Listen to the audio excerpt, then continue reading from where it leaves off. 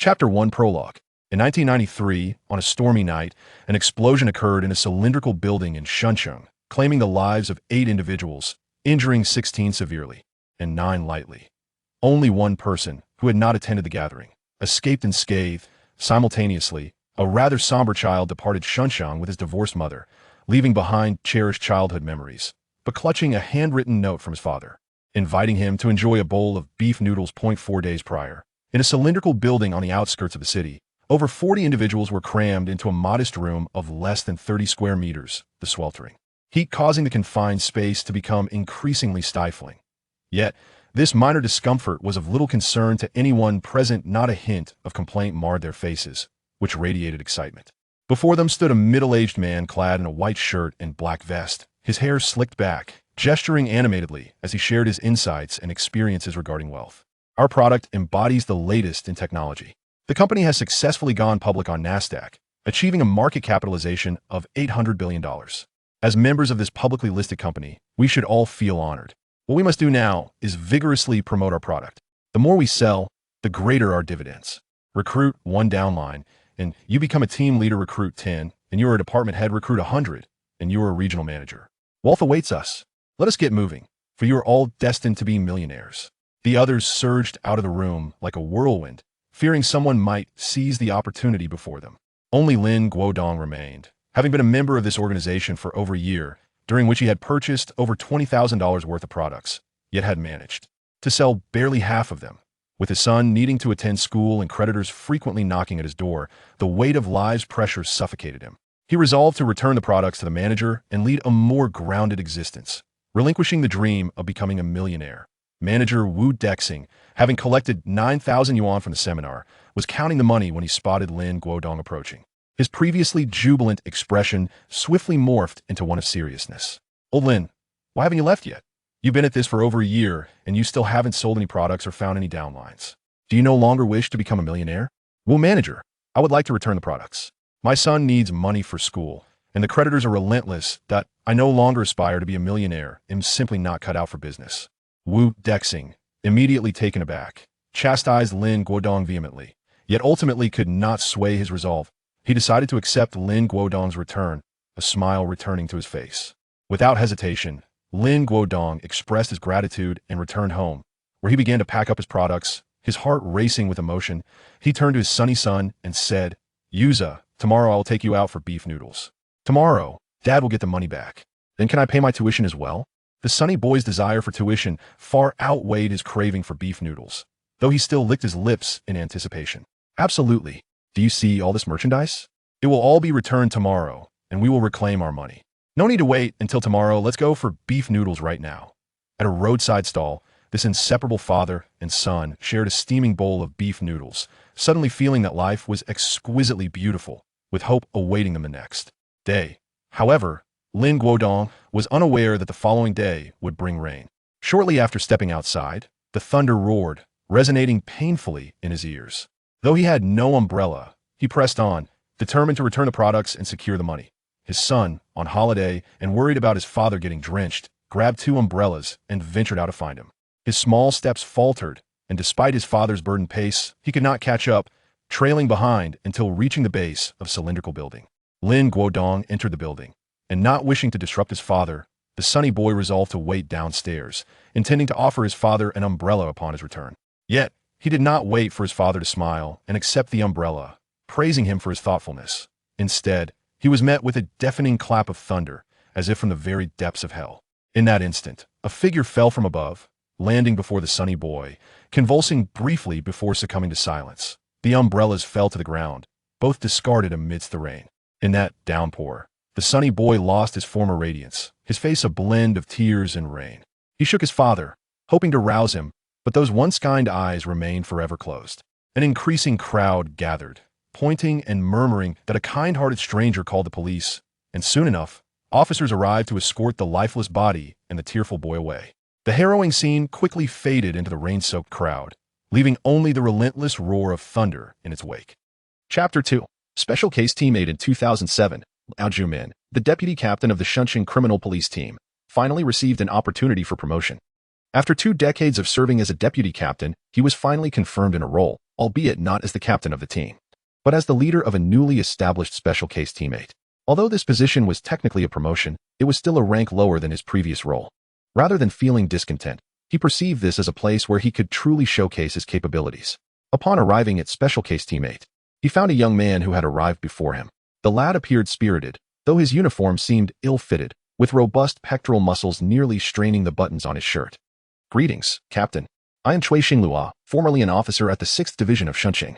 I was the national Sonda champion in 2004 to 2005, the strongest officer in the 2006 International Police Friendship Competition, and first place in the Provincial Police Competition in 2007. That concludes my introduction. Please, take a seat. No need for such formality. We'll change into civilian attire shortly. Being in a special case team, we shouldn't be in uniform all the time, as it may compromise our identities. You may call me Captain. I am merely an old detective, Liao Jumin." According to the roster Liao Jumin had received, for more members were yet to arrive. In truth, Cui Xinglua need not have introduced himself, for Liao was already well acquainted with everyone's profiles, having reviewed their files 3 days prior. Each member had their own unique strengths, each a peculiar character, distinctly mismatched with their former units. Lanja, the handsome face of the Shunqing criminal police team, captivated countless young women with a striking appearance and tall stature. At 30, despite having had numerous romantic entanglements, he remained unmarried, earning him the nickname Little Liar. Kongbo had just graduated from the police academy, having spent his time there largely in isolation, engrossed in his own virtual world, earning the moniker Prince of Another World. Chi Haoyang, a fellow graduate from the same police academy, had never interacted with Kongbo. Coming from a wealthy family, he chose the perilous path of a police officer. Unlike other affluent youths, he concealed his alternate identity. The last member was the most peculiar of all, standing at 1.70 meters, with a sweet visage.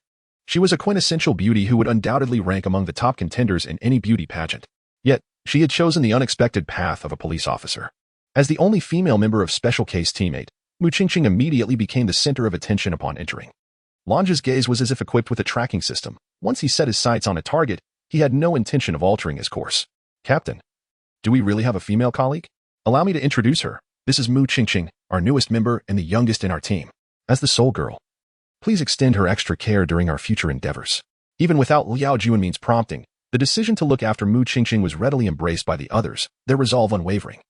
Particularly Lanja, who cast aside his feelings of inadequacy, likely believing such sentiments would no longer have a place in Special Case Teammate. Liao Jumin, Lanja, and Cui Xinglua each carried a hint of melancholy, feeling relegated to this position. In contrast, Chi Haoyang, Kongbo, and Mu Qingqing, fresh graduates, were exhilarated to find themselves in a special case team right out of school, creating a stark contrast in mood. Once introductions were complete, Liao Jumin adopted a serious demeanor and began assigning tasks. He had been reassigned here. The police force was reluctant to dismiss him, hence the establishment of this department. Most of the tasks were essentially not tasks at all. The 6 members were to organize files on cold cases that had remained unsolved for years, with the oldest dating back 14 years. While Lanja appeared indifferent, Liao Jumin and Cui Xinglua were serious and earnest. The 3 spirited youths, filled with enthusiasm, spent the better part of the day categorizing the files by age. The longest case was over 10 years old, with only the 2 building explosion case to consider. Liao Junmin resolved to tackle the more challenging cases first, as these long-neglected files had garnered little attention. It was imperative that they made their mark in this department. Aligning with his character. "Lanja, it seems you didn't sleep well last night. Were you out at the nightclub again?" "Captain, look at these cases. They are practically impossible to solve. There are cases spanning years, some even decades. We might as well rename ourselves the Cold Case Team instead of Special Case Teammate. We're just going through the motions here. No need to take it so seriously." Liao Jumin was acutely aware of the difficulty these cases presented. But Lanja's words and attitude incensed him, while the other members murmured amongst themselves, appearing to lose confidence. No matter how others perceive us, we must first hold ourselves in high regard and have faith in our abilities. Regardless of how challenging the case may be, someone must investigate and address it. Special Case Teammate was formed to delve into these cold cases. This is no retirement home.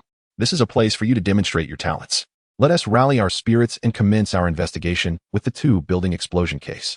Typically, cases that cannot be solved in a short amount of time are often exceedingly difficult to resolve thereafter, which is why each year, certain cold cases are referred here. Rather than establishing a special department, it was more about gathering these unique individuals together for better management. Having made a decision, the captain understood the necessity of taking action.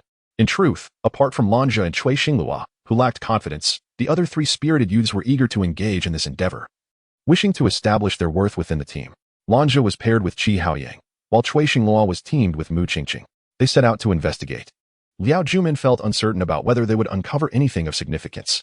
As for Kong Bo, Liao retained him at his side. For this pioneer of the digital age was tasked with assuming greater responsibilities. With over 20 years of investigative experience, Liao Jumin prepared two strategies. One involved sending Lanja and the others to the site of the two building to gather information, hoping that luck might yield some leads. The other strategy involved Kong Bo, who remained immersed in his virtual world.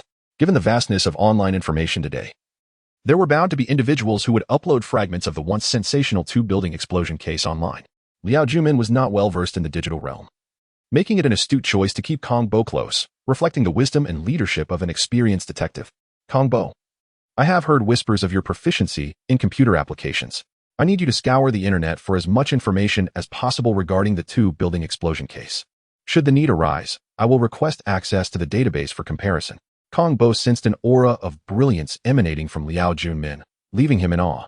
For years, he had embodied a lackadaisical and apathetic persona at the police academy, yet now he found himself as a key pillar, with a place to shine. He nodded firmly, resolved not to disappoint the discerning eye that recognized his potential. Liao Jumin could certainly perceive Kong Bo's excitement, and he patted his shoulder before turning to enter his office. On the walls of his office, he had already hung photographs and brief descriptions of the two-building explosion case.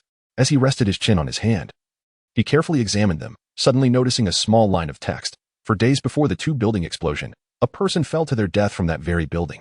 Chapter 3. Thunder on a rainy night. Over the course of 14 years, immense changes have transpired. The once familiar tenement buildings of Shunqing have long vanished, replaced by towering skyscrapers. Inquiring about events from 14 years ago has become a daunting challenge, akin to traversing the treacherous paths of Shu. Bluja harbored little confidence in his investigative abilities. Rather than pursuing the case, he accompanied Shi Haoyang, a fresh graduate, to a CAF where they began to comment on the physical appearance of the waitstaff. Look at that girl with the bow. I estimate her to be around 20. She walks with a sway, suggesting she must have experienced numerous romances. The one beside her is quite different, somewhat shy, likely new to this job, and unfamiliar with her colleagues. Her service to customers appears rather unpolished. Shi Haoyang found Bluja's observations far from tedious. Instead, he regarded him as a perceptive detective. Listening intently, he produced a notebook to jot down his thoughts. Senior Blue, your logic is quite unique. I have always had a fondness for logic during my studies and possess my own insights. I believe the girl with the bow is around 25. Her attire clearly reflects a post-marital style. As for the shy girl, she seems to be waiting for someone. Likely a relative of the owner, merely assisting rather than being a formal employee. Bluja had yet to err in his judgments regarding women. Yet Shi Haoyang's reasoning was indeed intriguing. To validate his thoughts, Bluja decided to summon the two girls for clarification. Remarkably, they both proved to be correct. Albeit with slight discrepancies, Bluja's estimate of the bow-wearing girl being 20 years old and married was accurate. As was Shi Haoyang's assertion about the shy girl being a relative of the owner, who was indeed working there. Upon receiving these revelations, both men fell silent for a moment before simultaneously uttering the same name. Team leader Liao. They then exclaimed in unison, truly impressive.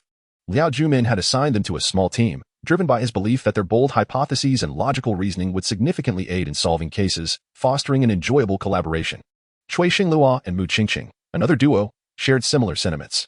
Cui Xinglua, boisterous and carefree despite being a detective, lacked meticulousness, in stark contrast to the naturally attentive Mu Qingqing, who, having just joined Special Case Team 8, approached tasks with utmost caution. Together, their contrasting styles promised seamless cooperation. However, revisiting the past proved burdensome. After 14 years, the landscape had irrevocably changed, and their investigation yielded no results. Don't all hang your heads. It's been 14 years. It's not a failure if we uncover nothing. I have made some discoveries regarding the case, Kong Bo interjected. The tenement explosion injured 16 severely, 9 lightly, and 1 person was unharmed.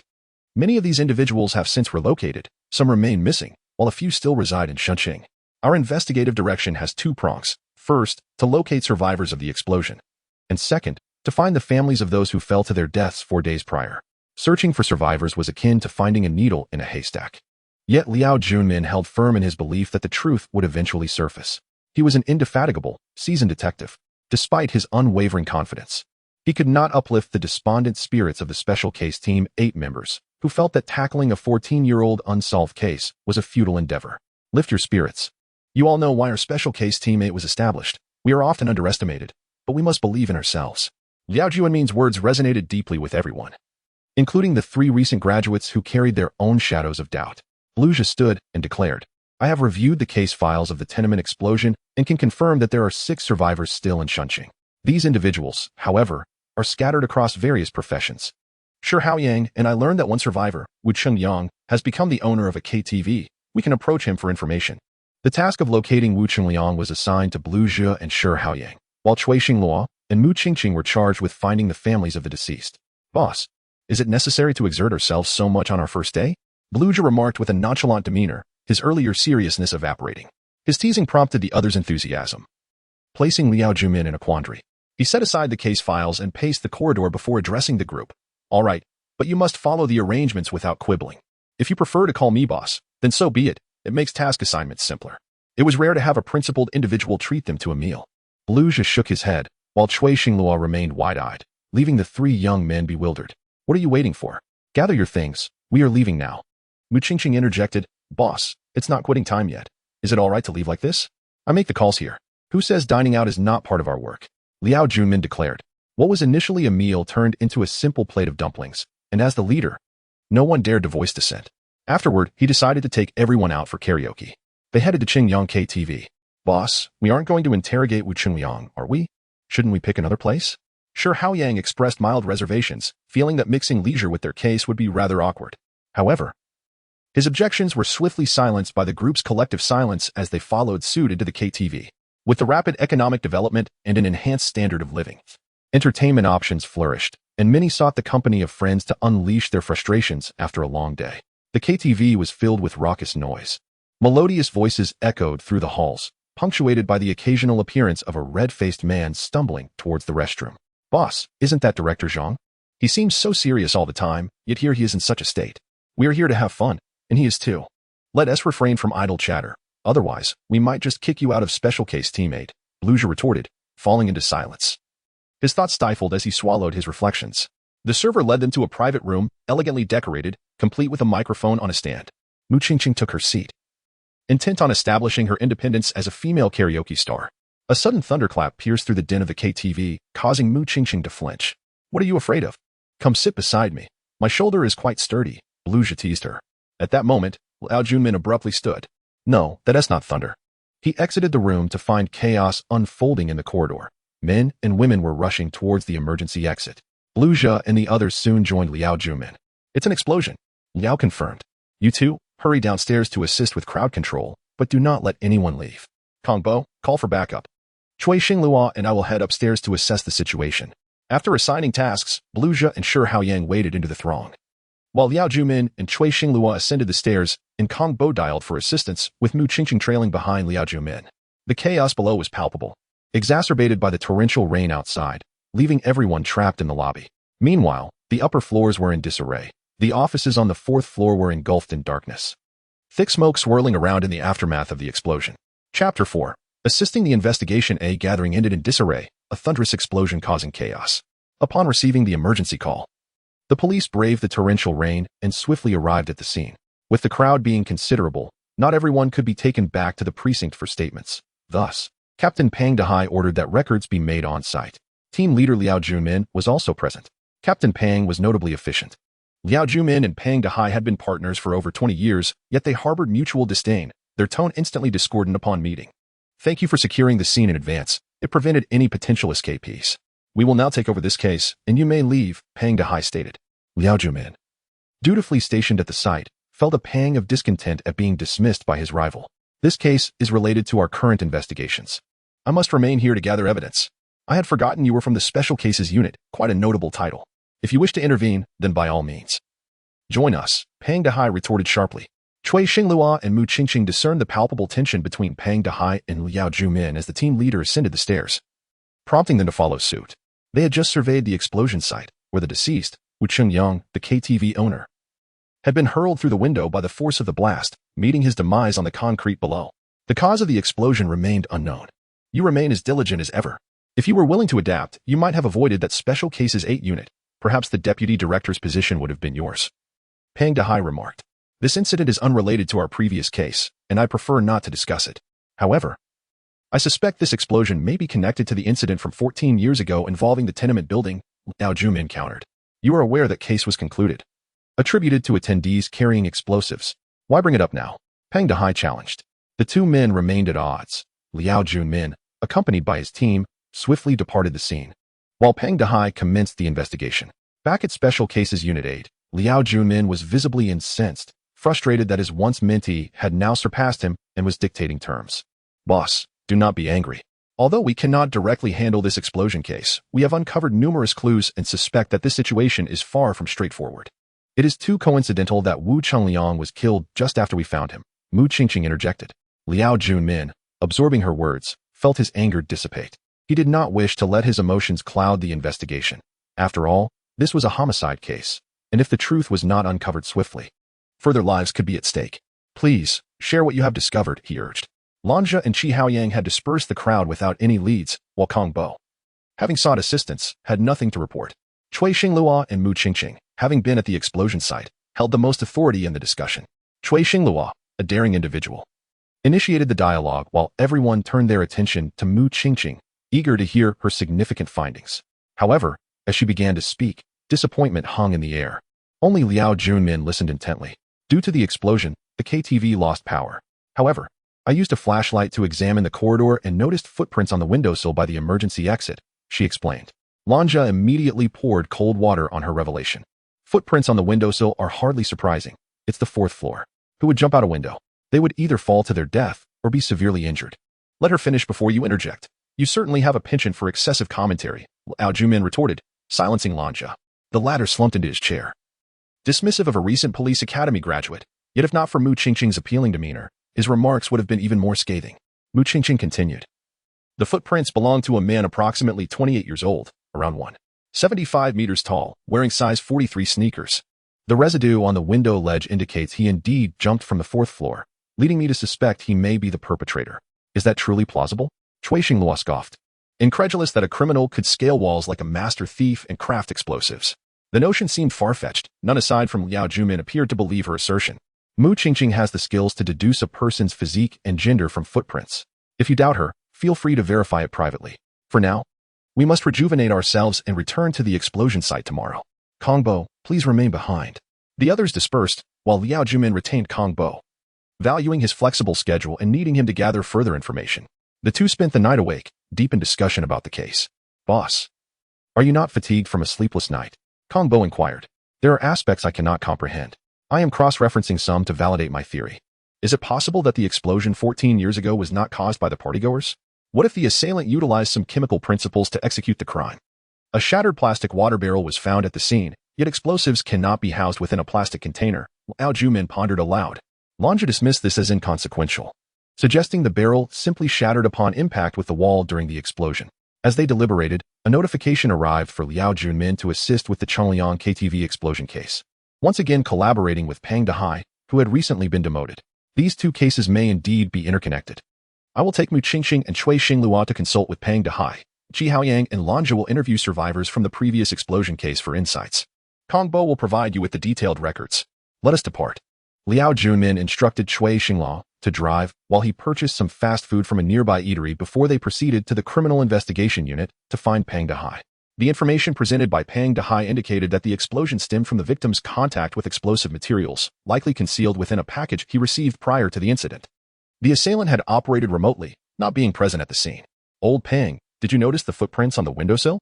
We must revisit the site, Liao Junmin urged. Peng Dehai, clearly unaware of this detail, agreed to return to the scene for further examination, with Liao Junmin, Cui Xinglua, and Mu Qingqing following closely behind. Upon arriving at Chengliang KTV, they immediately approached the windowsill to investigate, documenting their findings. Indeed, a set of footprints was visible on the ledge, with shoe sole residue still present. What does this signify? Peng Dehai asked, perplexed by Liao Junmin's fixation on the footprints. This set of footprints could very well belong to the assailant. We should check the rooftop. We may uncover additional clues. Peng Dehai remained baffled by their focus. Yet the seriousness with which Liao Junmin approached the matter indicated a significant reason. They ascended to the rooftop via the fire escape. Due to the recent downpour, the rooftop tracks had been washed away, yet Liao Junmin discovered a pulley tied to a metal frame, appearing new and free from rust. Are you suggesting the perpetrator had already secured the rope here, returned to the rooftop after setting the bomb, and escaped through the side window? This remains uncertain. However, since the bomb was sent via a package, the assailant should not have needed to return to the scene, unless this pulley was pre-existing. And the side window is seldom maintained. It's likely the footprints were left days prior. If Liao Juanmin's theory held merit, it would indicate a meticulously orchestrated scheme, a premeditated murder. Let us return to the explosion site. Perhaps we will make new discoveries. Chapter 5.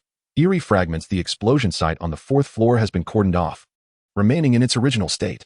Liao Juanmin and Peng Dehai were the first to enter the scene. The table was charred, crowded against the window, where glass shards still lay scattered on the windowsill. The chair that Wu Qingyang had occupied was embedded in the shattered door of the inner room. The use of high-grade explosives indicates that this was not the work of an amateur. If purchased, the likelihood of leaks is substantial. Thus, I surmise that this bomb was crafted by the perpetrator themselves. The source of the bomb remains elusive, but it was delivered by a KTV staff member, who placed it on that table and never returned. The first-floor surveillance room can attest to this. Liao Juanmin, however, was not engaged in discussions with Peng Dehai. He was diligently searching for evidence to substantiate his hypothesis. His efforts were not in vain. In a cluttered corner, he discovered fragments of a plastic bucket. He casually picked up 2 pieces and handed them to Mu Qingqing. Have these fragments tested? Such remnants were present at the scene 14 years ago, and their reappearance in this explosion must indicate some connection. Peng Dehai, aware of Liao Juanmin's capabilities, chose not to hinder him this time and silently observed. Curious about Liao Juanmin's intentions, after locating the fragments, Liao Juanmin did not linger and informed Peng Dehai before they proceeded downstairs. Before they reached the 1st floor, a call from Lanzhou informed them of another survivor, Lu Sanqi. Though his mental state was far from stable, he had become a vagrant. Liao Juanmin brought along Cui Xinglua and Mu Qingqing to rendezvous with Lanzhou, turning onto 2nd Avenue and arriving beneath the overpass. Lu Sanqi's condition was dire. He lay atop tattered clothes, unkempt and seemingly weeks without a bath, gnawing on a piece of dried bread. Lu Sanqi was among the earliest individuals to venture into the underworld. How had he fallen to such depths?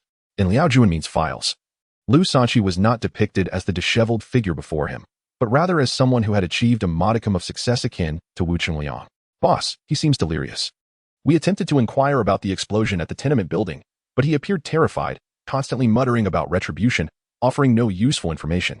Lanzhou expressed his frustration, while Ji Haoyang shrugged, indicating a lack of solutions. Liao Juanmin instructed them to escort Lu Sanqi back to a mental health facility. With recent rains refreshing the air and temperatures bearable, Liao Juanmin decided to walk back to the office, instructing Lanzhou and Ji Haoyang to take Mu Qingqing with them while he strolled alongside Cui Xinglua. Lu Sanqi kept repeating the word retribution. The case from years ago was undoubtedly complex. He had forgotten to ask Lanzhou if there were any updates on the family of the individual who had fallen. Perhaps they had all participated in some wrongdoing, and such retribution would not be surprising. Could these 2 explosions be the work of a single individual? Boss, after 14 years, who could harbor such deep-seated animosity? Wu Qingyang had numerous enemies. If someone delivered a bomb to him, it would be a case of poetic justice. Those who act unjustly must eventually pay the price. I am indifferent to Wu Qingliang's past misdeeds. My sole desire is to see Lu Sanqi regain consciousness, as he might provide us with invaluable insights. Throughout his journey, Liao Juanmin contemplated the connections between the explosion from 14 years ago and the KTV incident.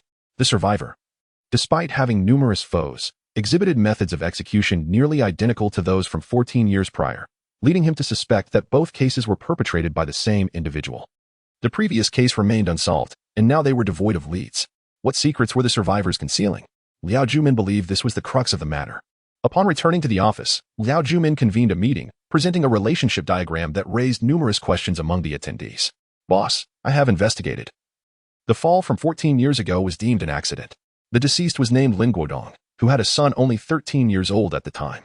After his death, the mother took him away, and we have yet to uncover their whereabouts. This information from Lanzhou was crucial. Liao Juanmin marked the boy's name off the diagram. No one would believe that a 13-year-old could orchestrate the murder of dozens, especially since he had already been taken by his mother at the time of the explosion.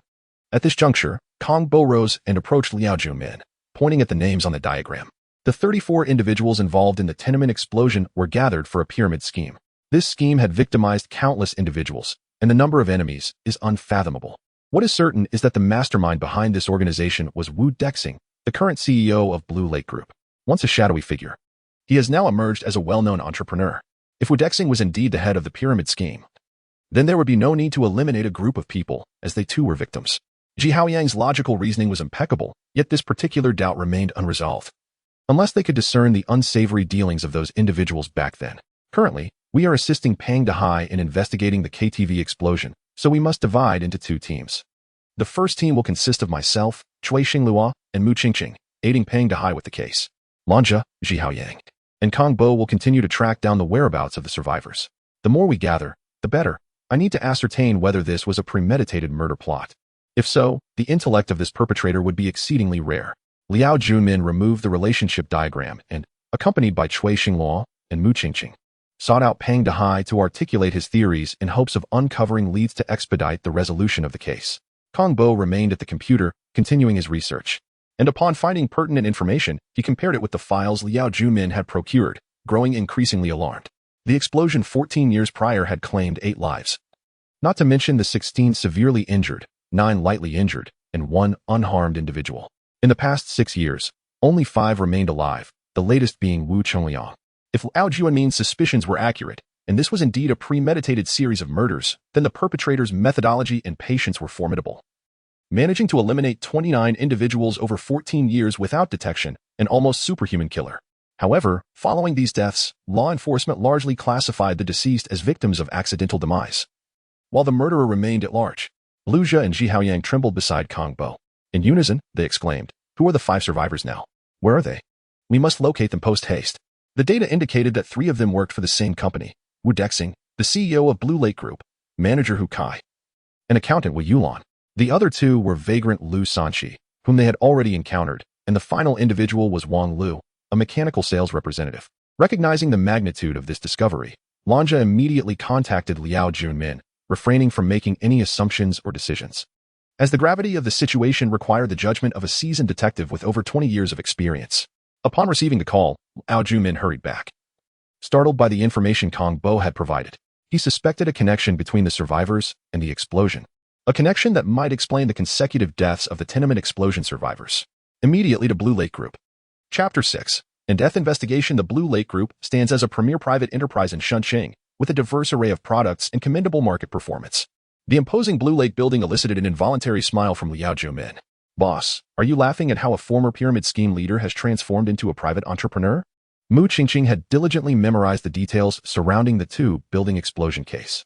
Although Wu Dexing had once been imprisoned due to the pyramid scheme, his remarkable ability to transfer assets was not to be underestimated. After 4 years in prison, he founded the Blue Lake Group, gradually expanding it to its current scale. The Blue Lake Group now encompasses hotels, dining, real estate, and chemical industries, all of which are thriving under the stewardship of Wu Dexing. A survivor of the 2 building explosion, Liao Junmin's sudden arrival caught the receptionist off guard, as she insisted on an appointment, reflecting an air of superiority. Liao's temper flared, nearly prompting a swift intervention from Cui Xingluo. "Boss, let us wait a moment. After all, Wu Dexing is a public figure. If this escalates, it could lead to complications. Moreover, this explosion case is tied to an incident from 14 years ago, evidently targeting the survivors. If he values his life, he would likely seek assistance from the police." Mu Qingqing chimed in. "Exactly. Such a person is unworthy of pity. Let us first check on the situation with Lan Zhe and the others." Upon returning to Special Case Team 8, they were met not by Lan Zhe, but by Peng Dehai, who brought a crucial lead. It was revealed that Wu Chengliang had been injected with a tranquilizer before his death and had suffered a blunt force trauma to the back of the head, indicating that the assailant had incapacitated him before the explosion. Their earlier assumptions had been slightly misaligned, but surveillance footage revealed a suspicious man who had entered the KTV 2 days prior to the incident and had not been seen since. The forensic results and the analysis from the criminal investigation team prompted Liao Junmin to ponder deeply. Firstly, the bomb had already been dispatched to Wu Chengliang's office. Why would the perpetrator return? Secondly, if the murderer could have killed Wu Chengliang directly, why resort to a bomb? Thirdly, the methodology of the crime bore a striking resemblance to that of the 2 building explosion 14 years ago. Could it be the same assailant? Finally, if this was indeed directed at the survivors of the 2 building explosion, it was imperative to ascertain their whereabouts to prevent further casualties. Liao Junmin's analysis resonated profoundly with Peng Dehai, who produced a notice indicating that the provincial authorities were taking this explosion case very seriously and had mandated a swift resolution. An expert team was en route to Shunqing, with Liao Junmin appointed as the head of the special investigation team, receiving full cooperation from the local police. Both Cui Xingluo and Mu Qingqing were elated at Liao Junmin's new role, as it conferred a certain prestige upon them as members of Special Case Team 8. However, Liao Junmin's demeanor instantly darkened as he turned to Peng Dehai, suspicion evident in his gaze. "Did you orchestrate this? My skills in case handling far exceed yours, so it is more fitting for you to lead the team. I will assist you wholeheartedly." The director has also given his assurance of full support, and the expert team from the province is under your command. What a splendid opportunity. Liao Junmin dismissed him with a wave, and Pang Dehai, unfazed, departed with a smile. Knowing Liao Junmin had never been one to show him favor, Mu Qingqing, still brimming with excitement, felt honored to work on such a significant case so soon after graduation. Yet, upon observing Liao Junmin's expression, her smile faded, and she gently inquired, "Boss, why the grim face when you've been assigned such a major case? Did you not witness Pang Dehai's demeanor? He has thrust me into the spotlight. If this case is solved, he will reap the accolades alongside me. Yet, we have yet to untangle the complexities of the unresolved case from 14 years ago, and now we must contend with the Qingliang KTV explosion. We remain in the dark about the identity of the assailant, with numerous uncertainties unresolved. Being appointed as the head of this explosion case feels akin to sitting atop a hot stove. There's no escaping the heat." Having clarified the stakes to Mu Qingqing and Cui Xingluo, they both gained valuable insight into the gravity of taking on this case. Should it be resolved, the majority of the credit would likely go to Pang Dehai, while failure would leave Liao Junmin bearing the blame.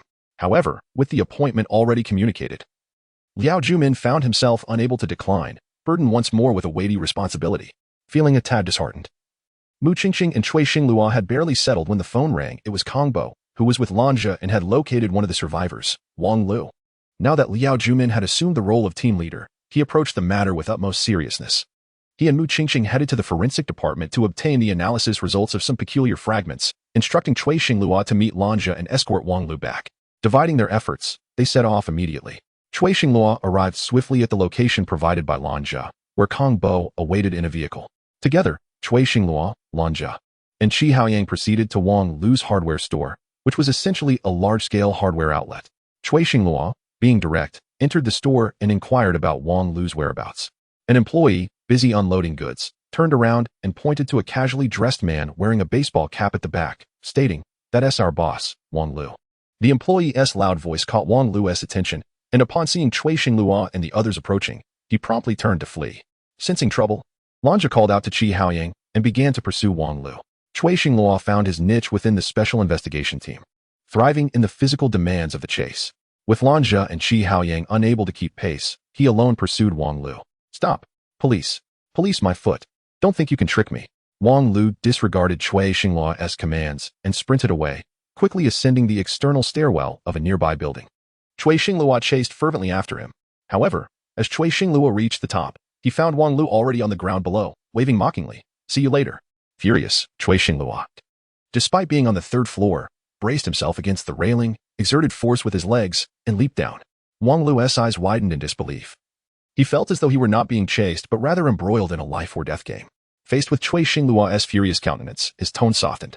"Big brother, I only owe you 200,000. Surely, you wouldn't go to such extremes." Chapter 7. The haunting Wang Lu's hardware store appeared to be quite large. Yet it was not thriving, burdened with substantial debts, including usurious loans. Cui Xinglu, with her fierce demeanor, coupled with the fact that Lanja and Kong Bo were out of uniform, led Wang Lu to mistakenly assume they were debt collectors. Upon seeing them, he fled. Had it not been for Cui Xinglu, he would have indeed escaped. It was only when he was brought to the special investigation team that he began to comprehend the situation and his fear diminished. He straightened up and even attempted to smoke, only to have his cigarette extinguished by Liao Junmin. Liao Junmin monitored the surveillance screens outside, while Cui Xinglu and Mu Qingqing conducted the interrogation. "Speak up, why did you run? Is it not permissible to exercise? How was I to know what you were about?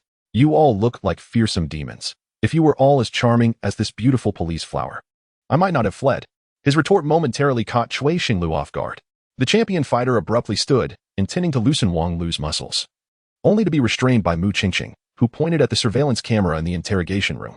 The once fierce officer and the gentle policewoman faced a seasoned trickster, and for a moment, they were at an impasse. Liao Junmin decisively sent in Lanja and Qi Haoyang. Lanja, known as the little con artist, had his own methods for dealing with someone like Wang Lu. He slammed his hand on the table and declared, "Wang Lu, be honest. You are here for a reason.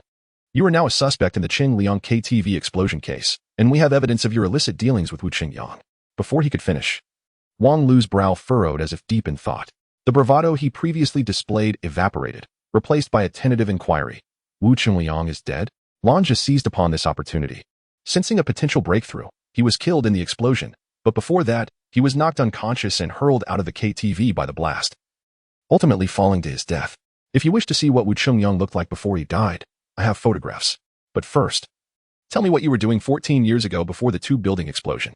At the mention of the two-building explosion, Wang Lu trembled. as if an old wound had been reopened. However, recognizing he was in the presence of law enforcement, he quickly regained his composure and uttered 3 words. I forgot. Release him, Liao Jumin ordered. He is concealing something, but he is not connected to Wu Chunliang's death. Cui Xinglu and Mu Qingqing were instructed to monitor him around the clock. They noted his reaction. He was likely to make contact with old acquaintances soon. Liao Junmin returned to his office, reflecting on Wang Lu's startled expression, and wrote his name on the relationship chart. Soon, the rest of the special investigation team arrived, with Lanja and Cui Xinglu looking puzzled, while others regarded Liao Jumin with curiosity. Boss, why did you let Wang Lu go? He clearly has something to hide. He trembled at the mention of the 2-building explosion. I observed your interrogation from the monitoring room, which is precisely why we released him. We need to see whom he meets and what he does. The surveillance will be managed by Cui Xinglu and Mu Qingqing. Go now. In an unusual turn of events, Liao Jumin opted for a long-game strategy, hoping to unravel the connections among the survivors, which he suspected were far more intricate than mere membership in a pyramid scheme. Cui Xinglu and Mu Qingqing quickly assumed their roles, stealthily following Wang Lu. At last, a lead began to take shape, albeit still shrouded in speculation. Liao Jumin, armed with the special investigation team's credentials brought by Peng Dehai, returned to the Blue Lake Group alongside Lanja and Kongbo. He sought to ascertain whether Wu Dexing exhibited any peculiar behavior upon hearing about the 2-building explosion, much like Wang Lu had. This time, the front desk refrained from obstructing them. Given the gravity of the case, no one wished to incur charges of obstructing justice. Wu Dexing welcomed Liao Jumin and his team with warmth. Director Liao, please enjoy this exquisite Westlake Long Ing tea. You need not busy yourself. You are aware of our purpose. Wu Chungyang is deceased, and we wish to inquire about the 2-building explosion case from 14 years ago. We suspect that the same individual responsible for that tragedy may also be linked to Wu Chunliang's death. As he spoke, he scrutinized Wu Dexing's demeanor. As anticipated, there was a slight, albeit noticeable, shift in Wu Dexing's expression that did not escape Liao Junmin's keen observation. That was over a decade ago. I was a victim. Had I not been occupied at the time, I might have either perished or suffered severe injuries. I truly do not know who was responsible, nor do I have any suspects. As for Wu Chunliang, he worked alongside me back then, but we have had no contact in recent years. If there is nothing further, I must attend a meeting. This afternoon, key city leaders will be present. Wu Dexing hurriedly escorted them out, mentioning the city officials as he rushed. Liao Junmin did not linger, offering gratitude for their cooperation before departing with Lanja and Kongbo boss. Wu Dexing is hiding something. I noticed his slight reaction. Kongbo remarked, your keen observation is commendable. It affirms our investigative direction is correct. There must be unspeakable secrets among these survivors. We must hurry back. The provincial expert team has already arrived. Before their vehicle even reached the precinct, Cui Xinglu called. Liao Jumin was compelled to delegate the reception of the expert team to Peng Dehai, pivoting the car towards the crime scene. Boss, what is it? Lanja sensed Liao Junmin's unusual tension, leading to suspicions. Typically, the arrival of provincial officials was a matter of pride. A sudden change in direction implied a significant issue. Wang Lu is dead. The revelation left Lanja and Kongbo speechless. It had been but a short time since Wang Lu's release. And with Cui Xinglu and Mu Qingqing monitoring him, his sudden demise was almost unfathomable. Liao Jumin and his team swiftly arrived at the scene, which had been cordoned off. Cui Xinglu and Mu Qingqing were coordinating with forensic experts and criminal investigators. Boss, you're here. We made an error. We failed to monitor Wang Lu properly. By the time we heard the screams, he had already fallen from the upper floor. Liao Jumin remained silent, gazing at Wang Lu's lifeless body on the ground, then glanced upwards at the building before calling out to Mu Qingqing and heading towards the entrance. Cui Xinglu assigned the tasks at the scene to Lanja and Kongbo, following Liao Jumin and Mu Qingqing upstairs. They proceeded directly to the 5th floor, where Mu Qingqing began examining the surrounding footprints. Unexpectedly, she made a significant discovery. Boss, this set of shoe prints was just made, and I can confirm they match the prints from Qing Liang KTV. Liao Jumin promptly ordered Cui Xinglu to organize the officers to secure the building, suspecting the perpetrator might still be concealed within. The officers quickly took their positions, blocking 2 exits while Cui Xinglu and Lanja led the search throughout the premises. During this time, Kongbo approached Liao Junmin, introducing a person who had significant information. This individual had been frequently deceived by Wang Lu, so he recorded all of Wang Lu's calls. He handed his phone to Liao Junmin. Upon opening the recording, a voice erupted. Ghost. Ghost. It's him. He has returned. Chapter 8. Concurrent investigations in collaboration with the precinct and local police station. The residents of the entire building were meticulously scrutinized, yet the outcome proved disheartening. There were no unfamiliar faces reported entering the premises, at least not by the inhabitants. Wang Lu resided on the 5th floor, having fallen from the window of the emergency exit. The question loomed. Who was he with at the window, or rather, Whom did he perceive that elicited such a horrifying scream? Was it truly a specter demanding vengeance? Clearly, it was not. The footprints discovered by Mu Qingqing indicated that someone had been beside Wang Lu at the time of his fall, and this individual had previously visited Chengliang KTV. This enigmatic figure exhibited remarkable counter-surveillance skills, as no footage capturing him had yet been uncovered. The surveillance footage from Chengliang KTV depicted him merely as an indistinct shadow, rendering any identification of his appearance impossible. Even his height could only be conjectured through the vague silhouette and Mu Qingqing's analysis of the footprints. Within a span of 3 days, 2 homicides transpired, leaving the expert group disinclined to partake in any ceremonial observances. Peng Dehai led the team to the crime scene, while Liao Junmin, who typically eschewed flattery towards superiors, found himself regarding forensic expert Luo Qing with newfound interest. Any special findings, Qingqing? The utterance of her name startled both Cui Xingluo and Mu Qingqing, who exchanged incredulous glances. It was quite unusual for their typically solemn leader to express such familiarity. Luo Qing responded with a roll of her eyes, remarking, "At over 40, must you still refer to me in such a manner? If your spouse hears you, it will certainly cause an uproar." Their mutual glances revealed an unspoken history, prompting Mu Qingqing to glance at the nearby Lanja, who promptly caught on and nodded knowingly. A smirk forming at the corners of his mouth. Lanja was adept at investigating such private affairs, and Mu Qingqing had faith in his capabilities. However, Liao Juanmin's expression darkened as he fixated on Lanja's mischievous grin, effectively freezing the smile on his face. "We are conducting an investigation, not gossiping. Everyone, please exercise caution," Liao Junmin admonished as he followed Luo Qing, leaving the others in a state of bewilderment. Had it not been for a reminder from a colleague, they might have remained oblivious, becoming mere monuments to their own inaction. As the investigation unfolded comprehensively, the Special Task Force, after organizing Wang Lu's case materials, conducted their first summary meeting, presided over by Peng Dehai, with Liao Junmin presenting the report and the expert group assisting, while city officials observed. Following Peng Dehai's impassioned speech, Liao Junmin formally addressed the assembly, directly correlating the explosion at Chengliang KTV and Wang Lu's fall, drawing parallels to a bombing incident that occurred 14 years prior in a tenement building. Though Wu Chengliang and Wang Lu appeared unrelated, both had been part of the same pyramid scheme 14 years ago, and both had faced legal repercussions at that time.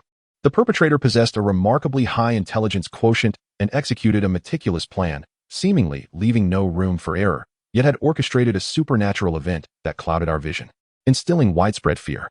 The primary thread of investigation became evident. Members of the pyramid scheme had met tragic fates over the years, and the survivors remained in peril. Consequently, Liao Jumin sought to merge the investigations. Hao Changlong, chief of public security in Shunqing, raised a question: on what grounds does team leader Liao assert that the 2 homicides are the work of the same assailant? Liao Junmin exchanged a knowing glance with Kong Bo, who promptly began circulating fragmented records of the deceased from the pyramid scheme to the attendees. A significant revelation that elicited skepticism from both the chief and city officials. After reviewing the death records, Liao Junmin continued, "At both the tenement explosion site and the Chengliang KTV explosion scene, we discovered peculiar remnants. Experts from the province have already verified that these are not fragments of any special material, but rather pieces of ordinary water barrels. However, the simultaneous emergence of these remnants is not mere coincidence, but rather indicative of an inevitable connection, particularly as both explosions transpired during thunderstorms. Therefore, I assert that the 2 cases were perpetrated by the same individual." The evidence laid before them prompted nods of agreement from the chief, city officials, Peng Dehai, and even the experts dispatched from the province, who recognized the validity of Liao Juanmin's deductions. However, the ramifications of the 2 homicides in Shunqing were dire. Thus, Deputy Mayor Dong Bin attended the meeting, expressing no objections regarding the 2 explosion cases, yet questioning the relevance of Wang Lu's fall. Wang Lu was a mere street vendor who fell to his death outside his own home. How can this be linked to the explosion cases? In his position, Dong Bin's inquiries were pointed. If a singular perpetrator was indeed responsible, compelling evidence was essential, and if doubts lingered, another assailant must not be allowed to evade justice. Liao Jumin promptly addressed Dong Bin's concerns, once again signaling to Kong Bo, who distributed detailed analyses of the footprints Mu Qingqing had discovered at the scene to everyone present. "We collected a set of footprints at the Chengliang KTV explosion site. Upon examination, we have reconstructed the profile of this mysterious individual, a male approximately 28 years of age. Shoe size 39, standing around 175 centimeters tall, with a slender build. At Wang Lu's fall site, we found an identical set of footprints, and the forensic analysis confirms they belong to the same individual, who is highly likely to be the murderer and thus a primary subject of our investigation." Through these shared elements, Liao Jumin proposed merging the investigations and emphasized the necessity of closely monitoring the survivors from the explosion 14 years ago to prevent further tragedies. Following Liao Jumin's analysis, clarity began to emerge regarding the case, yet the mysterious figure remained elusive, exhibiting heightened vigilance, making the search akin to finding a needle in a haystack. Despite the formidable challenges in solving the case, Liao Jumin's insights led director How to decisively approve the merge of the three investigations, assuring that the city would extend full support while the provincial expert group would lend complete assistance. A long-dormant case from 14 years prior was once again thrust into the spotlight, with a clear direction established, monitoring the survivors and identifying the mysterious individual. After the meeting, the special task force members, along with Peng Dehai and the experts, engaged in further discussions, focusing on the recording of Wang Lu's last phone call. Ghost. It is him. He has returned. The final words uttered by Wang Lu reverberated through the special task force office. Once the recording concluded, Liao Junmin turned to Peng Dehai. What do you expect from me? You are the team leader now, as the head of the criminal investigation unit. I am at your disposal. Just tell me what you need, and I shall carry it out, Peng Dehai stated earnestly, keen to avoid complications. As those adept at navigating challenges often prefer to delegate responsibility, Liao Jumin did not hesitate. After silencing the recording, he addressed the group. From this recording, we must contemplate 3 questions. First, does Wang Lu imply that he is already deceased? Second, does Wang Lu suggest that the survivors are acquainted with him? Third, what actions did Wang Lu take that provoked this fatal incident? The attendees began to ponder these inquiries, while Mu Qingqing, the astute young woman, raised a pertinent question. Leader, we have thoroughly scrutinized unfamiliar individuals entering and exiting Wang Lu's building, but have only glossed over the permanent residents. Could we be overlooking something? Liao Jumin struck the table decisively, instructing Lanja and Cui Xinglua quickly organize a task force. Have Captain Peng assist you in conducting a focused investigation of the permanent residents. I hope it is not too late. Chapter 9, A Night Without Silence recently. The rain has been abundant, prompting everyone to carry umbrellas not for shelter from the rain but to shield themselves from the sun's rays. After the gloomy weather, women who take pride in their appearance often shy away from basking in sunlight, fearing the darkening of their skin. The umbrella conceals their upper bodies, leaving only their slender figures to be admired. However, this situation allows Lanja to engage in light conversation amidst the tense investigation, unlike Cui Xinglu, who clumsily approaches every attractive woman he sees. Do you live in this building? Where are you off to with that suitcase? At first, Lanja only caught sight of her long legs, clad in flat shoes. Upon her turning around, he was utterly captivated.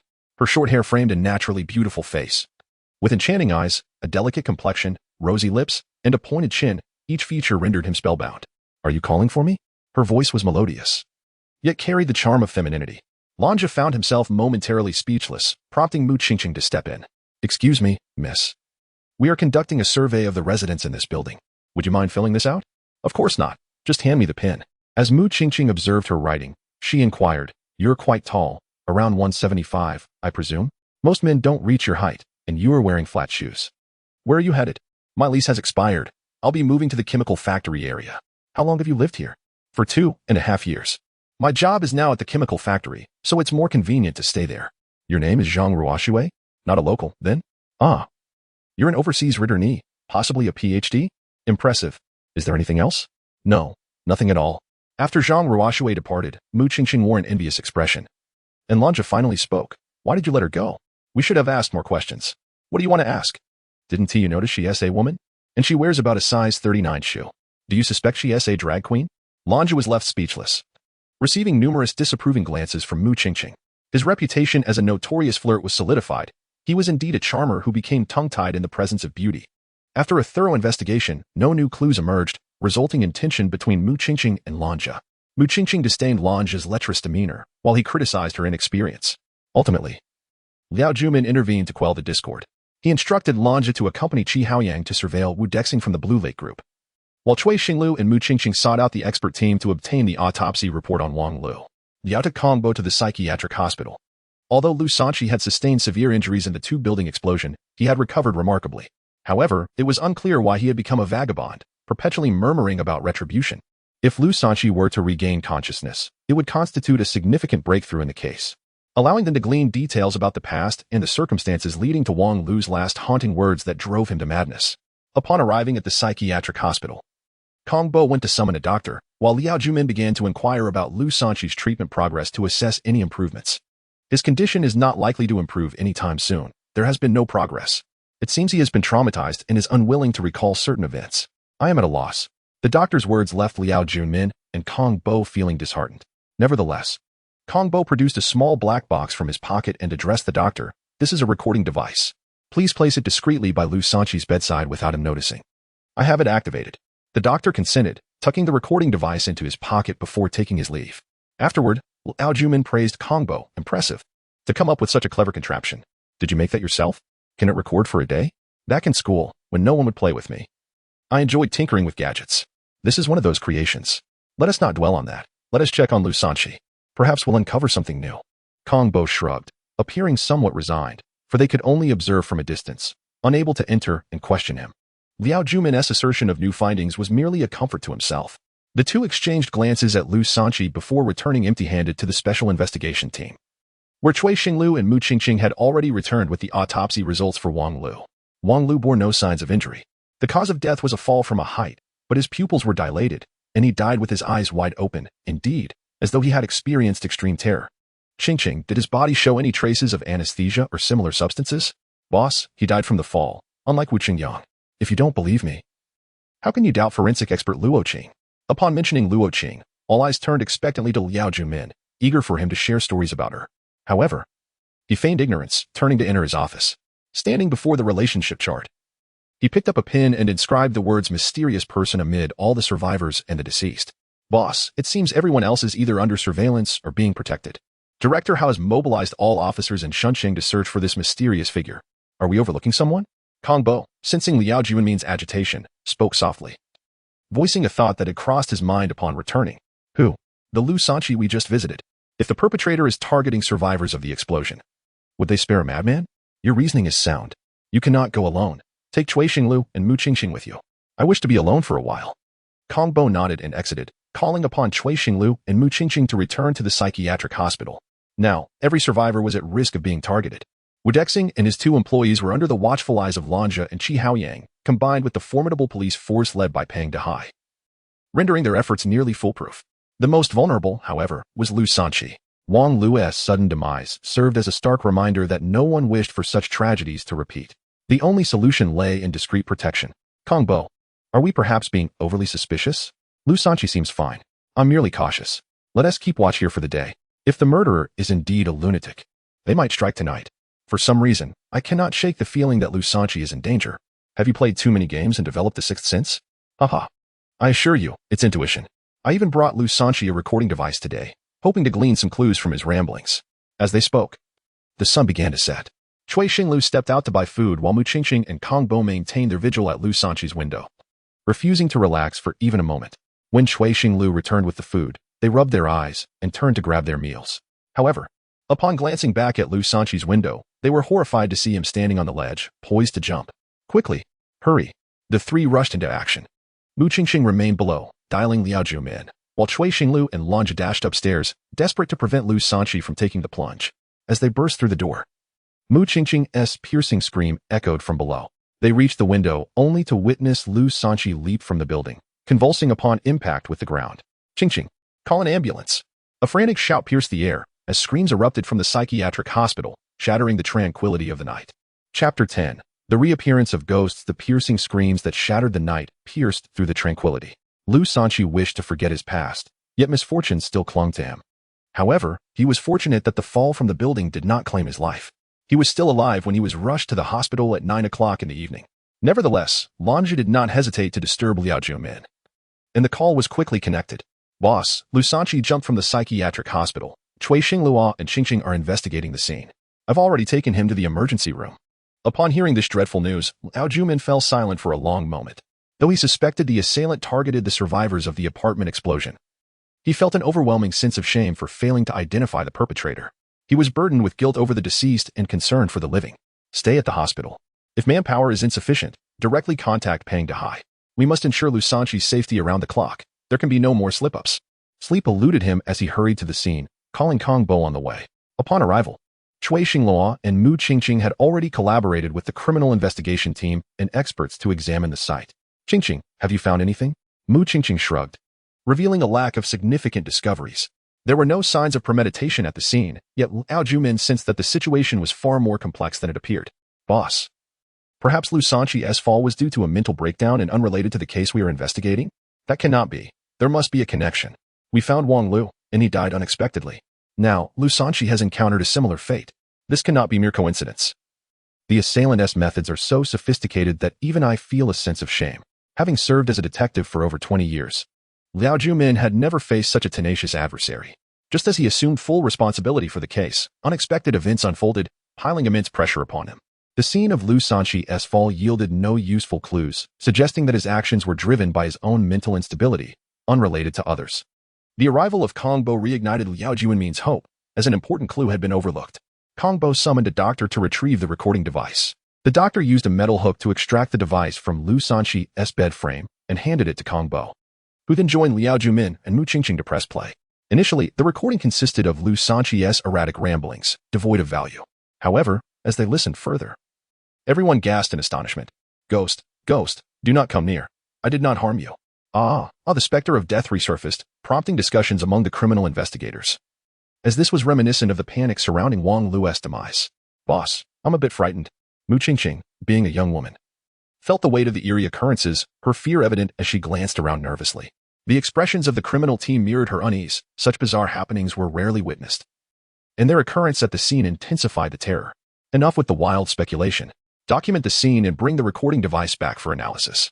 Liao Jumin, skeptical of the existence of ghosts and the notion of spectral murder, attributed the phenomenon to the assailant's elaborate ruse. Acknowledging the success of the perpetrator's deception in convincing many of the ghostly claims. After leaving the site of the fall, Liao Jumin, accompanied by Mu Qingqing and Cui Xinglua, went to the hospital and instructed Kong Bo to take the recording device for technical examination. Boss, Lu Sanqi is still in critical condition. We hope he can survive. Lanja spoke quietly, burdened with guilt for the oversight that led to Lu Sanqi's fall.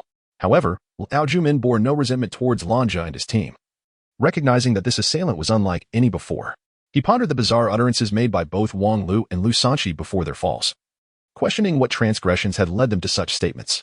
How had the assailant managed to mislead them into believing that the culprit was a ghost? The absence of useful clues left them baffled. This time, the assailant left no traces, raising questions about how they entered and exited the scene. Following the incident, Cui Xinglua and Mu Qingqing quickly sealed off the area, and the criminal investigators arrived promptly to search the psychiatric hospital, yet no suspicious individuals were found. Do not be overly self-critical. The assailant likely acted on impulse rather than premeditation, as our decision to place Lu Sanqi in the psychiatric hospital was also spontaneous. Yet, the assailant executed their plan flawlessly, leaving no room for error. We must remain vigilant. Our opponent is formidable. With the events having transpired, it was futile to assign blame. Liao Jumin offered a word of comfort to Lanja before casting a glance toward the emergency room, where Lu Sanqi remained in critical condition. Uncertain of when he might emerge, Liao Jumin hoped Lu Sanqi would survive and that this unfortunate incident would awaken him to provide valuable clues. However, Liao Jumin's hopes were soon dashed. After 5 grueling hours of resuscitation, Lu Sanqi was wheeled out of the emergency room. Doctor, when will he awaken? This was the foremost concern of the special investigation team, with Lanja particularly eager for Lu Sanqi to regain consciousness, hoping it would alleviate some of his guilt. Whether he wakes up depends on his own fate. He has suffered 10 fractures, with a concussion. It would be remarkable if he survives, the doctor replied, shaking his head as he departed, dousing Lanja's hopes with cold reality. Initially, he had anticipated opening the case through Lu Sanqi, but now, with the investigation stalled, he was relieved that Lu Sanqi was still alive. A night of labor yielded no results, culminating in pressure from above, as yet another unexpected incident had occurred, leaving the chief under strain, which naturally translated to pressure on Liao Jumin. The following morning, Liao Jumin was summoned by Chief Hao, receiving a reprimand and a strict deadline to solve the case. If he failed to do so within 15 days, he would face dismissal. While Liao Jumin bore the brunt of criticism, Pang Dehai relished the situation, relieved he had deftly shifted the case onto Liao Jumin, for otherwise, he would be in dire straits. Senior brother, do not wear such a stern face. Should you require assistance, feel free to reach out.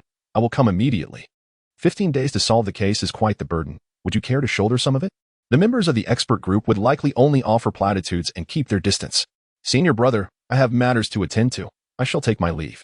As Pang Dehai departed, Liao Jumin remained unresponsive, while Mu Qingqing and Lanja scoffed at Pang Dehai, deeming him a vulture. For his demeanor would be far different if progress were being made. Let us not concern ourselves with him. Come with me.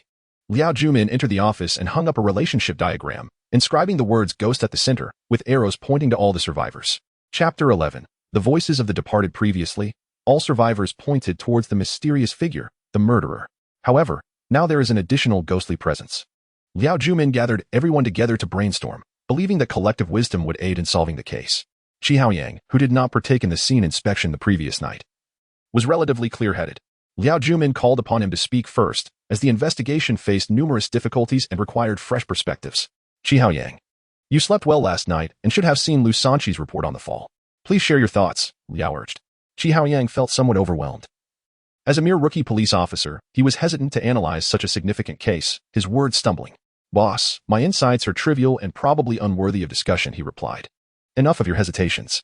There is a reason I asked for your analysis. Feel free to express your thoughts. We are all colleagues here, and no one will ridicule you. Liao Jumin reassured him. After his encouragement, the others offered Qi Haoyang affirming glances, bolstering his confidence. He stood before the relationship diagram, the continuous deaths of the survivors. With the murderer still at large, compel us to identify the culprit swiftly. I have discovered an intriguing issue in the documents from the Convoy Institute. It appears that not only Wang Lu and Lu Sanqi called out in fear of ghosts before their falls, but previous survivors also uttered similar cries before their untimely deaths. The perpetrator remains unidentified, and this has stirred considerable unrest in the community, becoming a cold case. Furthermore, the notion of ghosts is merely a ruse employed by the murderer to mislead us. The murderer has eluded capture for years, having orchestrated meticulously planned and premeditated killings. Thirdly, we do possess clues leading to the murderer. We have footprints indicating that he is a male, approximately 28 years of age. We can conduct a broad search. He will not leave Shenqing until all survivors are dealt with. Lastly, it is crucial to ascertain the nature of the grievances between the survivors and the murderer, which have lingered for 14 years. We must interrogate the remaining few survivors about their shared past, as this involvement of over 30 individuals may hold the key to the case. Despite his youth, Qi Haoyang's meticulous reasoning proved impactful, prompting Liao Junmin to nod in approval. The others were visibly astonished. Even Lanja, who fancied himself a master of deduction, found merit in his analysis. Qi Haoyang, your insights are indeed rational. But what do you believe the murderer's next move will be? Liao Jumin posed. This question posed a challenge for Qi Haoyang. Liao shot a warning glance at Lanja, saying, you have also gone a night without sleep. Do not press the junior too hard. He should rest. Actually, boss. Qi Haoyang interjected, I believe the murderer will strike again, targeting the 3 individuals from the Blue Lake group. I suggest we provide them with 24-hour protection and summon them for questioning to determine if they have offended anyone, leading to the current spree of killings. The critical points had been articulated, but fatigue was evident among the group. Consequently, Liao Jumin contacted Pang Dehai, instructing him to assist the special investigation team in safeguarding Wu Dexing, Hu Kai, and Wu Yulan, reserving the questioning for later when he regained his strength. This brief meeting significantly clarified the case, yet their most pressing need was rest. Even the most resilient individuals could not endure non-stop labor.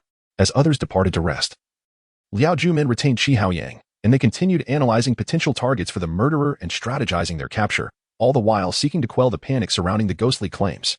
Contact the Huinan police immediately and ensure that the same audio evidence is transmitted or delivered here. We now have access to all resources of the special investigation team, and every effort must be directed towards solving this case. Boss, I have already taken care of that. The deceased, Huang Tian, was a bar singer. His fans installed a listening device in his home, capturing the recording. He suffered 9 stab wounds, but his fatal injury was a fall from a height, leaving his death particularly gruesome. Throughout, no sound from the murderer was reported, which has left the local populace in a state of dread, attributing it to ghostly vengeance. I am aware of Huang Tian. He was involved in pyramid schemes with Wu Dexing 14 years ago. After Wu's arrest, he turned to a career as a bar singer. As they conversed and dined, midday arrived unexpectedly. Qi Haoyang intended to speak further, but noticed Liao Jumin had succumbed to sleep.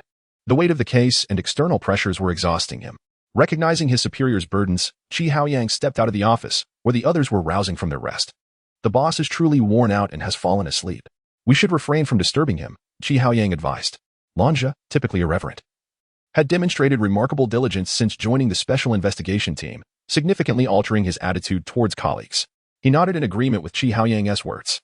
Since the boss is fatigued, shall we proceed with our tasks? I will accompany Qi Haoyang to locate Hu Kai and bring him back for questioning regarding past events. Cui Xinglua and Qingxing will monitor Lu Sanqi at the hospital in case he regains consciousness. As for Kongbo, he will remain with the special investigation team to organize data. No one excels at this task like he does. As the most senior member aside from Liao Jumin, Lanja's directives were respected. Once tasks were assigned, each member set about their duties, hoping to alleviate Liao Jumin's burdens. Cui Xinglua and Mu Qingqing could only wait at the hospital, as Lu Sanqi remained in a coma, possibly never to awaken. Their situation felt increasingly helpless. Conversely, Lanja and Qi Haoyang encountered greater misfortune. Their attempt to bring Hu Kai back for questioning failed, as he had already departed for a vacation. A trusted associate of Wu Dexing, Hu Kai had a notorious reputation at the Blue Lake Group, frequently engaging in dubious escapades with young women. Both teams returned empty-handed. The Criminal Investigation Unit, monitoring Lu Sanqi, posed no immediate concern. Upon returning, Liao Jumin had awakened. Only to receive dreadful news from Pang Dehai.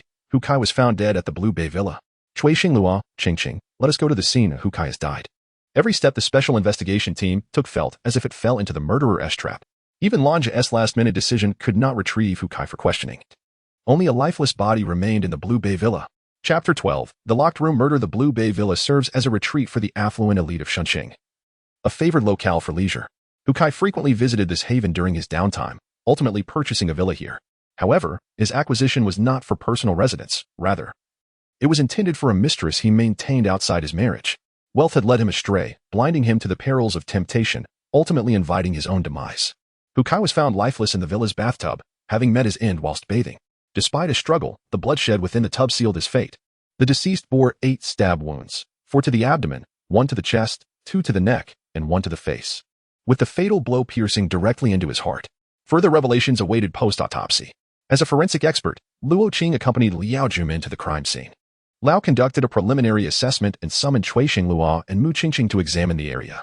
There were no signs of a struggle, and the door showed no evidence of forced entry. Apart from the footprints of the deceased and that of Yi Mei, no other traces were found, leading to the conclusion that this was a locked room murder. Strikingly, Hu Kai, a survivor of an explosion incident, had perished under mysterious circumstances, thus casting the shadow of suspicion upon a nameless assailant. Qingqing, what have you discovered? Liao inquired. I found a size 44 shoe in the shoe cabinet, while Hu Kai wore size 42. Clearly, these shoes do not belong to him, implying that another man had access to this villa. Mu Qingqing responded. Cui Xinglua added. This villa was purchased by Hu Kai for his mistress, Yi Mei, but she is currently missing. Surveillance footage indicates she left last night and has not returned. However, Hu Kai's call records show that Yi Mei contacted him prior to his death. Thus, Yi Mei's guilt was seemingly alleviated, leaving them to ponder whether Hu Kai's demise could be attributed to supernatural forces. Despite the perpetrator's efforts to cleanse the crime scene, Liao Jumin remained hopeful that some trace might remain, prompting him to search both upstairs and downstairs. Upon reaching the skylight, Liao halted and gazed upwards, spotting a length of rope caught in the opening. He promptly instructed Cui Xinglua to retrieve it and called for someone to investigate the rooftop. Indeed, footprints of size 44 were discovered atop the villa, suggesting a connection between the assailant and either Hu Kai or Yi Mei. Cui Xinglua, contact Lanja and have him mobilize the police to locate Yi Mei. We need to scrutinize surveillance from the past month to identify anyone who entered or exited this villa. Boss, your intuition was correct. The murderer entered through the skylight and fled the same way to evade detection, thereby escaping surveillance, Mu Qingqing confirmed after comparing footprints, emphasizing that finding Yi Mei was crucial to uncovering the identity of the killer. Liao Juanmin's emotions were tumultuous. Hu Kai's death was a consequence of his oversight, yet it also presented a potential breakthrough. The murderer might be the same individual responsible for the demise of all survivors of the explosion incident. Boss, I believe the perpetrator of this murder is distinct from the one responsible for Wang Lu's death, as the methods employed differ significantly. Previous victims were either sedated or bombed, ultimately resulting in their falls from heights. However, this time, Hu Kai was stabbed 8 times in the bathtub without being discarded from the window. What are your thoughts? Mu Qingqing's meticulous analysis plunged Liao Junmin into deep contemplation. The sequential deaths of explosion survivors should indicate a singular assailant. Yet 2 scenarios now emerged. Either the murderer of Hu Kai was not the same as that of the explosion victims, driven by a crime of passion, or there was indeed a connection, indicating differing methods while still being orchestrated by the mastermind of the explosion. Both scenarios were plausible, yet with another life lost. Liao Jumin felt the mounting pressure. The wealth of clues surrounding Hu Kai's death offered hope for a breakthrough in solving the case. The special investigation team sprang into action. Lanja coordinated police efforts to locate Yi Mei and sought information from her workplace regarding her background. She was known to be reclusive, with a modest salary as a clerk, yet her daily necessities were of luxury brands, while her boyfriend was merely an ordinary courier. Lanja and Qi Haoyang, merely gathering information, refrained from disclosing that Yi Mei's financial support stemmed from Hu Kai. After leaving her workplace, Qi Haoyang took notes and proceeded to find her boyfriend, Geng Hao. Upon arriving at Geng Hao's delivery company, they learned he had not reported to work for a week, citing personal matters back home. Their efforts yielded no results. Meanwhile, Cui Xinglua and Mu Qingxing retrieved the community's surveillance records for analysis, enlisting Kong Bo's expertise in such matters. With only 2 survivors of the explosion left, safeguarding Wu Yulan became paramount to prevent further incidents. Liao Jumin returned to the special task force, collaborating with Kong Bo to compile data on Hu Kai's murder, while Luo Qing assisted by bringing the autopsy results. Hu Kai had died around 8 p.m. the previous night. He was alive during Yimei's call, showing no signs of having been injected with any substance. The cause of death was the stab wounds, with no other fatal injuries, although skin fragments were found beneath his fingernails, suggesting he may have scratched his assailant, a possible female. Thank you. This information is invaluable. It indeed represents a crucial lead, Liao acknowledged. With Luo Qing as forensic findings, Yimei emerged as the prime suspect, with Geng Hao also potentially implicated as an accomplice, given that he had entered the crime scene through the skylight. However, both individuals were now missing, and their whereabouts were elusive. Compounding the mystery, Yimei had withdrawn 400,000 in cash a week prior. Just as the investigation seemed to stagnate, Lanja and Qi Haoyang returned with promising news regarding Geng Hao's whereabouts. Liao Jumin immediately informed Pang Dehai to apprehend him, recognizing the significant implications of this murder case. Pang Dehai, understanding the urgency, swiftly organized a team for the arrest. They captured Geng Hao in the suburban fringes, discovering over 500,000 in cash and a train ticket, indicating his intent to flee south, unaware of the police's rapid response. Liao Jumin was eager to ascertain how Lanja and Qi Haoyang had obtained this information, only to be taken aback upon learning it came from Hu Kai's wife, Hu Shuimai, raising further suspicions. With questions lingering, Liao Jumin and Lanja entered the interrogation room for a surprise questioning of Geng Hao, seeking to determine whether he was involved in the explosion case or merely a pawn in a crime of passion. Chapter 13. The Observer's Murkiness. Speak up. Spare me your nonsense. How did you kill Hu Kai?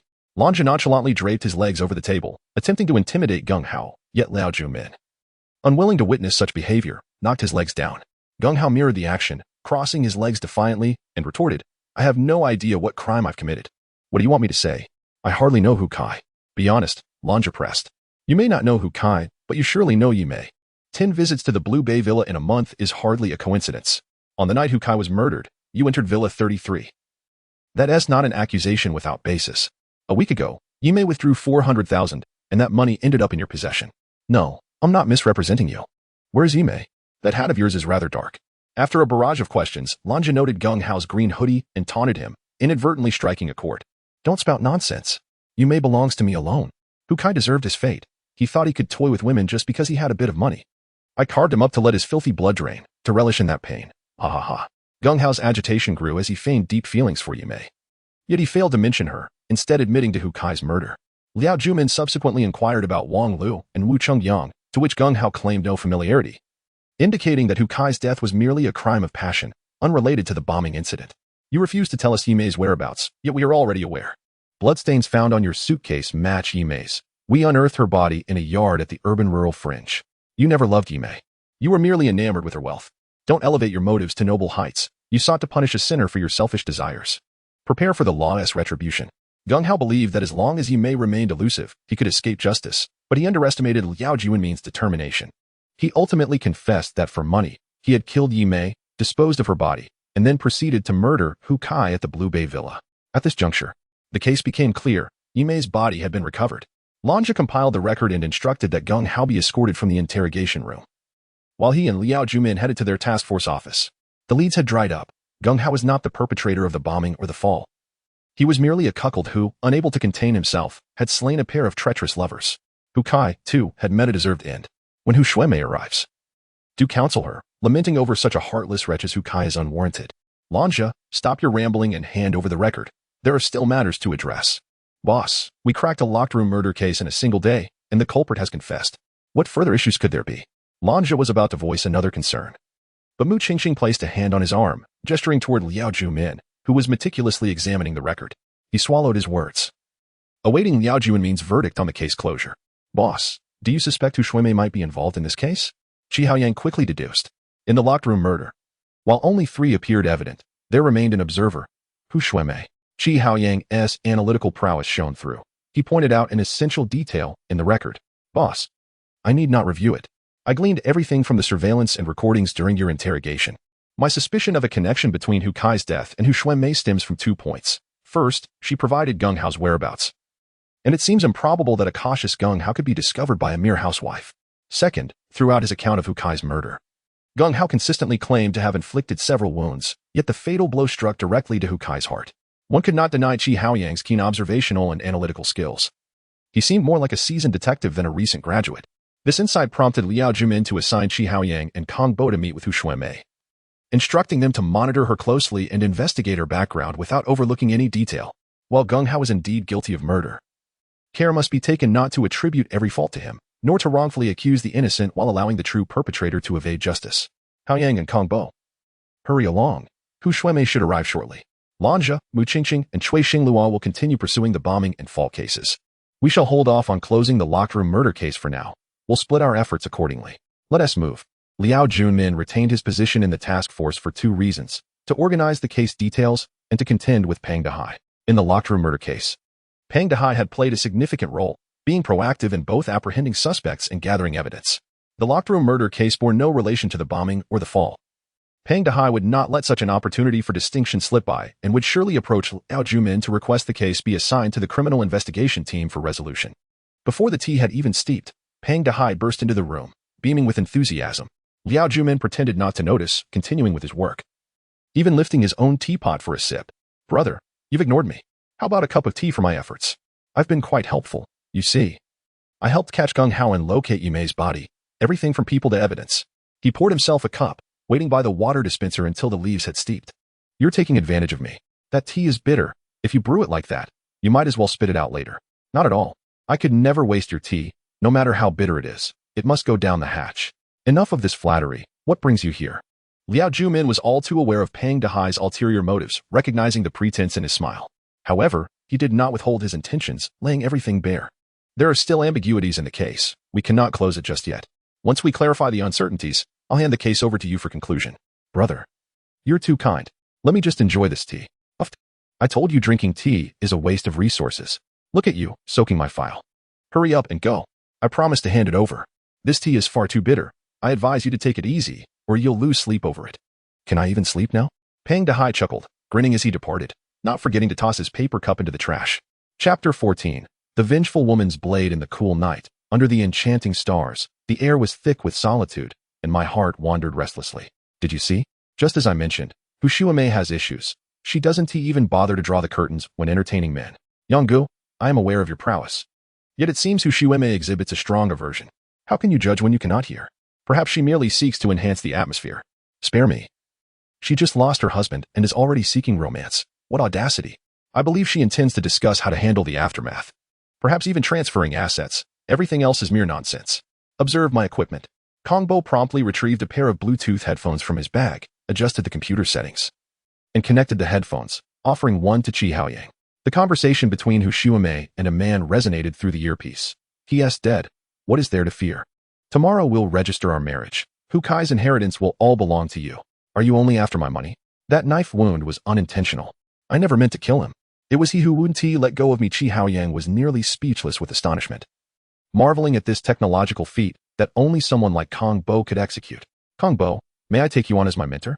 What is your thought process behind this? Although it's a mistake, I'm eager to see how they will deny it. I will notify the chief to make arrest immediately. Then hurry up. I'll process this recording. While Kong Bo organized his findings, Qi Haoyang reported the situation, and Liao Jumin swiftly assembled a team for the arrest. Their speed was remarkable. Within 5 minutes of Qi Haoyang's call, Liao Jumin arrived with 4 detectives. Upon seeing the 2 suspects, they immediately positioned themselves and proceeded with the arrest. Liao Jumin led the way, with Kong Bo's technical expertise following closely, and Qi Haoyang sandwiched in between. They ascended the stairs and knocked on the door, conducting a routine household check. Due to Hu Shuimei and her male companion as relatively low guard, the operation was remarkably successful. Both Hu Shuimei and the man she was with, Luo Bin, were brought to the special investigation team for separate interrogations.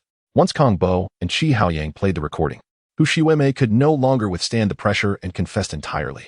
I had long known about Hu Kai's extramarital affair, so I enlisted my university friend Luo Bin to investigate. It turned out his mistress was named Yimei, and Hu Kai had purchased a villa for her in the Blue Bay community.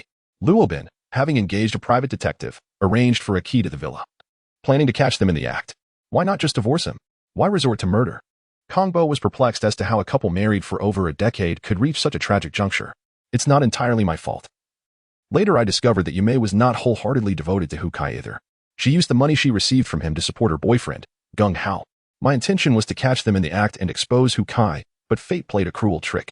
Upon opening the villa door, I heard moans from the bathroom and assumed it was the illicit couple. When I entered, I was horrified to find Hukai lying in the bathtub. Blood still flowing from his wounds, the water stained crimson. His arm dangled over the side, blood pooling on the floor. In a panic, I turned to flee. But Hukai grasped my clothing and begged for my help. My resentment toward him surged, and in my flustered state, I stumbled, landing in the blood-soaked bathroom. There, I found a knife. In a moment of instinct, I seized it and struck back, and with that blow, Hukai fell silent. Regardless of the veracity of Hu Xiume's account, the sequence of events constituted involuntary manslaughter, as she had acted in a state of heightened anxiety. It was unlikely she would receive the death penalty. However, she was not without an accomplice, Luo Bin. Only after Hukai lay still did I comprehend the gravity of my actions. Panic enveloped me. I called Luo Bin, who had feelings for me, and he arrived swiftly. After managing the scene, we escaped through the back door, eluding surveillance and security. Yet I now bear immense guilt had I called for an ambulance. Hukai might still be alive. As she recounted her tale, Hu Xiume began to weep. The tears of a woman are the most potent weapon, swiftly swaying the hearts of the youthful Qi Haoyang and Kong Bo. Do not cry. Let us conclude the statement here. Your demeanor has been commendable, and I shall report truthfully to the team leader, advocating for leniency. After this, they stood, and an officer escorted Hu Xiume away. Watching her retreating figure, Qi Haoyang shook his head, while Kong Bo fell deep into contemplation. It remained uncertain whether these fervent young men would develop a fear of marriage due to this incident. At the very least, they now harbored disdain for the union between Hukai and Hu Xiume. Liao Jumin, seeing them emerge, promptly verified the statements, ensuring Hu Xiume's and Luo Bin's accounts aligned. Once confirmed, he exhaled in relief, taking a sip from a small teapot to unwind. Although the culprits behind the bombing and the fall had yet to be apprehended, resolving the murder case provided a measure of relief. However, just as the fruits of their labor began to ripen, an arrival loomed. Peng Dehai had come with his team, entering the Special Investigation Unit and opting for plain water instead of the bitter herbal tea. Senior brother, I am here to collect the case files. I knew you wouldn't be able to sit still. Everything you need is right there. Go ahead and report it. Peng Dehai's demeanor shifted upon spotting the files. He lost interest in Liao Jumin and approached to retrieve the documents, beginning to peruse them. After a few glances, he noticed the surrounding gazes filled with resentment. Qi Haoyang and Kong Bo were baffled by the leader's actions and even more perplexed by Peng Dehai's audacity in claiming others' achievements. They felt it was only right to give him a disdainful glare. This was the milder scenario had Cui Xinglua and Lonja been present. Peng Dehai would have found it far more challenging to simply take the results. Indeed, Cui Xinglua might have resorted to physical confrontation. Now, with only Qi Haoyang and Kong Bo left, Liao Junmin spoke again. With the leader's decree, they too had to protect their superior. Glaring at Peng Dehai and his subordinates as they exited the office of the Special Investigation Team. Leader, are we just going to let them take our achievements? What do you understand? We still need Peng Dehai's assistance to solve the bombing and fall cases. Offering him a sweet date now will ensure his support in the future, saving us considerable trouble. Wouldn't you agree? Qi Haoyang and Kong Bo realized they were still too inexperienced. Experience, after all, is the best teacher. Chapter 15. The gunshot warning. Not everyone places such great importance on credit. Liao Jumin values a sense of responsibility far more specifically. The duty to clear the wrongs of the past and bring solace to the souls of the departed. He may lack the profound wisdom of a great leader, but he possesses a dedicated heart for investigation, successfully unraveling a case from 14 years ago along with 3 current ones, which is indeed a significant merit. Peng Dehai relishes taking credit and readily disperses it, believing that one must give to receive. Qi Haoyang and Kong Bo feel fortunate to have aligned with the right person. Although they often perceive Liao Jumin as serious and rigid, he possesses a remarkable clarity of insight. He subtly imposes his thoughts on others amid their smiles, leaving them blissfully unaware.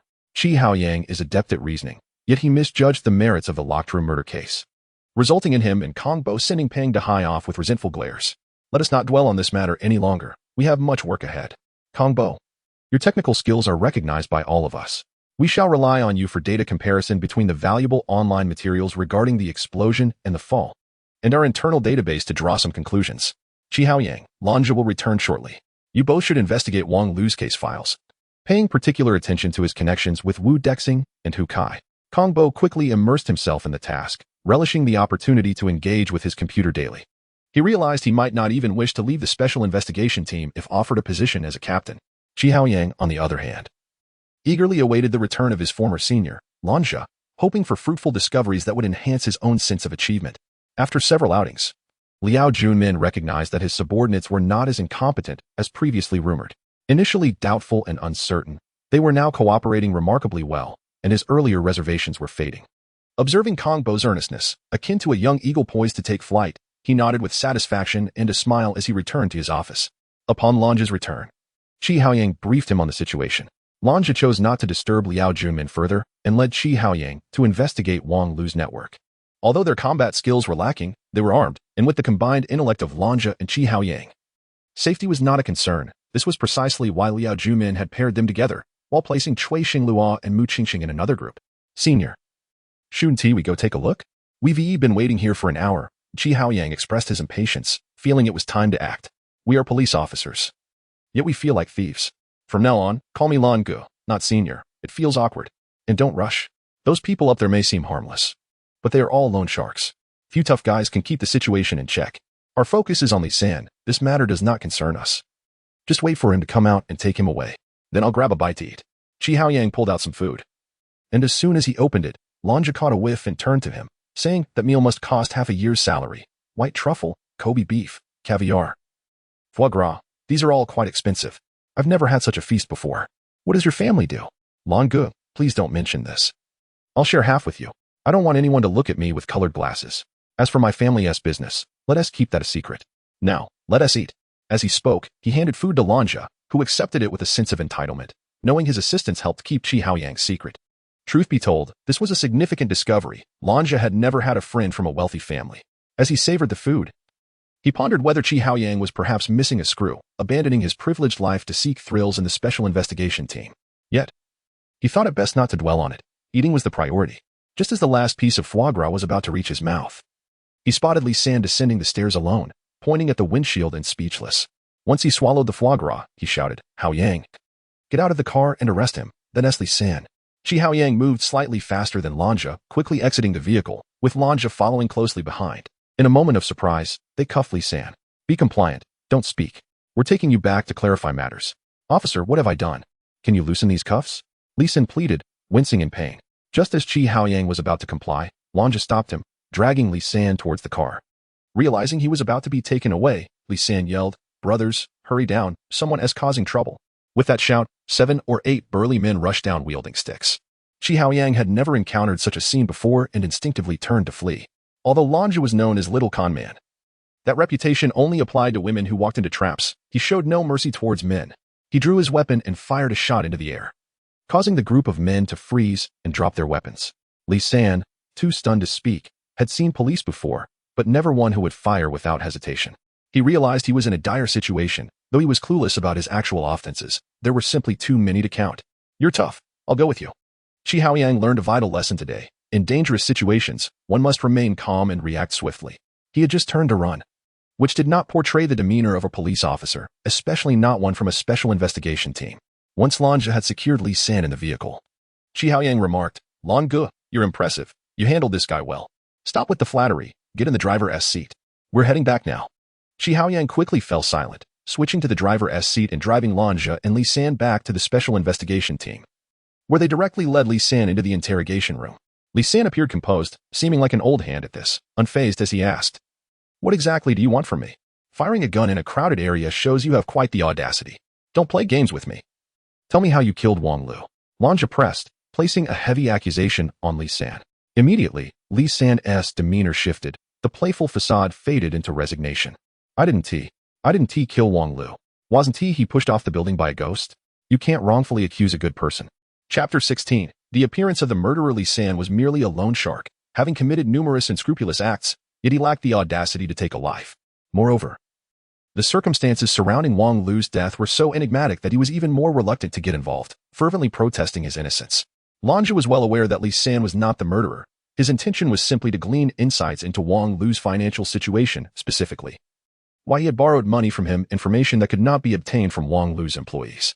Officer, I assure you, I did not kill Wang Lu. I will answer any questions you have to the best of my knowledge, Li San implored. Please refrain from calling me uncle. You are older than I am. We summoned you here to inquire about the money Wang Lu borrowed from you. What was it for? Our investigation suggests that his hardware store was performing reasonably well. Li San hesitated momentarily, prompting Lange to rise as if to leave. Li San quickly interjected, Officer, please don't rush me. I will tell you everything. Wang Lu borrowed money from me because he suffered losses in business. He borrowed 100,000, which he has to repay monthly in interest. It was through this loan that he salvaged his business. He is not in need of that principal and interest of 200,000, as he receives a substantial sum each month from an unknown source. I earn my interest from him. He is my cash cow. How could I possibly want him dead? I am truly wronged. After his lengthy explanation, Li San was released by Lanja, as he had committed no crime that fell under their special task force's jurisdiction. He took the notes to Liao Juanmin's office. Boss, there is a new development, Lanja announced. Quickly, share the details, Liao Juanmin urged. Lanja handed over the notes and continued. Wang Lu's account receives monthly transfers from a mysterious account. He has over $1 million in cash. Yet Li San's loans remain unpaid, which is untenable. The only possibility is that Wang Lu does not wish to touch that money. Take Chi Haoyang with you now to Wang Lu's bank to investigate this mysterious account and ascertain who is sending him money. We must determine if there is a connection to Wu Dexing. I have instructed Cui Xinghua and Mu Qingqing to keep a close watch on Wu Dexing and Wu Yulan. We cannot afford any further mistakes. If another death occurs, we shall have to disband our special task force. Understanding the gravity of the situation, Lanja left the office with Chi Haoyang for Wang Lu's bank, recognizing the significance of this lead. If they could connect this matter to Wu Dexing, they could bring him in for questioning regarding his motives for sending money to Wang Lu and uncover any hidden secrets. Banks typically maintain client confidentiality, however. This case was different. Lanja and Chi Haoyang revealed their identities as members of the Special Task Force, prompting the bank to swiftly provide information. Officer Lan. That account is an overseas one. We cannot access detailed information, the bank representative stated. That is of little consequence. Please provide me with the details of the anonymous account. I will find a way to proceed from there, Lanja replied. After expressing his gratitude, Lanja returned to the Special Task Force with Chi Haoyang. Having spent approximately an hour on this endeavor, an impressively swift turnaround. Boss, it appears we are at an impasse. That account is overseas and remains anonymous. Our bank cannot trace it, Chi Haoyang reported. That is acceptable. Just provide me with the information we do have.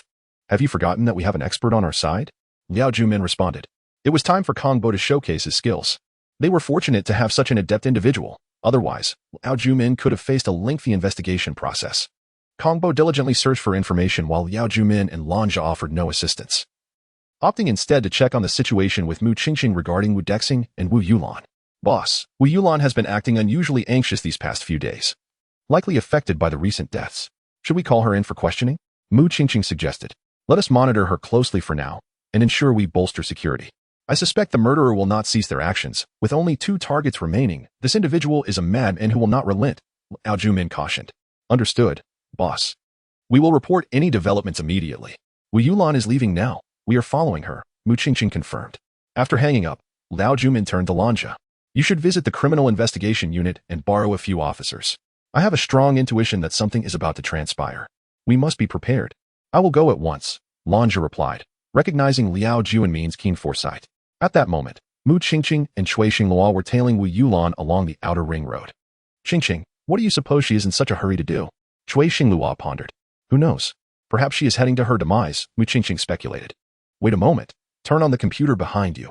It contains a surveillance system. Let us each wear a Bluetooth earpiece. Kong Bo set this up. I placed a listening device in Wu Yulan's car.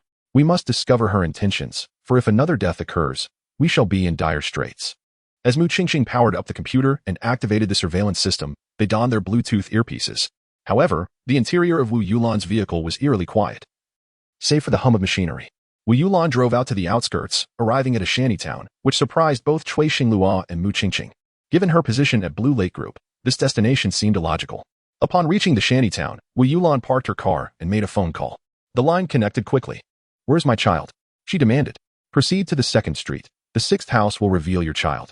But do not attempt any tricks. You must bring the money I require, the voice on the other end instructed, though the voice was distorted. Mu Qingqing's keen perception noticed that the caller had altered their voice, rendering it mechanical. Indeed, there was trouble brewing. Wu Yulan was ensnared in a significant predicament. Her child had been kidnapped, yet she refrained from contacting the authorities. Let us follow her and see what transpires. Mu Qingqing suggested cautiously as they trailed Wu Yulan into the shantytown, disguising themselves as a couple. Following the kidnapper's instructions, Wu Yulan arrived at the designated location, opened the door, and stepped inside with a suitcase. Inside the room, a child was indeed bound to a chair. Wu Yulan rushed forward to untie the child. But at that moment, an individual emerged from the inner room. Upon seeing that face, Wu Yulan lost her composure, screaming, Ghost! Stay away from me, do not come closer. Chapter 17. A significant discovery. Wu Yulan's voice echoed loudly as the ghostly figure brandished a cold blade. Yet, upon hearing footsteps, he turned and leapt through the window, leaving Wu Yulan, cradling her child, in a state of dazed shock, patting the tearful child's back continuously. When Cui Xinglua and Mu Qingqing rushed into the room, they only saw Wu Yulan on the floor with the child and a knife lying nearby, completely oblivious to any other presence. Where did he go? Cui Xinglua's impatient nature surfaced as he shouted at Wu Yulan. No one was there. It was a ghost, Wu Yulan replied, falling silent thereafter. Mu Qingqing helped her up and noticed her clothes were soaked with sweat, a clear sign of her fright. Wu Yulan appeared weak and her legs trembled slightly. When Cui Xinglua inquired further, she remained mute. After Wu Yulan seemed to regain her composure, Mu Qingqing urged Cui Xinglua. He escaped through the window. Look. The footprints are still there. We must pursue him quickly. Cui Xinglua glanced back, instructed briefly, and jumped out of the window. Mu Qingqing assisted Wu Yulan as they made their way outside. Accountant Wu, this is your money. You must come with us. Besides discussing this incident, you seem to recognize the perpetrator. I don't know him. I don't know anything. I want to go with you. Wu Yulan reacted vehemently, clearly reluctant to speak of the shadow she had seen. You better come clean. Otherwise, I will charge you with obstructing justice. Don't intimidate me. My child was kidnapped. I am the victim. I will only discuss the kidnapping, nothing else. Wu Yulan finally relented after a bit of intimidation. Cui Xinglua returned shortly, reporting that he had not managed to catch up, not even catching a glimpse of the assailant. Only the sound of a motorcycle. Brother Cui, didn't he catch him? It was no human, just a ghost. I didn't even see a shadow, only heard the motorcycle. Upon hearing this, Wu Yulan quickly asserted, I told you. It was not a person, it was a ghost. If you could catch up to him, you'd be a deity. I know I cannot escape my fate. I will return with you now. Although agitated, she agreed to accompany Mu Qingqing and the others, which was a positive development. Cui Xinglua hurried to fetch the car, bringing them back to the special investigation team. This was a significant breakthrough. Liao Jumin personally conducted the interrogation, with Mu Qingqing taking notes. However, Wu Yulan seemed to have regained her composure, no longer displaying the earlier agitation. I will now recount the kidnapping of my child. I went to pick him up at noon, but he never emerged. I asked the teacher, who said he had left. After returning home, I received a call from the kidnappers, demanding 1 million. They threatened to kill my child if I reported to the police. I dared not inform the authorities and took the money to the Shanny district. Fortunately, you arrived just in time to save me and my child. That was the ordeal. Wu Yulan refrained from mentioning the ghostly sighting, focusing solely on the kidnapping, which perplexed Liao Jumin. However, he recognized that Wu Yulan was a vital lead that must not be forced. A significant secret lay hidden within her account. Once that secret was unveiled, the case would be half solved. Currently, Wu Yulan's demeanor made it challenging to extract further information. Who exactly was the ghost you mentioned? What transpired 14 years ago? Liao Junmin pondered the possibility that they had conspired to murder someone, the ghost they spoke of. Yet, he had scrutinized all the files of the survivors from the explosion 14 years prior and found no criminal records, let alone any connections to homicide. Aside from some economic disputes, I don't know anything about ghosts. I was extremely nervous and confused, spoke some nonsense that your colleague overheard. Is there anything else? Nothing further. You may leave, but our colleagues will protect you around the clock. The kidnappers may retaliate against you, and it is our duty to ensure your safety. I hope you will not resist.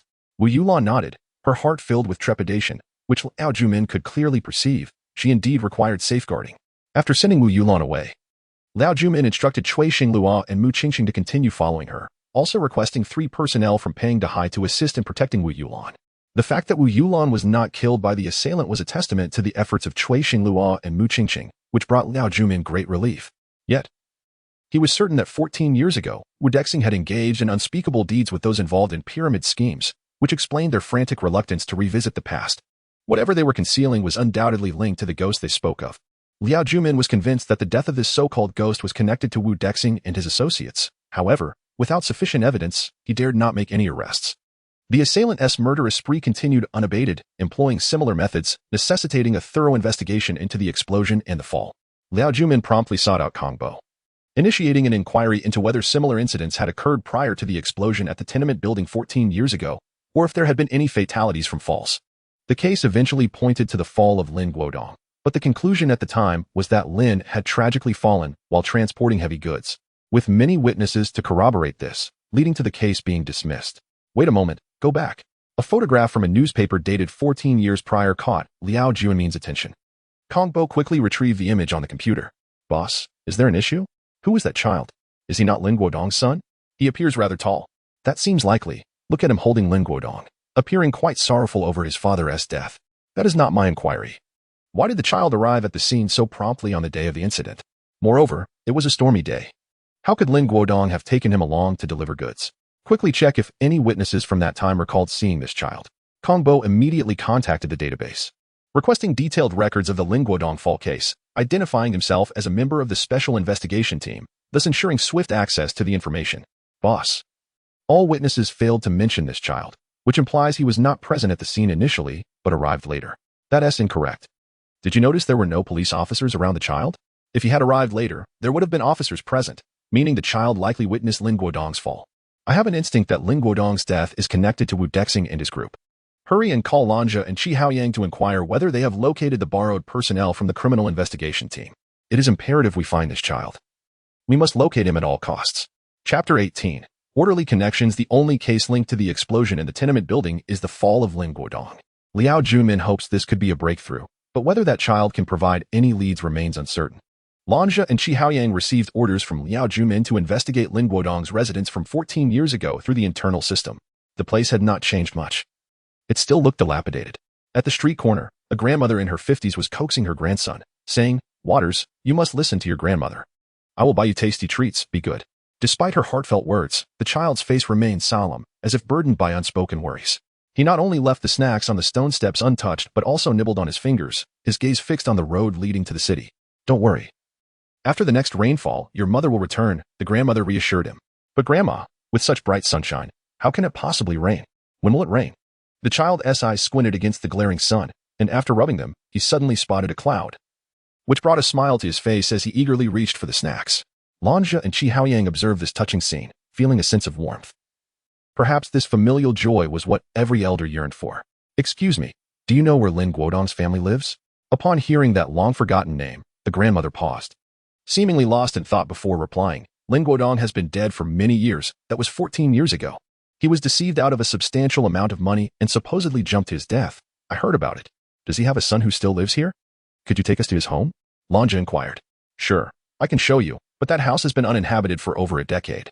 The boy is rumored to have gone away. Beyond that, I cannot say," the kind grandmother responded, her familiarity with the area evident. Soon, she led her grandson and Lanja's group to Lin Guodong's old house. She gestured towards the dilapidated structure, saying, "This is it. You see, the door is unlocked. I must return to prepare dinner." "Thank you, ma'am," they replied. "It's no trouble. If you can uncover the truth, that would be wonderful." After saying this, the grandmother left with her grandson. Qi Haoyang felt a twinge of doubt, but Lanja entered the house, glancing back at the pair before following.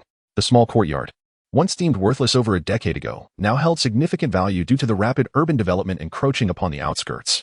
Yet, it was perplexing why no one attended to the property for so long.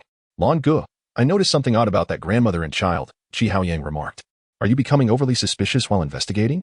They kindly brought us here. What could a grandmother and a child possibly conceal?" "It's not that. The grandmother mentioned that we uncovering the truth would be good, as if she knew Lin Guodong was wronged," Qi Haoyang insisted. "She saw her colleagues in uniform. It's not unusual for her to say that. Perhaps I was just being paranoid," Lanja conceded. After a brief exchange, the criminal investigation team finished their examination.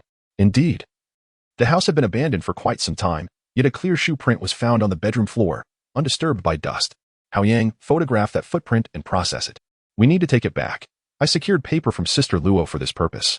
Even though it's usually the identification department's responsibility, it has now fallen to us," Lanja instructed. Qi Haoyang carefully placed the paper over the print, pressing down to reveal the impression, discovering that the paper had adhesive underneath, explaining its efficacy. Their visit to Lin Guodong's residence yielded little more than the shoe print, with the child's whereabouts still unknown. Upon returning to the Special Investigation Unit, they presented the shoe print to Liao Jumin, awaiting the return of Cui Xinglua and Mu Qingqing for comparison with the suspect's prints. "Boss, the child no longer resides there. He supposedly went away. Have Kongbo search the records to find out where he went," Lanja reported. "Leave this matter to me. Kongbo will have results soon. We've traced the account that transferred money to Wang Lu. If it's confirmed to have been transferred domestically, you will have much to do." Lanja and Qi Haoyang finally felt a sense of relief as they watched Kongbo diligently searching for information. Taking a seat beside him, "Is Kongbo capable? This account is crucial, holding significant implications for the deceased Wang Lu," Lanja mused. Liao Jumin, noticing Lanja's chatter, quickly urged them to rest, warning that they might need to head out again soon. Understanding Liao Juanmin's intentions to avoid disrupting Kong Bo's concentration, Lanja and Qi Haoyang closed their eyes, only to be startled awake by Kong Bo's voice later that evening. They hurried to his side, with Liao Junmin also focused intently on Kong Bo. Boss, I've uncovered something. Guess who it is? Kong Bo exclaimed excitedly. Speak quickly. Don't keep me in suspense, Liao Junmin urged. Could you be a bit more humorous? You're always so serious. It makes the camaraderie among colleagues feel distant. Kong Bo joked. If you don't hurry, I'll give you a taste of my fist. With a chuckle, Kong Bo announced. The owner of this mysterious account is Wu Yulan. This means she has been secretly transferring money to Wang Lu for many years. Moreover, she has also sent money to many others, including Wu Chengliang and Lu Sanqi, all through this overseas account. Excellent work. This is a significant breakthrough. Go take a short rest, Liao Junmin instructed, sending Kong Bo away. He then urged Lanja and Qi Haoyang to gather their team and find Wu Yulan immediately, insisting they bring her back without delay. Before they could set off, a phone call from Cui Xinglua and Mu Qingqing interrupted. Boss, we have information about Wu Yulan. But she wants to speak with you directly. We're on our way back now, they reported. Is Wu Yulan with you? Liao Junmin inquired. No. She is ahead of us, driving herself while we follow a few kilometers behind. There shouldn't be any issues, they clarified. Liao Junmin hung up and turned to Lanja and Qi Haoyang, saying, you needn't go anymore. Wu Yulan is on her way here with Qingqing. It seems she is frightened and wishes to reveal the truth. She must know who that so-called ghost truly is. Chapter 19. The Roaring Stone Bridge. The enigma gradually unravels. If Wu Yulan can elucidate the events of 14 years ago, the case will reach its conclusion. All contradictions point to the wrongfully deceased individual from a decade ago. Likely Lin Guodong. However, this remains mere speculation, and now they await Wu Yulan's arrival. In just a few minutes, Liao Juanmin's furrowed brow relaxed. Lanja and Qi Haoyang intermittently checked the door for the return of Cui Xinglua and Mu Qingqing. Meanwhile, Kong Bo continued to search for information on Lin Guodong's son, though he harbored a hope that Lin Yuza would not be the perpetrator. If Lin Yuza were indeed the culprit, the burden he would bear would be immense. Having endured countless trials and tribulations, with 14 years of vengeance gnawing at his heart since the moment of his father's death. Boss, why haven't they arrived yet? They must be on the road for a while. Just wait, Qi Haoyang responded. You go buy some food. No one has eaten yet. Once we finish the statement, we can dine together. All right, boss. With the case progressing, the affluent Qi Haoyang was more than willing to fetch food for everyone, and he didn't even request money. Dashing out of the Special Case Team's office. While they waited in the Special Case Team, Kong Bo discussed Lin Yuza's situation, which Liao Junmin listened to intently. Lin Yuza was 13 years old 14 years ago when his father Lin Guodong was wrongfully killed. Afterward, he moved away with his mother, studying abroad at 18 and settling overseas. Little information had surfaced since, and it seemed he had not returned to the country during these years. Please check if he has any other names. It's not uncommon for someone to change their name after moving abroad. I have a strong feeling this child is intricately linked to the case, Liao Junmin urged. Boss, it's not that I'm not trying. But after more than a decade, tracing someone settled abroad is exceedingly difficult. Perhaps you could communicate with higher-ups to reach out internationally in hopes of a breakthrough. I truly believe he cannot be the murderer. Otherwise, the torment he would have endured is unimaginable. Fine, make another effort to gather more information. I'll report this matter and hope for a swift resolution. As they deliberated Lin Yuza's circumstances, they temporarily set aside thoughts of Wu Yulan, who was currently en route to the Special Case Team with Cui Xinglua and the others. The moon hung bright in the sparse starry sky as they traveled towards the police station. The roads were relatively clear, likely due to the area not being a bustling district. They only needed to cross a stone bridge to reach their destination. Cui Gu, what do you think Wu Yulan intends to reveal? Cui Xinglua inquired. She seemed to struggle greatly before making this decision. It's obvious. She must have committed some transgression. If she divulges this matter, she risks facing legal consequences. But now, she fears not for herself but for her child, as the murderer has turned their gaze upon them. Cui Gu, your analysis is astute. Who said you were simple-minded?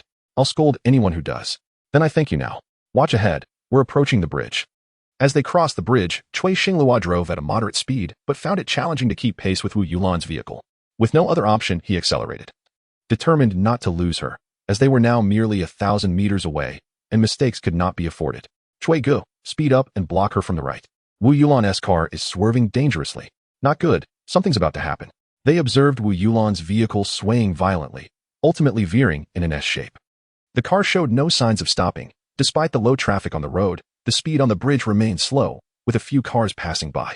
Wu Yulan first collided with another vehicle, then her car executed a sharp 90-degree turn, heading straight for the bridge's railing. Cui Xinglua attempted to intercept her vehicle but was ultimately unsuccessful. In an elegant arc, Wu Yulan's car plunged off the stone bridge. Since it was not the flood season, the area below was littered with rocks, interspersed with a slow-moving river. When her car plummeted, it landed with a resounding crash among the debris. Cui Xinglua and Mu Qingqing immediately halted their vehicles, joined by 2 detectives who leapt into the river. The water was not turbulent, but the abundance of stones hindered their speed. By the time they reached Wu Yulan's car, the scent of gasoline filled the air. Wu Yulan had already been ejected from the shattered windshield, her upper body caught amidst the wreckage, her head having struck a rock, her eyes wide open, lifeless. Qingqing, call the boss. Call for an ambulance. Cui Xinglua shouted, panic setting in. Yet, they were powerless to assist as Wu Yulan was trapped in the shattered glass. Her body marred by bloodstains and wounds, rendering her appearance unbearable for the 2 arriving colleagues to witness. Liao Junmin sensed something was amiss. Too much time had elapsed without Wu Yulan's arrival. He intended to send Lanja to investigate but received a call from Mu Qingqing and hurriedly took Lanja and Kong Bo to the stone bridge. Upon their arrival, the ambulance was also present, but it was already too late. Wu Yulan had succumbed entirely, leaving no final words behind. What on earth happened? Liao Junmin's voice boomed. Mu Qingqing, terrified and filled with guilt, shed tears. Boss, I honestly don't know.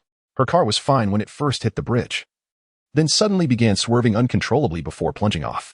Liao Junmin disregarded Mu Qingqing's cries and approached the scene, witnessing Wu Yulan's tragic state, his fist striking the rocks with fury. Just then, Luo Qing arrived, noticing Liao Junmin's distress. She instructed someone to fetch bandages for him while she tended to Wu Yulan. Let us wait. The crane will arrive shortly to retrieve the car. We should step back for now. Whether it was instinct or a foreboding sensation, Liao Junmin urged everyone to retreat to the riverbank, staring blankly at the vehicle amidst the debris. Soon, the crane arrived, securing the car.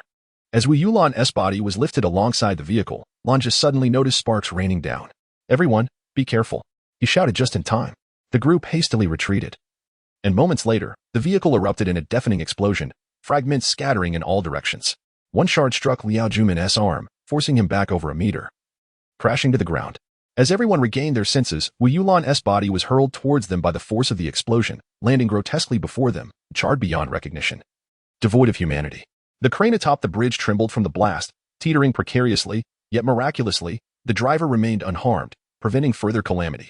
Once calm returned, thoughts of Liao Junmin surfaced, but he was already in excruciating pain, unable to lift his arm. Quickly, get the boss onto the vehicle. Chapter 20. Close surveillance. Liao Junmin lay upon his hospital bed, while Kong Bo reported on the case, which had now reached an impasse. Boss. Wu Yulan's brake failure was a deliberate act. She suffered 7 fractures, a skull depression, and rib fractures that pierced her heart. The explosion has left her unrecognizable.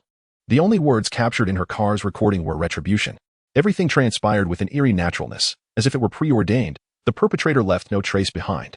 Listening to Kong Bo's account, Liao Junmin's brow furrowed, a clear indication of his distress. All the efforts of the past days had been in vain, and he found himself back at square one. However, the mounting pressure from various quarters had begun to suffocate him. There was a deadline to solve the case. And the consecutive deaths of explosion survivors weighed heavily on his conscience, filling him with guilt and self-reproach. Did Wu Yulan contact anyone before her demise? Yes. Her last call was from Wu Dexing, but it lasted only a few seconds before being disconnected. Do we have a timestamp? It was made after Wu Yulan left last night. Boss, you don't suspect Wu Dexing, do you? Do you believe Wu Yulan possessed sufficient funds to pay off those survivors? Who could possibly have such wealth? Wu Dexing. With just a slight nudge, Kong Bo grasped the implications. After relaying his instructions, Liao Junmin departed the hospital and returned to the special investigation team. Due to the severity of Liao Junmin's injuries, the leadership had shifted to Pang Dehai. Lanja and Cui Xinglua sat nearby, awaiting task assignments. Pang, have you reviewed the case files? What should we be doing? Pang Dehai noted the dissatisfaction among Lanja and the others regarding the higher-ups' decisions. Nonetheless, with Liao Junmin incapacitated, a leader was necessary. I've consulted with my senior. He has already delineated your tasks. Just proceed with your duties without constantly seeking my guidance. I am merely acting on behalf of the team leader, not your commander. The real leader remains my senior. Pang, your words carry weight. We all recognize your integrity. You would never engage in such opportunistic behavior. We shall now return to our work. You can enjoy a cup of tea while we attend to our responsibilities. Having said this, Lanja and Qi Haoyang departed, followed by Mu Qingqing and Cui Xinglua. Kong Bo resumed his search for Lin Yuza and Appos, as information on the computer, a task assigned by Liao Junmin, while also briefing Cui Xinglua and Mu Qingqing to keep an eye on Wu Dexing. Although Liao Junmin was hospitalized, those previously disregarded officers now executed their tasks with remarkable efficiency. Contrary to Director Hao's disparaging remarks, in fact, Liao Jumin held them in high regard. Each possessed unique strengths, adept at reasoning, eloquent, capable of confronting 10 foes, skilled in hacking, and meticulous in their approaches. Their collaboration was notably seamless. Suddenly, Peng Dehai sensed something amiss and sought out Director Hao, contemplating the capabilities of his team. He felt the initial information provided was inaccurate. Had he known of Lanja's and Cui Xinglua's exceptional skills, he would have retained them in the Criminal Investigation Unit instead of assigning them to Liao Jumin. Upon arriving at Director Hao's office, Peng Dehai shared his thoughts. However, Director Hao's response was succinct. Talented individuals are common, but true mentors are rare. Even if I were to assign those individuals to you, would you be able to manage them? Are you aware of their conduct in their previous roles and during their academic pursuits? You must have reviewed their records. If you wish, I could transfer them to you once this case concludes. As a seasoned director, Hao's authority left Peng Dehai momentarily speechless. He eventually shook his head, bid farewell to Director Hao, and returned to work. Meanwhile, Cui Xinglua and Mu Qingqing were closely monitoring Wu Dexing, who appeared to be gripped by fear, so much so that he had hired 5 bodyguards for protection, even accompanying him to the restroom. Do you think the murderer would truly target Wu Dexing? Do you doubt our boss's words? That's not it. I just feel that under such circumstances, for the murderer to attempt to kill Wu Dexing would be tantamount to courting death. What about the previous victims? Have we caught a glimpse of the actual killer? It appears we are dealing with a super assassin, exceptionally intelligent and meticulous in their planning. Each murder seems intricately orchestrated. The entire city believes that the deaths of Wang Lu and Wu Qingliang are the work of vengeful spirits. Who would suspect a singular perpetrator? You make a valid point. If this individual were to become a police officer, there would be no case unsolvable. Now, our special investigation team is caught in a whirlwind. Every time we catch a lead, they eliminate someone. I find myself somewhat fearful of them. If they truly set their sights on us, might we not suffer casualties as well? Stop being foolish. They have no grievances against us. Besides, we are police officers. No matter how formidable a rabbit may be, it will fear an eagle. Why should you, with your stature, feel intimidated? Cui Xinglua felt a twinge of shame. His courage seemed lesser than that of a young girl. He straightened his posture, flexing his muscles to bolster his own confidence. In truth, it wasn't the killer he feared, but rather the possibility that the killer was indeed a specter. Since childhood, he had harbored a hint of superstition. Though Mu Qingqing had confirmed the presence of footprints belonging to the assailant, the actual perpetrator remained elusive, rendering the footprints inconclusive. Reflecting on this, the martial arts champion Cui Xinglua felt a twinge of apprehension, but they were still focused on Wu Dexing and could not afford to lose concentration. As soon as Wu Dexing exited his office, they immediately followed. Wu Dexing was en route to Wu Yulan's funeral as she was a close associate, and his absence would be conspicuous. He shed tears during the ceremony. Look at Wu Dexing. He is quite sentimental, shedding tears at the loss. Don't be deceived by his benevolent facade. He could very well be Wu Yulan's murderer. Remember, he was the only one who called her prior to her demise. Our boss suspects he is involved. I certainly trust our boss, but we have no idea when he will return. Just look at Peng Dehai's smug demeanor. It infuriates me. Had our boss's plan been in effect, the perpetrator would have been apprehended by now. With Peng Dehai's arrival, it feels as though he is reaping the rewards. Quit complaining. Let us focus on monitoring him closely. We cannot allow our boss's plan to falter. Our colleagues surround us, and we must not squander this opportunity. At this moment, Wu Dexing had become the focal point of surveillance. Every piece of evidence pointed toward him, ensuring that wherever he went, numerous officers were deployed nearby to prevent a repeat of the incidents involving Wang Lu and Lu Sanqi. Just as Wu Dexing emerged, a flower pot suddenly plummeted from above. Had it not been for the swift reaction of his bodyguards, Wu Dexing would have sustained severe injuries, if not worse. This turn of events prompted an immediate response from Cui Xinglua and Mu Qingqing, who exited their vehicle as a throng of individuals rushed toward Wu Dexing. Cui Xinglua shouted to his colleagues, "To the rooftop! To the rooftop!" Chapter 21. Soaring away the fallen flower pot, seemingly an accident, was in fact a meticulously orchestrated murder. Cui Xinglu led a team upstairs, while a multitude of police officers surrounded Wu Yulan's funeral site, inciting panic among the crowd. Mu Qingqing took charge of evacuating the throngs, as Peng Dehai also arrived with his team. Where was the perpetrator? Cui Xinglu was already on the ascent to intercept. Peng Dehai, seasoned as a team leader, remained composed and began directing his subordinates to assist Cui Xinglu in capturing the suspect, while hundreds of officers cordoned off the building. Upon reaching the rooftop, Cui Xinglu found no trace of the culprit. A rope descended from the rooftop to the opposite building, indicating that the assailant had already used it to escape. Qingqing. The suspect has reached the adjacent building. Quickly organized the forces to apprehend him. Cui Xinglu glimpsed a hurried silhouette entering the building across the way.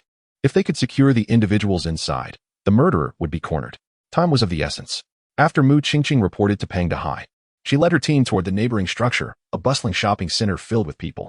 Pang Dahai demonstrated his leadership, encircling the entire mall within 3 minutes, promptly relaying instructions for a thorough search and reporting that reinforcements were positioned at the exits. Cui Xinglu soon arrived. Pang, the suspect is definitely within the shopping center. She confirmed. All right, stay calm. We have him cornered. As long as he remains inside, there's no escape. I've divided our forces into 3 teams. Hurry and assist Mu Qingqing in securing the back entrance. We cannot let a single suspicious individual slip away. While rushing toward Mu Qingqing, Cui Xinglu dialed Liao Junmin and subsequently notified Lan Jia and Qi Haoyang to hasten their arrival. Qingqing, have you made any discoveries? Not yet. The mall is quite chaotic. Did you get a clear view of the suspect? I saw a figure, dressed entirely in black casual attire, approximately between 1.7 to 1.8 meters tall. Wearing a cap. He appears to be male, aligning with your analysis of the footprints. That's good to know. Captain Pang is familiar with the files and understands the suspect's physique. At long last, we are closing in on him. I must see what sort of person he truly is. He certainly displayed remarkable skill on the rooftop. His escape route was astoundingly professional. Enough talk. Please assist me in registering the individuals. The crowd at the back door had swelled to over 100. Mu Qingqing and several officers began documenting each person. Shortly thereafter, Director Hao arrived on the scene, as the suspect had been confirmed to be within the mall, accompanied by armed police for support.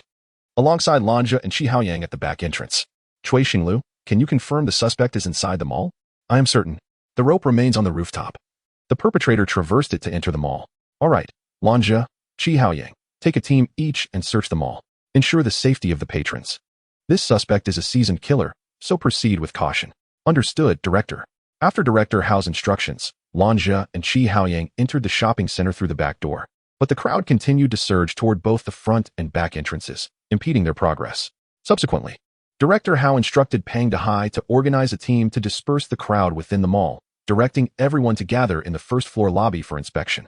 The entire shopping center was engulfed in an atmosphere of heightened tension, with police diligently screening the populace and meticulously documenting details.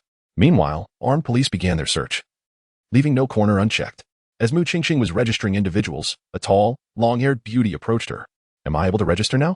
I have other matters to attend to. Of course, what was your name again? You are the female PhD, correct? Your memory serves you well. I am Zhang Ruoshui. I came to buy something. But what seems to be happening? We are merely searching for someone. It's nothing serious. After registration, you may leave. Thank you. By the way, where are you employed? I work in the research department of the Blue Lake Group's chemical plant. Someone of your caliber should indeed be engaged in research. Thank you for your cooperation. You may go. Cui Xinglu approached, addressing Mu Qingqing. Are you acquainted with her? You seem quite courteous. Not really. We've merely met once. She's a Ritterni with a doctorate and incredibly beautiful, more stunning than a model. If she were male with short hair, I might have mistaken her for the suspect. That silhouette was remarkably similar. Stop joking around. Hurry and complete the registration. She is merely a shopper, and I know where she works. Cui Xinglu shook her head, continuing her work as she faced the throngs of people at the entrance, feeling overwhelmed. Amidst the tense atmosphere, Lan Jia and Qi Haoyang re-emerged with armed police. Encircling the crowd, Lan Jia held a black garbage bag, approaching Director Hao. The suspect has changed clothes and blended into the crowd. This matter must remain discreet. Keep an eye on the crowd. Any unusual activity warrants immediate action. Lan Jia and Qi Haoyang understood the gravity of the situation, stepping aside to confer with 2 armed officers before assisting Cui Xinglu and Mu Qingqing in their inquiries. Despite Cui Xinglu's sighting of the suspect mingling within the crowd, after over 3 hours of scrutiny, all patrons and mall employees had been registered, yet the suspect's presence had eluded them, having seemingly vanished beneath their very noses. This incident triggered a cascade of reactions, with the mall lodging complaints against the police department and patrons expressing their grievances. The most infuriating aspect was that, despite the commotion, the suspect had managed to escape. Director Hao faced criticism from higher authorities, relieved only by the fact that they had at least uncovered the suspect and Oppo's trail. Otherwise, the situation would have been far more difficult to contain. In the special case team office, Pang Dahai bowed his head, as did Lan Jia and Qi Haoyang. Director Hao spoke meaningfully. This failed apprehension serves as a crucial lesson. Did the suspect simply sprout wings and fly away? I shall refrain from saying more. We have 6 days left, and I expect you to muster your spirits and track down this murderer.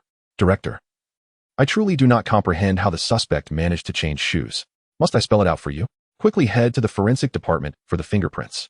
Initially, Lan Jia had identified a problem, but was met with reprimand instead. After Director Hao left the special case team office, the remaining members exchanged puzzled glances, unable to grasp the situation. Stop dawdling. Get moving. I need to step out for a moment. Pang Dehai also departed, though his destination was not to pursue the suspect, but rather to seek out Liao Jumin. Chapter 22. Unexpected developments. The perpetrator escaped from the encirclement, delivering a significant blow to the special investigation team members, and particularly impacting the newly appointed temporary leader, Pang Dehai. He had initially hoped to garner some credit for his efforts, but now found himself in an exceedingly awkward situation. Not only had the criminal eluded capture, but the ensuing societal repercussions were dire. Thus, he contemplated retreating, recognizing the necessity of consulting Liao Jumin. Liao Jumin, now with his arm in a cast, was able to move about freely and should have no trouble returning to work, especially given his familiarity with both the bombing and the building collapse cases. Pang Dehai arrived at Liao Jumin's hospital room bearing fruit, much to Liao Jumin's surprise, as he had never witnessed such courtesy from Pang Dehai before, even when he had accompanied him earlier. What is your intention, Dehai? If you have something to discuss, just say it. Spare me the pleasantries. Let us get to the point, or I shan't be able to eat, Liao Jumin remarked. Senior brother, as your junior, is it not natural for me to visit you while you are hospitalized?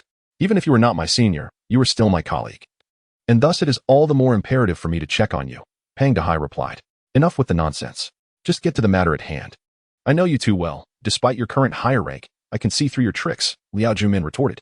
Pang Dehai, setting down the fruit with a grin, asked, when will you be discharged? I can hardly cope. This criminal is exceptionally formidable. It's not that I am afraid, but I dread the thought of our newly appointed captain failing so soon. After all these years of camaraderie, you wouldn't want to see me falter right at the start, would you? I knew you had ulterior motives. Now that you're feeling the pressure, you want me to take the blame? Hurry up and wash an apple for me. Is one enough? You're trying to stuff me to death. Liao Jumin's tone was playful, yet firm. Realizing Liao Jumin was relenting, Pang Dehai quickly went to wash an apple, bringing back a plateful, determined to cater to him. Do not worry. I will be discharged tomorrow. My arm in a cast does not hinder my ability to handle cases, and this investigation is nearing its conclusion.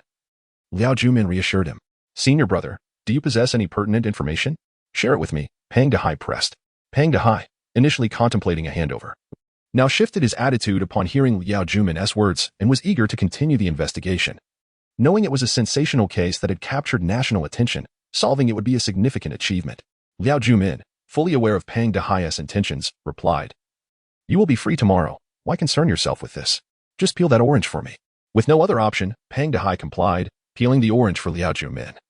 Realizing that he had put himself in a position of servitude by seeking assistance, having spent the morning tending to Liao Jumin.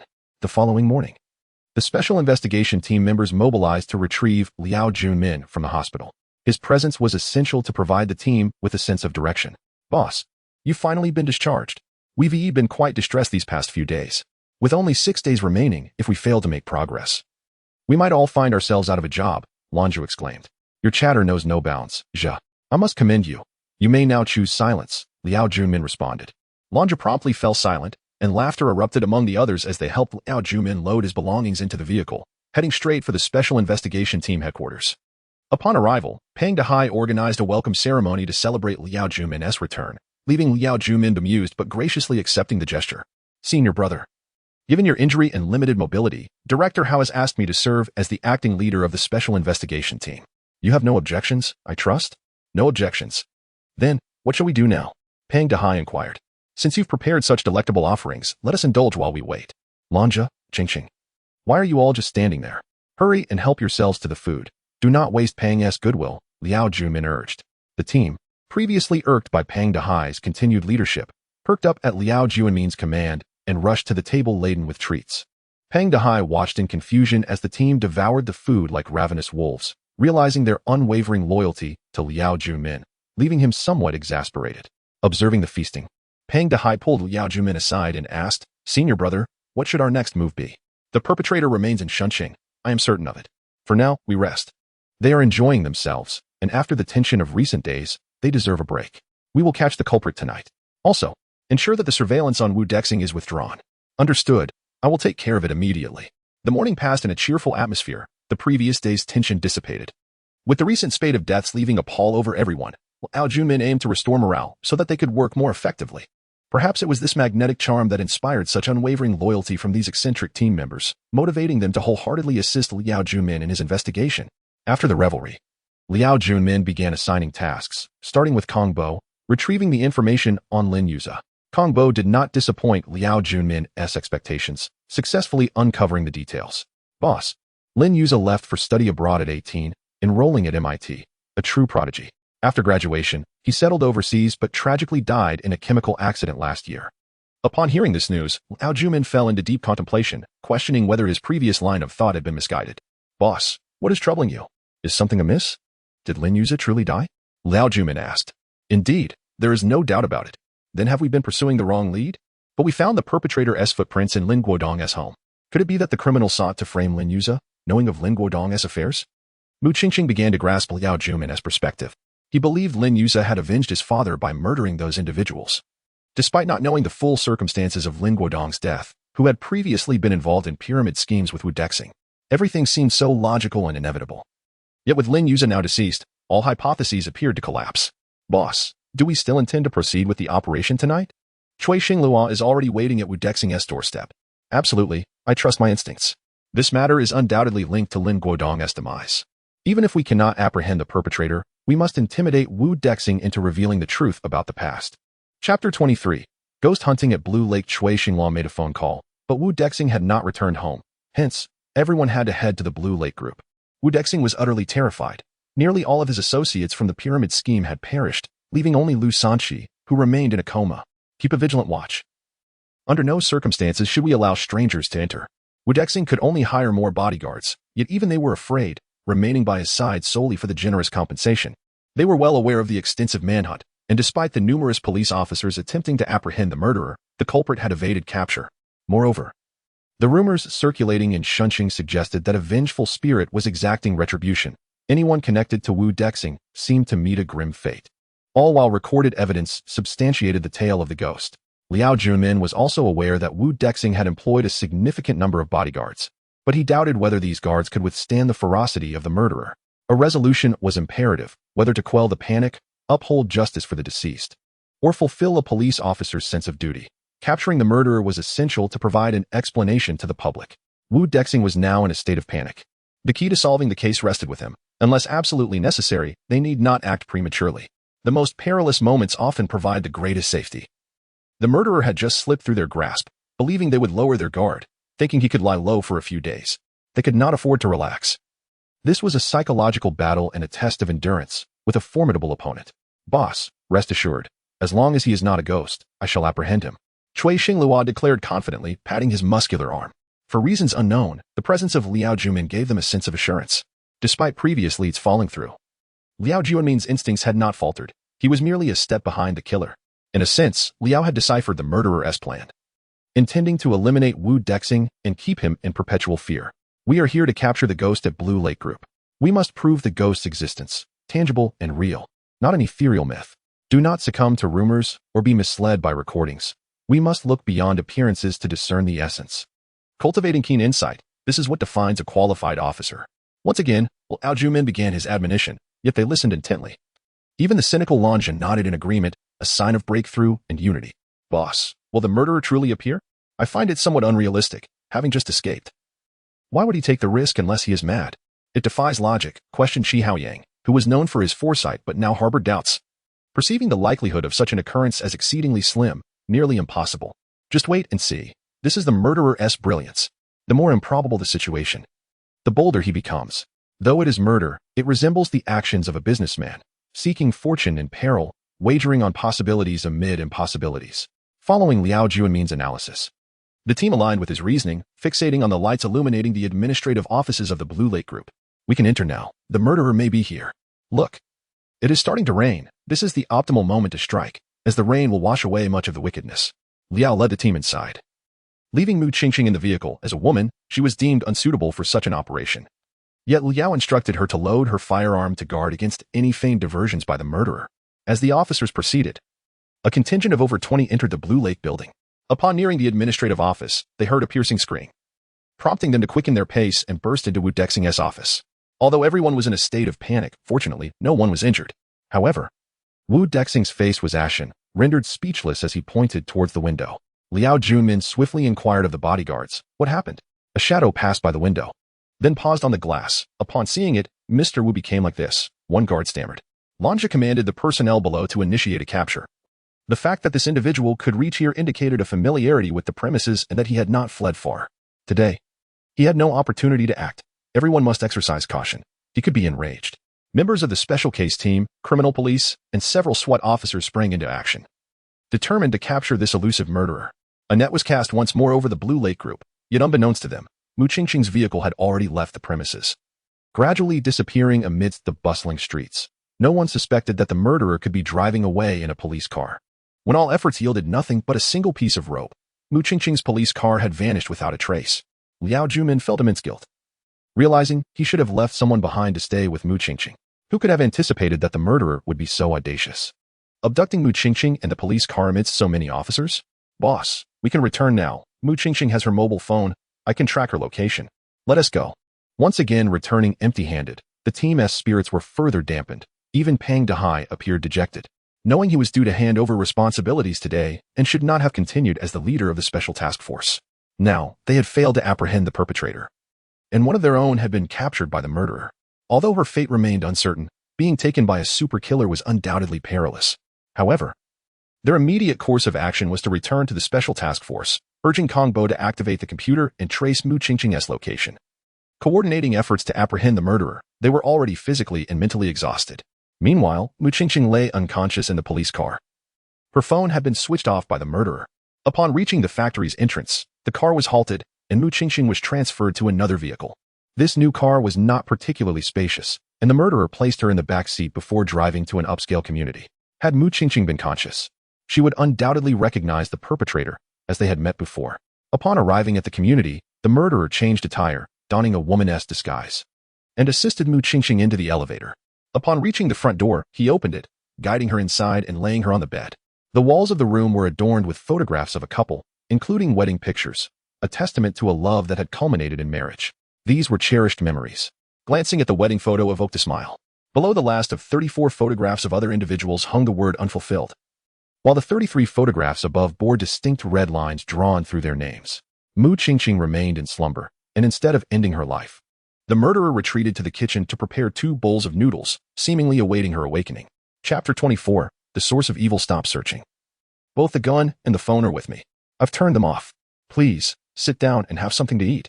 You've been busy all night. Are you the murderer? Are you a woman? Mu Qingqing could hardly fathom that the perpetrator could be female. Glancing at the shoes, she saw they were clearly high heels and size 30-something, not size 43. She found it difficult to accept the reality before her. I am Zhang Ruoxue. Do you not recognize me? I know you. But why did you kill them? Mu Qingqing pointed at the photographs on the wall with crossed-out names, a chill creeping over her, causing her to shudder. They deserve to die. Let me tell you a story. For reasons unknown, Mu Qingqing found herself unable to resist sitting across from Zhang Ruoxue, sensing no malice in her. To her surprise, she began to eat the noodles. Wait for me to finish before you continue. One could not help but marvel at the eccentricities of Liao Juanmin's subordinates. Here she was, a super assassin, a female Ph.D., a returee, and a mechanic, yet she could still eat. As Mu Qingqing ate, Zhang Ruoxue recounted. 14 years ago in Shunqing, there was a father and son. Lin Guodong loved his son Lin Yuze, and Lin Yuze loved his father Lin Guodong. Back then, Lin Yuze was a sunny boy. Although they lacked delicacies, a simple bowl of beef noodles could keep him smiling for days. Yes, I know this. After Lin Guodong jumped, Lin Yuze went abroad. And you? Indeed, I am his wife. We were deeply in love. During our university years, I fell for that introspective boy. He was diligent, self-reliant, and filial. He excelled in all his endeavors. Such an outstanding man. I did not hesitate. I bravely proposed, but he did not accept. For his eyes concealed a deep-seated hatred. Are you suggesting that you killed those people? Mu Qingqing suddenly recalled that Lin Yuze had died shortly after. Thus, she began to piece things together. Lin Guodong did not commit suicide. He was pushed off the building by 34 accomplices, who then conspired to evade legal repercussions. Yet, they did not realize that Yuze was watching from below as they threw his father off the building. It rained heavily that day, and the thunder was deafening. The rain washed away their sins, but it could not erase Yuze's pain. As Zhang Ruoxue spoke, tears streamed down her face. This is what Yuze told me on our wedding day. Do you see my wrist? If I had not taken my own life, Yuze would never have agreed to marry me. He feared implicating me. Every year, he would return home once, and I knew what he was doing. He was becoming a punisher, exacting retribution on those who wronged his father. After our child was born, he returned less frequently, but I knew he could not let go. Mu Qingqing handed Zhang Ruoxue a tissue. Wipe your tears. You are a woman of great suffering. married to a son filled with hatred. No, I am fortunate. Meeting Yuza and marrying him was my greatest joy. But then tragedy struck. Yuza perished in a lab accident. He left with a smile that day. I knew he had found peace, a long-awaited release. Then why continue to kill? If he has let go, you should too. I cannot. I read Yuza's diary. I must fulfill his wishes and punish those who made him bear hatred for a lifetime. I learned to apply makeup and disguised myself as Yuza, making them believe they were being haunted by a spirit seeking vengeance. Mu Qingqing finally understood the essence of love and greatness. Yet she believed that those deceased should be judged by the law. She envied Zhang Ruoshui's love but could not condone her actions. You can reveal the truth. The law will support you. Do you think a CEO of a conglomerate would truly admit to murder? I infiltrated the Blue Lake Group to uncover everyone's secrets. They harbor unspeakable truths. On the surface, Wu Dexing and Wang Lu appear unconnected, yet Wu Yulan regularly transfers money to them to silence them. Such vile individuals. I want them to live in fear until the very end. Mu Qingqing nervously fiddled with the button on her collar and said to Zhang Ruoshui, "But Lu Sanqi has lost his mind. Why would you target him? And Wu Yulan is a woman. How could you lay a hand on her?" "Ha ha." Zhang Ruoshui laughed. Turning to Mu Qingqing, Lu Sanqi saw me disguised as Lin Yuza and jumped to his demise, consumed by guilt. He truly believed he was haunted. As for Wu Yulan, do you really think I killed her? Isn't she one of the murderers of Lin Guodong? Yuza spared them from death back then, allowing them to enjoy a few more years of life. However, Wu Yulan met her end due to Wu Dexing's tampering with her vehicle, causing it to plunge into the stone bridge. She sought to confess the truth about Lin Guodong's fall. Perhaps it is for the best. It saves me the trouble. The more Mu Qingqing listened, the colder she felt, realizing that the bombing incident 14 years prior had been orchestrated by a mere child. Are you saying Lin Yuza was behind the explosion 14 years ago? Yuza was a genius. He filled a dry plastic barrel with purchased sodium metal and stealthily placed it in the corner of their gathering room, extending a pipe out of the room and fitting a funnel on top. That day it rained, and water flowed through the funnel into the barrel. They were blissfully unaware. Yet many perished, and many were severely injured. Mu Qingqing now comprehended the terror of knowledge and distanced herself slightly from Zhang Ruoshui. What about Wang Lu and Wu Chengliang? Wang Lu, like Lu Sanqi, jumped out of fear upon seeing my made-up face. Wu Chengliang thought himself clever. Yet I orchestrated a repeat of the explosion from 14 years ago. I had hoped to lead you to Yuza's home in Shunsheng. Upon discovering the footprints, you would realize Yuza was dead and lose your way. Yet, you found out regardless. If only our leader had been the group leader back then. Perhaps such tragedies could have been averted. I admire your leader's intellect. Perhaps Wu Dexing was fated to survive. You may leave now. I do not wish to kill you. I cannot leave now. I must take you back. You know I am a police officer. Zhang Ruoshui stood up, turning away, leaving the gun on the table. Mu Qingqing seized the moment to reach for the firearm.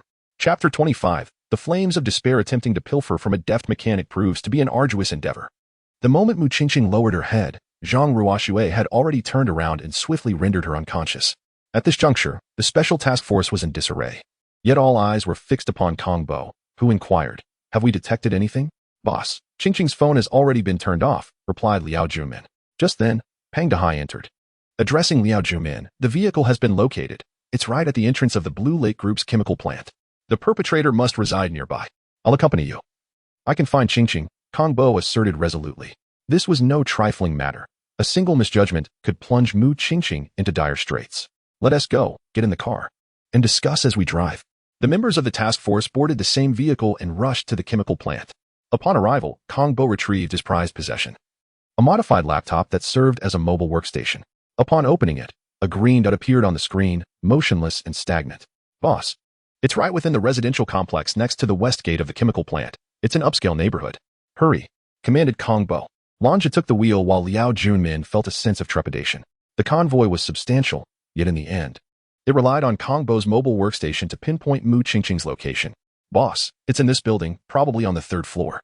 Having ascertained the approximate location, Liao Junmin began to deploy police forces and establish perimeter control, instructing Cui Xingluo to lead the team upstairs to apprehend the suspect.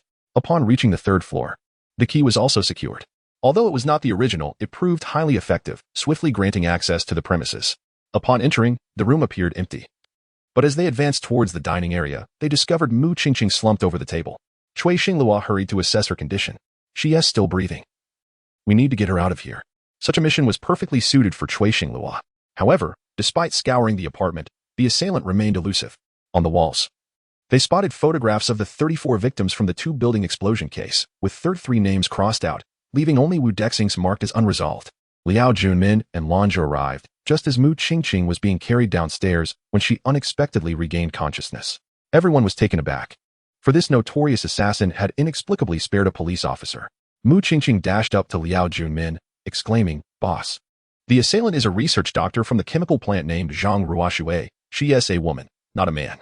All were astounded, including Liao Junmin, who appeared to think Mu Qingqing had lost her senses. Sensing their disbelief, she continued loudly, "Quickly, go to Wu Dexing's home. Zhang Ruoxue has taken my handgun." Only then did they comprehend, springing into action. They contacted the criminal investigation team stationed around Wu Dexing's residence, and Pang Dehai's men proved invaluable. Indeed, Zhang Ruoxue had arrived at Wu Dexing's home, disguised as a woman. Wu Dexing, recognizing her, let her in without hesitation. "Dr. Zhang, what brings you here?" he inquired. "I heard that President Wu had received threats, so I came to check on him." Wu Dexing reassured his bodyguards not to be alarmed, knowing the vicinity was swarming with police, and he intended to speak privately with Zhang Ruoxue. In a mere 5 minutes, Zhang Ruoxue had yet to act.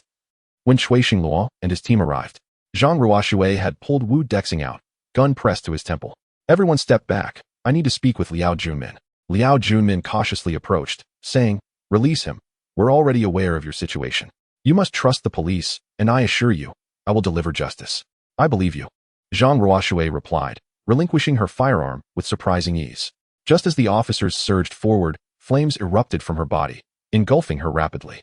By the time the fire extinguishers were retrieved, Zhang Ruoxue had been reduced to a charred corpse. It was not that the police had acted too slowly, rather, Zhang Ruoxue had premeditated the self-immolation, having concocted a chemical agent to ignite herself.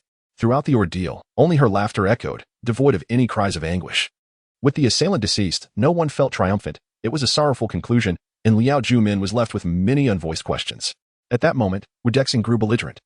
Shouting at the police, Liao Junmin retorted, "Though the threat has been neutralized, you cannot leave your residence. Your troubles are far from over."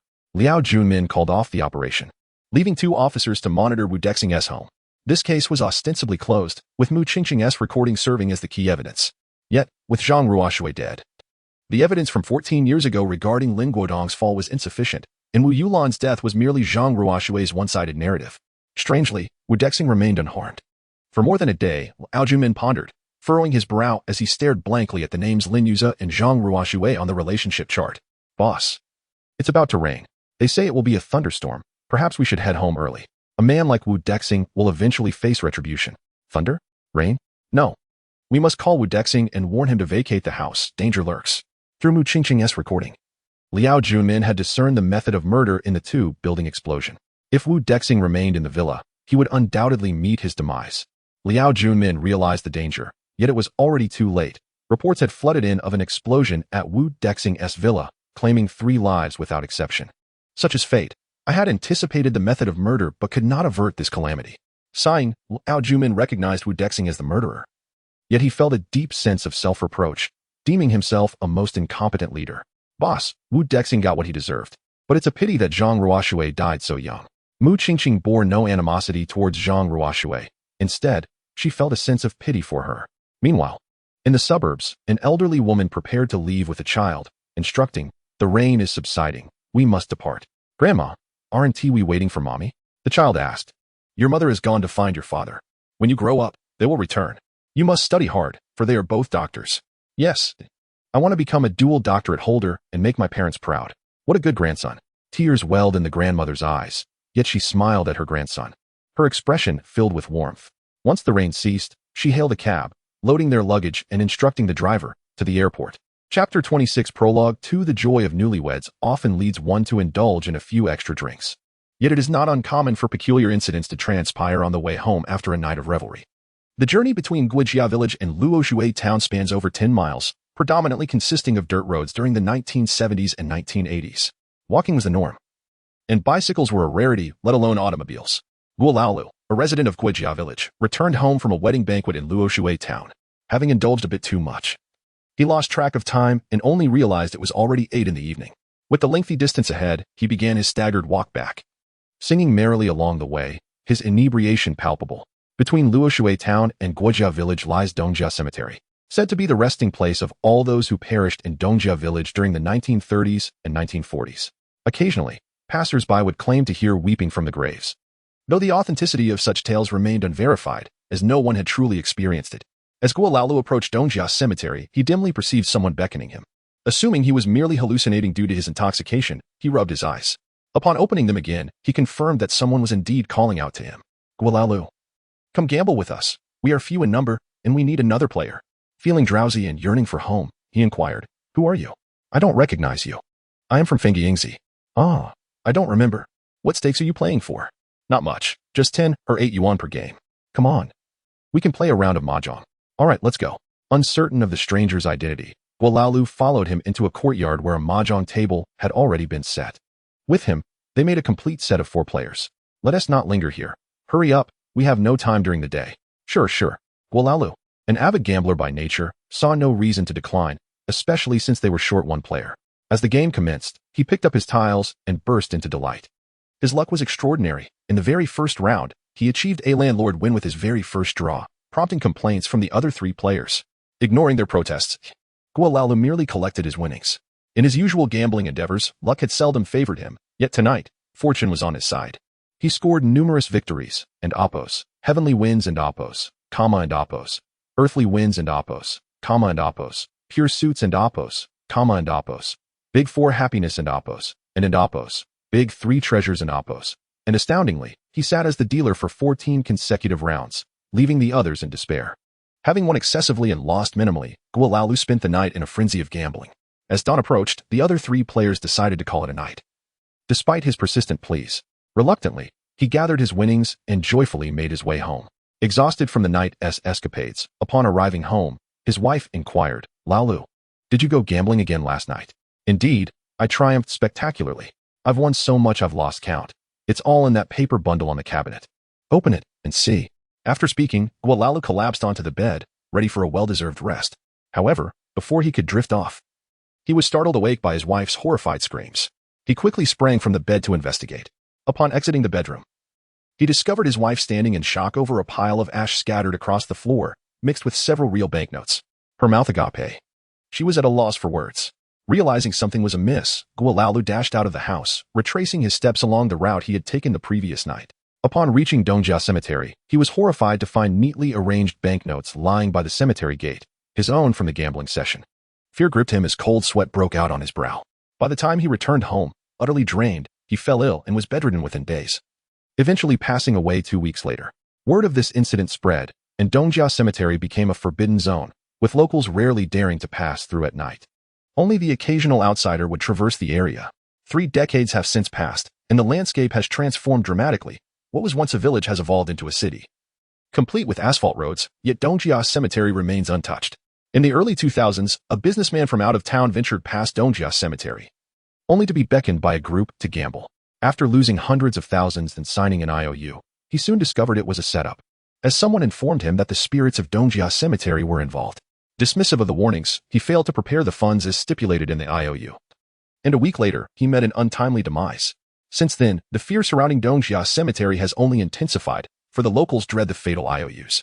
Chapter 27. The reaffirmation of the mysterious case. The explosion incident at the 2 building catapulted Liao Junmin into the limelight. To unravel a case that had remained unsolved for 14 years is no small feat, achievable only by extraordinary detectives. Although this case ended in tragedy, its resolution alleviated the panic among the citizens of Shunqing, who incessantly condemned the heinous acts of Wu Dexing and his accomplices, while also bestowing great admiration upon Zhang Ruoxue for his relentless pursuit of love, even to the extent of murder.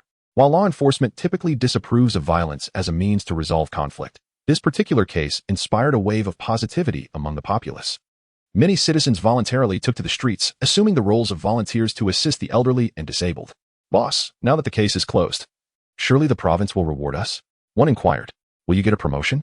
Enough of this nonsense. Captain Pang is the lead on this case, and his contributions are unparalleled. He was also the quickest to respond during the apprehension of Zhang Ruoxue, so let us not quarrel over it. Liao Junmin understood all too well that the accolades for this case would undoubtedly be bestowed upon Pang Dehai. Nonetheless, it had provided him with significant insights, proving that old cases could indeed be solved. He relished the establishment of this new department. As Liao Junmin conversed with Mu Qingqing, Lanja returned from outside and announced to everyone, let us perk up. Pang Dehai has arrived. Lanja's jest was rather audacious, likening a criminal police captain to a soothing remedy. However, no one opposed him. They were all rallying for Liao Junmin, preparing to stir things up for Pang Dehai. Pang Dehai entered with a smile, and as the leader of the group, Liao Jumin certainly would not show him a sour face, considering their brotherly bond. Dehai, what brings you such joy? Senior brother, I have good news for you, but do try not to get too excited. Spit it out, at my age. What haven tea I encountered? What is there to be excited about? The province has officially approved the renaming of your team to the 8th Group of Mysterious Cases. With you as the team leader, the 8th Group will operate under direct provincial jurisdiction, unaffected by the management of Shunqing. Isn't that splendid news? Liao Junmin was genuinely taken aback. If that were the case, he had effectively attained a deputy bureau-level position, and within a special department, indeed a cause for celebration. Is there anything else? You seem to have more to say. Of course. Luo Qing has been reassigned from the province and is now in our bureau. Isn't that worth celebrating? I'm aware of your history. Had it not been for a misunderstanding years ago, you wouldn't be married. And Luo Qing would still be single. I'm genuinely pleased she can return, as she is a forensic expert with ample experience, a vital asset for our bureau. As for the rest, let us refrain from further discussion. A hint of disappointment flickered in Liao Junmin's eyes, yet he turned to address everyone. From now on, we are members of the 8th Group of Mysterious Cases, directly under provincial oversight. We must remain vigilant. We are now tackling cold cases, which can be particularly intricate. Let us express our gratitude to Captain Pang for delivering this remarkable news. Lanja, who had initially harbored mischievous intentions, immediately reacted to the announcement, raising his hand and urging everyone to bow to Pang Dehai. Unbeknownst to Pang Dehai, Liao Jumin chuckled quietly, choosing not to reveal the jest. As the collective bow resembled a moment of silent tribute, after Pang Dehai departed, Liao Jumin swiftly regained his composure. Addressing the group, the two-building explosion case has reached its conclusion, dispelling the panic and safeguarding the lives and property of our citizens. Now, we must refocus. We should not become complacent due to our recent success. Our next undertaking is the case of the cemetery promissory note, which may prove to be even more complex than the explosion incident. We must rely on science and refrain from invoking supernatural elements. Seated at the head of the table, Liao Junmin watched as his colleagues settled in, initiating a discussion on the cemetery promissory note case, which was shrouded in enigma and involved substantial sums of money. Necessitating serious attention, Kong Bo had evidently assumed the roles of data administrator and information investigator. With a mere glance from Liao Junmin, he understood the unspoken directive.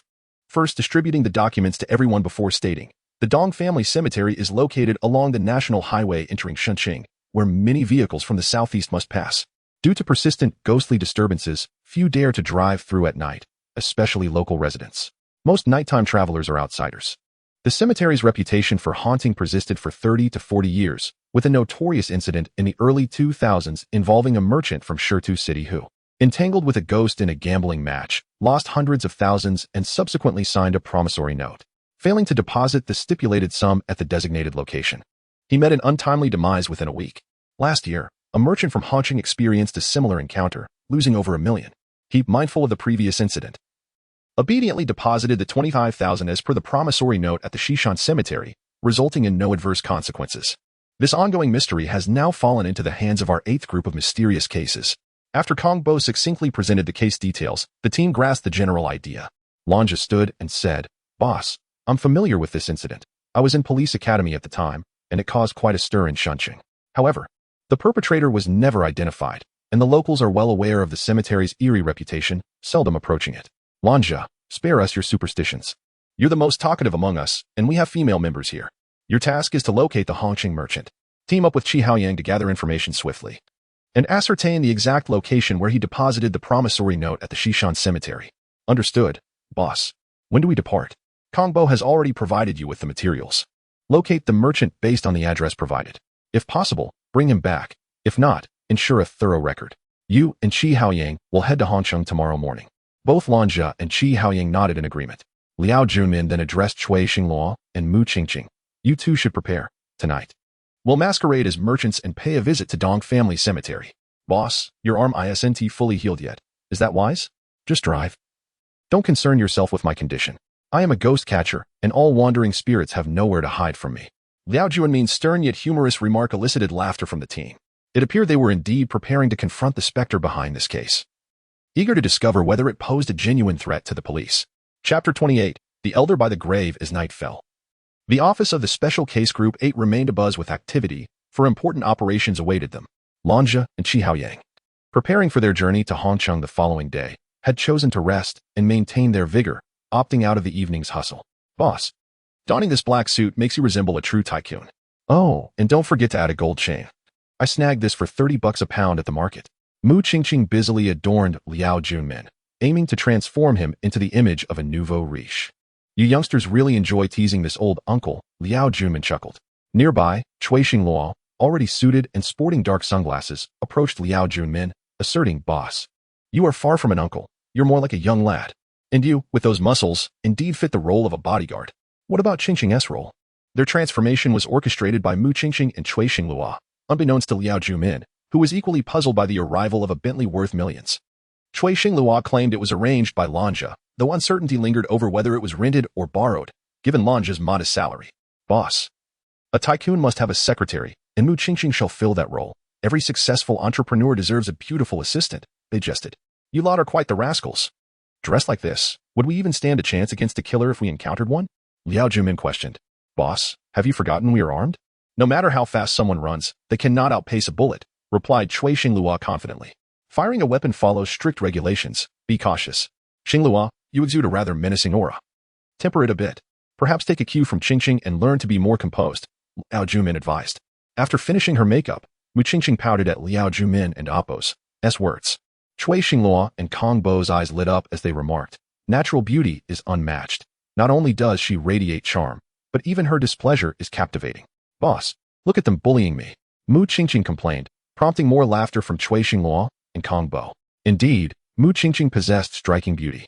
Had they been unaware of her true identity, they might have mistaken her for Liao Junmin's secretary. Enough of this banter, we must set off. It's time to attend to serious matters. Kong Bo, you'll stay behind. Should anything arise, I'll call you. Our vehicle is equipped with a tracking device, so keep a close watch on the monitor," Liao Junmin directed. "Understood, boss. I'll keep my eyes peeled throughout the night," Kong Bo assured. Receiving a reassuring pat on the shoulder from Liao Junmin before he departed with Cui Xingluo and Mu Qingqing. For Cui Xingluo, it was his first time driving such a luxurious vehicle, and for both Liao Junmin and Mu Qingqing, it marked their inaugural experience as passengers. All three shared the exhilarating sentiment that this was truly splendid. "Boss, where did Lanja acquire this car? You're no longer just a nouveau riche. You're now part of the elite," Cui Xingluo exclaimed. "Step on it. It'll take us half an hour to arrive, and it's getting late. Aren't you afraid?" Upon mentioning fear, both Cui Xingluo and Mu Qingqing recalled the legends surrounding Dongjia Cemetery, shivering at the thought, which made Cui Xingluo hasten his driving. Prompted by Liao Junmin's reminder, Cui Xingluo accelerated, and thanks to the vehicle's prowess, they arrived in just over 20 minutes. Though the national highway was relatively wide, it was seldom traversed at such speeds, making their presence beside the cemetery quite rare. "Boss, why do I feel a chill?" Cui Xingluo remarked. "Don't frighten yourself. It's likely due to the recent rain. I'm feeling a bit chilly too. Autumn is upon us, after all," Liao Junmin responded. "I'm feeling a bit cold as well." Mu Qingqing chimed in, joining the conversation. The nighttime ambience, coupled with the cemetery's dim lighting, produced an eerie mist, amplifying their trepidation. The trio cautiously ventured deeper into the cemetery, which was overgrown with weeds, indicating a long absence of visitors. As they walked, Mu Qingqing suddenly tripped, falling to the ground with a startled scream. Cui Xingluo swiftly drew his pistol. Surveying the surroundings, he noted the stillness, save for an owl perched atop a grave. Hooting softly, he hurried to assist Mu Qingqing, saying, "It's just a vine, don't be afraid." Still clutching her chest, Mu Qingqing reassured herself. "That scared me to death. I'm not afraid. I'm not afraid. Honestly, there is nothing to fear. You startled yourself over a mere vine. Not a pair of hands clutching your feet," Cui Xingluo teased, knowing Mu Qingqing was sensitive. She, being a young girl, clung closer to Liao Junmin, persistently complaining. "Boss, look at how Brother Cui keeps frightening me. You are a police officer, the embodiment of justice. Even ghosts would flee in the face of our righteousness." Liao Junmin consoled her. "That is not certain. Look over there. Is that light?" Mu Qingqing shrieked again, startling Cui Xingluo, who jumped to Liao Junmin's side. Following her gaze, they indeed saw a flickering light. In the city, it might not have been alarming, but in a cemetery at night, it was quite unsettling. "Stop scaring yourself. That is just candlelight, likely from a grave offering. It seems someone is visiting, not ghostly flames. It's not green," Liao Junmin clarified, helping them regain their composure. As they approached, the light became clearer. It was unusual for a cemetery to host such flickering flames, suggesting that someone was indeed paying respects, which piqued their curiosity. As they drew closer, they noticed an individual at a grave, burning paper offerings. The person's hair was unkempt and long, draping over their face, and they appeared to be weeping softly. Cui Xingluo drew his gun once more, with Mu Qingqing closely following suit. Liao Junmin, more composed, approached the figure and asked, "Sir, why are you here so late for a ritual?" The elder did not respond but continued his task, seemingly oblivious to Liao Junmin's inquiry. Sir, why are you burning offerings at this hour? Liao Junmin pressed again, prompting the elder to slowly raise his head, illuminated by candlelight, revealing a face lined with deep wrinkles. Who are you? What brings you to the graveyard at this hour? The elder inquired. We were passing through and noticed the candlelight, concerned it might cause a fire. Liao Junmin explained. The elder slowly rose, observing the trio. You possess a commendable sense of civic responsibility. Such individuals are rare these days. However, it is best to return home. This place is not safe. Many gamblers frequent these grounds. Chapter 29, Shadows of Terror. The Dong family cemetery, shrouded in mist, takes on a more sinister aspect during the night, illuminated only by a solitary candlelight where a few indistinct figures engage in hushed conversation. Old man, are these your family? One inquires. They are but wandering souls, the elder replies wistfully. I have come to pay my respects. The Dong family village once thrived, yet alas, they all met tragic fates at the hands of invaders. As he reminisces, a shadow of sorrow crosses his face. Liao Junmin refrains from probing further, considering this encounter merely a chance occurrence. The elder's homage to the deceased, while poignant, does not imply much, and his well-intentioned warning suggests that their visit may not yield fruitful results. However, the presence of the elder performing rites among these forsaken graves further solidifies Liao Junmin's belief that someone is orchestrating a charade to swindle money, for spirits do not exist. Rather, it is the dark corners of the human heart that conjure such phantoms. Thank you, old man. May we accompany you on your way? Liao Junmin, despite feeling no ill intent from the elder, wishes to gauge his reaction. No need, the elder responds. Your vehicle is too pristine. This old fool is unaccustomed to such luxury. With that he ambles away, soon vanishing into the enveloping darkness. Liao Junmin gazes at the elder's retreating figure, sensing an air of nobility about him. We should depart, he concludes. It seems this elder poses no threat. He is likely a veteran who once defended the people. Boss, that old man seems rather suspicious. If he dares to venture here where spirits are said to roam, it suggests he has encountered them before, remarks Cui Xinglua. Let us keep an eye on him, though I trust he is uninvolved. I have faith in a veteran's integrity, Liao Junmin reassures. Cui Xinglua and Mu Qingqing follow their leader as they step away. Just after taking a few strides, the candlelight abruptly extinguishes, and they whirl around to see a shadow dart past. The trio promptly brandishes their flashlights and begins to pursue, yet the elusive figure slips away into the night, leaving no trace behind. Did you truly see a shadow? Cui Xinglua questions incredulously. Is there really another person wandering the cemetery at this hour to pay their respects? I think I might have glimpsed it too, but I cannot be certain. It vanished in an instant, Mu Qingqing adds, her observant nature allowing her to notice details others might overlook, yet she too is unsure of her vision. Let us not dwell on it. It may simply be our imaginations. We should return. The humidity here is overwhelming. Liao Junmin decides, leading the two towards their luxurious vehicle. Once they depart, a shadow emerges from the cemetery, watching them fade into the distance. Are they reliable? If they return, it could spell trouble. We missed a golden opportunity today. Enough lamenting. Another convenient individual has arrived. From behind the shadow, yet another figure appears, and the two shadows approach a passerby, engaging in brief conversation before guiding him into the cemetery, where they quickly disappear. Had Liao Junmin and his companions turned back, they would have noticed a vehicle parked nearby, now devoid of its occupant. But they missed this chance and soon returned to the office of the Erie Case 8 group. Everyone is weary. Let us retire for the night. Xiao Cui, see Qingqing home. It is unwise for a girl to walk alone at night. Of course, boss. May I take that luxurious car back? Cui Xinglua inquires eagerly. It is borrowed. Refrain from driving it if you can. However, you may contact Lanja, Liao Junmin replies, dismissing their youthful antics. Seeing their leader relent, Cui Xinglua exchanges a knowing glance with Mu Qingqing, who promptly takes out her phone to call. Liao Junmin, unconcerned with their youthful escapades, approaches Kong Bo track that vehicle. Let us ensure those two did not head to a nightclub. Boss, is that truly feasible? Can Beauty and the Beast unite? Kong Bo jokes, realizing Liao Junmin is not as rigid as he appears, showing curiosity and concern for Cui Xinglua and Mu Qingqing. Since Liao Junmin and Kong Bo need not return home, they remain in the office, poring over the details of the cemetery estate case. Kong Bo summarized the details of the deceased related to the cemetery's debt. As for the one who lent 25,000, we will analyze that once Lan Zhe and Qi Haoyang return.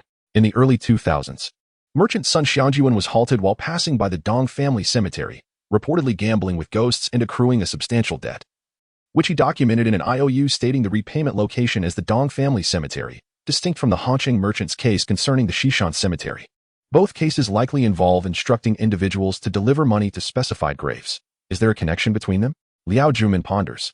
Boss, I cannot discern that, Kong Bo admits. Due to Sun Xiangjuan's obstinacy, he failed to follow the instructions on the IOU, and 3 nights later, his car crashed into a tree, leaving him gravely injured, ultimately succumbing to his wounds in the hospital. Liao Jumin rises and paces the room, cradling his small teapot filled with bitter tea. After a sip, he returns to Kong Bo's side and asks, if you were the murderer, what method would you choose to take a life? Boss, I have contemplated this. If it involves gambling with ghosts, failing to repay would surely summon vengeful spirits seeking retribution, Kong Bo responds. Quickly search for photographs of Sun Xiangjuan from the time of his death, especially those from the crash. The more detailed, the better. Kong Bo opens his computer, delving into the database for information regarding the cemetery's debt case, swiftly retrieving Sun Xiangjuan's photos.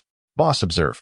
Sun Xiangjuan's expression at the time of death clearly indicates he was terrified. His eyes were wide open, indicating he encountered something horrifying while driving, leading to the crash. The images corroborate Liao Juanmin's earlier thoughts. It seems vengeful spirits may have been the cause of his fatal accident. Yet, another pressing question remains. Is Sun Xiangjuan's IOU still in existence? Boss, that seems improbable. The database holds nothing. It has been over 7 years. How could we possibly locate it? Even if it proves challenging, we must attempt to find it. We shall conclude for today. Tomorrow morning, we will seek out Sun Xiangjuan's wife. As they walk towards their dormitory, contemplating the matter at hand, they recognize this is the first case the Eerie Case 8 group has undertaken and must be handled with utmost diligence to uncover the truth. Liao Jumin takes a deep breath and opens the door to the dormitory. Chapter 30. The fried chicken guy. Before dawn, Liao Jumin awoke, his mind preoccupied with the case at hand. With Lan Zhe and Qi Haoyang on a business trip, it was his duty to send them off and offer his final instructions. Upon arriving in Hongqing, they were to adhere strictly to the protocols, ensuring effective communication with the local police. If the victims exhibited any signs of distress, they should not be compelled to approach. It sufficed to take proper statements, as the fear already instilled within them should not be exacerbated. Boss, rest assured, we are always measured in our actions and will handle everything properly, Lan Zhe reassured him. My greatest concern lies with you, Lan Zhe, Liao Jumin replied. Your perpetual levity may not serve you well. Consult with Haoyang prior to making decisions. His logical reasoning and foresight are commendable. Lan Zhe conceded this point, acknowledging that while he could execute tasks, Qi Haoyang's intellect was unparalleled. At times, he pondered whether the offspring of the affluent inherited such commendable traits. After the two departed, Kong Bo also rose, and Cui Xinglua, along with Mu Qingqing, arrived in a vehicle. Liao Jumin resolved to send them to visit Sun Xiangjuan's wife, hoping to procure a crucial promissory note. Given Kong Bo's suitability for internal affairs and Liao Juanmin's own lingering injury, it was deemed unwise for him to venture out. Hongqing is not far. You two should return promptly with the note, he instructed. Shall we leave, boss? They inquired. Wait, do not take that car. Do not assume you are the boss. Use one from our team instead to avoid alarming anyone. Cui Xinglua sheepishly retreated from the luxury vehicle, opting for the team's car alongside Mu Qingqing as they set off towards Hongqing. Boss, I have a nagging feeling that something is amiss, Kong Bo remarked. What have you discovered? Liao Jumin probed. Last night, you visited Dong Family Cemetery, and this morning, a report was filed. Captain Peng's team informed us that someone had encountered malevolent spirits there last night and promptly filed a complaint. Why did you not mention this sooner? I was unable to relay the information while you were sending them off, Kong Bo replied. Frustration welled within Liao Jumin. Had he known, he would have refrained from allowing Cui Xinglua and Mu Qingqing to go to Hongqing. With no other option, he resolved to let them seek out Peng Dehai. Upon arriving at the Criminal Investigation Unit, Peng Dehai resumed his authoritative demeanor, addressing Liao Jumin. Brother, are you here for clues regarding the cemetery's promissory note? Knowing is one thing. Hurry and hand over the information, Liao Jumin retorted. Brother, he is here to file a report. How could I possibly detain him? He has already left, Peng Dehai defended. Kong Bo, lowering his gaze, approached Liao Jumin and suggested, Boss, since he has left, perhaps we should return. Liao Jumin remained stationary, fixating on Peng Dehai until the latter felt ashamed under his scrutiny. He finally spoke. Brother, I am intimidated by you. Here is the report of the complainant. Please have a look. Peng Dehai had already prepared the documents, handing them to Liao Jumin, who expressed no gratitude and departed with Kong Bo, leaving a parting remark. Power up your phone. I will call you shortly. Having solved numerous significant cases, Liao Jumin possessed an uncanny intuition, sensing that something unfortunate awaited the complainant.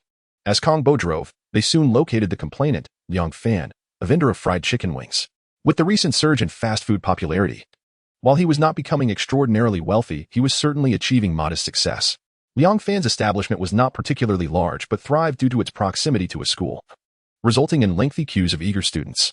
Upon their arrival, Liao Jumin and Kong Bo moved to the front of the line, drawing disdainful glances from the students, some even preparing to confront them. "Hey, you with the broken arm and glasses, step back, or we won't hold back," one student threatened. Kong Bo adjusted his glasses and remarked to Liao Jumin, "Boss, are students these days this righteous? What do you think?" Liao Jumin replied, gesturing towards a girl at the front of the line. It was evident that many had come to catch a glimpse of the campus beauty while indulging in fried chicken. Recognizing the brewing tension, Liang Fan emerged from behind the counter, addressing Liao Jumin and Kong Bo, "Apologies, gentlemen. If you would allow me, please take a seat. And I will bring you whatever you wish. They're just kids. There is no need to engage with them. We understand. We are not here for food, but to inquire about the situation," Liao Jumin clarified. Realizing their intent, Liang Fan confirmed their suspicions that they were indeed police officers. Kong Bo produced his badge, prompting Liang Fan to explain to the students that sales would be temporarily suspended. As the crowd dispersed, Liang Fan took a seat across from Liao Jumin and Kong Bo, asking, "What would you like to know, officers?" "I would like to see your promissory note, if possible," Liao Jumin requested. "Certainly, I will retrieve it for you." Peng Dehai's failure to collect such vital evidence indicated his earnest desire for collaboration with Liao Jumin. Given Liao Jumin's superior rank, Peng Dehai's flattery was executed with finesse. Liang Fan presented the promissory note and recounted his experience. "Around 9 last night, I was driving back from my hometown and stopped near Dong Family Cemetery. I felt an urgent need to relieve myself, so I exited the car. Before I could finish, 2 shadowy figures approached me, nearly sending me into a panic. Their hair was disheveled, and their faces were indiscernible. My legs felt bound, and I was forced to follow them into the cemetery." As Liang Fan began to tremble, he continued, "Once my eyes were covered, I felt as though I was being led downwards. When I regained my sight, I found 3 individuals at a mahjong table beckoning me. I knew all too well the tales surrounding Dong Family Cemetery. To refuse them would be to invite death. Given your awareness, why did you report it?" Liao Jumin inquired. "Because I could see that the spirits had shadows, yet I was oblivious to my surroundings. Ultimately, I was compelled to play mahjong for an entire night, losing 300,000, as you can see on the note. They insisted I keep it in my shop, promising to collect it later. Earning a living is hard enough. I care not for spirits or their threats. I do not wish to part with my money." In essence, Liang Fan was a man who valued wealth over life. Despite his financial success, he chose to collaborate with Liao Jumin and his team against the spirits of Dong Family Cemetery, unwilling to lose either his fortune or his life, revealing his inherently greedy nature. Chapter 31. The eerie incident. Liang Fan's objective was unequivocal: to safeguard his assets. Had Liao Jumin not been a police officer, he would likely have turned a blind eye to the matter at hand. However, given that Liang Fan was entangled in the graveyard promissory note case, it was only natural for him to intervene. Liao Jumin and Kong Bo escorted Liang Fan back to the eerie case teammate, where they submitted the promissory note for forensic examination, now awaiting the return of Cui Xinglua and Mu Qingqing.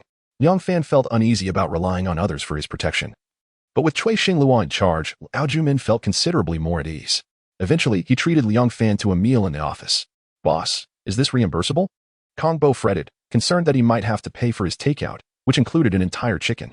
"Liang Fan's meal can be reimbursed, but yours will have to be at your own expense," Liao Jumin replied. "Come on, boss, that seems a bit harsh. I was part of the errand too. Can't I get reimbursed just this once?" Liang Fan found the exchange amusing. He had always perceived police officers as somewhat unscrupulous. Yet Liao Jumin's integrity took him by surprise. He decided to treat them all, and Liao Jumin had no objections.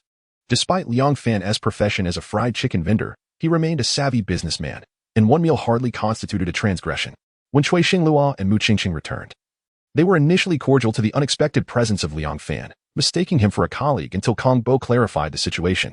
While Liao Jumin took Cui Xinglua and Mu Qingqing aside to inquire about Hongqing, it was clear that they had not brought anyone with them. "Boss, Lin Feng from Hongqing is unwilling to revisit this matter. Business people prefer to avoid unnecessary trouble. We had to intimidate him slightly before he handed over the promissory note. And he even disclosed the initial payment location, Plot 43 at Shishan Cemetery. Bring the promissory note here and submit it for comparison against Liang Fan's notes. And check if the fingerprints match. This is standard procedure. Hopefully, it will yield new leads. Since we are investigating, we must do so thoroughly, leaving no detail overlooked." Cui Xinglua and Mu Qingqing finally returned with some clues, which, along with Liang Fan's case, could lead to a small resolution. Mu Qingqing promptly delivered the promissory note to the forensic department, where she encountered Luo Qing. Given her relationship with Liao Jumin, Mu Qingqing greeted her with a smile. Luo Qing reciprocated warmly, submitting the documents to the forensic team. While she could assist with matters involving bodies or blood, this particular handwriting analysis required a different expert. "I'll send you the results in 2 hours," she assured them. "Thank you, Sister Luo," Mu Qingqing replied. Upon returning to the office of teammate, she discovered that both Cui Xinglua and Liang Fan had already departed. Liao Jumin had assigned Cui Xinglua the task of safeguarding Liang Fan, eager to see if the spirits of the Dong family graves would make their presence known within a week. While Cui Xinglua was certainly capable, Liao Jumin opted for double security by calling Pang Dehai to dispatch 2 men to discreetly monitor Liang Fan. Only after ensuring this additional protection did Liao Jumin allow himself a moment's respite. Let us first analyze the current status of this case, he declared, presenting a diagram on the wall. At its center was the Dong family grave, with Shishan Cemetery noted beneath it, alongside Liang Fan's fried chicken shop, Hongqing, and Shitu City. These locations were all interconnected, yet the only uncertain factor remained Liang Fan's fried chicken establishment. Logically, the perpetrator should be a local, as previous robberies had targeted out-of-town merchants. This time, however, the situation had taken an unexpected turn. Boss, do you think this promissory note could be a smokescreen, obscuring our path? Mu Qingqing suggested, her keen attention to detail evident as she anticipated Liao Jumin's thoughts before he even spoke. This situation has caught me off guard. Liang Fan had the funds ready, but he intended to store them in his fried chicken shop, situated in a bustling area near a school, attracting too many prying eyes. Should he manage to abscond with the money, the spirits of Dong family graves would indeed prove to be formidable adversaries. After all these years of unresolved cases, surely they cannot be so naive. Now, we must observe how they plan to transport the money. The three engaged in a brief analysis when Luo Qing re-entered, holding the promissory note and forensic report. Upon her arrival, Kong Bo and Mu Qingqing sensed something amiss. The tension between Luo Qing and Liao Jumin was palpable. Luo Qing approached Liao Jumin directly, presenting the forensic report. The fingerprints on the promissory note belonged to Lin Feng, as well as another individual who may be of assistance to you. The latest note features the handwriting of 2 people, including Liang Fan S. Thank you. Liao Jumin replied succinctly, while Luo Qing did not linger, respecting the gravity of the meeting. Once she left, the 2 younger officers seized the opportunity to tease Liao Jumin. Boss, Sister Luo is truly beautiful. Were you 2 ever in a relationship? We could see something special in her gaze towards you. We need to move. Tonight at midnight is when Liang Fan is supposed to deliver the money. We must prepare thoroughly. We have 6 hours. First, let us get personnel from Pang Dehai. Then have Director Hao contact the SWAT team. After Liao Jumin spoke, he observed Kong Bo and Mu Qingqing scurry off to fulfill their tasks. Sensing that any delay would provoke his ire, the 2 exited the office with mischievous grins, discussing Liao Jumin and Luo Qing's relationship as they made their way to Pang Dehai, and then reached out to Director Hao. Thanks to Liao Jumin's prior arrangements, personnel were swiftly assembled for the operation. However, rather than directly approach Cui Xinglua, he opted to call her, instructing her to maintain her position for a more comprehensive surveillance strategy. Boss, you should eat something. We'll be waiting for several hours, Kong Bo urged. Go ahead and eat. I'll check on Liang Fan's fried chicken shop. Liao Jumin replied. Boss, Liang Fan has already returned home. The money is secured in the shop, and we can observe the situation from there. Let us hope this operation captures that scoundrel. Liao Jumin and the team partook in their meals within the vehicle. Yet their spirits remained unrelaxed. This was a significant case, one that had lingered for over 7 years. Many were exhilarated to participate in such a critical operation. After more than 5 hours of anticipation, midnight finally arrived. Silence enveloped Liang Fan's fried chicken shop, but shortly after the hour struck, the money box began to move, seemingly levitating. Action! Liao Jumin commanded via the radio. In that instant, the surrounding police force surged towards Liang Fan's shop, swiftly breaching the entrance. However, to their astonishment, the money box had been opened, and the funds had vanished without a trace. An eerie silence enveloped the scene, and another inexplicable event had transpired. Liao Jumin, too, was taken aback by the occurrence. The box had merely shifted, yet with dozens of watchful eyes, the money had disappeared, an enigma that left everyone bewildered. Chapter 32. Liang Fan's injury. The occurrence of the bizarre incident left everyone involved in the operation momentarily stunned. While some were focused on the event itself, others were scrutinizing for any clues that might indicate foul play. Liao Jumin and Pang Dehai were the first to react. Although Pang Dehai relished taking credit, he possessed a modicum of experience in investigations. He had observed through binoculars that the box had been opened, yet he did not witness any money being extracted from it. Brother, what do you think about this matter? Liao Jumin inquired as he paced around the shop, with Mu Qingqing closely watching his reactions while Pang Dehai fell silent, eager to see what his senior intended to do next. Liao Jumin continued, Did you notice the skylight? Have someone check if it is locked. Immediately, someone climbed onto the roof. This was a small storefront, a single-story establishment, closely adjacent to the residential area where Liang Fan resided. Due to its location, it was difficult to secure the rear of the fried chicken shop, which allowed the perpetrator to exploit this vulnerability. The individual who went to inspect soon returned, confirming the presence of footprints on the roof. Moreover, a rope was discovered near the greenery at the back of the building. making it evident that the culprit had used this rope to abscond with the money. However, Liao Jumin was perplexed as to how the assailant had managed to swiftly open the box and remove the money without anyone noticing, given that they were all watching intently. Now, let's investigate the residential area and see if the perpetrator infiltrated this location. We must conduct thorough checks on any outsiders within the community, he instructed. This night was destined to be restless. The failure of their operation would surely alert the culprit, if they could not apprehend the assailant that evening. Identifying them would prove exceedingly challenging. Yet, this incident served as a stark reminder to Liao Junmin and his team of the cunning nature of their adversary. After all these years, the perpetrator remained elusive, with victims repeatedly falling prey to their schemes, resulting in one fatality. The prospect of reinvestigating the case was fraught with difficulties. Unexpectedly, in this initial confrontation, the perpetrator had dealt Liao Junmin a significant blow. While Liao and Peng remained resolute, the members of Team 8 felt somewhat demoralized. Such an enigmatic event was undeniably hard to unravel, but Liao Junmin had already declared that rest would be a luxury they could not afford. Suddenly, an idea struck him, prompting him to summon Cui Xinghua. Xiao Cui, take 2 individuals and head to Liang Fan's residence. I fear the assailant may pose a threat to him. Upon receiving the assignment, Cui Xinghua and 2 members of the criminal investigation team made their way to Liang Fan's home. After knocking for a considerable time with no response, Cui began to sense that something was amiss and quickly called Liao Junmin to request assistance in unlocking the door. Liao Junmin promptly reacted, dispatching personnel to support Cui Xinghua. Upon their arrival, as soon as the door swung open, Cui Xinghua detected an unsettling odor of blood and drew his weapon, becoming alert. He cautiously surveyed the interior, only to hear a faint cry for help. As someone flicked on the lights, they discovered Liang Fan sprawled on the floor, bloodied yet still breathing, weakly calling out for assistance. Cui Xinghua immediately summoned an ambulance, and while they awaited its arrival, Liao Junmin arrived, accompanied by forensic expert Luo Qing. Shortly thereafter, medical personnel transported the critically injured Liang Fan away, and Liao Junmin began to examine the scene meticulously. Footprints were evident by the window, indicating a struggle inside the room. The assailant's weapon had been left behind, which would be taken for analysis. Mu Qingqing secured the weapon in a plastic bag, while Luo Qing remarked, I examined Liang Fan's wounds earlier. The injury is on his back. It appears he was stabbed before he turned to retaliate, which explains the bloodshed. There is only one wound, yet since there was a struggle, the assailant may have fled with an injury. Luo Qing's conclusion was of paramount importance. If the assailant had indeed escaped with a wound, they would not have ventured far. We must search the community immediately, Liao Junmin ordered. He instructed Peng Dehai to cast a wide net and directed Cui Xinghua to the hospital to ensure Liang Fan's safety.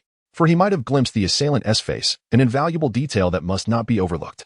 Liao Junmin was well versed in these nuances, especially given the involvement of substantial sums of money in the fraud case. Although the situation was peculiarly enigmatic, they finally had a lead, marking a significant development in the case. Throughout the night, the team conducted a thorough search of Liang Fan's neighborhood.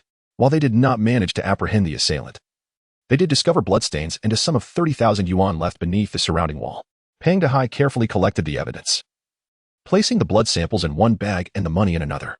Liao Junmin remained awake throughout the night, collaborating with Mu Qingqing and Kong Bo to gather evidence while awaiting updates from Peng Dehai. Eventually, all collected evidence was submitted to Luo Qing, and the scene investigation reached a temporary conclusion. After making a phone call to Cui Xinghua to inquire about Liang Fan's condition, Liao Junmin finally allowed himself a moment of rest in his office chair. Just then, Qi Haoyang and Lanja returned from Shirtu City, albeit without any useful leads. Boss, Sun Xianjuan's wife has remarried. She is unwilling to discuss the matter, rendering our visit fruitless, they reported. That's all right. I merely hoped for a stroke of luck. Since there are no promising leads, we shall focus our efforts on Liang Fan's case.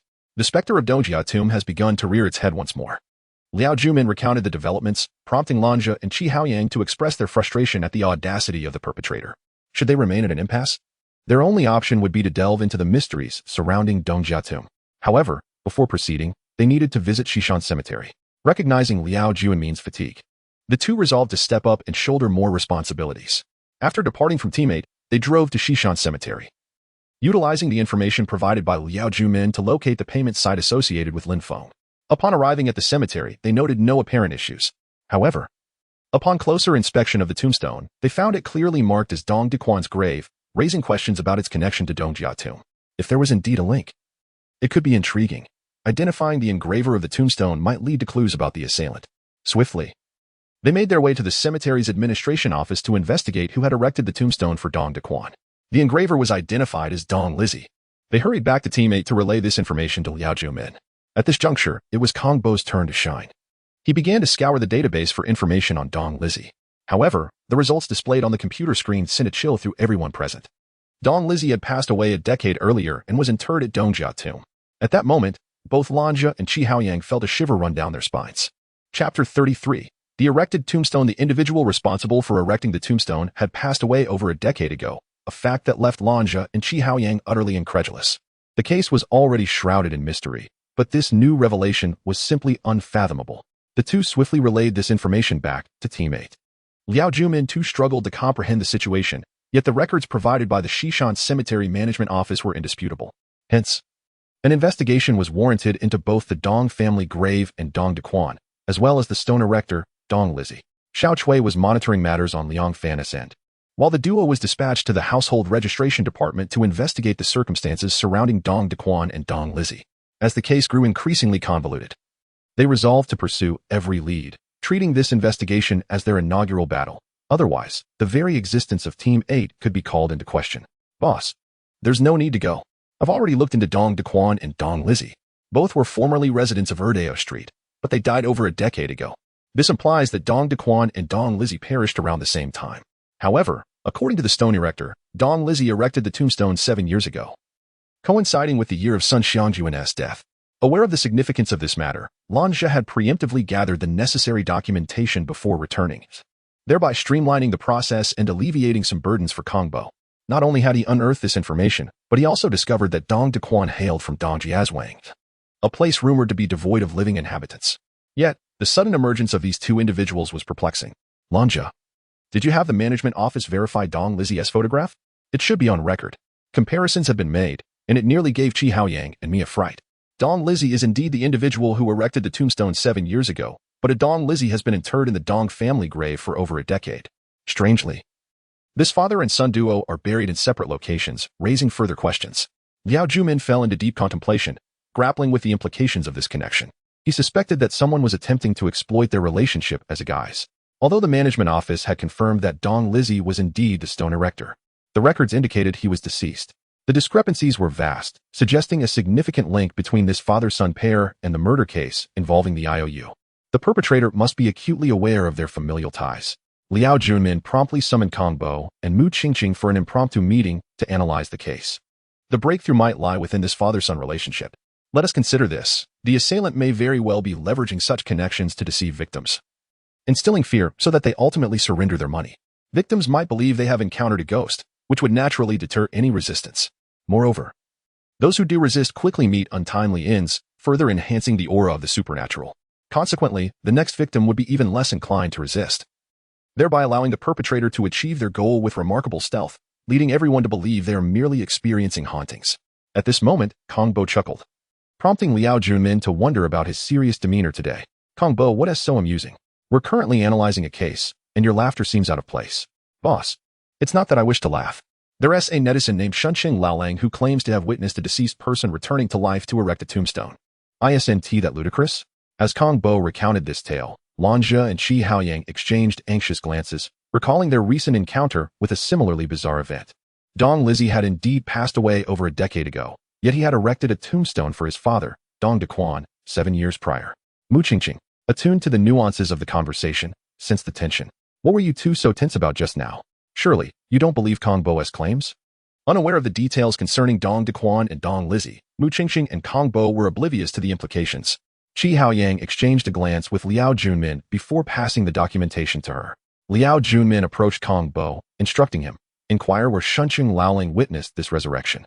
Boss, he is just a charlatan seeking attention. He claims to possess remarkable skills in ghost hunting online. Indeed, it was a sign of the times, as even these quacks had begun exploiting the internet for financial gain. Ask him, it might prove beneficial for our case. Boss, is this expense reimbursable? Must I pay for every inquiry? It requires 100 yuan membership fee for Shunqing Laolang to address any questions. Otherwise, you may as well be speaking into the void. With no other option, Liao Junmin consented to reimburse Kongbo. After Kongbo paid, Shunqing Laolang responded. 7 years ago at Shishan Cemetery, I encountered a friend who had been dead for over a decade, astonishingly erecting a tombstone for his father. It nearly scared me to death. Subsequently, I became a disciple under the Maoshan sect, now specializing in ghost hunting, albeit only online. It was evident that this individual was a fraud, solely motivated by profit. Yet many were drawn to his membership, with some even seeking his ghost hunting services, transferring money to him.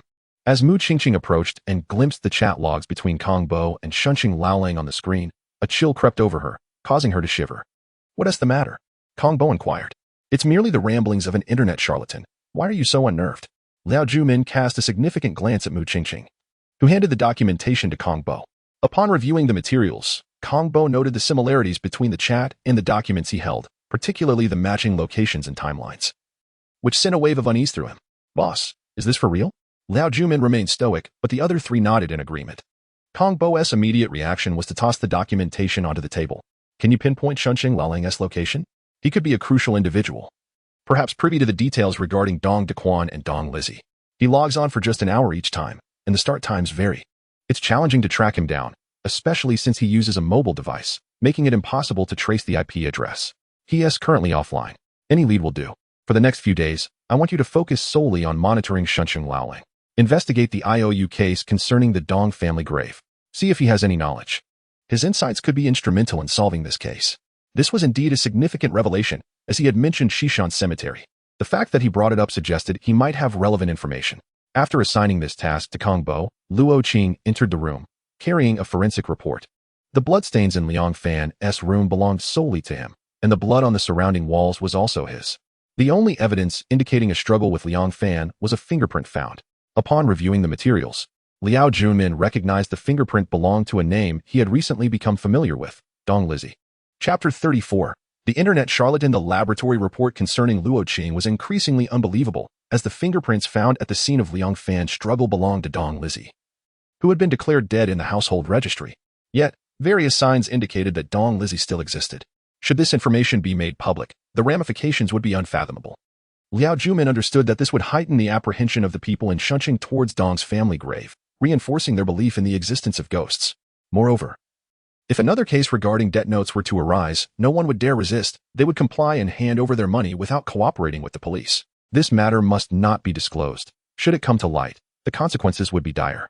Everyone nodded in agreement, further affirming that the spirit within Dong's family grave was cunning, orchestrating this elaborate ruse. "Boss, there is a situation with Liang Fan." Mu Qingqing informed Liao Junmin after receiving a call from Cui Xinghua. Liang Fan had regained consciousness, prompting Liao Junmin to promptly organize their next steps. Lanja and Shi Haoyang were dispatched to investigate the residences near Dong's family grave, particularly focusing on the basements to ascertain whether there were any gambling rooms. Kong Bo continued to await the arrival of Shunqing's old wolf to gather information regarding the debt note case, aiming to discern how much this internet charlatan truly knew. Mu Qingqing and I proceeded to the hospital. After giving instructions, Liao Jumin accompanied Mu Qingqing to the hospital, where Cui Xinghua awaited them at the entrance. "Boss, Liang Fan has awakened and can now provide some details. Qingqing and I will enter together." The doctor would not permit them to stay for long, given Liang Fan's serious injuries which required minimal disturbance. Liao Jumin aimed to learn about any distinct characteristics of the assailant who had attacked Liang Fan. Upon entering the ward, Mu Qingqing retrieved paper and pen, while Liao Junmin inquired, "Mu Qingqing, take notes. Liang Fan appears too weak to last long. How did the assailant gain entry to your home? What were you doing at the time?" "Captain Liao, I was looking for something to eat in the kitchen when I heard a noise at the window. I stepped out from the kitchen, and then the lights in the room went out. A knife was plunged into my back, and when I turned to strike back, I felt as if I hit nothing at all. I struggled with him, but it was as if I could not touch his body. Then I heard your knock at the door, and he escaped through the window." Liao Jumin felt a rising sense of alarm. Such a scenario seemed implausible. He pressed further. "Were you fully conscious at that time?" "I was extremely panicked, focusing solely on the instinct to survive." "All right, rest now." Liao Junmin and Mu Qingqing exited the ward, where Cui Xinghua hurried over to greet them. "Boss, did you obtain any useful information?" "The findings are substantial, almost akin to listening to a ghost story," Liao Junmin replied. Mu Qingqing shrugged, instructing Cui Xinghua to ensure Liang Fan was well guarded, as his attacker was elusive and could strike again. Cui Xinghua continued to oversee Liang Fan's protection at the hospital while Liao Jumin and Mu Qingqing returned to Team 8, where Kong Bo awaited news from Shunqing's old wolf.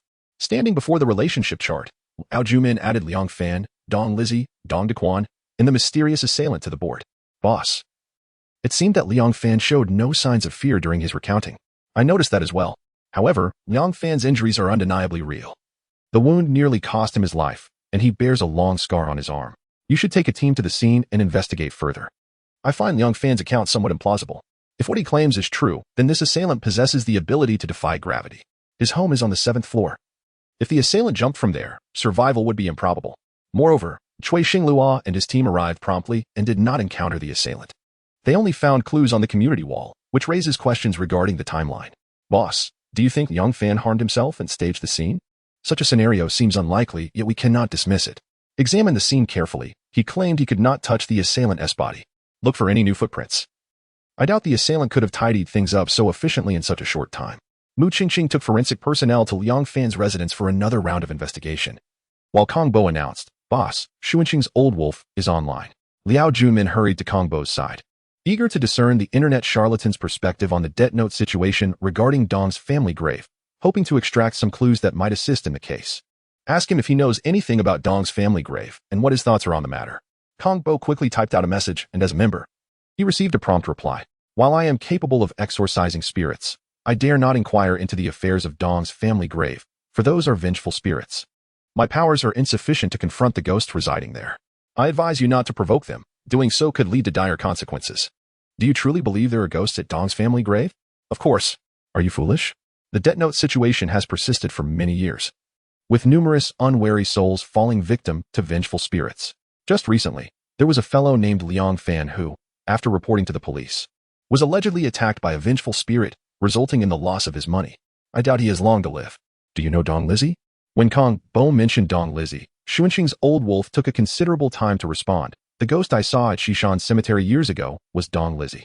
He has been dead for over 10 years, yet 7 years ago, I witnessed him erecting a tombstone for his father, Dong Dequan. As a friend, I did not dare expose him, and besides, he hails from Dongjia village. His grave lies in Dong's family grave. Kong Bo attempted to inquire further, but Xuanqing's old wolf had already logged off, leaving them with unanswered questions. Liao Junmin couldn't shake the feeling that this internet charlatan knew something significant, evident from his delayed response when Dong Lizzie was mentioned. Boss, he must have seen Dong Lizzie, indicating awareness of his existence. And he knows that Dong Lizzie is buried in Dong's family grave. Is there a connection between them?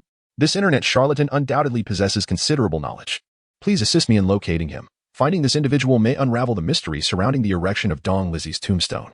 Liao Junmin added the internet charlatan's username to the relationship chart, linking him to all relevant parties, as he yearned to uncover every detail pertaining to Dong's family grave. Chapter 35. Farewell to the Elder. The emergence of the online charlatan has provided a new lead in this case, becoming a crucial element in the search for the old wolf of Shunqing. What is known at present is that Dong Lizzie exists and makes frequent appearances. Yet his household registration states he has passed away, with a grave to prove it. Therein lies the contradiction. Gang Bo, when the old wolf of Shunqing appears again, we must ascertain his location immediately so we can apprehend him. If we can locate him, we'll uncover Dong Lizzie's situation. He is a friend of Dong Lizzie and must know his whereabouts. It's also possible that this individual is linked to the promissory note case, spreading rumors online to incite panic. Boss, this is indeed quite challenging. I'll need to utilize the surveillance system. Perhaps we can trace him by switching IP addresses. Rest assured, as Dong Lizzie's friend, he should be within Shunqing, so finding him shouldn't prove overly difficult. As Gang Bo and his team deliberated on the online charlatan, Lanja and Chi Haoyang reached Dong's grave, following a small path from the grave to a nearby abandoned factory. The factory was in disarray, littered with rubbish and adorned with random graffiti, a likely outlet for many young individuals seeking diversion. Brother Lon, is that an elevator? It appears quite clean, as if someone has been using it, remarked Chi Haoyang. Approaching the elevator, they indeed discovered a button. They stepped inside and pressed it. Watching as the elevator slowly descended into increasing darkness, Chi Haoyang quickly turned on his phone's flashlight, illuminating the basement of the derelict factory, which astonishingly consisted of 3 levels. Upon reaching the bottom layer, they noticed a flickering light emanating from within. Be cautious, something might be amiss. Lanja warned as he drew his firearm, immediately followed by Chi Haoyang. They descended from the elevator and cautiously approached the brightly lit room that had no door. Inside, they found no one, yet the space was surprisingly well maintained, filled with ordinary items. It appeared the occupant took great care of their surroundings, though their living conditions seemed modest. In the kitchen, remnants of steamed buns and a bit of soup suggested that the owner had merely stepped out rather than leaving for good. Brother Lon, do you think this could be a crime scene? Chi Haoyang pondered. It's possible, but there are no gaming tables or mahjong sets here. Let us venture elsewhere. We may discover something new. After thoroughly searching all 3 levels for the elusive gaming room described by Liang Fan, they returned to the bottom level, awaiting the owner's return. Brother Lon, it feels quite chilly here. Do you think there might actually be a ghost? We're so close to Dong's grave, Chi Haoyang mused. I can tolerate your words. But if the boss hears you, you'll be in trouble, Lanja replied, aware of Liao Juanmin's intimidating presence, capable of reducing others to silence with merely a glance. After some time, the owner finally returned, a venerable elder whom Cui Xinglua and Liao Jumin would surely recognize, as he was the old man known for burning paper offerings at Dong's grave. "Who are you?" Though the elder had yet to speak, Qi Haoyang had already interjected. The elder, slightly perplexed, cautiously picked up a stick at the entrance and retorted, "This is my home. Why do you ask who I am? It is you who should identify yourselves. You are the owner here, yet this is public property. How can you claim it as your own?" Lan Zhe, an eloquent speaker, left the elder momentarily speechless upon noticing their firearms.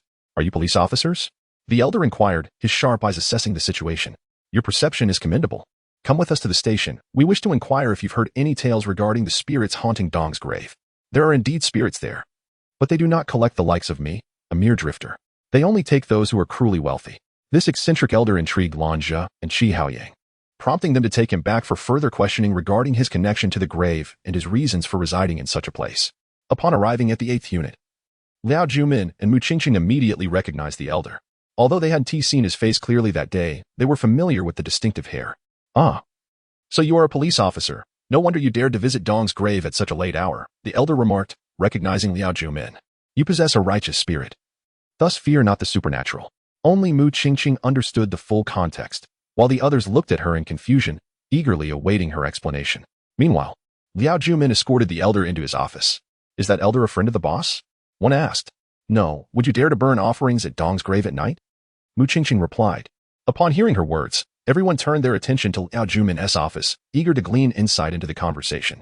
However, they refrained from eavesdropping, aware of Liao Juanmin's notoriously short temper, especially given the current stagnation in the case. After approximately 30 minutes, Liao Juanmin emerged with the elder, treating him with utmost courtesy. He addressed Lan Zhe and Qi Haoyang, instructing, "You two escort Mr. Wang back and purchase some daily necessities for him." Subsequently, Liao Jumin handed Qi Haoyang 500 yuan. Qi Haoyang glanced at Lan Zhe, who nodded in agreement, before accepting the money. This is the boss assisting those in need, Qi Haoyang reflected. Feeling somewhat embarrassed to accept the funds, but understanding Liao Juanmin's nature, he took the money and led the elder away. Once they departed, Mu Qingqing and Gang Bo approached Liao Juanmin, inquiring, "Boss, who is this Mr. Wang? His bravery is remarkable. We just heard he lives in an abandoned factory. He is a hero. It's best you refrain from prying into his affairs. Do not disturb him in the future," Liao Juanmin replied, before instructing Lan Zhe to continue awaiting the charlatan's appearance and sending Mu Qingqing to the hospital to check on Liang Fan, who had been there for over a day, to relieve Cui Xinglua. Once they had dispersed to attend to their duties, Liao Juanmin added Wang Wenjio's name to the relationship chart, placing it directly beneath Dong's grave. He admired the elder's story, yet could not dismiss the possibility that Wang Wenjio might be entangled in the grave's deception. Perhaps this elderly gentleman was one of its specters. Chapter 36. The haunting returns. Within the confines of the hospital, Cui Xinglua had endured nearly 2 sleepless days. Dozing on the bench outside, Mu Qingqing approached him stealthily, poised to reach out, when Cui Xinglua abruptly sprang up, turning to unleash a punch. Realizing it was Mu Qingqing, he hastily restrained his strength, but it was too late. He stumbled back and nearly fell against the corner of the bench. His flustered state elicited a fit of laughter from Mu Qingqing, aggravating his mood. "You little rascal, startling me like that, just as I was managing to catch some sleep. You wake me up and laugh. What are you so loud for? I was merely covering you with a coat to prevent you from catching a chill, humph." This misunderstanding revealed that Mu Qingqing had no intention of teasing Cui Xinglua. Rather, she was concerned for him, leaving him feeling somewhat embarrassed. "I misjudged you. Please, come sit with me." Mu Qingqing complied, and Cui Xinglua offered further explanations, though the bloodshot in his eyes clearly signaled his fatigue, acknowledged by Mu Qingqing. "You should rest a while. I'll keep watch for you." Unable to resist any longer, Cui Xinglua lay back on the bench and succumbed to sleep. Although it was night, the corridor remained bustling with activity as people moved about. Mu Qingqing remained vigilant, carefully observing the comings and goings. About an hour later, a colleague brought food for Mu Qingqing. Not wanting to disturb Cui Xinglua, she set it aside to cool. However, halfway through her meal, she sensed something amiss and called over the nearby criminal police squad to check the corridor's corner for any suspicious individuals. Cui Xinglua, having awakened, questioned, "Qingqing, is there someone suspicious? How did you know? I thought you were asleep. There was a shadow at the corner of the corridor earlier. I've sent 2 officers to investigate." Feeling uneasy, Cui Xinglua took a sip from a nearby cup and stood up, heading towards Liang Fan's room. Upon opening the door, he caught sight of a shadow within, rushing in to confront the specter. To his astonishment, this figure was indeed as Liang Fan had described, untouchable. Liang Fan was terrified, and the shadow showed no fear. Engaging Cui Xinghua in a struggle, it soon became evident that the figure's apparent intangibility was due to the oversized clothing it wore, giving the illusion of having no body. The specter, with long hair obscured by a mask, had not anticipated Cui Xinghua's fighting prowess. With a swift kick, the specter evaded Cui Xinghua and leaped out the open window. Just then, Wu Qingqing entered with money in hand. Cui Xinghua hesitated at the window, contemplating jumping down from the 4th floor, but saw the specter merely roll on the ground before sprinting away from the hospital. Ultimately, he refrained from leaping. Is that even human? Did he really jump down? Indeed. The two exchanged incredulous glances, struggling to believe what had transpired. While Wu Qingqing was still skeptical as they took Liang Fan's statement, the reality of the specter jumping from the 4th floor forced her to concede that Liang Fan had not fabricated his account. Liao Junmin and his team arrived at the hospital swiftly after receiving the call. Liang Fan was now at a loss for words. Yet Liao Junmin could detect no trace of fear in him, as if he had anticipated the events. Without uttering a word, Liao Junmin instructed Wu Qingqing to take a brief statement before escorting her back, leaving Lanja and Cui Xinghua to watch over Liang Fan. Boss, why did you bring me back? I was supposed to keep an eye on Liang Fan with Brother Cui. Come with me first. I saw you collecting footprints earlier, and we need to analyze them to see if my suspicions are correct. Upon returning to teammate, Liao Junmin quickly described the information gleaned from the footprints. Wu Qingqing articulated her findings. Boss, the specter appears to be a 35-year-old male, approximately 1.7 meters tall, with a possible disability in the right leg. Though Kong Bo and Qi Haoyang had not been present at the scene, they remained awake, astonished by the revelations. Is what you say true? Can a cripple leap from the 4th floor unscathed and then vanish? Surely, this is absurd. This exceeds my understanding and defies logic. Did I misdescribe the perpetrator from the last bombing case? Not at all. Does this imply our adversary is exceptionally formidable? One even Brother Cui cannot defeat? Is capture even feasible? While the others debated the implications, Liao Junmin's thoughts diverged from theirs. When you took Liang Fan's statement, did you notice how unafraid he seemed? Now that you mention it, it does seem odd, but it makes sense. He's under our protection. You all witnessed the specter's formidable skills. Do you honestly believe Liang Fan could contend with him and survive? Wu Qingqing and Qi Haoyang began to grasp the gravity of the situation, yet Wu Qingqing continued. Cui Xinghua and the others arrived in time to save Liang Fan, and the specter likely believed Liang Fan was beyond saving, prompting his departure. Let us hope that is indeed the case. I wish my assumptions to be incorrect. I would not want such a fine young man embroiled in this affair. Liao Junmin called for Cui Xinghua to keep a close watch on Liang Fan, harboring doubts that Liang Fan was merely acting. He wished to prevent any unexpected incidents, as one could never know if those involved might betray him. Yet, this remained speculation, as no evidence currently suggested Liang Fan was feigning. Liao Junmin was also concerned about Kong Bo's situation regarding Xuanqing's old wolf. As it was late, he instructed Qi Haoyang and Wu Qingqing to return home, while he and Kong Bo remained behind, awaiting Xuanqing's old wolf. Boss, old wolf typically does not appear at night. Then perhaps the incidents at Dongjia Grave occurred during the night? Could it be that you suspect Xuanqing's old wolf, this charlatan, as one of the culprits? There is that possibility. If he is absent, we should rest early. We will check on Liang Fan's condition tomorrow. Finally, they managed to rest soundly until dawn, still unwashed when they heard news outside that the specter from Dongjia Grave had re-emerged to gamble with people. Just as Qi Haoyang and Wu Qingqing entered, they saw Liao Junmin deep in thought, prompting them to inquire, Boss, what has happened? Another incident has occurred at Dongjia Grave. Gather your things. We are heading to the scene. Chapter 37. The boss is furious. Within a week, 2 cases of promissory notes emerged, and this time, the stakes were far graver than mere financial gain. Lives were at risk. In a private room of a CAF in Shunqing, a server discovered a guest lifeless. His throat slit, blood staining the sofa and floor, yet the assailant remained unseen. Sister Luo, what is the situation? When Wu Qingqing and Liao Junmin arrived, Luo Qing was already present. Due to the nature of the homicide, Pang Dehai initiated the investigation, later realizing it was linked to the promissory note case involving the Dong family graves, prompting him to contact Liao Junmin. The victim suffered a fatal throat cut, indicating a struggle. A fingernail was found at the scene, and I need to take a piece of cloth for further examination, Luo Qing reported after her preliminary assessment. Liao Junmin turned to Pang Dehai, who understood and stated, Senior brother, the victim was Lu Liang, a businessman from Hongqing. Last night, he was ensnared by a ghost while gambling near the Dong family graves, and the note demanded a cash payment of 600,000.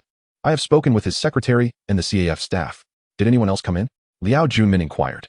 The server has already given her statement. He entered alone while his secretary waited outside.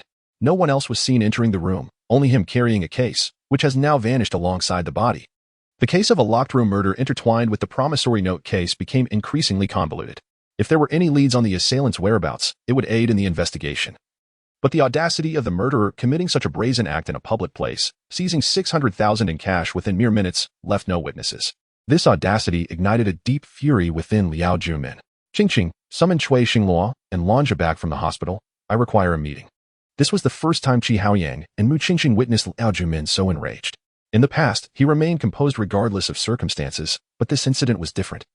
The perpetrator had committed murder under the guise of supernatural forces.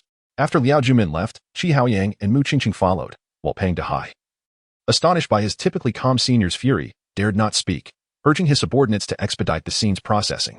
Upon returning to the 8th Division, Cui Xingluo and Lanja were already present, unaware of the unfolding events. Mu Qingqing discreetly signaled them. Liao Jumin was on the verge of an explosive revelation.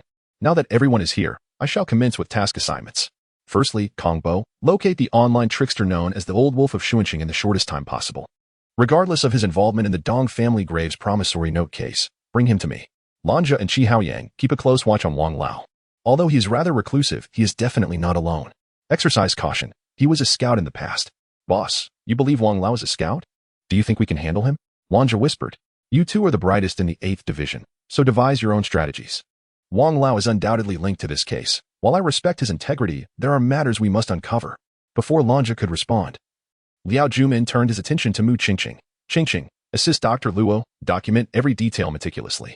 Ensure you compare the collected footprints with the forensic team's computer-generated reconstructions to aid in identifying the assailant. Cui Xingluo, continue to safeguard Liang Fan, but this time, do so discreetly. I wish to see if this ghost dares to strike again. Once the assignments were made, Liao Jumin settled beside Kongbo, while the others exited the 8th Division. Boss, I could use a cola, some fries, and 2 chicken wings, Kongbo requested. Liao Jumin, fulfilling the role of a leader, left with his injured arm to fetch fast food for Kongbo. His abilities stemmed not only from being an experienced detective but from his talent in mobilizing this eclectic group into a cohesive unit, working diligently to resolve the case. After Pang Dehai completed the statements, he was taken aback to see Liao Jumin return with an assortment of junk food. His eyes nearly bulged out. Having known Liao Jumin for over 20 years, he had never witnessed him consume such fare. Curiosity piqued, he inquired, Senior brother, did you rush back because you were hungry? You never eat junk food. Why purchase so much fried chicken and cola? Just because I don't eat it doesn't mean others don't. I have a bunch of rascals under me. Enough of this. I must return, Liao Jumin replied, dismissing Pang Dehai's bewildered gaze as he hurried away, leaving Pang in a state of contemplation regarding his once proud mentor's sudden change in demeanor. Upon returning to the 8th Division office, Kongbo began eating without acknowledging Liao Jumin, his gaze fixated on the computer, activating the positioning system. With 2 computers, Kongbo skillfully maneuvered, demonstrating his prowess as a technical expert. He quickly set down his cola and began typing fervently, akin to a chick pecking at grains. Boss, the Old Wolf of Xuanqing is online. Engage him in casual conversation and transfer 100 yuan for his membership fee. Ask him for his insights on the promissory note case. This should buy us some time for location tracking. Kongbo's multitasking skills were impressive. One hand conversed with the online trickster while the other sought his location. Liao Jumin was astounded by Kongbo's capabilities. This was the best evidence against the notion that one cannot multitask. He had previously regarded Kongbo as a treasure. Now he was convinced of his worth. The Old Wolf of Xuanqing offered his unique perspective on the promissory note case, advising against provoking vengeful spirits, insisting that one should comply with their demands. If you acquire a promissory note, you must deliver the payment, defy those vengeful spirits, and you risk losing your life. Kongbo expressed his thoughts candidly, suggesting that someone was manipulating the situation. The Old Wolf nearly infuriated Liao Jumin with his remarks, dismissing the police as incompetent fools, easily toyed with by any schemer. Had Kongbo not been tracking the location, Liao Jumin would have erupted in anger. Instead, Kongbo continued to play along with the Old Wolf's narrative, who ominously warned that if the police remained oblivious, they would meet with untimely ends. As evidenced by yesterday's fatality, a warning to law enforcement. All right, boss, I have located him. We need to dispatch officers to 430 Shuangqiao District, Xuanqing. Liao Jumin instructed Kongbo to maintain the conversation with the Old Wolf, listening to his ramblings, before calling Pang Dehai to mobilize the arrest. He was eager to discern just how formidable this Old Wolf of Xuanqing truly was, given his audacity. Chapter 38, The Demise of the Charlatan Number 430. Xuanqing Double Bridge District houses a luxurious hotel, reputed to be the location with the swiftest internet in Xuanqing. It is here that the infamous Xuanqing Old Wolf engages with his online followers, a primary source of his income, enabling him to lead a relatively affluent lifestyle. Guests who frequent this establishment are seldom of modest means. Those with stable employment would not typically reside here long-term. Upon receiving a call from Liao Jumin, Peng Dehai promptly arrived at the Shuiyan Network Hotel at number 430, accompanied by his team. The hotel environment was commendable, yet inadequate for a man of the Old Wolf's dubious profession. His live streaming sessions were often set against eerie backdrops, which made locating him rather straightforward. Peng Dehai inquired with a staff member, "We are from the Criminal Police Brigade. Is there a peculiar individual residing here?" While the front desk staff might not have recalled much, the eccentricity of this particular guest was unforgettable.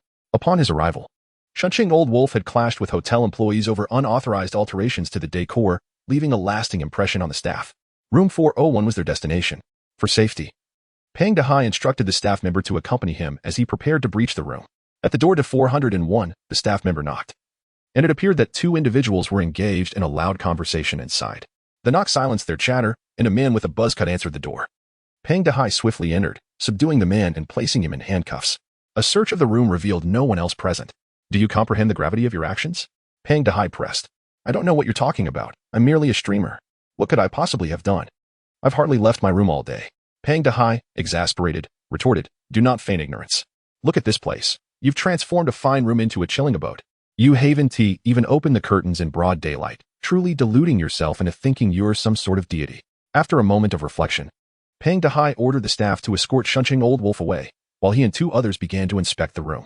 The computer was adorned with skull motifs, and against the wall stood an incense altar dedicated to the zombie Taoist Lin Zhengying, which nearly elicited laughter from Peng Dehai. Such decor was typical for a charlatan. Yet in the ashtray, he discovered cigarette butts from two different brands, whereas only one type of cigarette pack containing 4 cigarettes was present beside Old Wolf's desk. "Take this ashtray back, and be careful not to discard the butts. We may have indeed heard 2 voices earlier." Peng Dehai drew back the curtains and noted that the window was ajar, a detail he'd overlooked. It was likely that one of the individuals had escaped through it, as footprints remained visible. Such a significant oversight was unbecoming of a seasoned detective, prompting him to request Liao Junmin to send Mu Qingqing to collect the footprints, thus alleviating his own accountability. After addressing this matter, Liao Junmin and Mu Qingqing began to interrogate Shunqing Old Wolf. "Wang Dongqing, confess honestly.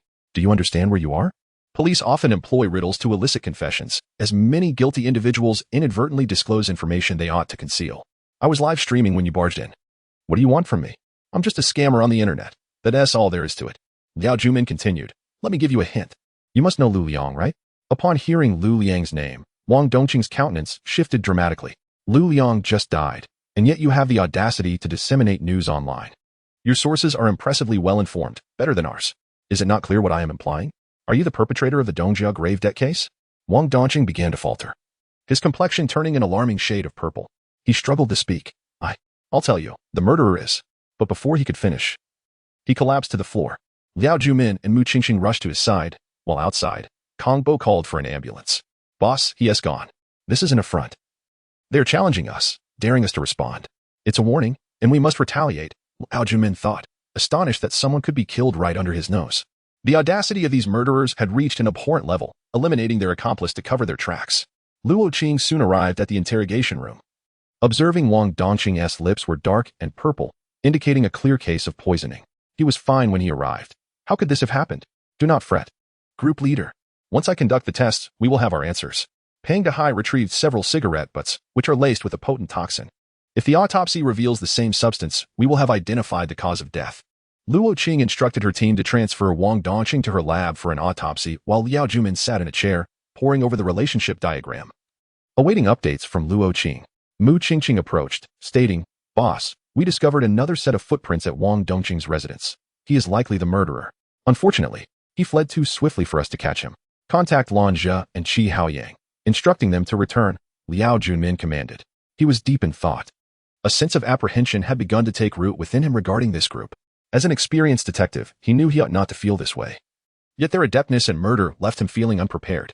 Lan Zhe and Qi Haoyang were his subordinates, and he worried for their safety, acknowledging their youth.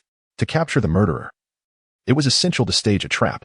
Since they could not apprehend him directly, they would draw him out, tracing the source back to the Dongjia grave. Upon the return of Lan Zhe and Qi Haoyang, Liao Junmin queried Lan Zhe, "Whose vehicle did you borrow last time? We may need it again. But this time we will affix a honching license plate for our ruse." Lan Zhe appeared hesitant, glancing at Qi Haoyang, who seemed equally uncomfortable. "Boss, that car belongs to my family." Liao Junmin was taken aback. His understanding had been limited to the fact that Qi Haoyang's family was engaged in business. never suspecting he was a bona fide scion of wealth. Our team truly harbors hidden talents. We have hackers, a champion fighter, and now a super rich heir. Discuss this with your family and see if we might borrow it. We assure you it will be returned unharmed, and should any damage occur, we will take full responsibility. Boss, you need not say that. We have several. Qi Haoyang began, but realizing he was revealing too much, he abruptly ceased, fully aware that his cover had been blown. Chapter 39. Unbelievable. The identity of Qi Haoyang, a wealthy heir, became known to everyone, and naturally, the matter regarding the vehicle was entrusted to him. He, without any objections, readily agreed. Kongbo, how many days can the listening device you provided to Cui Xinglu store data? 3 days is no problem. It's only been a day. We can switch it out tomorrow. Liang Fan's strange narration and peculiar behavior suggested he was disturbingly indifferent to the loss of 300,000, an amount that would send others into a frenzy, particularly given the arduous efforts to earn it, especially during the sweltering summer when the fried chicken shop was bustling. Considering these aspects, Liao Jumin requested Kongbo to give the listening device to Cui Xinglu. If all goes well, that would be ideal. However, if complications arise, it could serve as a pivotal clue to unravel the mystery. Of course, this was merely one of Liao Juinmin's strategies. Qi Haoyang preparing the vehicle constituted another point. While Mu Qingqing awaited Luo Qing's findings, forming yet another critical juncture, they all hoped for multiple leads to narrow down their targets. With everyone mobilized, Liao Jumin, nursing his injured arm, sought out Old Wang, feeling a premonition that the elder had something significant to share. In the dimly lit basement of an abandoned factory, Liao Jumin settled onto Old Wang's bed, refraining from inquiring why the elder resided there, instead focusing on whether Dong Lizzie was still alive. I knew you would come to ask me, Old Wang began. Why do you wish to help them? Where is Dong Lizzie now? I have not assisted them. I merely remain uninvolved. Dong Lizzie was my apprentice, but I hear he is no longer here, blinded by greed. Dong Lizzie was Old Wang's godson. Raised after the death of Dong Dequan, yet he had secretly engaged in numerous illicit activities. Old Wang had invested 2 decades of effort hoping Dong Lizzie would become a warrior, but he instead chose the path of a killer, leading to a severed relationship and Old Wang's relocation. Liao Juinmin's suspicions were confirmed. Old Wang indeed had ties to the case, albeit as a caretaker for the orphan, never anticipating he would nurture a monster. To divert attention, Dong Lizzie orchestrated a phony car accident, creating a false death scene, while he continued to live in ditching, lurking in the shadows, rarely making public appearances. His formidable skills, coupled with a cold demeanor and a bloodthirsty heart, forged a ruthless assassin, causing harm far beyond what the police had documented. He possessed an acute ability to detect the police's investigative direction, enabling him to strike first. Wang Dongxing was a prime example, meeting his demise before Liao Jumin, who found himself powerless. As Liao Jumin departed, Old Wang cautioned, I have given you the address. Be cautious. He has gone mad, yet he was indeed a good child. If possible, I wish to see him one last time. I promise you, Old Wang. But you must also take care. An elderly man, having devoted the latter half of his life to shaping a lethal assassin, surely bore a heavy heart. Observing the weariness etched on Old Wang's face, Liao Jumin felt a pang of sorrow. Had he chosen the wrong person? Or were his expectations for the boy too lofty? This question seemed eternally unanswerable, perhaps only resolvable by Dong Lizzie himself. Upon exiting the abandoned factory, Liao Jumin returned to Team 8, preparing for the apprehension of Dong Lizzie, whose whereabouts had now become clear. Upon his return, Mu Qingqing had produced a human reconstruction diagram, conducting a preliminary comparison with Dong Lizzie, achieving a striking similarity of 90%, thereby validating Old Wang's claims. News also arrived from Liang Fan, confirming that Cui Xinglu had established contact with Liang Fan, although the shadow had fled swiftly. Regardless, the listening device in Liang Fan's residence remained untouched. Boss, listen to this. It might shock you, Cui Xinglu exclaimed, activating the recording device, which left everyone agape. Unable to fathom Dong Lizzie's audacity, his next target was, astonishingly, Liao Jumin. Due to the stability of the Dong family grave debt case, even upon realizing he had fallen into a trap, he still obediently delivered the money. Yet, Liao Jumin had reopened the investigation, driving Dong Lizzie into a frenzy. Yang Fan, an accomplice of Dong Lizzie, though not directly involved in the Dong family grave debt case, had orchestrated a ruse that skewed their investigative direction. We must detain him first. Do not let anyone near him. You and Lanja gather personnel and come with me to make the arrest. Boss, are we capturing Dong Lizzie? He doesn't even know where to hide now.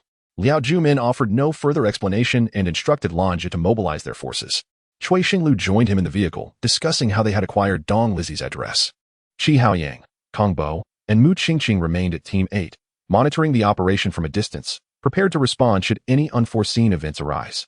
Despite his injury, Liao Jumin exuded an intimidating presence that unsettled those around him, a manifestation of righteousness, a hallmark of an incorruptible individual. Upon arrival at the scene, Lanja and Cui Xinglu were taken aback, for Dong Lizzie's residence was none other than the Dong family grave itself. It was perhaps a location few would suspect. Even Liao Jumin and Cui Xinglu, having visited before, had overlooked its significance. Had old Wang not mentioned Dong Lizzie's presence there, Liao Jumin would never have considered it. After all, out of respect for the deceased, who would disturb another's grave? After a brief moment of shock, Lanja began organizing a perimeter around the Dong family grave, deploying a significant police presence within a 1-kilometer radius, equipped with 5 snipers. They were acutely aware of Dong Lizzie's capabilities. A moment's lapse could allow him to escape, potentially resulting in casualties. Thus, as a precaution, if the capture failed, they would be authorized to take him down on the spot. Once preparations were complete, Liao Jumin approached Dong Lizzie's gravestone, instructing Cui Xinglu to shift the 3 incongruous bricks at its base. Previously unnoticed, the disarray of the bricks became evident. Cui Xinglu managed to lift 2, but the third resisted all attempts. Try rotating it, Liao Jumin suggested. As he did so, the gravestone began to shift backward, reminiscent of a secret chamber from an ancient drama. Beneath the gravestone lay an entrance. Armed special police, flashlights in hand, ventured inside, with Cui Xinglu and Liao Jumin closely following. Voices echoed from within. Chapter 40. Rising to the surface upon entering the underground corridor, which was not particularly lengthy. Voices could be distinctly heard echoing within. Liao Jumin urged everyone to lower their voices and proceed cautiously. Meanwhile, the special police activated their night vision goggles and turned off their flashlights. Xiao Cui, lead your team further inside. Lanja and I will hold our position here. If there is any resistance, eliminate it on the spot. Liao Jumin had already witnessed Dong Lizzie's ruthless nature, recognizing that his accomplices were not inept and that careful action was paramount. In extraordinary circumstances, decisive measures must be taken, with prior warnings to avoid injuries. After the arrangements were made, Cui Xinglu and his team stormed into the room, but the lights were swiftly extinguished. In the ensuing darkness, gunfire erupted but ceased shortly thereafter. When the lights flickered back on, 3 bodies lay sprawled on the ground, 2 deceased, and 1 gravely injured, wailing in agony. However, Dong Lizzie was conspicuously absent, having managed to escape. Cui Xinglu, accompanied by the special police, pursued him through the passage behind the graveyard, while Lanja began to secure the scene, transporting the 2 corpses outside and promptly sending the injured individual off in an ambulance. Liao Jumin's earlier caution proved prudent. These assailants were armed, and neutralizing them was the most viable option. Yet, Dong Lizzie's flight posed a significant threat. He had now become a madman, and his escape would undoubtedly incite a vengeful rampage. The elaborate plan orchestrated by Qi Haoyang to lure Dong Lizzie with a wealthy businessman's car was rendered unnecessary. The only individual capable of enticing Dong Lizzie out now seemed to be Liao Jumin himself. Without Liao Jumin reinstating the case, Dong Lizzie might have continued his murderous spree, successfully deceiving everyone without opposition. However, the situation had shifted. Dong Lizzie had resurfaced, no longer a mysterious specter lurking in the shadows but now a cornered dog. Yet, this cornered creature remained elusive, with no trace of him within a kilometer radius of the Dong family grave. His keen observational skills and agility were indeed commendable. Regardless of Dong Lizzie's current intentions, this operation yielded substantial success. Not only had they located his hideout, but they had also neutralized 2 of his accomplices and severely injured another. Upon returning to Group 8, the atmosphere was subdued. As everyone was acutely aware of Dong Lizzie's capabilities, he was a walking bomb, capable of detonating at any moment. Xiao Cui, escort Liang Fan to another hospital.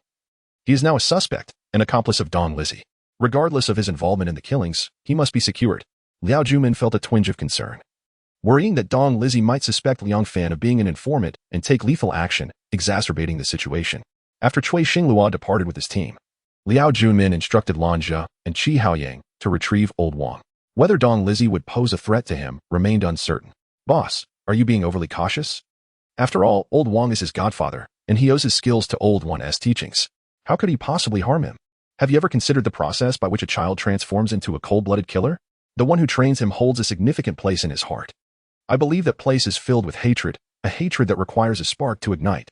Old Wang's alliance with us serves as that spark, and we must remain vigilant. Understanding the gravity of the situation, Lanja and Qi Haoyang wasted no time.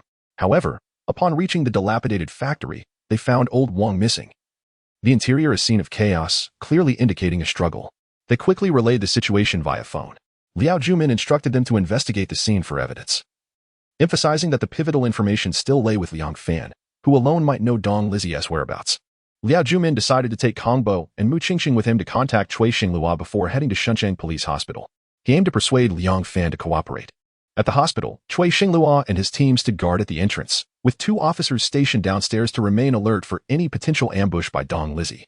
It is often said that those skilled in their craft possess great courage, but when faced with a madman, vigilance must be heightened to ensure the safety of the suspect, who also serves as a critical witness, an essential piece in solving the case. Liang Fan, you are aware of the current predicament. Dong Lizzie has gone mad. Do you know that he killed Wang Dongqing? Liang Fan froze momentarily, and Liao Jumin noticed, sensing that Liang Fan did not believe this news. Their relationship must have been more profound. Surely Dong Lizzie would not slay his own friend. Mu Qingqing presented a photograph of Wang Dongqing, also known as the internet charlatan Shunqing Old Wolf. Upon seeing the image, Liang Fan bit his lip until it bled, unable to fathom the depths of Dong Lizzie's cruelty. What is it that you wish to know? We seek to uncover Dong Lizzie's whereabouts. You must have collaborated with him in orchestrating the Dong family grave promissory note scheme. If we do not capture Dong Lizzie soon, more lives will be lost, including that of old Wang. The mention of old Wang's name struck a chord within Liang Fan, compelling him to acknowledge that Liao Jumin had played a remarkable hand. Dong Lizzie and I, along with Wang Dongqing, are all godsons of old Wang. Neither Wang Dongqing nor I are fond of violence. We prefer to engage in small enterprises for a living. After graduating, I opened this fried chicken shop, while Wang Dongqing initially collected scrap for a living, eventually gravitating towards online streaming, leading a rather eccentric life. After a brief pause, possibly due to the pain from his wounds, he continued, 7 years ago, Dong Lizzie learned about the legend of the Dong family grave from Wang Dongqing. He perceived it as a lucrative opportunity and resolved to undertake a significant venture. At that time, both Wang Dongqing and I were preoccupied with our own affairs, unwilling to partake in his criminal pursuits. Little did we anticipate his success. However, Sun Xiangjuan was not easily deceived. Dong Lizzie had Wang Dongqing disguise himself as a ghost, staging an accident to create the illusion of Sun Xiangjuan's untimely death. The plan was executed with remarkable precision. Aware of the details and familiar with Dong Lizzie's character, we felt compelled to collaborate. Subsequently, we successfully extorted money from Lin Feng. This endeavor was remarkably straightforward. In addition to Lin Feng, there were 3 individuals from out of town. Anyone entering the Dong family grave's vicinity was doomed. Coupled with Wang Dongqing's disguise, we quickly amassed over 2 million in cash, prompting Dong Lizzie to feel threatened. He had not frequented the city, leading many to believe he had perished over a decade ago. Dong Lao did not pursue the matter further, as his records indicated he had been declared dead, and he had erected a tombstone, treating it as his command center. As for his killing of Wang Dongqing, I truly knew nothing. Had I been aware, I would have revealed everything long ago. He has lost all semblance of humanity. We grew up together, and I wish to save my godfather. Dong Lizzie must have returned to the ancestral home in Dongjiazwang. At last, Liang Fan divulged the location, ensuring his safety while Cui Xinglua and Lanja hastened towards Dongjiazwang. Chapter 41. A deceptive maneuver. A seasoned scout was initially trained to become a pillar of society. Yet he has devolved into a merciless assassin. The greater his abilities, the more perilous his misapplication. Dong Lizzie, a man whose worldview has been twisted from a young age, has transformed into a frenzied butcher. Cui Xinglua and Lanja, accompanied by their team, swiftly arrived at Dongjiazwang. It would not be an exaggeration to describe this place as a ghost village, for it has remained uninhabited for decades, overgrown with weeds and rampant vines. Even in broad daylight, a solitary traveler would feel a shiver run down their spine. Where's Dong Lizzie's home? Cui Xinglua had not heard its location, but Lanja, being meticulous, had noted it down. The 4th house in the 3rd row was the target. He was likely to be hiding there. As Liang Fan had mentioned, they had previously evaded pursuit in that very spot.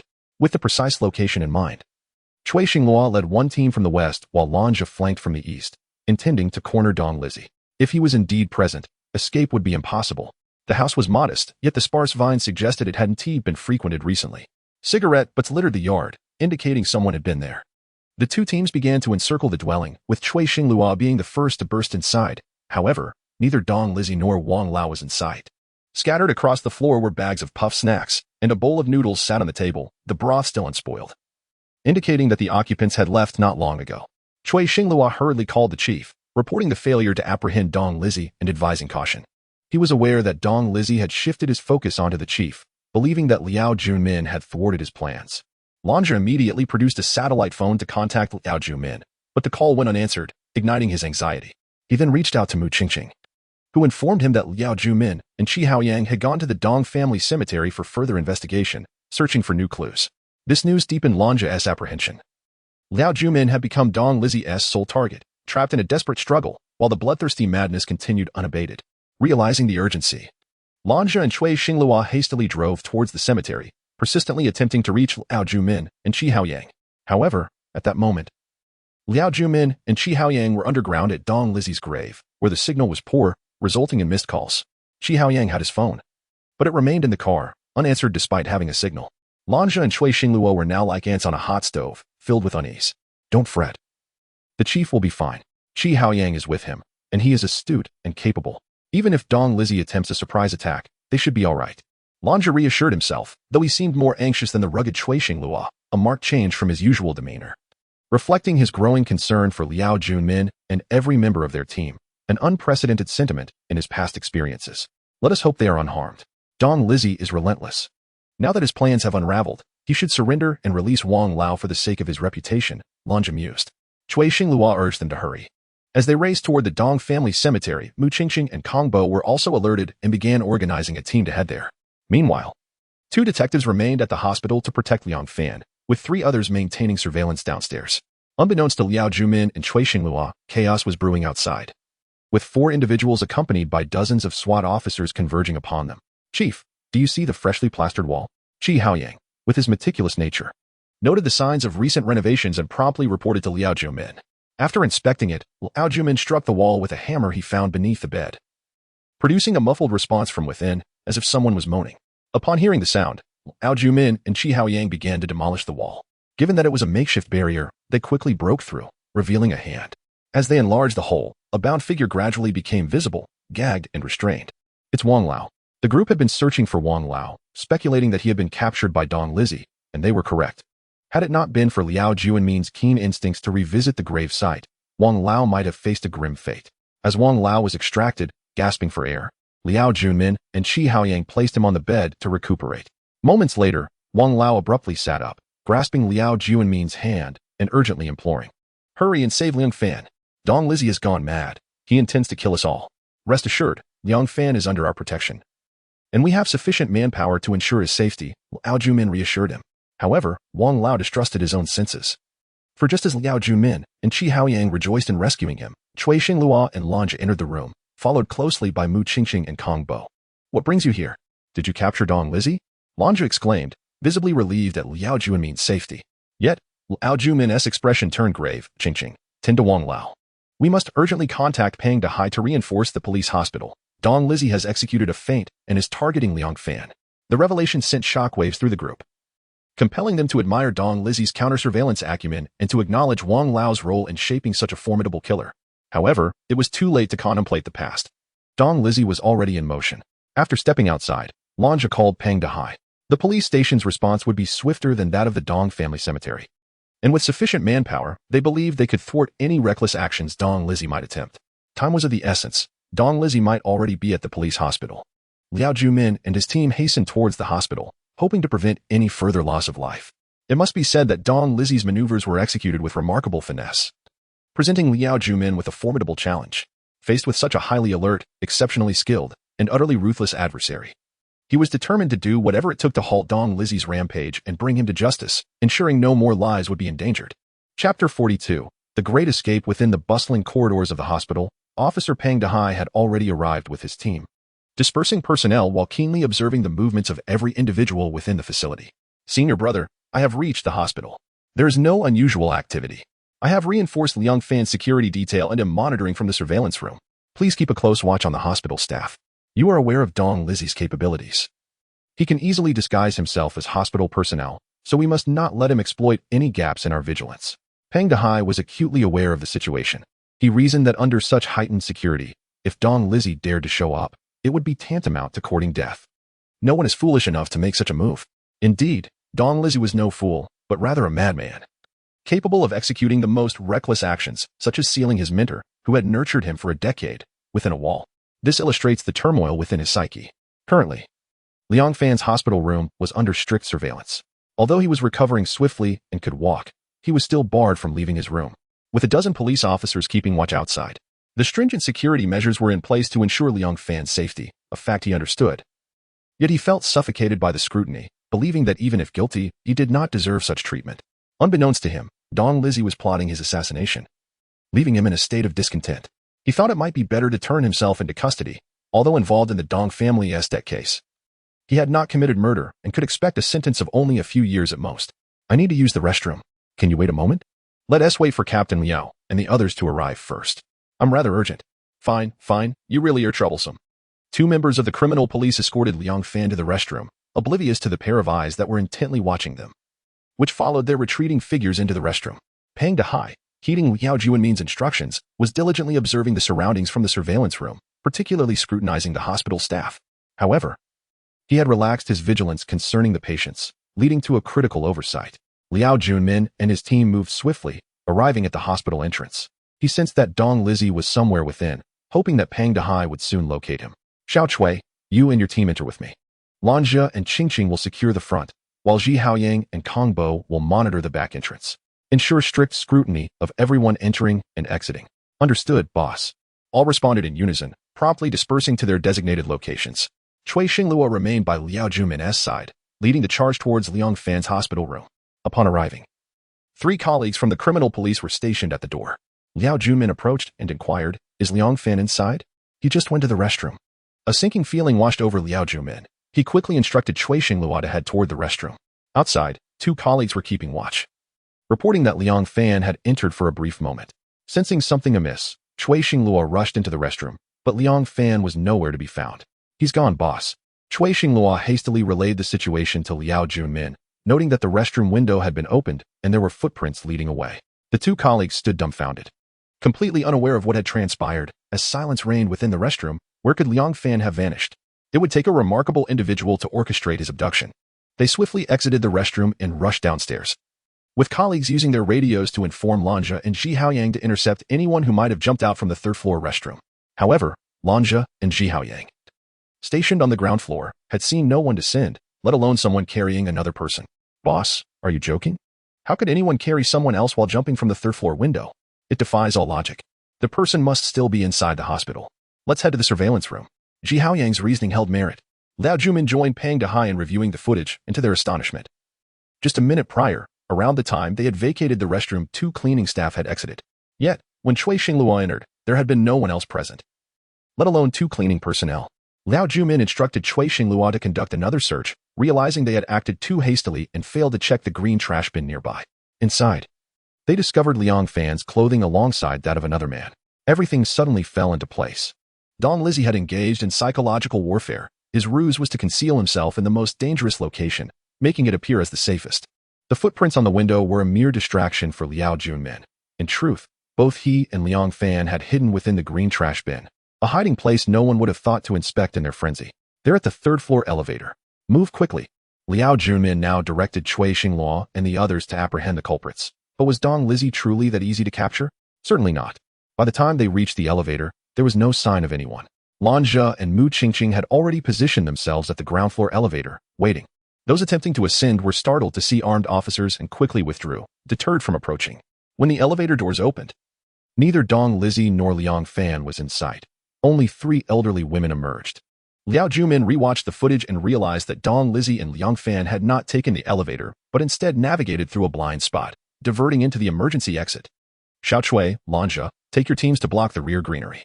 Dong Lizzie has escaped. Ji Haoyang and Kong Bo, if you see him, do not hesitate to shoot on sight. Such a dangerous individual had once again eluded the police, slipping away right beneath the noses of dozens, marking a significant blunder for Liao Junmin, while also highlighting that Dong Lizzie was not a foe to be underestimated. Though they now knew Dong Lizzie had abducted Liang Fan in that direction, by the time they arrived, 2 colleagues were found unconscious on the grass. Perhaps due to the urgency, Dong Lizzie had opted to injure rather than kill. Once on the bustling avenue, he vanished without a trace. A blue Volkswagen, license plate ending in 769. One of the colleagues lying on the grass attempted to speak, but succumbed to unconsciousness once more. Nevertheless, this clue was invaluable, and Cui Xinglua promptly relayed the information to Liao Junmin. Liao Junmin immediately contacted Director Hao, hoping the traffic police could track down the vehicle. Unbeknownst to Dong Lizzie, the fallen officer had managed to vaguely recall his car and license plate. Surveillance footage from various traffic intersections revealed Dong Lizzie's Volkswagen heading towards the outskirts, shrewdly evading red lights by making quick turns, employing the fastest and most efficient route out of the city. Liao Junmin had missed a golden opportunity and was now preparing to coordinate a comprehensive manhunt for Dong Lizzie, believing this time he would have nowhere to escape. As Dong Lizzie remained unaware that his movements had been compromised, Just as Liao Junmin was about to leave the hospital, the recently admitted elder Wang approached him, stating, "I shall accompany you." Chapter 43. A hint of a smile. Liao Junmin cast a glance at old Wang and instructed Cui Xinglua to escort him to the vehicle, ensuring his safety without a trace of negligence. Once old Wang and Cui Xinglua were settled in the car, Liao Junmin turned his attention to Kong Bo, who nodded in acknowledgement. The two then boarded another vehicle. Liao Junmin had already deduced the direction in which Dong Lizzie and Liang Fan were headed, towards the Dong family grave. A visit no doubt aimed at ascertaining old Wang's fate. Boss, Liang Fan shows no signs of resistance. He has willingly accompanied Dong Lizzie. It hardly appears to be an act of murder, but rather one of rescue. I find it rather perplexing, Kong Bo remarked. Have you investigated the matter I assigned to you? Liao Junmin placed great importance on Kong Bo's thorough review of the data, as it would reveal the true mastermind behind the case and identify the real culprit. Anything you ask me to look into, I will, Kong Bo replied, already having his computer open, displaying a black and white photograph accompanied by numerous comments. Liao Junmin's eyes sparkled with understanding. The puzzle was finally coming together. However, as their journey commenced, Liao Junmin was eager to witness how this drama would unfold. He was reluctant to accept the reality that his earlier conjectures had materialized. Yet the evidence in Kong Bo's findings left no room for doubt. Upon discovering that old Wang was absent, Dong Lizzie and Liang Fan immediately reacted, preparing to escape through a concealed passage that only old Wang was privy to. It was likely for this reason that old Wang had insisted on being brought to the Dong family grave. Once they arrived, the group began to disperse, strategizing for the capture of Dong Lizzie. Everyone, tread carefully. Dong Lizzie is armed, and we must ensure Liang Fan's safety. Cui Xinglua, you and Lanja should lead a team downstairs to ascertain their whereabouts, Liao Junmin commanded. Boss, I'd prefer to remain above. That man is terrifying. Cui Xinglua expressed his concern for Liao Junmin's safety, given Dong Lizzie's notorious reputation for violence. Without a moment's hesitation, Liao Junmin urged them to descend swiftly to apprehend the suspects. Ji Haoyang and Mu Qingqing had already stationed personnel at another passage as per old Wang's instructions. Once everyone was assigned, Kong Bo approached Liao Junmin and inquired, Old Wang, do you think Dong Lizzie will be here? Unlikely, Old Wang replied. He is more likely to appear at the abandoned factory, where he has concealed his wealth. Upon hearing this, Liao Junmin felt his suspicions solidify, though he refrained from voicing them, wishing to observe Old Wang's intentions. Kong Bo, organize a team immediately. We must accompany Old Wang to the abandoned factory, Liao Junmin instructed. Boss, Lanja and Ji Haoyang have yet to return. Should we wait? Kong Bo queried. No need. Time is of the essence. If Old Wang believes they are there, they certainly will be. Let us move, Liao Junmin asserted, leading the way with Kong Bo and their team towards the factory in hopes of capturing Dong Lizzie. Upon entering the dilapidated factory, an unsettling feeling enveloped Liao Junmin. He could faintly hear voices, suggesting a heated argument. As they approached, the voices abruptly ceased.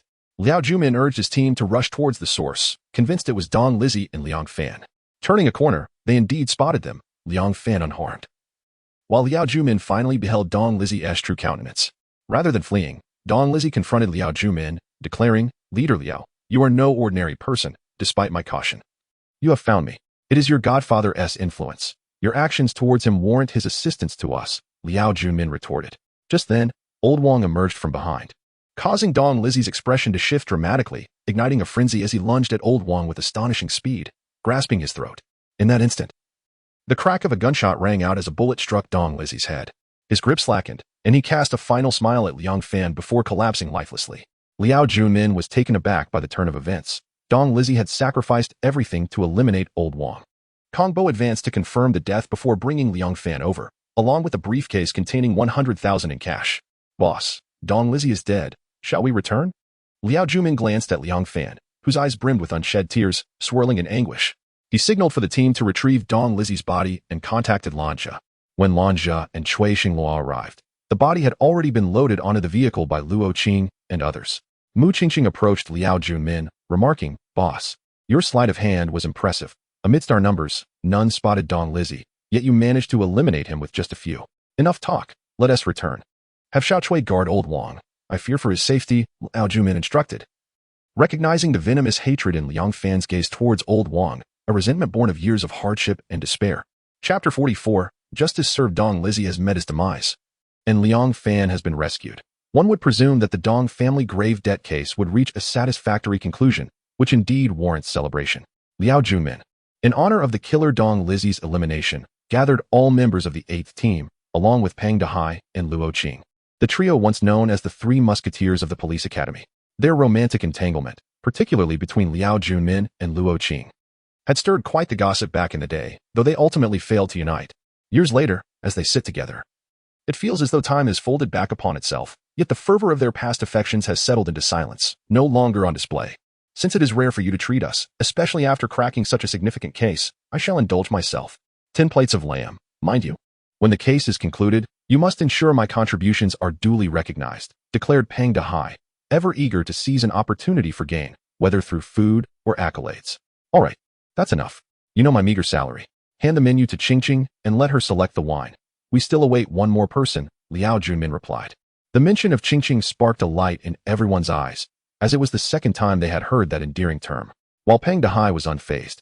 Having grown accustomed to it, Cui Xinglua and Lange began to whisper and speculate, transforming the celebratory dinner into a gossip session. As the gathering approached full attendance, curious minds pondered whom Liao Junmin was waiting for. Lange, in hushed tones, remarked to Mu Qingqing, "Our leader has learned the art of flattery. I suspect Director Hao will soon arrive. As a deputy-level officer now, he must cultivate good relations with Director Hao for future endeavors. We are now directly under provincial allocation. Yet no powerful dragon can suppress the local snake. Director Hao has historically maintained a cordial relationship with our leader, so a meal is warranted." Mu Qingqing's analysis, grounded in reason, reflected her growth since graduation. The recent investigations had broadened her horizons, instilling a sense of calm and composure in her perspective. The others shared this sentiment, save for Luo Qing, who remained fixated on the menu. Her silence perhaps stemming from the complexity of her feelings toward Liao Junmin, now a man with a family of his own. Contrary to their assumptions, the awaited guest was not Director Hao but rather Wang Lao, a surprise that elicited mixed reactions. Yet, upon reflection, it seemed reasonable. Wang Lao's contributions were indispensable to the case's resolution. Nevertheless, Kong Bo frowned, aware of Liao Junmin's intentions. While others might be oblivious to Liao Junmin and Appo's motives for inviting Wang Lao, Kong Bo understood fully, having knowledge of Wang Lao and Appo's past. Liao Junmin maintained a facade of calm, but Kong Bo remained vigilant, aware that complacency could be perilous. "Wang Lao, we have been expecting you. We have nearly finished ordering. We await only you. Given the rainy weather, I believe hot pot and wine would be most suitable," Liao Junmin suggested. "I shall follow your lead, Leader Liao. Just a platter of mushrooms and greens for me, as I am currently vegetarian. I hope this will alleviate the sins of Lizzie and Dong Chong," Wang Lao replied. Liao Junmin was at a loss for words and exchanged a glance with Kong Bo, who promptly understood and instructed the waiter to note Wang Lao's order. After a toast, Liao Junmin addressed the gathering. "Let us raise a glass to Wang Lao. You all know of his remarkable abilities. He trained someone as formidable as Dong Lizzie. Thus, we honor him with this toast." Although the words seemed complimentary, they were laced with barbed undertones. Wang Lao, slightly bewildered by Liao Junmin's implications, nevertheless lifted his glass and drank. Afterward, Liao Junmin continued, "Wang Lao, your name is Wang Jinwei. In your youth, you were discharged from the military for instigating trouble, leading to a life devoid of purpose. Yet, you practiced martial arts as a child and, fearing the waste of your skills, took in several children, did you not?" These were matters Wang Jinwei seldom discussed, but when articulated by Liao Junmin, they took on a different significance. What does Leader Liao intend? Is this a banquet of treachery? Wang Jinwei, no fool, began to grasp Liao Junmin's insinuations, feeling increasingly restless, rising to leave. At that moment, Cui Xinglua approached and placed handcuffs on him. "My apologies. Wang Lao, Liang Fan has divulged everything. You should have been more ruthless," Kong Bo stated. Wang Jinwei made no attempt to resist. He had anticipated this day. The meal had indeed turned into a banquet of treachery. When Kong Bo unveiled the evidence to the group, the gravity of the situation became apparent. 25 years prior, Wang Jinwei returned from military service, aimless and prone to gambling. To avoid his wife's wrath, he resorted to exploiting the legends surrounding the Dong family grave, engaging in a business of scaring people. Initially, his antics caused no harm. Once he received payment, he would let his victims go. Later, he took in 3 adopted sons, Dong Lizzie, Liang Fan, and Wang Dongcheng, imparting his skills to them. However, only Dong Lizzie proved to be particularly ruthless, ultimately becoming a notorious killer. The scheme behind the Dong family grave debt case was orchestrated by Wang Jinwei from the shadows, with Dong Lizzie as the executor, Wang Dongcheng spreading rumors, and Liang Fan observing from the city. It was a meticulously crafted trap, one that Wang Jinwei derived immense satisfaction from constructing. Yet, with Liao Junmin's reinvestigation, Wang Jinwei became increasingly anxious, attempting to thwart Liao Junmin by inciting Dong Lizzie to commit further murders and staging a performance with Liang Fan. However, the situation unraveled when Wang Dongcheng became a liability, leaving Wang Jinhui with no choice but to poison him. This was merely the beginning. Wang Dongsheng was but a scapegoat. To deflect suspicion from himself, Wang Jinhui plotted Dong Lizzie's death and intended to target Liang Fan. However, Dong Lizzie caught wind of the scheme and aimed to eliminate Wang Jinhui, only for Liao Jumin to intervene and save him. Dong Lizzie's animosity towards Wang Jinhui intensified, culminating in the events at the abandoned factory. Liang Fan, initially contemplating Wang Jinhui's past kindness, believed that Dong Lizzie's death signified closure. Yet, Wang Jinhui's intentions to poison Liang Fan were uncovered by Liao Jumin, who then revealed the entire plot, bringing this treacherous banquet to a fitting conclusion. The following day, Liao Jumin finalized the case, securing the necessary approvals. Lanja remarked to his leader, "Chief, you ought to inform us of your actions. Wang Jinhui is a formidable adversary, and yesterday's encounter was quite perilous. Had he chosen to resist, we would have been at a disadvantage. Did you not notice his vegetarianism? He is now regretting his choices. Such an outcome is truly deserved. Justice prevails in the end. Let us not linger. This case is closed, but we still have another awaiting us. Our 8th investigation team exists to unearth the truths behind long-buried mysteries." Lanja and Kongbo, emboldened by Liao Junmin's words, felt invigorated, and in response, Liao Junmin retrieved the case files concerning the Tianjin organ case.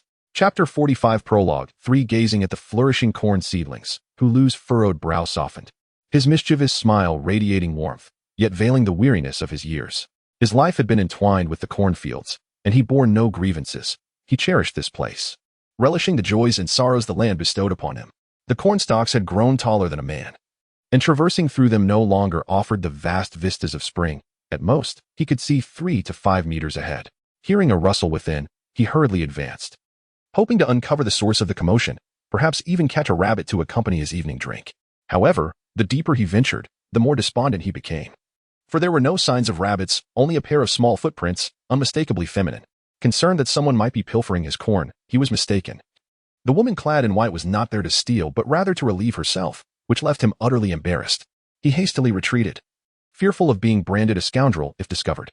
In the village, such news would surely trigger a chain reaction, spreading like wildfire until the entire community was aware of this scandal. Not having clearly seen her face, Hulu was determined to exit swiftly, mounting his motorcycle to escape unnoticed, for he had always maintained a good reputation, and he could not allow this trivial incident to tarnish it. After walking a few meters, he caught sight of his motorcycle through a gap, but as his smile emerged, a sudden numbness enveloped him, and he fainted. Little did Hulu anticipate that his curiosity would nearly cost him his life. When he regained consciousness, sharp pain radiated from his waist. Attempting to sit up proved futile. He could only turn sideways to examine his body, discovering a fresh wound on the left side of his abdomen, the blood still uncoagulated. The excruciating pain did little to quell his will to survive. Summoning the last vestiges of his strength, he retrieved his small mobile phone and, with his left hand trembling, dialed for help. "Wife, hurry to the cornfield. I'm not long for this world." Before he could utter another word, he succumbed to the pain and fainted once more. This fainting spell lasted an eternity, during which he yearned to discern the face of the girl squatting before him, yet his efforts bore no fruit. In the midst of the cacophony outside, Hulu slowly opened his eyes, finding himself in a room with an 4 drip beside him. At the door, his wife and a doctor were engaged in a heated argument. His awakening interrupted their dispute, and his wife's face brightened with relief. "You're awake. You scared me to death." Despite her smile, tears glistened in her eyes, for she understood the implications of Hulu's condition. He could no longer engage in heavy labor, his health irrevocably compromised, having lost a kidney. Indeed, Hulu had been assaulted in the cornfield and had his kidney removed. It was uncertain whether the perpetrator had a moment of conscience or adhered to some twisted code of ethics, as only 1 kidney had been taken, and he had received rudimentary first aid, allowing him the chance to call for help and ultimately save his own life. The police were alerted by Hulu's recovery, and after taking his statement, they departed. 6 years swiftly passed. Though Hulu had lost a kidney, his health remained relatively stable. Yet, the case remained unresolved, becoming an enduring mystery. Chapter 46 A noseful of ashes. The incident known as the kidney case in the cornfield, or the field organ case, once stirred considerable public interest. Yet it remained shrouded in mystery, with no substantial leads to pursue. The only witness, Hulu, claimed to have seen a woman, but she has never been located. Time has dragged on, and this afternoon, Qi Haoyang and I ventured to Hujiago in Shunxing's eastern suburbs to gather information, hoping to uncover a clue. From the materials at hand, we can narrow our focus. Over the past 6 years, there have been 5 victims, 4 of whom are deceased, leaving only Hulu alive. The perpetrator appears to have operated primarily in the eastern suburbs, and forensic analysis by Luo indicates that the methods employed were highly professional. This suggests that the assailant may very well be a physician or part of a long-standing organ trafficking organization. Liao Jumin listened intently to Lanja's report and offered his own insights, emphasizing two focal points: the geographical area of the eastern suburbs and the likelihood that the suspect is a medical professional.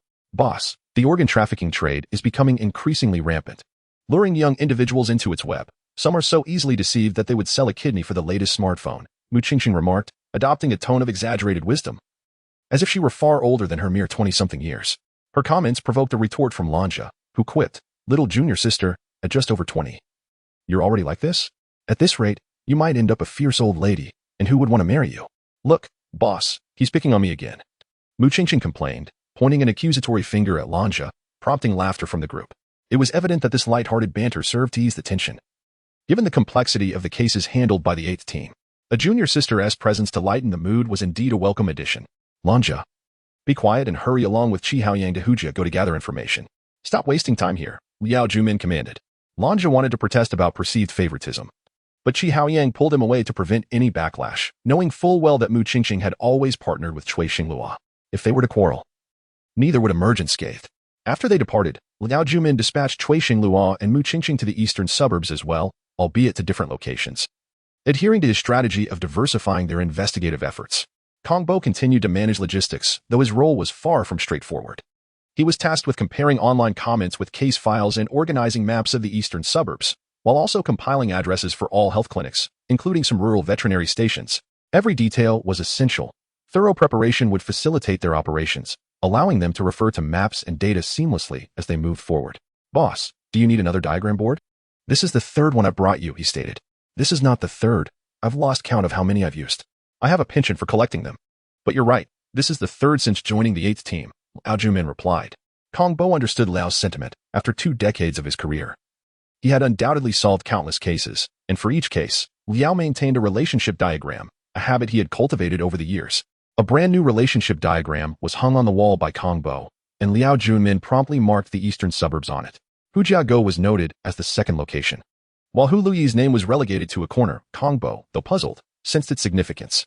Meanwhile, Lanja and Chi Haoyang were en route to Hujiago. As they drove, Chi Haoyang advised, Longu, this world is dominated by women. Don't challenge them. It's better to focus on work than to engage in fruitless debates. That may not be true. I have navigated the dating scene for a decade with near-constant success. However, that Mu Qingqing does pique my interest, Lanja countered with a smirk. Chi Haoyang fell silent, unsure of what to make of Lanja's sly grin. Just then, they arrived at Hujiago, interrupting Lanja's musings as they parked and prepared to head into the village. Although they were dressed in casual attire, their innate charisma drew attention. An elderly woman approached them, inquiring, "Young men, are you looking for someone?" "Yes, madam. We are police officers seeking Hu Lui to gather some information. Could you guide us?" Lanja replied. Upon hearing the word police, the woman's demeanor swiftly changed from warm to contemptuous. She turned away, dismissing them as if they were her adversaries. "Longu, what is going on? It seems the lady isn't fond of the police," Chi Haoyang remarked. "I'm not sure. Let us ask someone else without revealing our identities. We're not in uniform. We can pass for ordinary citizens," Lanja suggested, sensing the strange hostility. Choosing discretion, they approached another villager, presenting themselves as friends of Hu Lui, hoping for assistance.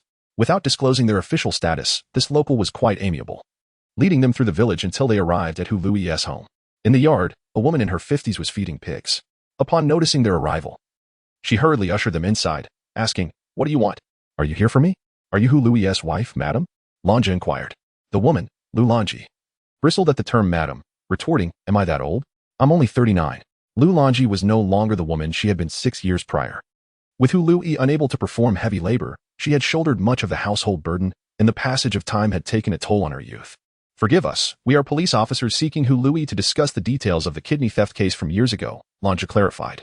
However, Lu Lanji's response mirrored that of the earlier elderly woman. "What else is there to ask?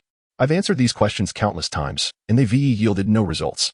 Just leave, don't waste my time," she snapped, disregarding their presence as she dumped slop into the pig pen, nearly splattering Lanja. At that moment, both Lanja and Chi Haoyang understood the villagers' hostility towards them stemmed from Hu Lui's household. The lack of resolution over the past 6 years had bred resentment towards the police, making any attempt at gathering information futile. With no viable options left, they retreated, recognizing that their lack of prior knowledge had led them to this dead end. As noon approached, they decided to take a break at a nearby eatery outside the village. Lange, is that a clinic over there? Chi Haoying asked, pointing. Yes, order something first. I'll check it out, Lange replied. Chapter 47. The private clinic. The most crucial clue in the case is the professional manner in which the killer extracted the kidneys. Thus, Lange and Chi Haoying are particularly sensitive towards doctors at this moment. Lange approached the clinic, which was rather small, housing only 3 individuals, a cashier, a consulting doctor, and a seemingly errand-running assistant who moved with some difficulty, reminiscent of a person afflicted by polio. I would like a box of Huxiang Zhengqi liquid, Lange stated, not entirely untruthfully, as the heat of the day warranted such a purchase. However, the errand boy merely glanced at him, seemingly ignoring his request, and proceeded to fetch medicine for another customer, leaving him waiting. I'll get it for you. My assistant has a hearing impairment, please don't mind, said the consulting doctor as he handed Lange the medicine. Thank you. May I ask your surname? How long have you been running this clinic in Hujiagu? Lange swiftly transitioned to the main topic. Purchasing medicine was merely a facade, as small clinics like this one were under particular scrutiny. I'm Jean Sanqing. You may call me Dr. Jean. I have been here for over a decade. The residents of Hujiagu and Lushui town know me well. Why are you inquiring about this?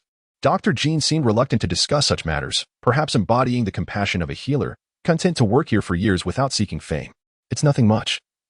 I was dining at the nearby eatery and overheard some peculiar tales about people being taken away for organ harvesting. Is there any truth to this? Yes, unfortunately. I cannot fathom the depravity of those who engage in such acts. Hu Lui from Hujiagu is one such victim, and to this day, the perpetrator remains unidentified. At this juncture, Dr. Jean heard something shatter and turned with ire. Live fire, be careful. The cost of that broken item will be deducted from your wages. Though Dr. Jean referred to live fire as death, the latter seemed to comprehend the reprimand and nodded in acknowledgement. Lange, sensing that there were no further clues to be gleaned, took the Huxiang Zhengqi liquid and left, sharing the findings about Hujiagu with Liao Jumin upon returning to Group 8 alongside Chi Haoying. In a parallel investigation, Cui Xinglua and Mu Qingqing arrived in the outskirts of the Eastern District, yet their focus was not on rural villages but rather on the urban-rural fringe. This sensitive area attracted a diverse crowd, including those clandestinely engaged in organ trafficking. Cui Xinglua, familiar with such locales from his previous endeavors in maintaining public order, felt at ease. Brother Xing, what brings you here? You should have given us a heads up so we could prepare some drinks for you, greeted Wu Jiu, a small-time thug who recognized Cui Xinglua. Having endured his fair share of hardships at Cui Xinglua's hands, he had turned over a new leaf in recent years, now managing a modest restaurant with decent business, harboring a sense of gratitude towards Cui Xinglua. Let's dine at your place. I never stand on ceremony, Cui Xinglua replied. Upon hearing this, Wu Jiu exchanged a glance with Mu Qingqing and led the way to his restaurant, instructing a server to take their orders. Brother Cui, isn't this a bit risky? Mu Qingqing whispered to him. I didn't force him. We're friends. Besides, we are investigating a case. It's beneficial to have some acquaintances here, Cui Xinglua reassured her. Mu Qingqing acknowledged that she was unfamiliar with the area, and having a local guide would be advantageous. She was surprised to discover that Cui Xinglua, despite his rugged exterior, maintained a network of friends in society. Don't worry, you're completely safe here. This is my establishment, and I can invite whomever I please. They have no say in the matter. I saw you in the special investigation team on TV. The way you solved that bizarre case was impressive, Wu Jiu chattered, his words spilling forth like a torrent. However, Mu Qingqing found his straightforwardness rather refreshing. Wu Jiu's past mirrored Mu Qingqing's assumptions. He hailed from a village, lacked formal education, and had initially resorted to petty theft and brawling until Cui Xinglua intervened, leading him to a path of redemption. After 2 years of labor and construction, he opened his small restaurant, which was thriving. Let's cut the pleasantries. I need to inquire about something, and I expect your honesty, Cui Xinglua stated. Ask away, Brother Xing. There is nothing in this area that I'm unaware of, Wu Jiu replied. Are there any illicit clinics around here, the kind that requires organs for treatment? Cui Xinglua's question momentarily stumped Wu Jiu. He knew of some unsavory dealings, but the ruthlessness of those involved made him hesitant. Speak freely. I will shield you from any repercussions. You know my temperament, Cui Xinglua insisted. Brother Xing, those people are indeed ruthless. You must exercise caution. There is a clinic called Huimin Clinic just west of this street. I heard they recently blinded a person for a mere 30,000 yuan. It's dreadful. Once they were approached, it was too late. They had a contract, and the matter was swept under the rug. Isn't eye surgery supposed to be done at a large hospital? How could they manage it here? It's not about the money. They simply removed the cornea and sold it to a private hospital in the city, Wu Jiu explained. Cui Xinglua committed the name Huimin Clinic to memory. After the meal, he declined Wu Jiu's invitation for drinks, and he and Mu Qingqing headed towards the Huimin Clinic. Once in the car, Cui Xinglua said, Qingqing, I will pretend to be a patient. You accompany me inside. Let us uncover the secrets behind their audacity. Indeed. We should investigate, Wu Jiao's account suggests they harbor many concealed truths, potentially linked to the Tianjin organ case. I share your sentiments, but we must remain vigilant once inside. The circumstances here are intricate, with many desperate individuals, and firearms may be loaded, he cautioned. Cui Xinglua was well acquainted with the local dynamics. So he relayed critical points of caution to Mu Qingqing. Though she possessed a keen mind, her experience was lacking, making Cui Xinglua's guidance invaluable. It was indeed a testament to Liao Juanmin's astuteness in assembling such a capable team. Upon arriving at Weimin Clinic, both Cui Xinglua and Mu Qingqing were taken aback. For it resembled a small hospital, a newly constructed building with 4 floors, bustling with visitors. Shall we proceed inside? Should we notify the captain? Chapter 48. Night surgery. Mu Qingqing was aware of Cui Xinglua's capabilities. She knew he was quite astute. However, she still discreetly sent a message to Liao Juanmin, informing him of their whereabouts. Afterward, she entered the clinic with the taciturn Cui Xinglua. Inside, they needed to register, which appeared rather formal. Once they completed the registration process, the two ascended to the internal medicine department to wait. There were 2 other individuals ahead of them, identifiable as local laborers by their attire.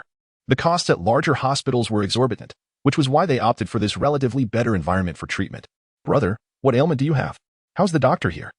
Cui Xinglua inquired, feigning discomfort while clutching his abdomen, curious about the people nearby. Little brother, you must be here to see Dr. Zhang as well, right? He is truly a good man. Many who come here for treatment incur no expenses. If you were at a larger hospital, it would leave you with a lifetime of debt, replied a middle-aged man, clearly satisfied with Weimin Clinic. This made Cui Xinglua and Mu Qingqing begin to question Wu Jiao's words, wondering if they bore any truth. Regardless, they decided to maintain their pretense and see for themselves if this Dr. Zhang was indeed as remarkable as rumored or merely a facade cloaked in a white coat concealing a dark heart. After engaging in conversation for a while, the line had diminished, and shortly thereafter, someone called for him. Mu Qingqing accompanied Cui Xinglua into the examination room. Inside sat a man in his 40s, who gestured for Cui Xinglua to take a seat and inquired about his condition. Following that, he instructed him to undergo an X-ray and then return. The procedure was no different from that at a larger hospital, and they complied. After taking the X-ray, they returned to face Dr. Zhang Weixin. Dr. Zhang, what do you make of my condition? Cui Xinglua asked. Do not be alarmed. It seems there is something on your liver, but it can be resolved with a minor surgery. As for the medical expenses, you need not worry. I understand how difficult it is for you to make ends meet. I will only charge you half the usual rate. You can stay here for now. And if all goes well, we can proceed with the surgery tomorrow. Have your wife prepare 10,000 yuan, Dr. Zhang reassured him. While Cui Xinglua was skeptical about other ailments, he found himself believing a significant part of what was said about his liver. He had previously sustained a gunshot wound to that area, which had healed swiftly, yet he pondered whether complications had arisen again. Mu Qingqing perceived Cui Xinglua as hesitation and queried, should we be admitted? Yes, please call home and ask Lanja and Qi Haoyang to come over, Cui Xinglua replied. Mu Qingqing relayed this information to Liao Juanmin, deciding to inspect the situation regardless of its authenticity. Shortly, Cui Xinglua and Mu Qingqing completed the admission procedures. Qingqing, given the circumstances, I doubt the boss will summon anyone. It seems you will have to attend to me, Cui Xinglua remarked. That's fine, but I must admit, I was startled earlier. Your complexion changed, Mu Qingqing replied. Indeed, due to my past liver injury, I am concerned about potential issues. However, I underwent a health check earlier this year with no problems. I want to see how this Dr. Zhang performs, he mused. You appear quite robust.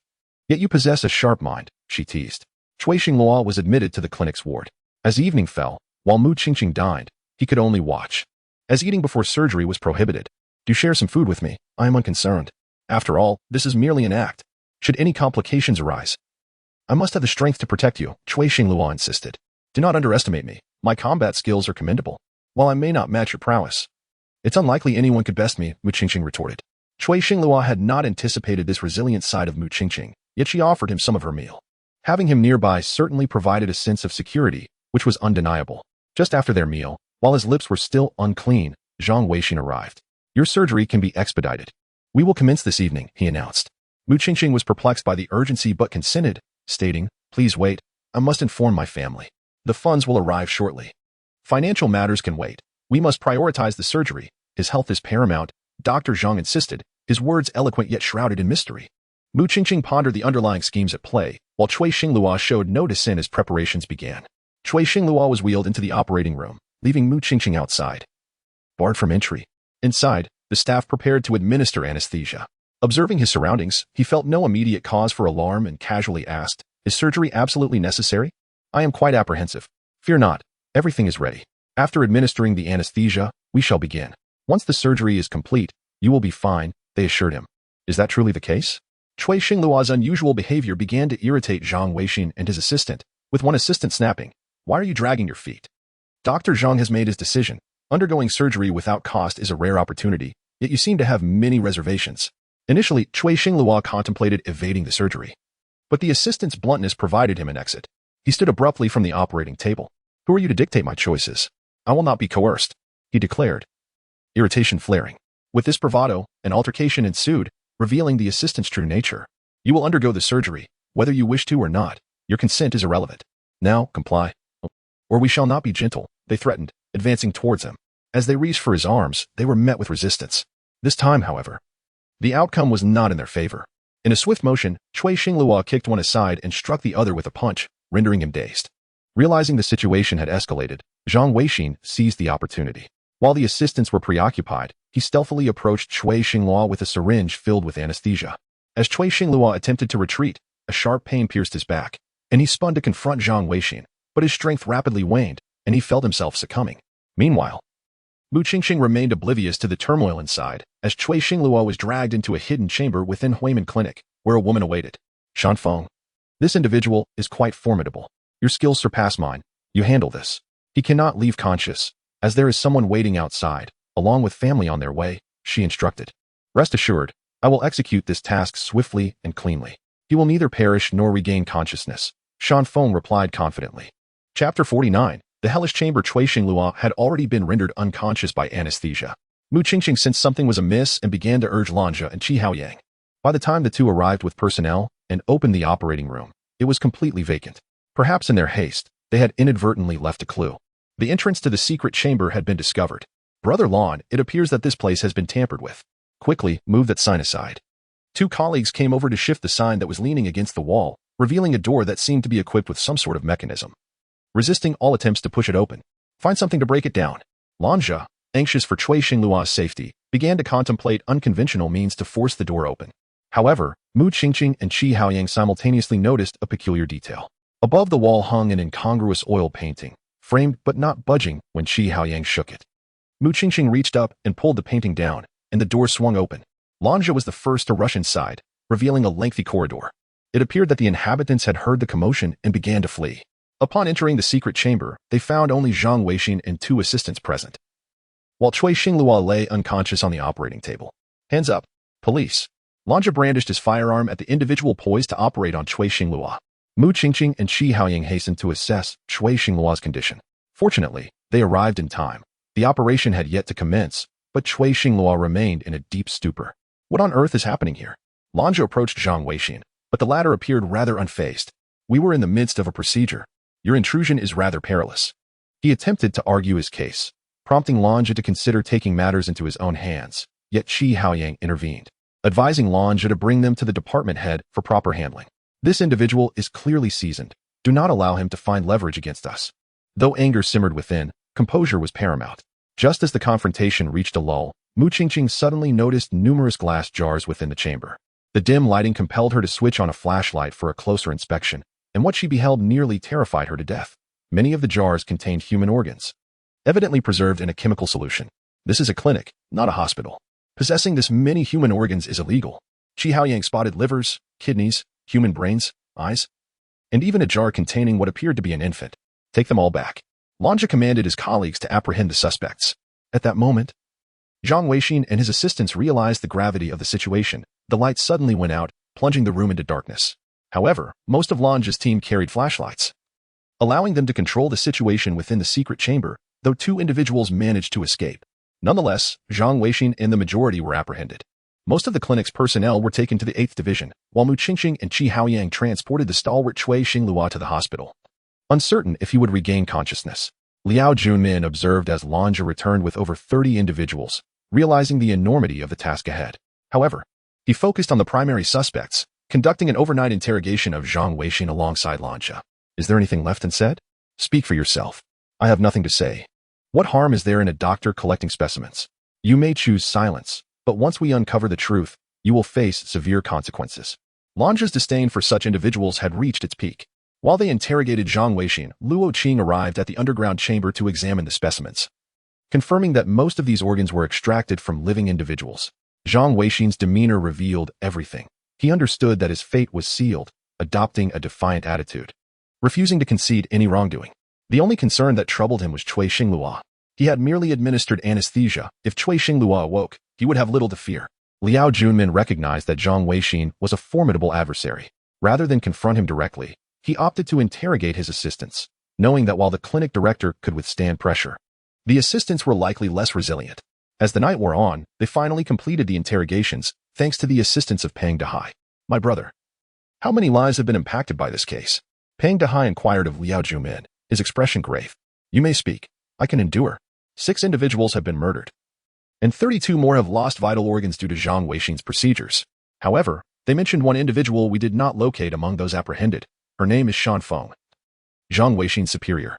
Most of the organs were supplied to her for profit. This was an organized organ trafficking syndicate, masquerading as a clinic, luring laborers and service staff from nearby eateries to seek treatment for fabricated ailments, intimidating them with exorbitant surgical fees to undergo procedures at the clinic. During these operations, they would extract vital organs without affecting the patient's day-to-day existence. Thus, the individual whom Wu Jiao mentioned as blind was not afflicted by a debilitating condition. Rather, Zhang Weixin had removed her corneas during surgery, later claiming her condition had worsened. For laborers and service staff living on the brink of subsistence, the allure of avoiding hefty hospital bills, coupled with the clinic's compensation, often led to silence regarding their plight. Occasionally, a troublemaker would arise, only to be silenced by Zhang Weixin's monetary influence. For 2 years, they had employed this method to procure organs from over 30 individuals, selling them at a premium to Shan Feng. The 4 murdered individuals had met their demise for defying Zhang Weixin. Enraged, he resolved to eliminate them, extracting their organs and dismembering their bodies, discarding the remains into the river to feed the fish. Though the remains of the 4 could not be recovered, those who had lost organs were still alive. Zhang Weixin would not escape legal repercussions, yet the most critical figure, Shan Feng, remained at large, plunging Liao Junmin into contemplation. The assistants provided scant information regarding Shan Feng, as she always appeared masked, leaving only the knowledge that she was a woman. While Cui Xinglua and his team had failed to uncover leads pertaining to the field organ case, they had successfully dismantled this black market clinic and apprehended 18 individuals involved, including the 2 who had managed to escape but were later recaptured by Peng Dehai. How is Xiao Cui? Liao Junmin, having endured a sleepless night, inquired about Cui Xinglua's well-being. Lanja replied, Brother Cui has regained consciousness. He was merely anesthetized, suffering no substantial harm. Given the potential connection between this case and the field organ case, it was imperative to locate Shan Feng swiftly. Zhang Weixin, aware of his inevitable demise, remained tight-lipped about her identity. Chapter 50. The Hardman-esque tactics. Although Liao Junmin expressed skepticism about Zhang Weixin divulging any information, he did not abandon the lead. His assistants were only aware of Shan Feng's existence and had no direct involvement in the transactions, which were conducted solely by Shan Feng and her team. Cui Xinglu was grateful to have escaped with his life. However, this experience taught him the importance of communication before taking action. He was capable, but this time he had been taken down, a reminder of the inherent dangers. Go fetch Xiao Cui and Mu Qingqing. There is nothing to worry about. I believe Xiao Cui has reflected on his actions. Upon returning, let us refrain from discussing how he was sedated. Understood? Lanja, Qi Haoyang, and Kong Bo responded in unison. Understood, boss. Qi Haoyang and Kong Bo went to rest while Lanja prepared to drive. Once Cui Xinglu and Mu Qingqing returned, Liao Junmin was the only one left in the office, reclining in his chair and dozing off. Hearing a sound, Liao Junmin slowly opened his eyes and noticed Cui Xinglu with his head down, indicating he had something to say. However, Liao did not prompt him. Xiao Cui, you should rest as well. Hurry and take a break. You will need your strength to deal with Zhang Weixin. He has administered a sedative and as the victim, I believe he fears you. I'll go now. I command you to rest. Go with Qingqing. We have more arduous tasks ahead, and one must be in good spirits to continue the fight. Liao Junmin resumed his authoritative tone, and indeed, Cui Xinglu and Mu Qingqing, feeling drowsy, vanished from the doorway before he finished speaking. This was precisely Liao Junmin's intent, to send them on their way. After a brief nap, he felt rejuvenated and approached the relationship board to add Shan Feng and Zhang Weixin. Regardless of whether these individuals were connected to the organ trafficking case, no lead could be overlooked, as they were active in the outskirts. Zhang Weixin could not escape. A death sentence was certain. The question remained whether he could reveal Shan Feng's identity and the operational details of her supply chain. If Zhang Weixin demonstrated contrition, Liao Junmin had contemplated advocating on his behalf, yet his current demeanor left Liao feeling anxious. Liao Jumin sensed that Shan Feng wielded considerable influence over a vast organ trafficking network in the outskirts, and the implications of this were daunting. The potential societal harm, if the matter remained unresolved, weighed heavily on his mind. After a moment of contemplation, he decided to summon Cui Xinglu to join him in interrogating Zhang Weixin in an hour, believing that Zhang might experience a pang of conscience upon seeing Cui. While others could rest, Liao, as the team leader, could not afford such luxury. Despite having solved 2 cases, he felt the responsibilities of his position were still formidable. An hour later, everyone gathered in the office, and with the team present, Liao Junmin briefed them on the tasks ahead. Lanja and Qi Haoyang were assigned to organize the files related to the Black Clinic, while Kong Bo worked solo. Mu Qingxing went to procure some forensic results from Forensic Luo, and Cui Xinglu was to accompany Liao Jumin to interrogate Zhang Weixin. With no objections raised, they dispersed, leaving only Cui Xinglu to follow Liao into the interrogation room. Soon, Zhang Weixin was brought in. Seeing Cui Xinglu regain his composure so swiftly made Zhang Weixin visibly anxious. Cui's earlier unconsciousness had been orchestrated by Zhang, who had even plotted to remove his organs and potentially eliminate him. Any man of valor would not let Zhang Weixin off lightly, especially not Cui Xinglu, a champion fighter. Liao Junmin had invited Cui to join the interrogation for the psychological impact it would have on Zhang. I do not wish to resort to violence. I merely wish to inquire about Shan Feng. If you are forthcoming, I may speak favorably on your behalf, perhaps even spare your life. If you choose not to cooperate, then you must face the consequences. As he spoke, Cui Xinglu stood, removing his hat and rolling up his sleeves, revealing his robust muscles. Zhang Weixin, alarmed, exclaimed, "What do you intend to do? Your captain is right here. I intend nothing sinister. I simply wish to gather some information. Should you choose to speak, I will don my uniform shortly. If you withhold information, however, I will not wear it. Do you comprehend?" Liao Jumin remained silent, observing as Zhang Weixin continued to evade questions. As Zhang stood to excuse himself to the restroom, panic set in. If left alone with Cui Xinglu, retribution would be inevitable, and he would likely not survive. "Wait, Captain Liao. I will talk, but you must send him out. I need someone else to take notes." With this concession, Cui Xinglu's objective was achieved. Liao Jumin signaled to him, and understanding the cue, Cui exited the interrogation room, gathering his clothes and hat before heading to the office to assist Kong Bo with the documentation. "Cui Gu, you are impressive. We've spent over a day trying to extract anything from him, and you walk in, and he spills everything," Kong Bo remarked, enviously eyeing Cui Xinglu's physique. Regrettably, he felt he lacked the same genetic gifts, relying instead on his intellect. "Take a lesson from this. Don't spend all day in front of a computer, or you'll waste away," Lansha chimed in, teasing Kong Bo, who took it in stride and continued to chat with the two. As their banter continued, Liao Junmin and Qi Haoyang emerged from the interrogation room. Qi Haoyang waved the notes in his hand, announcing, "Zhang Weixin has agreed to cooperate. However, I will be leading the operation with Lanja. Cui Gu, it's best if you sit this one out. He has seen you in the basement during the surgery, and he is astute, a true serpent. That's fine. You proceed with the meeting. I'll observe from the sidelines, and once I see the target, I will initiate the arrest." Everyone turned their attention to Liao Junmin. Regardless of opinions, the final decisions rested with him. Xiao Cui, accompany them. Maintain a distance and ensure nothing goes awry. With Liao's directive, no one dared to voice dissent. After Zhang Weixin was escorted out, the handcuffs were removed, and he was offered some food to eat while they awaited further developments. Previously, Zhang Weixin had only been able to contact Shan Feng via text, with her always taking the initiative to reach out. However, the current situation was different. Liao Junmin instructed Kong Bo to trace her phone number, but it yielded no results. Consequently, they could only await a response to their text. If they received a reply, the likelihood of success would rise to 80%. Capturing Shan Feng could potentially dismantle the entire network, as she was a pivotal figure in the organ trafficking operations. Chapter 51. A misconnection before the operation. Liao Junmin meticulously arranged the details. Except for Kong Bo and Mu Qingxing, everyone else was to participate, with Pang Dehai and the special police providing support. Shan Feng's case was far more complex than mere organ trafficking. She was implicated in at least 10 homicides. Capturing such a dangerous woman was imperative. If she continued her activities, countless lives could be at stake. Zhang Weixin had just received a message from Shan Feng, instructing him to meet at the People's Park that evening. It was curious that they did not go directly to the clinic, suggesting that Shan Feng might have sensed their movements. Caution was essential. Boss, who should accompany Zhang Weixin, Cui Xingluo, invested in the matter, was eager for revenge against the malevolent Shan Feng and desired to confront her personally. "You're being too hasty. Have Lanja and Qi Haoyang accompany Zhang Weixin. They are more composed, while your emotions are running high," Liao Junmin advised. His authority was recognized, as Cui Xingluo's intentions were transparent. Such a significant operation should not be swayed by personal feelings. Despite being a woman, Shan Feng was astute and possessed formidable counter-surveillance skills. Aware that she was under police scrutiny, she would not be easily caught off guard. Cui Xinghua trusted Liao Junmin's judgment and was confident that if Shan Feng appeared, escape would be impossible. They fell silent, awaiting departure. At 5 o'clock in the afternoon, an hour before their scheduled meeting, Lanja and Qi Haoyang prepared to escort Zhang Weixin to the park, while Cui and Dehai stood by to support the operation, aiming for a decisive strike. After confirming the plan, everyone dispersed to make their preparations. Liao Jumin approached Zhang Weixin, seeking to ensure there were no additional concerns. This is not the time for blame. We must soothe our consciences. You understand what this entails for the victims, so I implore you to be forthright.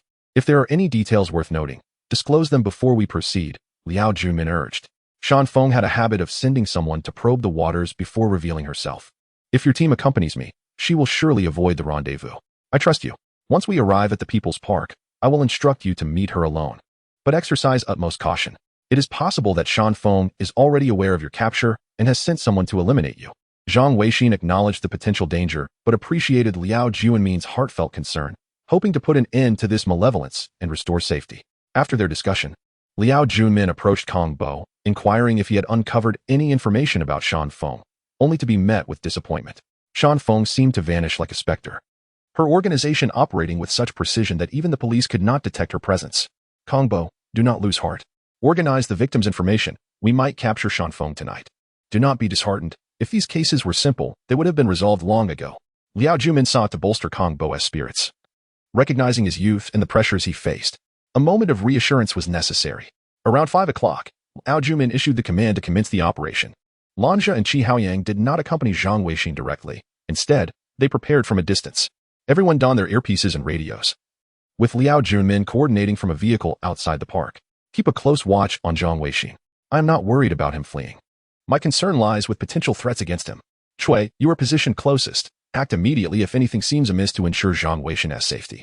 Acknowledgements resonated over the radios as they began monitoring Zhang Weixin. Shortly thereafter, a figure in a baseball cap lingered near Zhang Weixin, observing for some time before approaching him. Are you Zhang Weixin? I am Zhang Weixin. Come with me. Shan Feng is waiting for you at Karen CAF. The individual was merely a messenger, prompting Liao Jumin to instruct Lanja and Qi Haoyang to head to Karen CAF for deployment, while Cui Xinghua followed the messenger's vehicle. As they drove towards Karen CAF, Liao Junmin turned to Pang Dehai. Dehai, is that red Audi following us? It seems not. It appeared midway. Look, it just turned, he replied. Perhaps I was overreacting. Liao Jumin remained vigilant, apprehensive of any misstep that could jeopardize the operation. As the messenger led Zhang Weixin into Karen CAF, Lanja and Qi Haoyang were already in place, having blended in as patrons. However, the messenger did not wait in the main hall but led Zhang Weixin to an upstairs private room, leading Liao Jumin to suspect that Shan Feng might be inside. Lanja, quickly inquire with the staff if there is a woman in that room. If confirmed, we will initiate the operation. Understood, boss. Lanja rose to communicate with the waiter, who verified the presence of a woman in the room. Liao Junmin relayed over the radio, initiate the operation. Cui Xinghua had also arrived but remained outside, adhering to Liao Juanmin's strategy to seal off any potential escape routes in case of unforeseen events inside. As Qi Haoyang and Lanja charged into the private room, they were dismayed to find only the messenger and Zhang Weixin, with Shan Feng nowhere in sight. Where is she? She is not here at all. Did you confirm with the staff? They did say there was a woman, but now she has vanished. Liao Jumin quickly communicated via radio. Cui, be advised, the target has escaped. Check outside immediately. He hoped Cui Xinghua could intercept her. Based on the waiter's account, her departure could not have been long ago, yet they failed to capture Shan Feng or even catch a glimpse of her. The messenger was apprehended for interrogation, revealing that Shan Feng had left in a red Audi from the CAF, although he could not specify when. Pang Dehai reluctantly conceded to Liao Juanmin's instincts. They had narrowly missed Shan Feng, who had slipped away. Chapter 52, blossoming in many directions, the capture of Shan Feng ultimately ended in failure.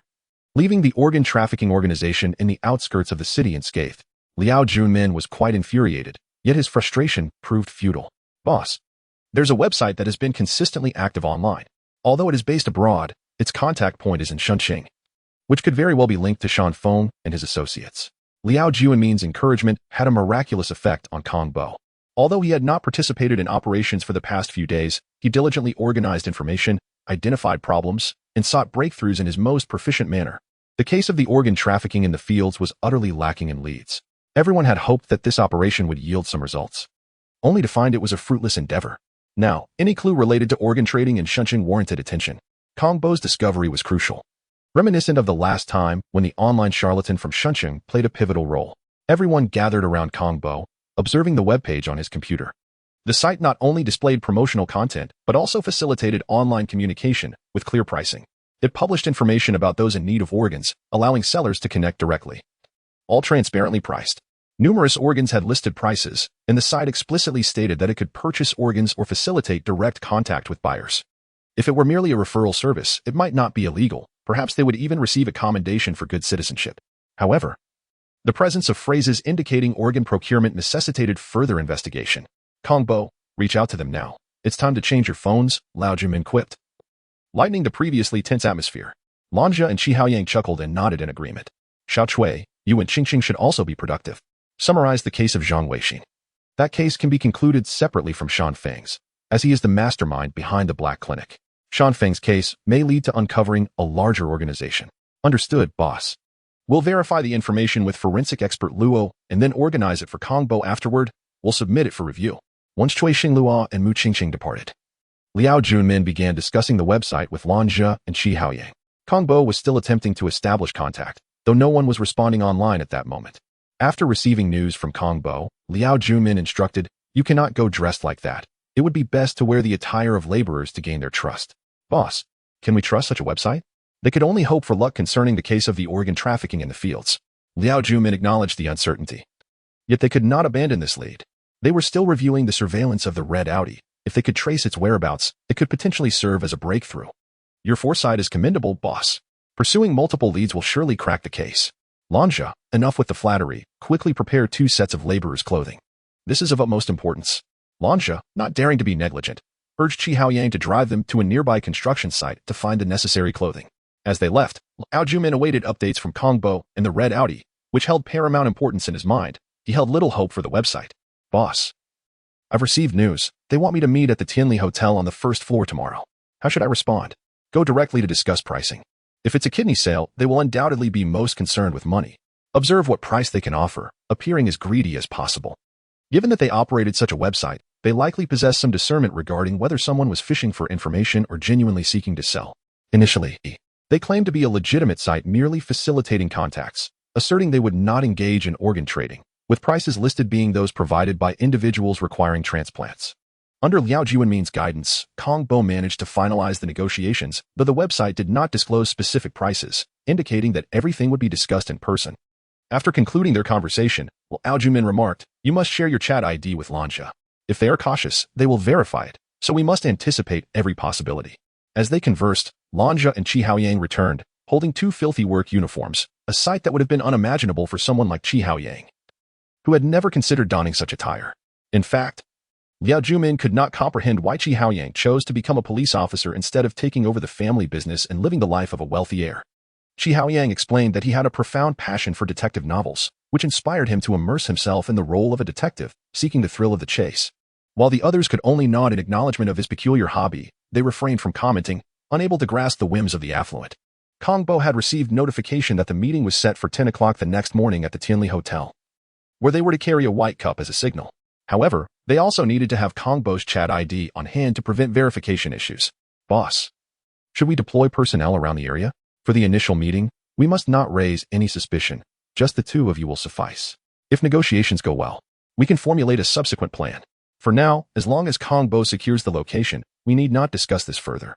Once arrangements were made, Liao Jumin felt the evening was drawing to a close and instructed everyone to return home for rest. He and Kongbo could remain a while longer, awaiting the return of Cui Xinglua and Mu Qingqing before finishing for the day. The following morning, Cui Xinglua and Mu Qingqing reported on the Zhang Weixin case, while Lan Zhe and Qi Haoyang, after preparing the positioning device with Kongbo, hailed a taxi to the Tianli Hotel. Upon arrival, the staff on the 1st floor regarded the 2 men in laborers' attire with disdain, their expressions dripping with contempt. Qi Haoyang casually ordered a pot of Longjing tea. Lanja waved his hand dismissively. "We'll pass on that. I was just joking." The server rolled her eyes and walked away, leaving Qi Haoyang perplexed. "Brother Lan, can't we enjoy some tea? This isn't about who pays. Have you ever seen laborers sipping Longjing tea in a 3-star hotel?" Realization dawned on Qi Haoyang. And just then, Lanja urged him to remain silent, for he had noticed someone in the lobby keenly observing them. Chapter 53. Infiltration. They were being observed, prompting the two to exercise caution. Lanja deliberately produced a pack of Huangshan cigarettes, priced at 6 yuan, drawing the disdainful gaze of the waiter. Yet it also instilled a sense of hope. You must be Qi Haoyang. Judging by your appearance, you seem rather refined.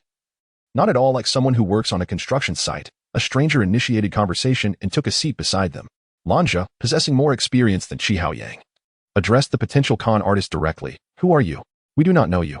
His vigilance was crucial, for it was this very suspicion that would compel the scammer to believe him. Without any wariness, he would not gain their trust. Lanja executed this perfectly, while Qi Haoyang silently absorbed the lesson beside him. I am from the website. The man introduced himself. Let us verify your identification first. Liao Jumin was indeed correct. These fraudsters required identity verification, with the most effective proof being the account number. Qi Haoyang presented the website's account number, and the scammer produced Kong Bo's account number. After confirming their accuracy, he ordered a pot of fine tea. At that moment, Lanja apologetically remarked, I am sorry, I did not realize you were from the website, while offering the scammer a cigarette from his pack. However, the con artist declined, instead presenting a Huanga Tower cigarette, saying, I am called Huangshan, but I do not smoke Huangshan. Try this instead. Although Lanja found the cigarette appealing and accepted it, he refrained from smoking it, instead lighting his own Huangshan. He then stated, that one lacks potency. I am not accustomed to it. We are primarily here to discuss my brother's situation regarding selling a kidney. What do you think? Lanja's directness and feigned urgency were precisely what Huangshan desired. Desperation bred a greater need for money, and with a financial need, they would seek his assistance, thus granting him the upper hand. This matter is delicate, Huangshan replied. As you know, the 8th Division is investigating organ trafficking, and it is quite severe. Therefore, we must postpone our dealings until the storm passes. I merely wish to confirm that you truly want to sell, so I can make a note. If I find a suitable patient, I will notify you promptly. We wish to sell now. Our family needs the money urgently. My cousin is awaiting surgery, and it cannot be delayed any longer. Ah, a filial child, Huangshan thought. Let me consider a way to communicate with the higher-ups and expedite arrangements for you. Thank you so much, Brother Huang. Might we see results today? That depends on my call. We will need to perform a thorough examination. If there are no underlying health issues, it should be feasible, despite earlier claims of needing communication. When Lanja inquired about the possibility of an exam that evening, Huangshan immediately shifted into action, arranging for the necessary tests to facilitate the transaction. Brother Huang, when can we undergo the examination? My cousin is certainly fit, so any time works. Let us do it this evening. If all goes well, we can proceed with the transaction tonight. Very well, we shall await your news, Brother Huang. Here is my mobile number, if you need us to come anywhere. Just call this number. With preliminary negotiations concluded, Lanja and Qi Haoyang opted not to take a taxi, instead waiting for a bus, mindful of their watchers. To take a taxi without funds would seem implausible. They did not return directly to the 8th Division, but instead went to the construction site, where arrangements had been made for their accommodation. They had their lunch there, but dinner remained uncertain due to the impending examination. Qi Haoyang would surely refrain from eating, as authenticity in their ruse was essential. Lanja, must we endure this? I find this environment intolerable. Bear with it. I understand you are a young master. Since we have encountered these scammers, we must ensnare them completely. With no alternative, they would temporarily reside there, maintaining communication with Liao Junmin to report their rendezvous. Liao Junmin was prepared. As soon as they identified the criminal lair, he would mobilize a team to apprehend them, ensuring their safety. Kong Bo had already established a location. They could not afford a repeat of the previous incident involving Cui Xinglua.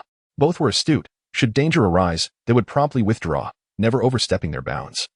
For they lacked the combat skills of Cui Xinglua. Who could say what formidable individuals lurked within the criminal stronghold?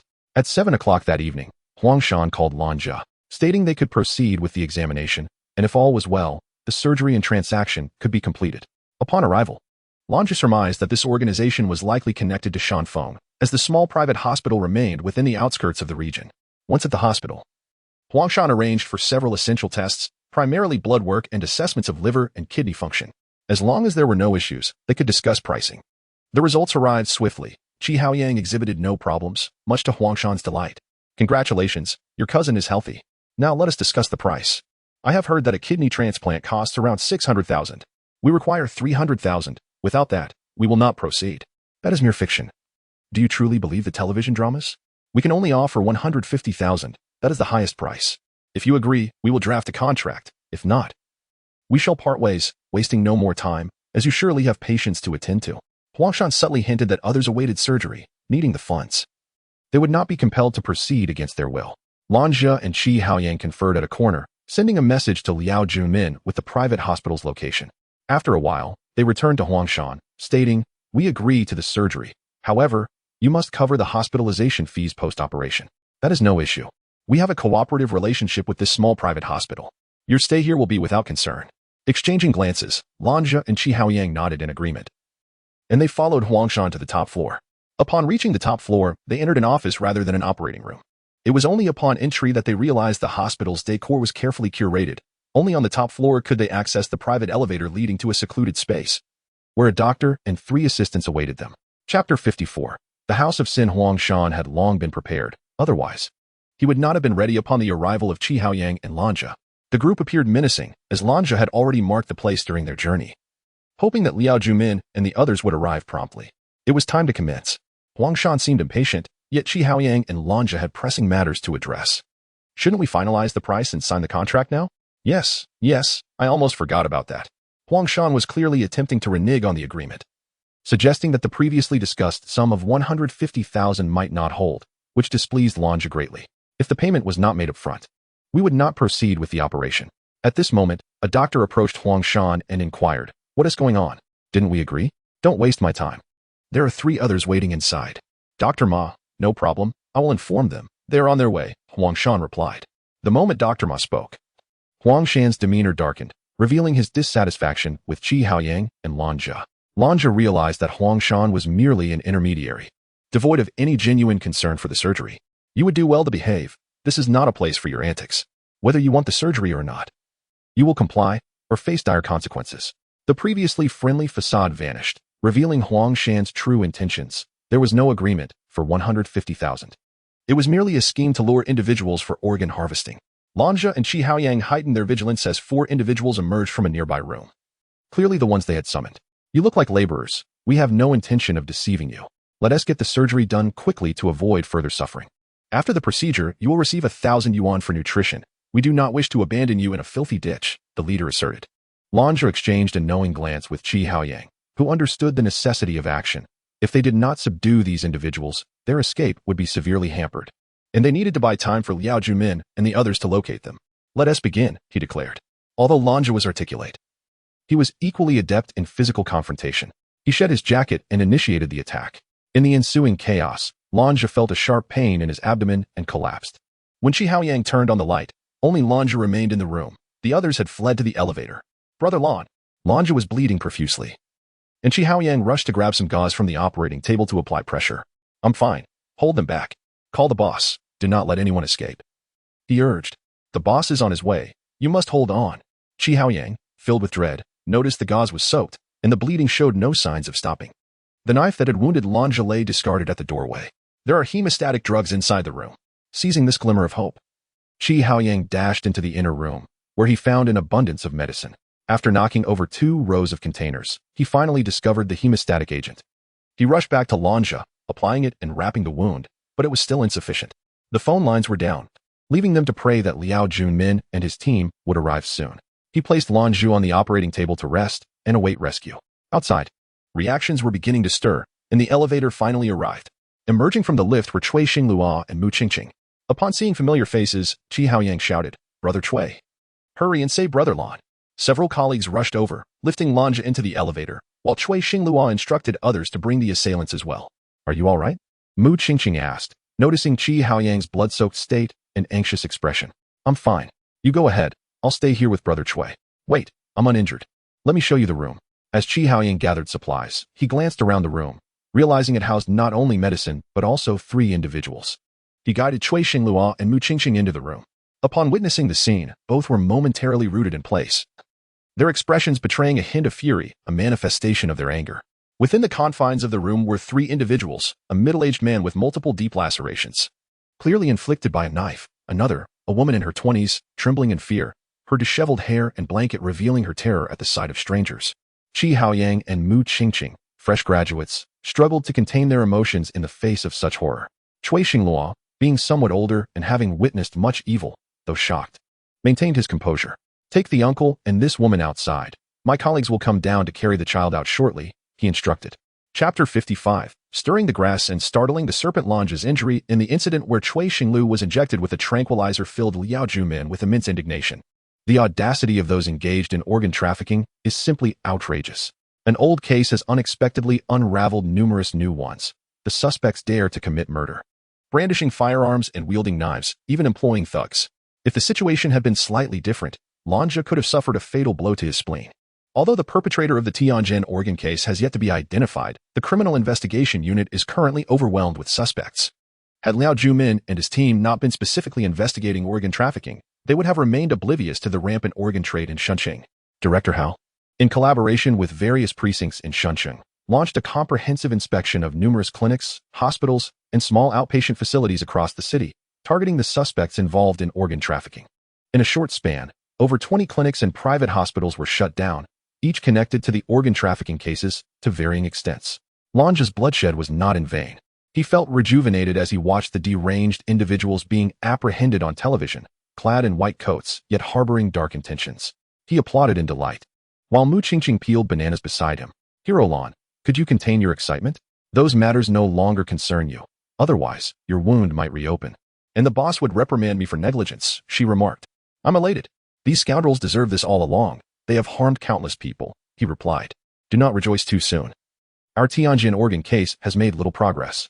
I hope we can uncover the perpetrator among those apprehended," she cautioned. "With so many arrests, there must be leads. Trust me, my instincts have always been spot on," he reassured her. "Enjoy your bananas. I've become your caretaker," she retorted, her displeasure evident. The task assigned to her by Liao Junmin was not to her liking. Although it was not demanding, it felt like a torment, and she harbored a strong aversion to such servitude. As they conversed, Cui Xinglu entered, stating, "I could hear the two of you from outside. Did you forget to close the door? Aren't you worried about leaks?" Nevertheless, Lan Zhu is correct. We have discovered a significant lead, and it originated from a source in Huangshan. What good news? Hurry up and share. Lanja and Mu Qingqing echoed, their concern for their case palpable. "Peel a banana for me too," Cui Xinglu added. Mu Qingqing quickly retrieved a banana for him, and after taking a few bites, he addressed them. "Do you remember the red Audi? This woman has extensive connections with various clinics and private hospitals in the Jiaodong area. Yet no one has seen her true face. However, there is a man who accompanies her, whose name remains unknown. Many have reported that he is exceptionally skilled and ruthless, with at least 3 homicide cases to his name. You've been rambling without getting to the point. Have we located Shan Feng, or that martial arts master?" Lanja interjected, prompting a moment of embarrassment for Cui Xinglu, who realized he had indeed been verbose, possibly due to his excitement. "Why the rush? I was just about to get to the crux of the matter. Someone spotted this man in Hujiago. So the boss intends to have me and Qi Haoyang keep watch. If we find him, we must ensure he is followed. So the puppet master behind this can be revealed," Cui Xinglu conveyed. While this news was indeed promising, Lanja could not participate in the operation, and Mu Qingqing had to remain behind, as the perpetrator was exceedingly violent, making her presence here more suitable. Back at teammate, Liao Jumin presented Cui Xinglu with the restored computer graphics from Kong Bo. This is the individual who has been close to Shan Feng. We still do not know the nature of their relationship, but there is concrete evidence of his involvement in organ trafficking, along with 3 homicide cases. You must exercise utmost caution. No one else can be harmed. Otherwise, I will have no one left to rely on. Liao Junmin was anxious. The carefully assembled team was now diminished by Lanja's absence, complicating matters for him. Mu Qingqing had to dedicate half her day to care for Lanja, while Kongbo was inundated with data organization. Thus, only Cui Xinglu and Qi Haoyang could regroup and surveil Hujiago, hoping to locate the mysterious man. "Don't worry. We have experience now. These individuals are ruthless, and we will not act recklessly without certainty," Qi Haoyang assured. "Remember that. Let's set off now. I need to gather more information from Director Hao. This operation has garnered quite a bit of attention, even reaching the provincial level," Liao Junmin replied, busying himself not with his own affairs but preparing a report. The director had invited him, and he could not afford to refuse, as it was meant to summarize the operation. Due to this incident, Pang Dahui had shown Liao Junmin disdain, unaware that Liao Junmin had no desire to present any report. He felt embarrassed that the exposure of numerous illegal clinics and private hospitals stemmed from an old, unsolved case. If the Tianjin organ case were not reopened, would the victims and those who perished unjustly be forever ignored? With no choice but to comply, Liao Junmin steeled himself for the task. However, the report contained profound insights, not meant to belittle himself, but to serve as a reminder to remain vigilant against those who endanger the lives and property of the populace. Liao Junmin arrived at the conference, while Cui Xinglu and Qi Haoyang made their way to Hujiago. The memory of their previous embarrassment weighed on Qi Haoyang, making him hesitant to mention it to Cui Xinglu. Instead, he suggested they sit at a nearby eatery. "Brother Cui, the noodles here are delicious. Lanja and I had them once before. he said. You seem to be enjoying life well. When I go out, I mostly end up hungry. It seems I should fill my stomach next time, Cui Xinglu replied. As they awaited their noodles, Qi Haoyang spotted a familiar figure. Li Fire, is that you? He exclaimed, immediately regretting it, recalling that the last time the station chief had mentioned he was both deaf and mute. He had to inquire with the eatery staff. Excuse me. Could you tell me why he is all alone? He asked the server. You don't know? That station chief is involved in the organ trafficking case. They even found a human skeleton buried in his yard. It's truly horrifying, the server replied. Chapter 56, The Battle in the Night Indeed. Being both deaf and mute is a lamentable state, and Qi Haoyang felt a pang of sympathy. Regrettably, he could not approach to extend a greeting, otherwise he would have certainly offered assistance to this self-sufficient individual. Do you know that person? Yes, during our last visit to the clinic with Lanja. We purchased some Huxiang Zhengqi liquid, primarily to observe whether the director exhibited any inappropriate behavior. To our surprise, we failed to discern anything amiss. Yet we found ourselves ensnared by the recent crackdown. This clinic is the only one in the vicinity. Could the enigmatic man be connected to this individual known as Lai Hua? Cui Xinglua's mind was considerably clearer now. Throughout the investigation into the organ trafficking case, it seemed that anything could transpire, prompting his imagination to run wild. Stop guessing aimlessly. It is commendable that he can fend for himself.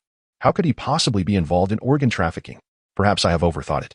Although he spoke these words, Cui Xinglua could not help but cast a lingering glance at Lai Hua, who was eating. There was an inexplicable aura about this person, something he could not quite articulate. After their meal, the two meandered near Hu Jiagu, clad in casual attire, unperturbed by the gazes of others. Cui Xinglua, however, emanated a certain menacing aura, causing passers-by to hesitate in approaching him. Brother Cui, look, even the children are afraid of you. I wonder if, should you become a father one day, your own child would be frightened to tears. Do not jest. I am brimming with kindness. How could I instill fear in anyone? Shortly thereafter, a lollipop appeared in Cui Xinglua's hand, leaving Qi Haoyang bewildered as to when he had purchased it.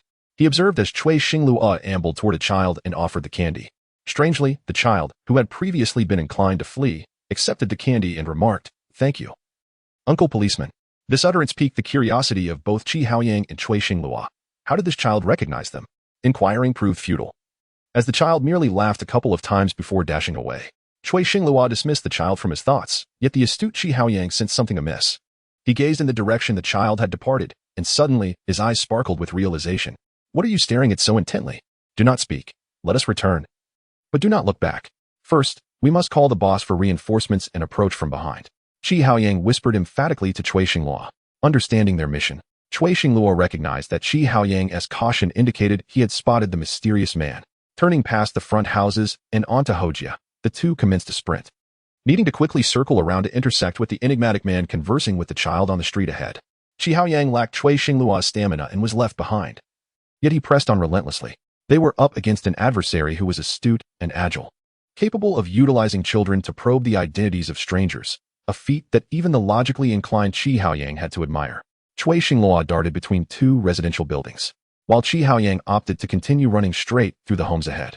Upon spotting Cui Xinglua weaving through the structures, the mysterious man grew anxious and attempted to flee.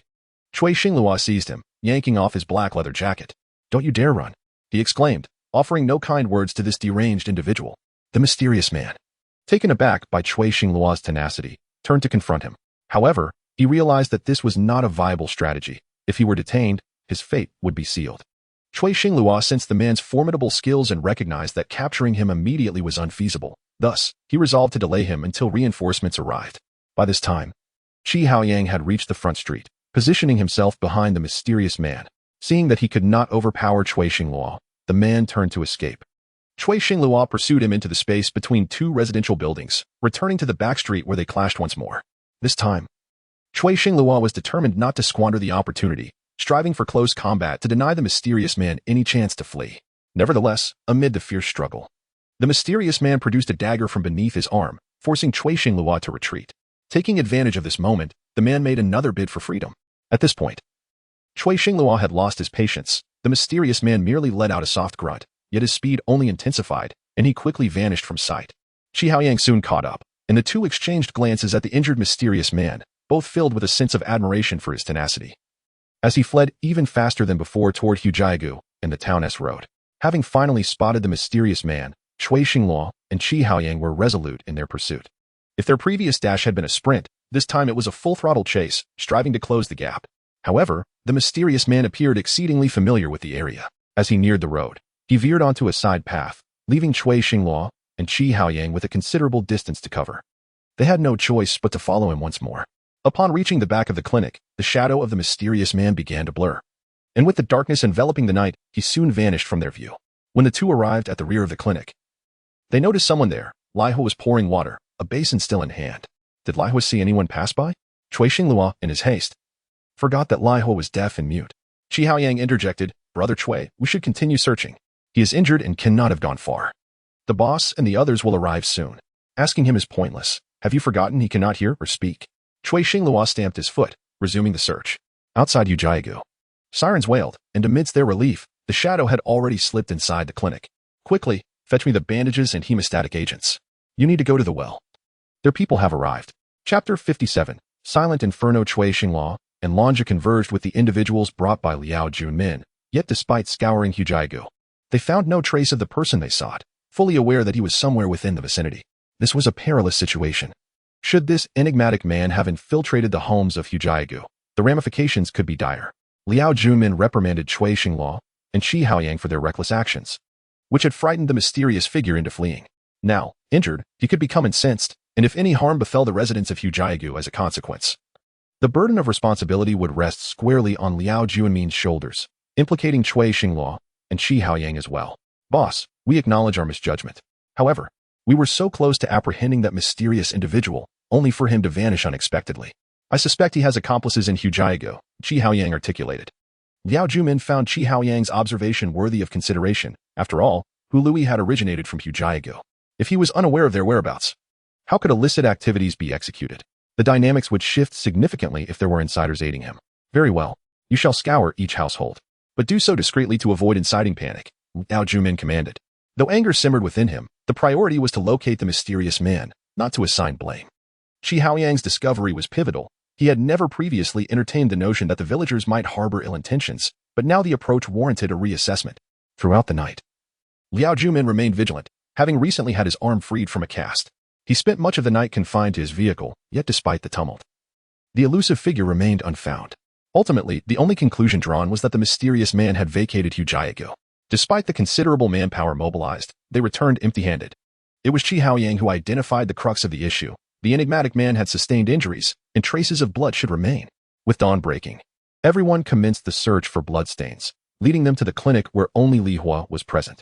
Cui Xinghua and Qi Haoyang cautiously entered the clinic, knocking for an extended period before Li Hua finally opened the door, appearing as though he had just awakened, his demeanor suggesting he had been sleeping soundly.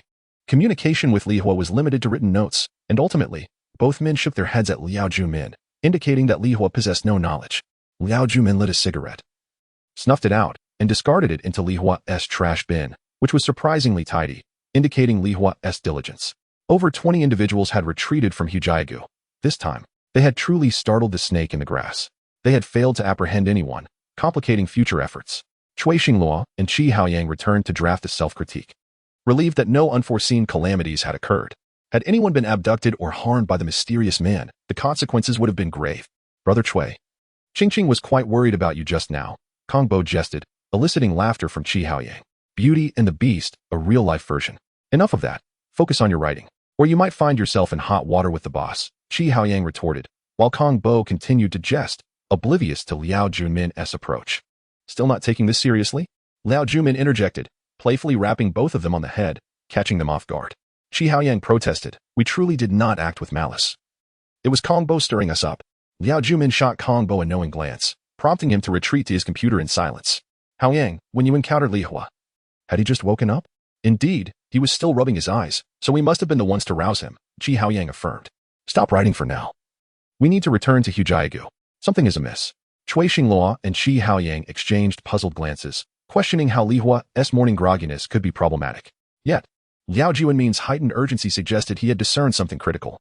They hurried down the stairs and into the vehicle, racing back to Hujiagu. Upon arrival, Liao Junmin did not head straight to the clinic, but instead proceeded to the area where Li Hua had disposed of trash. He noticed the refuse had been incinerated and, using a stick to sift through the remnants, uncovered bloodied bandages. To the clinic, Li Hua may be in danger. After a sleepless night, the trio, despite their frantic dash, wore the weight of fatigue as they approached the clinic, drenched in sweat. The door was ajar, wide open, and upon entering, they found no sign of life. In Li Hua's bedroom, they discovered him lying motionless on the bed. Check for any signs of breath, Cui Xinghua urged, rushing over. Though he detected a faint breath, it was tenuous at best. Li Hua uttered a final, cryptic phrase, poison dragon, hospital, Shanfeng. Before his breath ceased, Liao Jumin inhaled deeply. Overwhelmed with guilt for having discovered the situation too late, had he acted sooner, Li Hua might not have perished. This clue had now seamlessly connected the dots. Summon personnel to examine the body, he instructed, casting a cursory glance around the impeccably clean room, devoid of dust. His gaze drifted toward the distant mountain peak. Lost in contemplation, Cui Xinghua remarked to Qi Haoyang, "The boss is truly remarkable. He deduced the unfolding events merely from the trash bin. How did you not notice? I had not considered that angle. Now it makes sense. If Li Hua had only just risen, how could the bin be completely empty? This indicates he had been awake earlier and disposed of something," Qi Haoyang reasoned. "What good does it do to dwell on this now? Let us go check on the boss," Cui Xinghua suggested, feeling a pang of regret as they observed Liao Jumin's troubled expression. They had initially aimed to capture the mysterious man, yet the situation had spiraled out of control, resulting in a tragic loss of life. Do not blame yourselves. I've come to understand that Li Hua and the individual referred to as Poison Dragon were in cahoots. Furthermore, you two were rather oblivious. Did you forget that Li Hua was mute? In that moment, realization dawned upon them regarding Li Hua's peculiarities. They had been so focused on Li Hua's circumstances that they had overlooked the fact that he was deaf and mute. Experience is indeed a valuable teacher. And there is much for us to learn, they both acknowledged, filled with newfound respect for Liao Juinmin's insights. Upon Luo Qing's arrival, the examination revealed that Li Hua had been injected with a toxic substance, resulting in a slow death. Had they acted an hour sooner, perhaps his life could have been spared. Though this was an unfortunate turn of events, Liao Juinmin's feelings of guilt lingered. He began to gain deeper insights into the depravity of those engaged in organ trafficking. Appalled that they would even sacrifice their own accomplices, particularly those who remained undetected. Among the items discovered in Li Hua's possession was a photograph from his youth, featuring 4 individuals. Chapter 58. The 4 orphans. The flames left no evidence, nor did the mysterious figure. Ultimately, the only useful information conveyed by the flames was the mention of a hospital. In Shuncheng, there are few establishments that can truly be considered hospitals. Small clinics scarcely qualify. As for the relationships within the hospital, further investigation is required. However, this incident provided a general direction. Upon Liao Juinmin's return, he inscribed the names of the hospital, the flames, the poison dragon, and Shanfeng onto the connection board, revealing a web of interrelations among these individuals. The key to unraveling this intricate net likely lies within the photograph held by the flames. Boss, the forensic report from Dr. Luo has arrived. There are no marks of struggle on the flames. He seems to have died from poisoning. What does this imply? Qi Haoyang spoke slowly, contemplating the results as Liao Juinmin pondered deeply. The flames were not forcibly administered poison. It appears he took his own life, driven by fear of exposure. As for his final utterance regarding the poison dragon, it may stem from a sense of guilt. Boss, this interpretation lacks credibility. His last references to the poison dragon and the hospital indicate a reluctance to die, a desire to reveal the truth. What you propose is a conventional deduction. I observed the flame's eyes before his demise. They bore a look of liberation, akin to atonement, an expression not born of passivity.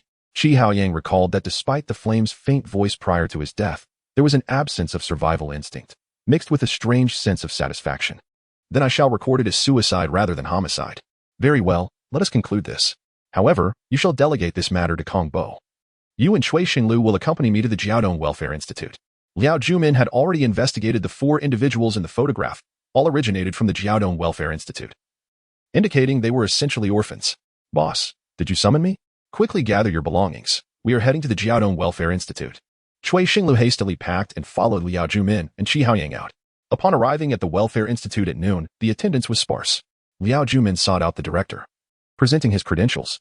I am Liao Jumin, the head of the 8th Special Investigation Unit, here to inquire about the individuals in this photograph. I hope the director can accommodate us. I shall retrieve the photograph for our staff to review. I have little recollection of these children. It has been at least 20 years since I last saw them. The red star behind the institute is long gone. The director readily assisted Liao Jumin, summoning 2 individuals in their 50s to identify the children in the photograph. However, they lacked any significant memory of the 4.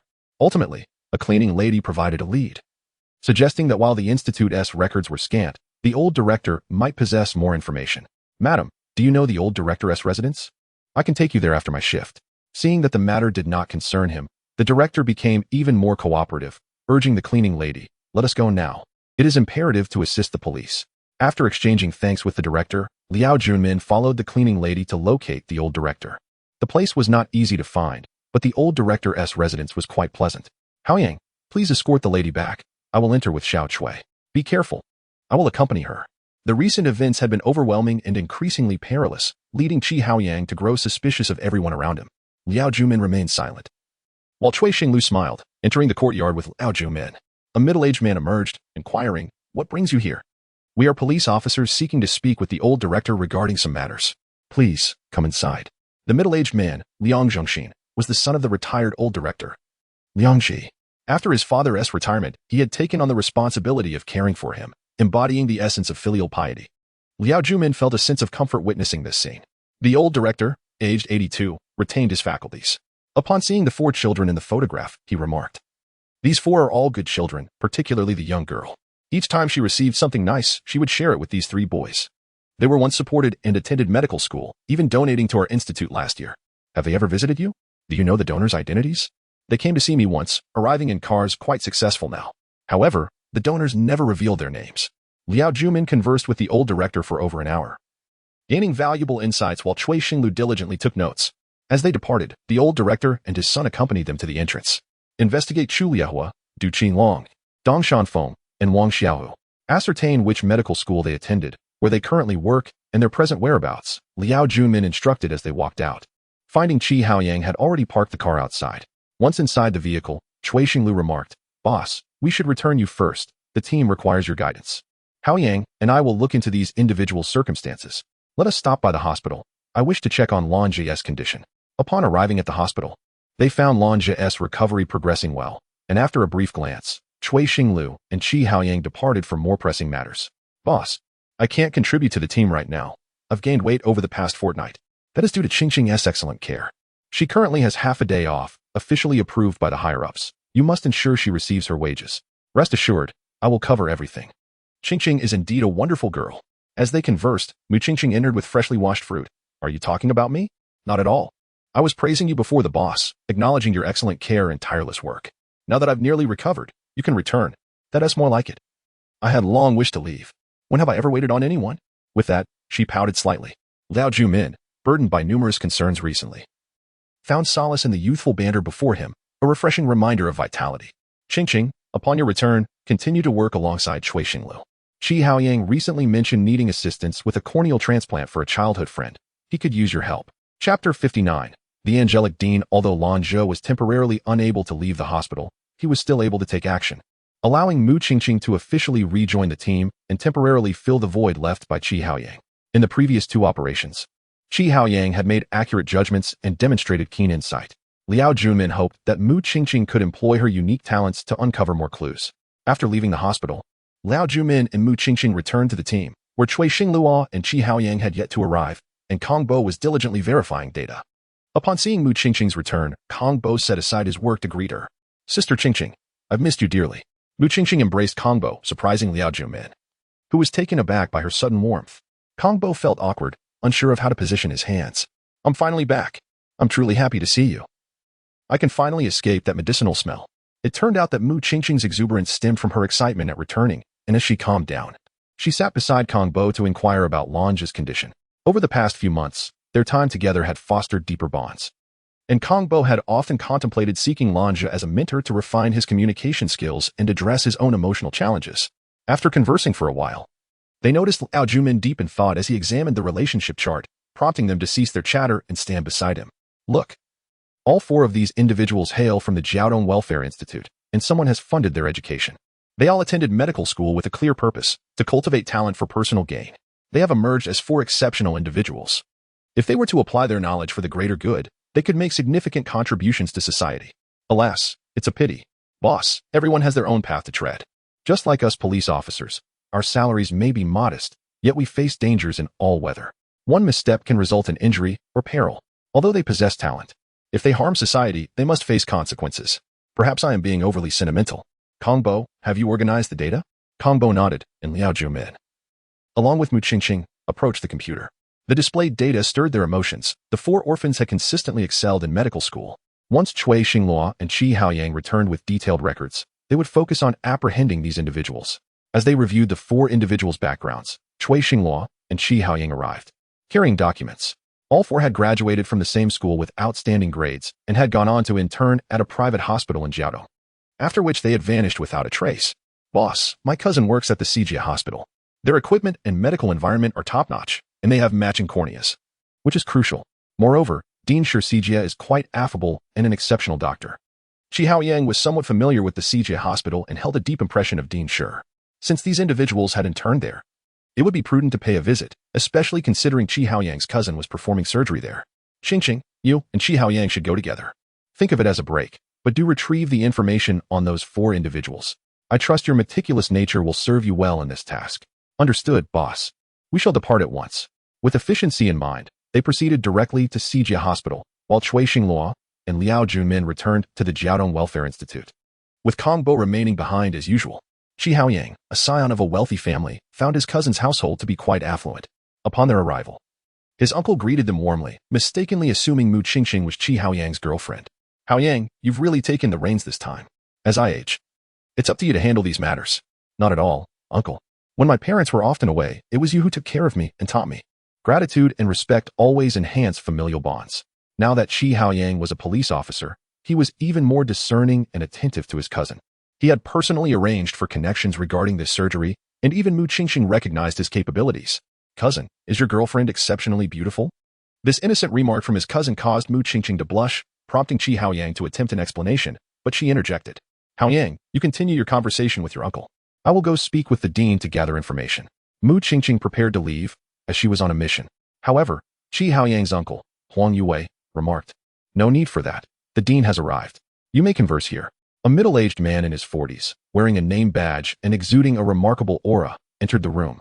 His demeanor friendly and aligned with Qi Haoyang's description. How is Huang Liang's condition? He is scheduled for surgery soon and must remain calm. You needn't worry. It's just a minor procedure. After the cornea transplant, he will surely recover. Thank you, Dean. After expressing their gratitude, Mu Qingqing turned to Dean Shi Sijia and inquired, Dean, I am from the Provincial Special Task Force and would like to discuss a few matters with you. Would that be convenient? Her question displeased Huang Yue somewhat. Yet Dean Shi was accommodating. What would you like to know?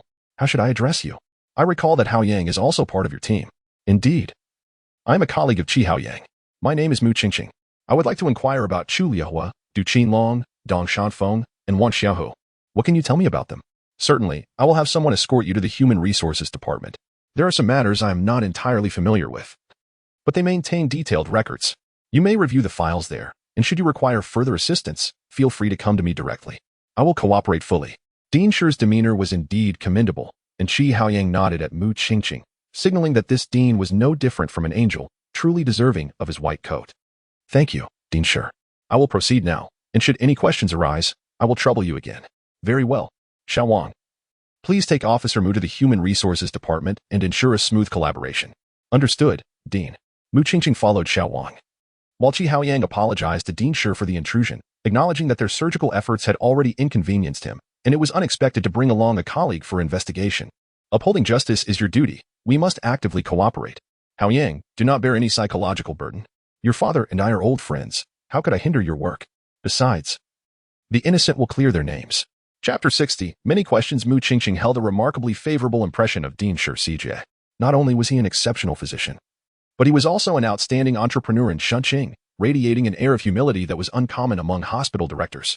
It was perhaps due to such a remarkable leader that Sijia Hospital attracted numerous patients, including individuals like Qi Haoyang, who came to seek connections for his cousin's medical care rather than opting for more ostentatious hospitals.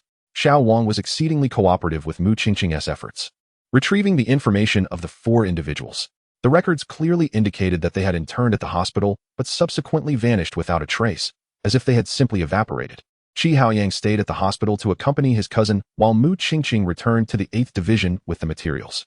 Liao Junmin and Cui Xinghua were absent, so Shi and Kong Bo organized the information and began comparing it with previous records, crafting a brief summary. Meanwhile, Liao Junmin and Cui Xinghua had arrived at the Jiaodong Welfare Institute. Dean Zhang, we are here once again to trouble you. Not at all. It is my duty to assist Captain Liao. Please feel free to investigate. I will fully cooperate with you. Liao Junmin's investigations had been relatively smooth on both occasions. Whether it was the former Dean Liang Ji or himself, both had been very accommodating. significantly aiding in the resolution of the Jianjian organ case and the series of organ trafficking incidents in Jiaodong. We wish to ascertain whether those 4 orphans had any financial backers, and surely there must be some records of this benefactor? I do possess some knowledge about this, though the records may no longer exist, as the previous file administrator had misplaced several documents. I find it quite peculiar who would steal files from a welfare institute. Nevertheless, the former dean should be aware of the benefactor. Dean Zhang, too, was perplexed. He could not comprehend why Liao Jumin and his team would return to inquire again after having consulted the former dean. And he was uncertain about the current whereabouts of the orphans, although they had made substantial donations to the institute. Currently, the funding for the welfare institute was meager, and most of the orphans were disabled, leading to considerable expenditures. At times, he, as the dean, had to cultivate connections with affluent patrons to maintain operations. He held great respect for the former dean. Without him, not only would the welfare institute have struggled to accommodate so many orphans, but its very existence might have been in jeopardy. Thank you, Dean Zhang, for your cooperation. May we explore the premises? Of course. Dean Zhang arranged for someone to guide Liao Jumin and Cui Xinglua around the facility, which could be regarded as the best welfare institute they had encountered. The children not only enjoyed excellent meals but also had access to numerous recreational facilities, including a 4-story library, something most welfare institutes could not afford. Liao Jumin fell into deep contemplation, and Cui Xinglua also appeared pensive. They seemed to be piecing together something elusive, yet they still felt it was implausible. Boss. Could it be that the 4 of them are using money from organ trafficking to support this welfare institute? There is a possibility, albeit a slim one. Although Dean Zhang's financial records indicate they contributed significantly, it does not sufficiently explain the institute's current state. Are you suggesting that Dean Zhang might be concealing something from us? That is a possibility, which is precisely why I wanted to return and observe Dean Zhang. However, I discern no hint of anxiety in his demeanor, suggesting he may not have anything to hide. Thus, our focus must remain on those 4 orphans. If we can apprehend them, the truth behind the organ trafficking cases in Jiaodong should come to light. This was Liao Juanmin's hope, as he wished to locate these individuals swiftly, with the former dean as a potential breakthrough. Although the former dean did not possess their contact information, they held a profound respect for him, which meant that he might receive visits from them on his birthday or during special occasions. Boss, leave this task to me. I will keep an eye on the former dean's residence. If any leads emerge, we must seize the opportunity. I'm sorry for letting that drug lord slip away last time. I saw you receive criticism from above. You have quite a few tricks up your sleeve. But spying on my documents is not commendable behavior. Refrain from such actions in the future. You know our line of work. If it were a classified document, you would have committed a serious error. Just this once, but it was merely a formal reprimand, haha. Cui Xinglua presented a playful side to Liao Jumin, who shook his head as he headed to the dean's office, with Cui Xinglua following suit. After exchanging pleasantries, they departed from the Jiaodong Welfare Institute. After accompanying Liao Jumin back to the 8th Division, Cui Xinglua called Qi Haoyang, arranging to pick him up from Sijia Hospital to surveil the vicinity of the former dean's home. Although uncertain if they would encounter the remaining 3 orphans, they deemed it worth a try. Boss, we should see significant development soon. Father's Day is just around the corner, and I believe they will make an appearance. I had no knowledge of this occasion. Had you not reminded me, I might have overlooked it. I doubt the boss is aware either. He only knows about traditional holidays. Indeed, it is essential to keep up with the times. It was my oversight, regardless of whether it is a traditional holiday. I must call my father the day after tomorrow. Their plan solidified. Qi Haoyang shared some details about his cousin Huang Liang, piquing Cui Xinglua's interest. How much did your cousin's cornea cost? Who was the donor? The surgery and associated costs totaled 400,000. I heard it was a woman in her 50s who had cancer and was a successful match for the donation. Did you inquire about how much that woman received in return? Honestly, I did not. Dean CJ handled all those arrangements for me, and I never interacted with the donor, so I am unaware of the compensation. Shouldn't we investigate this further? Remember what the firebrand mentioned before his demise regarding the hospital? Qi Haoyang had unwavering faith in Shijia. Without him, his cousin Huang Liang would not have found a matching cornea. He momentarily let his personal emotions cloud his judgment, overlooking the crucial question of whether the cornea had been obtained through legitimate channels. Indeed, this matter warranted investigation, but they could not approach Dean Shur directly. Rather, they needed to gather information discreetly. I will inform the boss about both Father's Day and the source of your cousin's cornea. With our current manpower, we should ask the boss to find someone to look into it. Chapter 61. The fragrance of flowers. The elderly director, Liang Xi, seemed to sense that someone was watching his courtyard.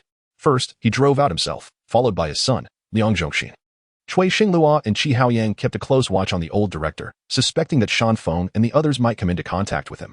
Although the old director might not be directly involved in the organ case, emotional ties could lead him to act with bias. Brother Cui, something feels off. Do you think the old director is toying with us? Has he discovered something? Logically, at his age, he shouldn't be so cautious unless he has something to hide. Is it possible that he is connected to those orphans? Unlikely. I was present when the boss spoke with him, and the old director seemed to know little about Sean Foam and the others. He appeared to have even advised a few of them. Then what about his son? Shouldn't we be watching him too? The two quickly turned back and discovered that Liang Zhongxin had not left the courtyard. He was still waiting for his father's return. There was nothing more to investigate. Everything seemed under control. However, in the following days, the presence of the orphans was still elusive. Instead, unfamiliar individuals began arriving to present gifts to the old director. Cui Xinghua noted that many among them were disabled, with some even arriving in wheelchairs. Brother Cui, this isn't surprising. Many who come from the orphanage are naturally disabled, abandoned by their parents. The old director truly has a tough job. Should we still be here watching? Cui Xinghua decided to call Liao Jumin, realizing that there was little risk to the old director and the target had not appeared, making their surveillance a waste of time. Liao Jumin agreed with their decision to withdraw and instructed them to investigate who had donated Huang Lang's corneas, ensuring that the claims of a cancer patient making the donation were indeed true, along with the amounts involved. Shi Haoyang hesitated to directly question Shi Sijie and opted instead to leverage his father's connections to identify the donor. The two hastily made their way to the donor's residence, located in a chaotic urban village in the suburbs, where many migrant workers lived due to the affordable housing. Upon arriving at the donor and Appo's home, they found a small courtyard filled with fragrant flowers. The house was modest, and as they entered, a woman in her 40s emerged, holding a child. What brings you here? I'm Huang Liang's cousin, here to check on the situation and ensure the funds have been received. We are truly grateful for your assistance. Shi Haoyang had rehearsed his lines, having heard that the donor, Lu Yuan, was discharged from the hospital just 2 days post-surgery, presenting a prime opportunity for inquiry. However, as soon as he finished speaking, the middle-aged woman burst into tears, leaving the two young men bewildered. Was there more to this story than they realized? Just as Shi Haoyang was about to probe further, a teenage boy emerged from the house, holding a bamboo cane, appearing to be around 15 or 16 and evidently blind, relying on the cane to navigate his surroundings. Mom, who are these people? Are they friends of Dad? No, they came to see you. Why are you out here? I wanted to come and smell the flowers I planted. I truly love those flowers. Cui Xinghua and Shi Haoyang assisted Lu Yuan to the flower bed, observing the boy's blissful expression amidst the fragrance while noting the bandage covering his eyes. Shi Haoyang felt a pang of sadness. What type of cancer does Lu Yuan have? If funds are insufficient, I can contribute more. Lu Yuan has no illness. He voluntarily donated his corneas. We, as parents, lack the means, and it is a burden on this child. As she spoke, her tears flowed anew. Cui Xinghua and Shi Haoyang had sensed an underlying story earlier, and now their suspicions were confirmed, as this contradicted what Shi Sijie had informed them. How much did Lu Yuan receive for the donation? 400,000. Not a penny more or less. Director Shi is a good man. He helped us keep this matter hidden. Under normal circumstances, Lu Yuan wouldn't have been able to undergo surgery, but we had no choice. She glanced back into the house, and Cui Xinghua followed suit, catching sight of a bedridden middle-aged man, a sight more tragic than anything depicted in film, appearing to be a long-term invalid with a bedside commode nearby. Cui Xinghua and Shi Haoyang admired Lu Yuan's bravery, understanding the motivation behind his actions, while Shi Haoyang felt a twinge of guilt. This meant that Lu Yuan's corneas had restored his cousin Huang Liang's sight, yet Lu Yuan himself was left in darkness. Despite this, Lu Yuan's face radiated joy as he savored the fragrance of the flowers. The two pondered the source of this dilemma. Was it Lu Yuan's mother's fault? Lu Yuan's? His father's? Huang Liang's? Or Shi Sijie's? Perhaps none. Ultimately, it seemed to be a matter of fate. At the very least, Cui Xinghua and Shi Haoyang were uncertain to whom the responsibility truly belonged. With the 400,000, Lu Yuan's father would have access to medical care. Lu Yuan's mother could alleviate her burdens, and his younger brother would have a brighter future in education. Yet, the one who bore the burden was Lu Yuan himself.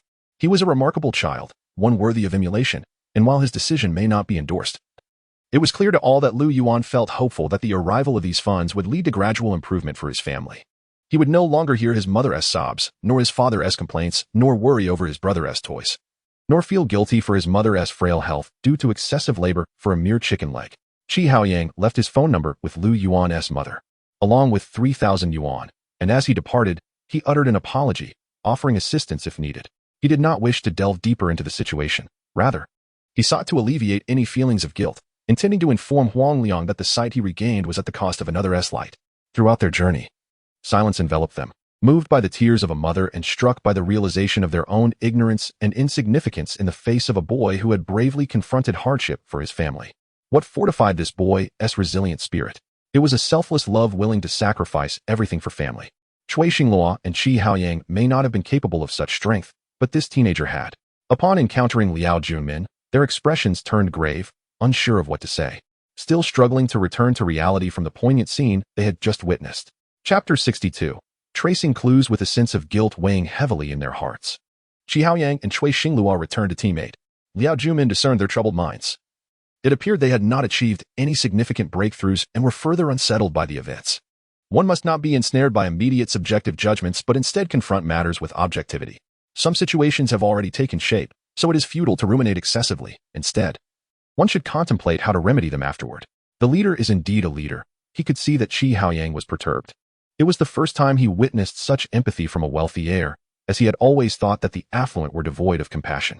Liao Junmin playfully tapped Cui Xinglua on the head, reminding him that Qi Haoyang was his colleague, and that wealth was a circumstance of birth, beyond one's control. Within teammate, Qi Haoyang's presence was of utmost importance. One should not harbor prejudices.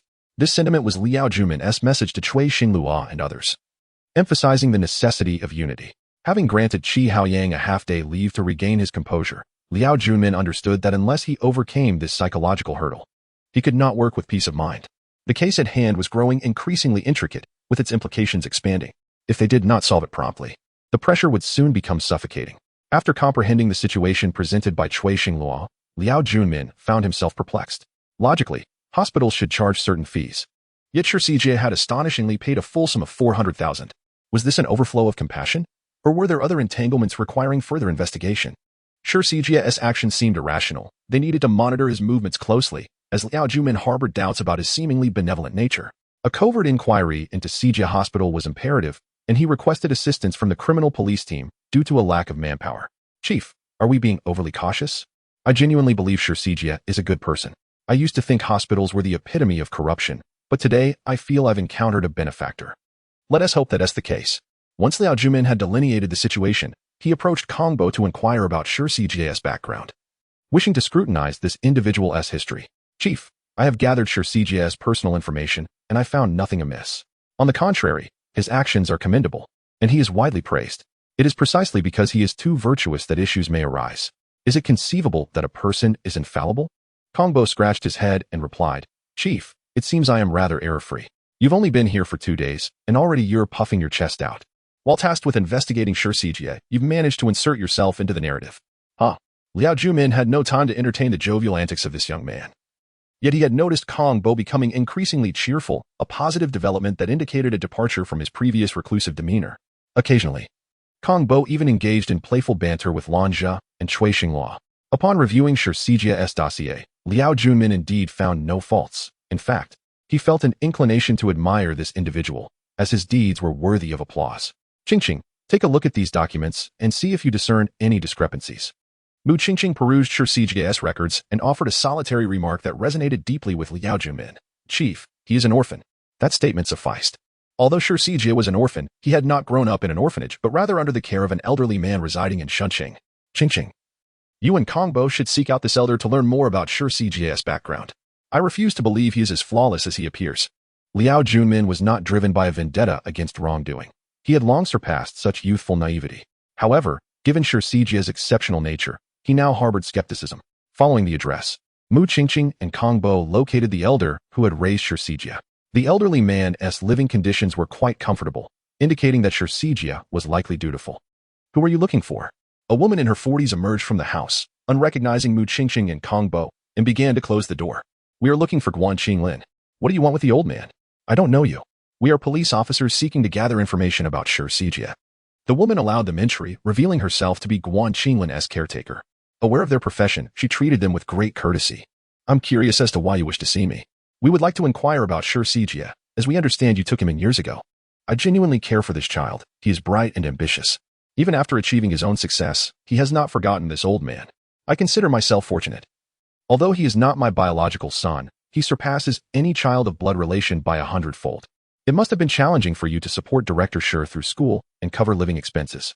Mu Qingqing sought to ascertain if anyone assisted this elder, for it was improbable for him to have single-handedly financed Shijie's university education, let alone establish his private hospital in just over a decade, without external aid.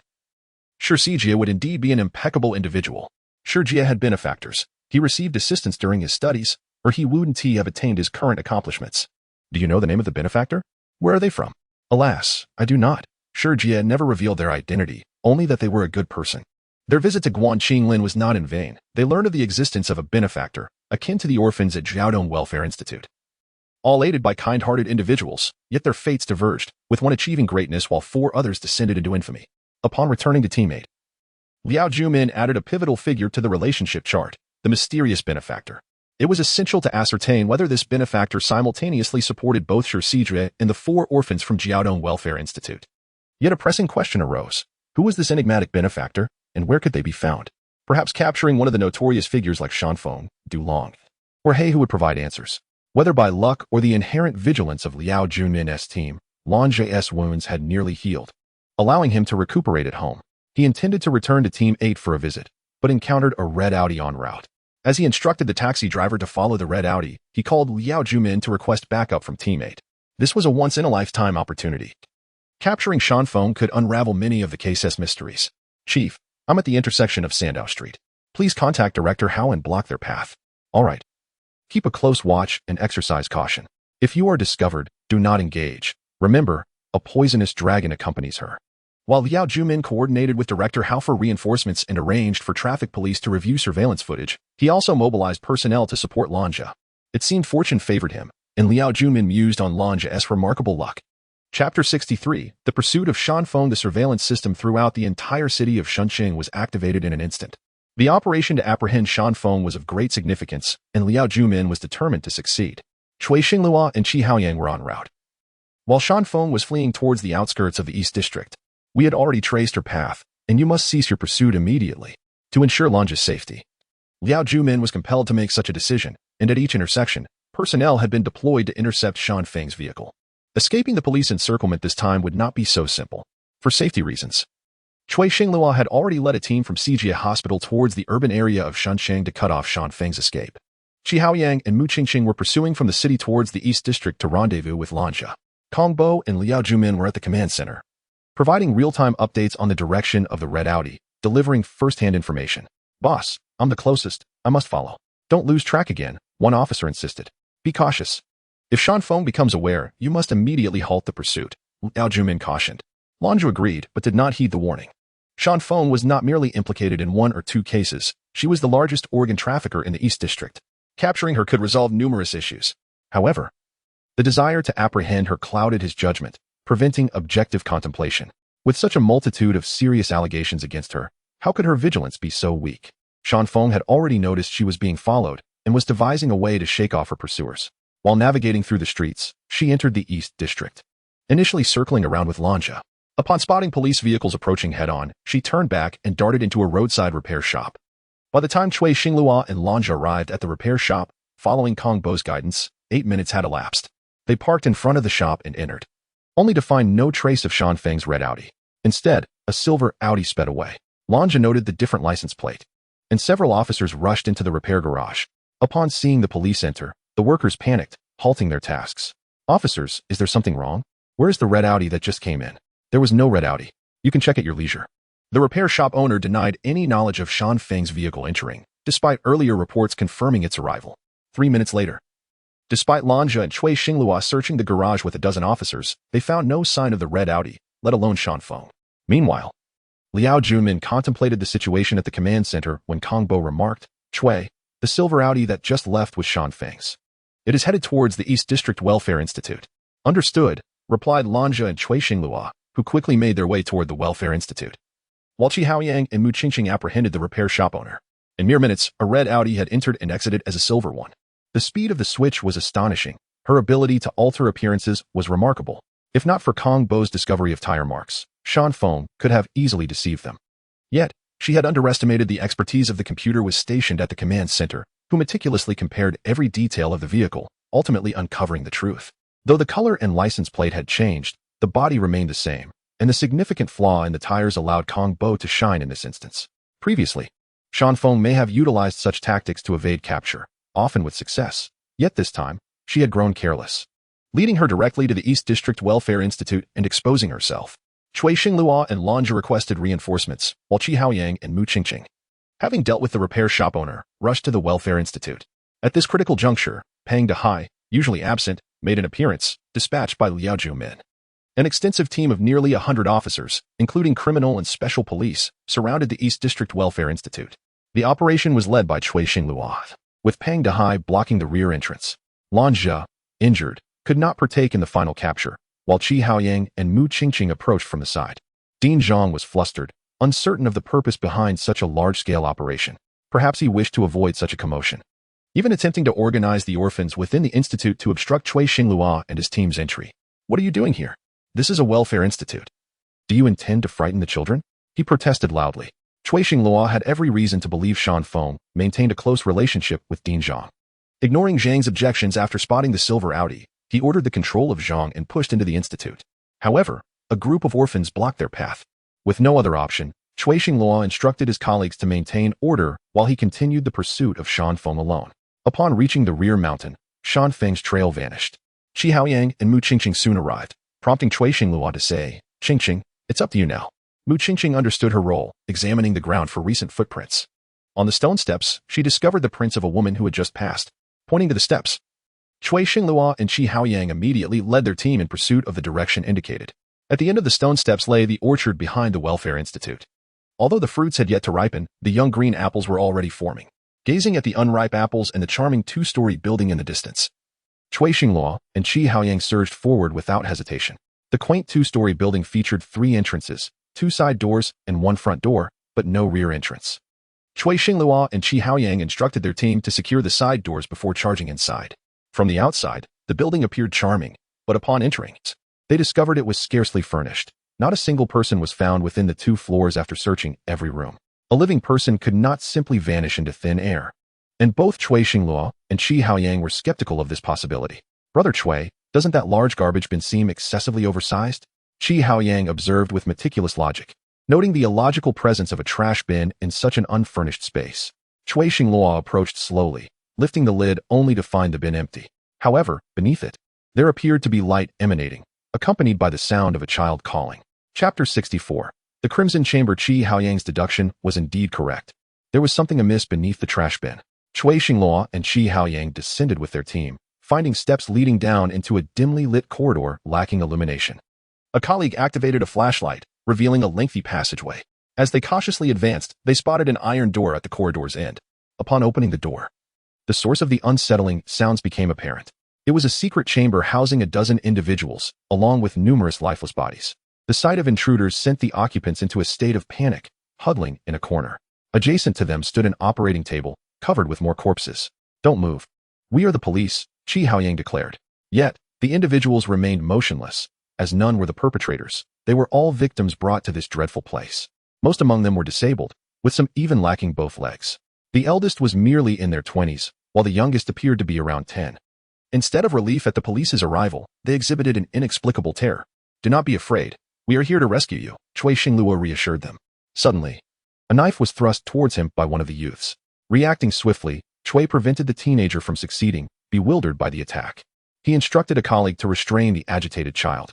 At this moment, Qi Haoyang began to inspect the chamber, discovering a total of 5 rooms. Apart from the main hall, the other 4 were filled with jars containing human organs. The nauseating stench permeated the air, and the sight of preserved organs sent chills down Qi Haoyang's spine. "Brother Cui, Shan Feng is dead." In the 4th room, a voice called out. "Someone was faster than us in taking these people away. We need to call the chief." Entering the 4th room, the sight of blood at Shan Feng's lips stirred a tumult of emotions within Cui Xinglua. He grappled with whether to deem her fate just or to lament her demise amidst the very crimes she had orchestrated. Liao Zhumin arrived swiftly, accompanied by forensic expert Luo Qing. The multitude of officers present was rendered speechless by the horrors within the chamber. None had anticipated such a hellish existence lurking behind an orphanage. Here, humanity was stripped away, reducing individuals to mere livestock on an operating table. With countless organs catalogued within the confines of the secret chamber, the brutality of the crime left everyone in shock. Yet, the most crucial figure, Shan Feng, had inexplicably perished, leaving the identity of the killer shrouded in mystery. Ultimately, an autopsy confirmed that she had taken her own life through poison, a desperate act born from her realization of impending capture. With her death, the trail of evidence grew cold, obscuring the true orchestrator behind this heinous operation. Mu Qingqing made a brief remark before Liao Jumin took decisive action.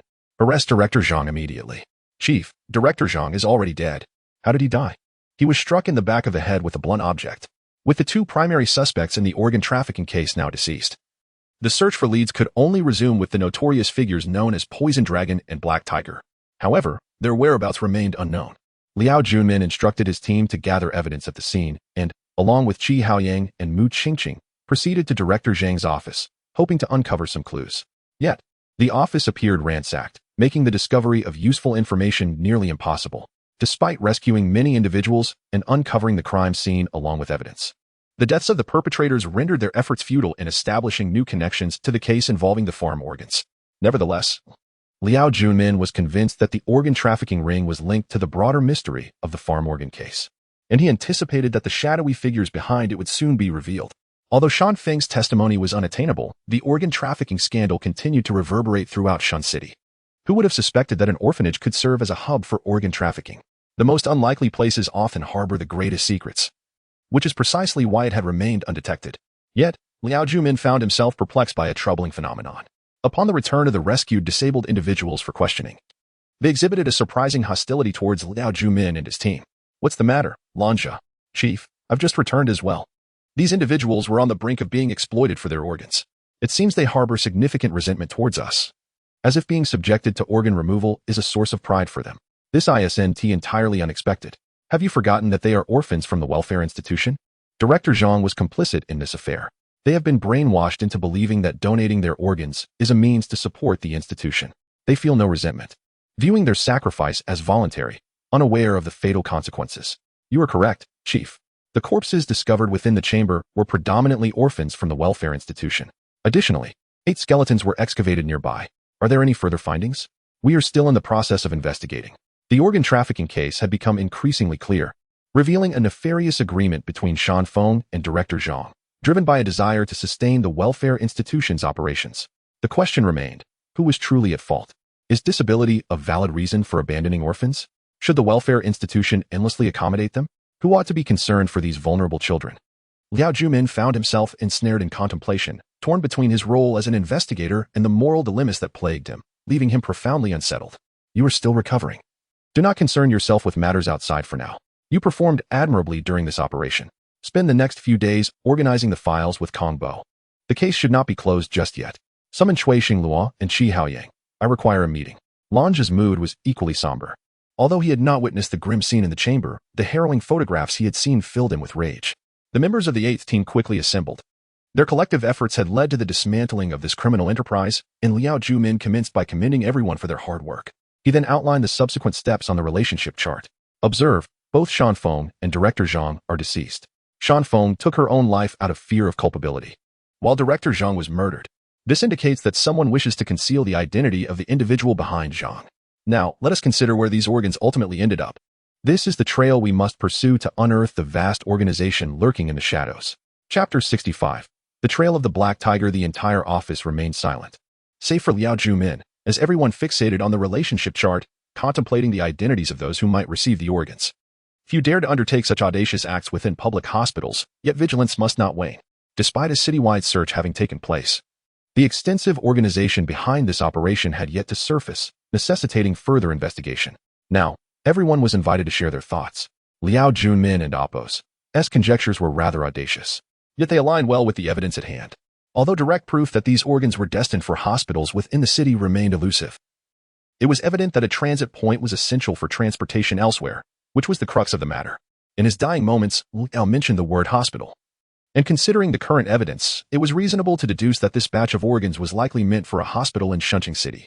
Boss, these orphans seem to have connections with Sijie Hospital, although we failed to find evidence implicating Sijie in the organ case last time.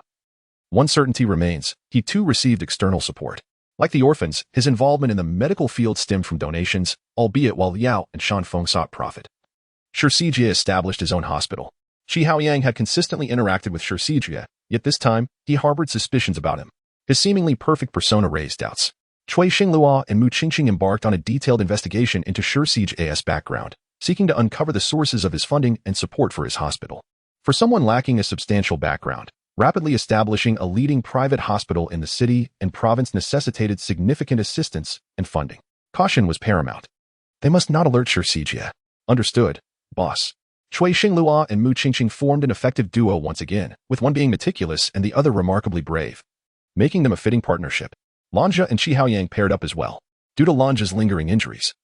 They were tasked with examining nearly 30 years of records from the Jiaodong Welfare Institute, ensuring meticulous scrutiny to avoid missing any detail. Boss, who are we investigating? Every endeavor has its oversights. I aim to ascertain whether Shijie ever resided in the Jiaodong Welfare Institute. Kongbo was the last to be assigned, this time. He would not be compiling data, but instead collaborating with Liao Junmin at the Traffic Command Center. Their objective was to scour surveillance footage to identify any contacts Shanfeng had and determine what vehicles frequented the repair shop.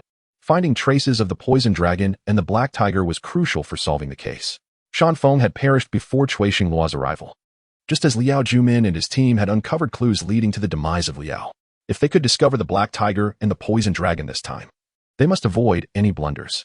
After assigning tasks and clarifying objectives, the team dispersed with enthusiasm, particularly Kong Bo, who had been immersed in data analysis for a week. This opportunity to step outside was indeed uplifting. However, Kong Bo soon displayed a frown upon arriving at the Traffic Command Center. His task involved sifting through routes taken by a red Audi, identifying contacts and vehicles, a monumental undertaking. Liao Junmin joined him and enlisted 5 colleagues from the command center to assist.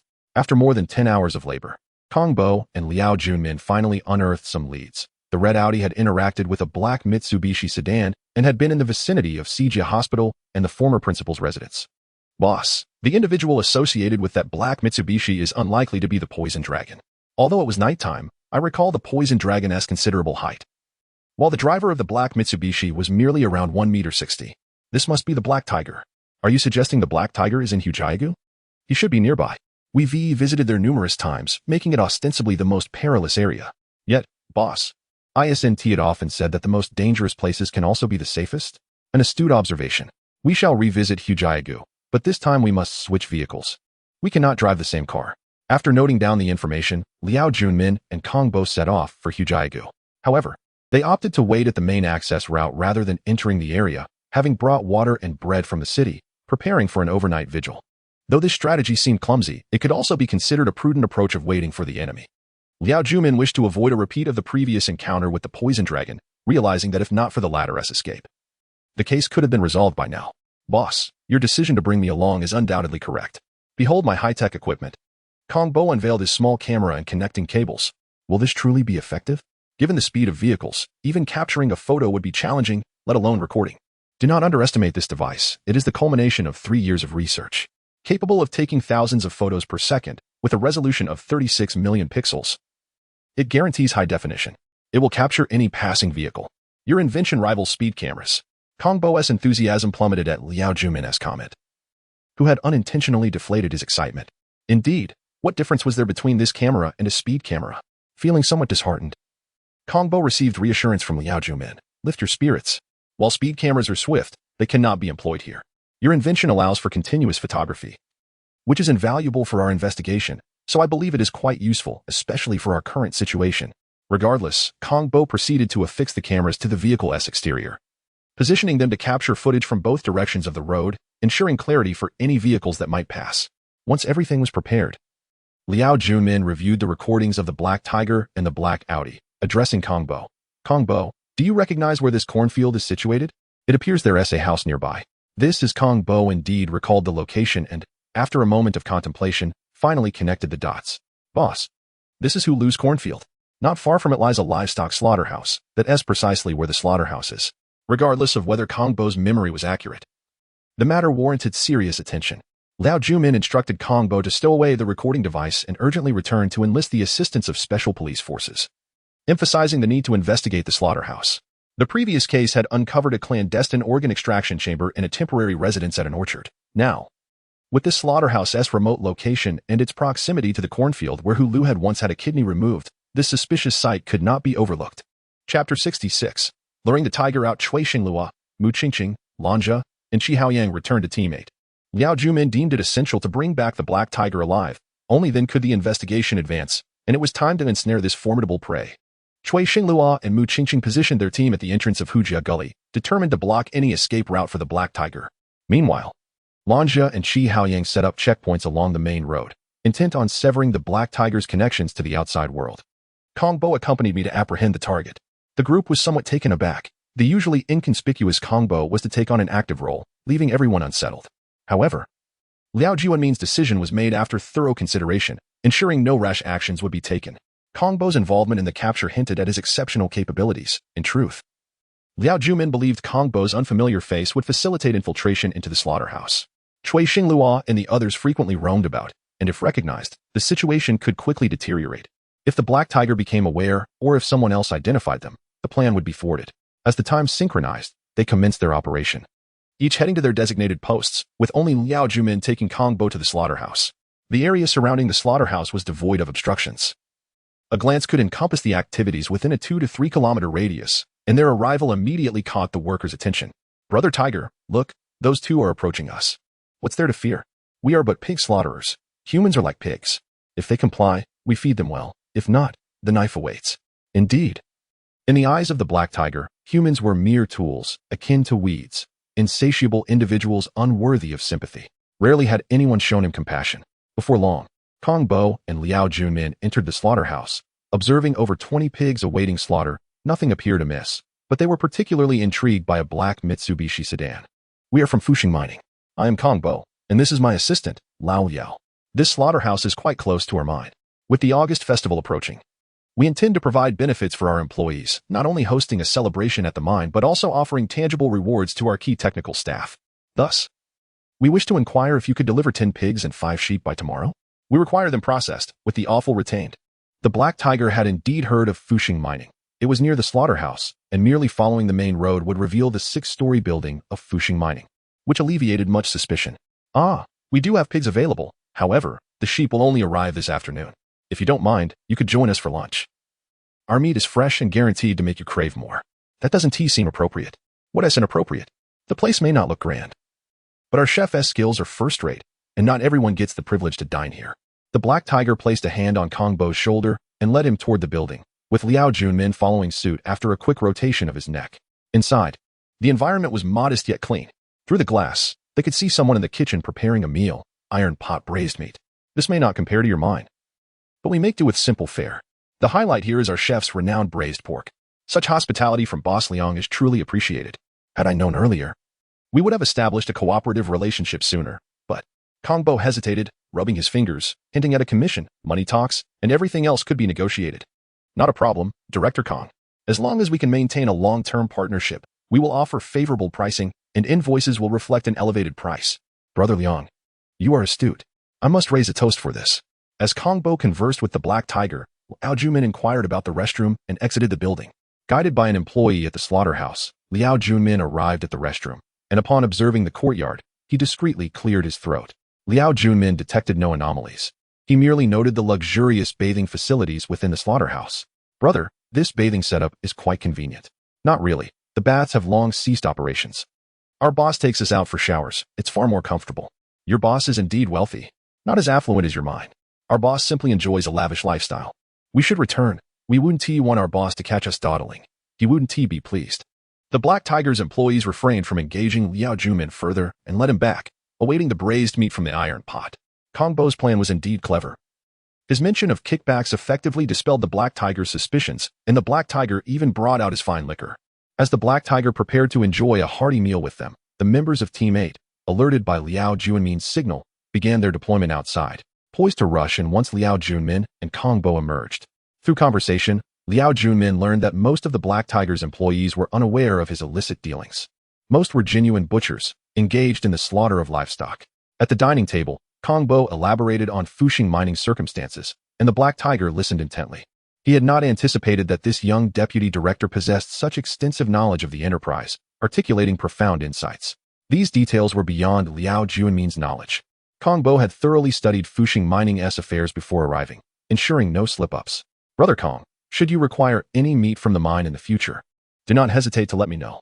We can all profit together, and it ensures a meal for my workers." "Agreed. Let us drink." The meal was lengthy, and the outside team, comprised of Cui Xinglua and Lanja, grew anxious, glancing at the clock. It was already 2 in the afternoon. Yet Kong Bo and Liao Juanmin had yet to return. Half an hour later, Kong Bo presented a receipt. requesting the Black Tiger to accompany him to Fushing mining for payment. Procedures must be followed. This was the protocol of large enterprises. Once the goods were prepared for transport, the Black Tiger entered Kong Bo and Liao Junmin's vehicle. Upon seeing the two vehicles emerge, Cui Xingluo and Lanja prepared for capture. Kong Bo, aware that they were surrounded by allies, halted the car just before reaching Hujia Gully. Brother Liang, let us step out for a moment. Those 2 bottles of beer have gone straight to my head. Of course, we shall go together.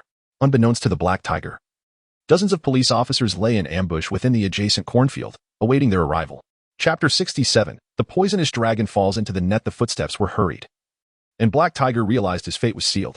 He had anticipated such an outcome, yet he never expected it to arrive so swiftly. When Cui Xingluo and Qi Haoyang pinned him to the ground, his first instinct was to commit suicide. However, as he had feared, the events transpired too abruptly, leaving no room for contemplation. The apprehension of Black Tiger marked a significant breakthrough. Liao Junmin promptly led his team into the slaughterhouse to detain the relevant personnel, uncovering 3 individuals involved in Black Tiger's organ harvesting crimes. In the basement of the bathhouse, a substantial quantity of human organs was discovered, along with 5 corpses retrieved from a pool, whose identities remained to be definitively established, not being orphans from the Welfare Institute. The absence of any living beings in the basement suggested that Black Tiger and his associates had recently become more discreet. Nevertheless, the malevolent deeds accumulated over the years could not simply vanish overnight. After addressing the situation at the slaughterhouse, Liao Junmin returned to Team 8, where he personally interrogated Black Tiger, hoping to extract valuable information from him to prevent those behind the scenes from evading justice. You may choose not to speak, but the corpses within the slaughterhouse are sufficient for your demise, he stated. I have nothing to say. It was all my doing, and others are not involved. Is that so? Allow me to show you 2 photographs. Liao Junmin produced images of Liahua and Shan Feng at the time of their demise. Initially, Black Tiger exhibited disdain, but soon his demeanor shifted to seriousness, culminating in a sigh and even tears. May I have a moment alone? I am weary. I shall grant you an hour to reflect. Lanja could not comprehend Liao Junmin's rationale for providing Black Tiger with a respite. He believed they should continue to press him until he spoke. Yet Liao Junmin was convinced that the photographs had struck a chord within Black Tiger, leading him to divulge information, albeit not in its entirety. At the very least, he required some time to formulate his thoughts. Even partial revelations would suffice, allowing Liao Junmin to pursue further inquiries rather than hesitating to act against certain individuals. Silence enveloped the room as everyone observed Liao Junmin and then glanced towards the interrogation room, uncertain whether Black Tiger would divulge anything, yet ultimately choosing to place their trust in Liao Junmin. An hour swiftly elapsed, and Liao Junmin and Lanja re-entered the interrogation room. Black Tiger had wiped away his tears and addressed Liao Junmin. Inquire as you wish. I shall share all that I know. Hu Liui's kidney. Did you orchestrate that? Yes. It was Shan Feng and I. In those years, we lacked the financial means to hire others. Thus we operated ourselves. Where is the poisonous dragon? In Hujiago, at Hu Liui's residence. The members of Team 8, including Liao Junmin, were astonished to learn that the poisonous dragon still resided in Hujiago. His psychological fortitude was exceptional. Had it been anyone else, they would have refrained from taking such risks. Yet, the poisonous dragon evaded their pursuit and remained unharmed. Liao Junmin and Lanja continued the interrogation while instructing Cui Xingluo and Qi Haoyang to lead a team to Hujiago to make arrests. Hu Liui had only seen the money, oblivious to the fact that it was the poisonous dragon and Black Tiger's gang that had caused his suffering. Cui Xingluo and Qi Haoyang set off immediately, approaching Hujiago without alarming the quarry. They first sought out the village chief, emphasizing the necessity of clarifying the situation to ensure the safety of Hu Liui's family. Chief Hu, it is imperative that this matter is handled appropriately. We must summon the entire family for health examinations. Should anyone refuse to comply, you may utilize fines as a means of intimidation. This was a clever strategy employed by Qi Haoyang, hoping it would prove effective. Chief Hu adhered to their instructions, accompanied by the accountant to deliver the notice to Hu Liui's household, mandating their presence at the village clinic for health assessments. It was a directive enforced to control the recent outbreak of avian influenza. Hu Liui was assisted out by the village chief and accountant, with his wife and child hastily entering the vehicle, casting only fleeting glances at their surroundings, fearful of lingering too long. Once the family was summoned, Cui Xingluo and Qi Haoyang began their deployment, establishing a comprehensive perimeter around Hu Liui's home. It could be described as an impenetrable net. If the poisonous dragon resisted arrest, they were authorized to use lethal force. Upon receiving instructions, the team's focus intensified. They were all too aware of the poisonous dragon's prowess, harboring fears of his potential escape. However, after calling out to the interior, silence ensued, leading them to ponder whether Black Tiger had misled them. Yet, Hu Liui's wife confirmed that the poisonous dragon was indeed within the guest house. In the ensuing stalemate, Cui Xinglua led a team to enter through a window at the back of the guest house. The dimly lit room was small, allowing them to quickly survey the entire space. Yet they found no trace of the person they sought. Strange, where could he have gone? Did he slip away? Cui Xinglua remarked while casting a knowing glance at Qi Haoyang, who noticed a partially concealed large water vat in the corner. The poisonous dragon indeed sought to flee. Yet he was now too weak to do so. Having sustained an injury to his leg days prior, he found himself cornered with no place to hide. Ultimately taking refuge within the water vat, Cui Xinglua and Qi Haoyang swiftly apprehended the limping poisonous dragon from within the vat. This once formidable figure now appeared as a stray dog, stripped of his former ferocity, reduced to despair. The circumstances were not entirely the poisonous dragon's fault. Liao Junmin had relentlessly pursued the 4 orphans, and had Hu Liui's wife not accepted the poisonous dragon's money, survival would have been compromised. After the capture of the poisonous dragon, Qi Haoyang, ever the provocateur, revealed the details of Hu Liui's kidney removal to his wife. She was struck dumb, never dreaming that the very criminal she had been concealing was the one she had yearned to see punished relentlessly. Throughout the journey, she remained silent. But upon nearing the police station, she suddenly lunged at the poisonous dragon. Her hands grasped his face, yet he made no attempt to resist. It was ultimately Cui Xinglua and Qi Haoyang who intervened, separating the two before escorting them into teammate. The moment the poisonous dragon laid eyes on Black Tiger, he recognized his own inability to endure any longer. He had grown weary of bearing the weight of his sins. Throughout the years, he had lived in constant depravity, when in truth, he should have had a promising future as a distinguished surgeon. Instead, he found himself embroiled in the illicit trade of organs. From the confessions of the poisonous dragon and Black Tiger, Liao Junmin learned that all their organs had been sold to Sijia Hospital. At last, the burden he carried was lifted, aligning perfectly with his previous suspicions. Upon Cui Xinglua's return, he instructed surveillance on Sijia. When questioned about their callousness, both Black Tiger and the poisonous dragon displayed the same reaction. Although they were exhausted, they believed their actions were justified. They claimed not to have committed these crimes for personal gain, stating that the majority of their earnings were funneled into the Jiaodong Welfare Institute and aiding children who had emerged from its confines. Liao Junmin found himself in a moral quandary, unable to discern whether they were angels or demons. They had supported many, yet taken countless lives. The law offered no leniency. Criminal acts warranted punishment, regardless of their purported intentions. Chapter 68. The black-winged angels are adorned with white wings, yet one fateful day, these wings were supplanted by black ones, giving rise to evil. The venomous dragon confessed to having taken many lives and amassed considerable ill-gotten gains. Yet he found solace in the survival of the children in the welfare institution. Was this their fault? Perhaps it was. Good intentions cannot redeem evil, and kindness merely extinguishes in an ephemeral moment. The net gradually tightened, revealing the dark hands behind it. Sijia, a prominent figure in Shunqing, a youthful prodigy. Little did anyone know he was orchestrating countless familial tragedies, rendering many capable individuals incapable in an instant, all for the sake of avarice. It is time to close the net. Cui Xinglua, you and Qi Haoyang should apprehend him. I suspect he has caught wind of our pursuit. Qi Haoyang once revered this director, expressing gratitude for the contributions made to the institution, and was moved when the director paid the full amount for the corneal donors. Yet, all of that was a fade. There is no love without reason. Those deceived are often blinded by their own eyes, leading them to mislead their hearts and allow criminals to roam free. Haoyang, do not blame yourself. You were unaware of the truth back then. Besides, no one has uncovered Sijia's deeds for years, so it is not your fault. Had our leader not pursued this case, would Sijia have continued his misdeeds for a lifetime? Not likely.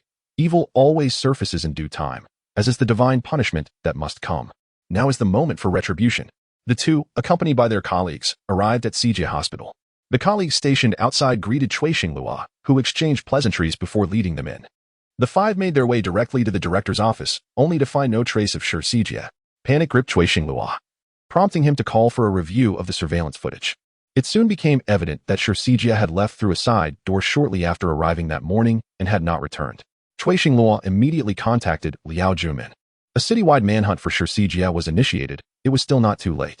At the airport, Sijia aimed to flee, but his passport had been restricted. In a desperate bid for escape, he planned to take a minibus out of Shunqing, only to be apprehended at a checkpoint on the city's outskirts. On the way back, Sijia ingested poison and was rushed to the hospital for gastric lavage, yet they could not save this once formidable figure. The case reached a preliminary conclusion, with Liao Junmin meticulously scrutinizing the relationship map, examining the connections among the individuals involved. Though none spoke a single name, one figure remained paramount. Have you uncovered anything on Kongbo? Boss, as you suspected, Director Liang was a lead surgeon before becoming the head of the Jiaodong Welfare Institute. His medical skills were exceptional, but for unknown reasons, he resigned. Have you found any connection between him and Shijie? Not yet. Liao Junmin had long harbored suspicions regarding the former director of the Welfare Institute. Yet he struggled to believe that such a venerable and benevolent elder could be the mastermind behind the entire operation. Without concrete evidence, Liao Junmin was reluctant to act against the old man. Even as Shijie drew his final breath, he never divulged who funded his endeavors. And past records revealed no indication of the former director's involvement. Boss, is not Shijie the true culprit? He took his own life out of guilt. And within the hospital, we uncovered extensive transaction records linking him to the poisonous wolf and Shanfeng. He operated the website, and countless organs were trafficked to other provinces and abroad. How can we not conclude the case? Little Cui, do you believe that Shijie, merely a recipient of organs and not a participant in their extraction, would truly perish even if we had evidence? His esteemed reputation might shield him from the death penalty. Why then does he seek death so earnestly? Perhaps he harbors unspeakable secrets. Cui Xinglua grasped that this case held deeper implications, which was precisely why Liao Junmin had tasked Kongbo with investigating the former director. It appeared that everyone was connected to the old director. Now it was a matter of determining whether Shijie shared a clandestine relationship with him. Boss, I found a photograph. Although the child is unidentified, the adult is undoubtedly the former director. The team gathered around Kongbo's computer, where an image depicted a middle-aged man grilling corn for a child, a smile gracing his face while clad in a white coat. I recognize this place. Cui Xinglua, you and Mu Qingqing must hurry to the clinic where the fire occurred. Beneath the clinic's banners, there is a small frame that must be retrieved. Previously, Liao Junmin had been unaware of the identities of these two individuals. But now he understood that there was an undeniable connection. Cui Xinglua and Mu Qingqing quickly made their way to the clinic. Despite the arrival of newcomers, the frame remained. Inside it, they found a photograph identical to the one Kongbo had uncovered. They promptly returned to Team 8, where Liao Junmin disassembled the frame, discovering an inscription on the back. Everyone stood in stunned silence. Perhaps it was customary in that era to leave behind words of blessing or sentiments on the back of photographs. Dad, I love you. These words left everyone in shock. Shijie was indeed the son of the former director. The claim that he was an orphan was nothing but a ruse, a thoroughly orchestrated conspiracy, a 20-year-long plot. Had Liao Junmin not reopened the case, this pipeline would have continued indefinitely, perhaps remaining undiscovered until the old director's death. There was no need to wait any longer. With this photograph, the former director could not deny the truth. Perhaps it would be more impactful to show him Shijie's corpse. Liao Junmin summoned the former director to Team 8 for a discussion. The old man did not refuse, seemingly aware of Liao Junmin's intentions. May I see Shijie once more? Of course, that is your right. The moment the old man laid eyes on the corpse, tears streamed down his face. Not everyone can comprehend such profound emotion. The elder had committed crimes for the sake of a group of orphans, while his son chose eternal silence for the sake of his father. The black-winged angel must ultimately shed his dark wings. Once he plunges into the abyss, who can guide him back? Liao Junmin bowed to the elder, paying his respects. But what remains? Only the court can decide. Perhaps he will face a torrent of condemnation, or perhaps he will witness the tears of many. Yet at that moment, the members of Team 8 exited the office, and soon after, someone entered to escort the former director away. Chapter 69 Prologue. For the nightingale's melodious song gently caressed the lake's surface, creating ripples that paled in comparison to the beauty of the girl. She was strikingly lovely. Her smile sweet, her voice genuine, and her spirit pure. She cherished everything about this place. She adored it all, yet upon seeing that stage on television, she resolved to forsake this natural haven in search of an audience that would bestow upon her the accolades she yearned for. Father, I wish to attend a music academy. Very well, my daughter is destined for greatness. Soon I shall watch you sing on television.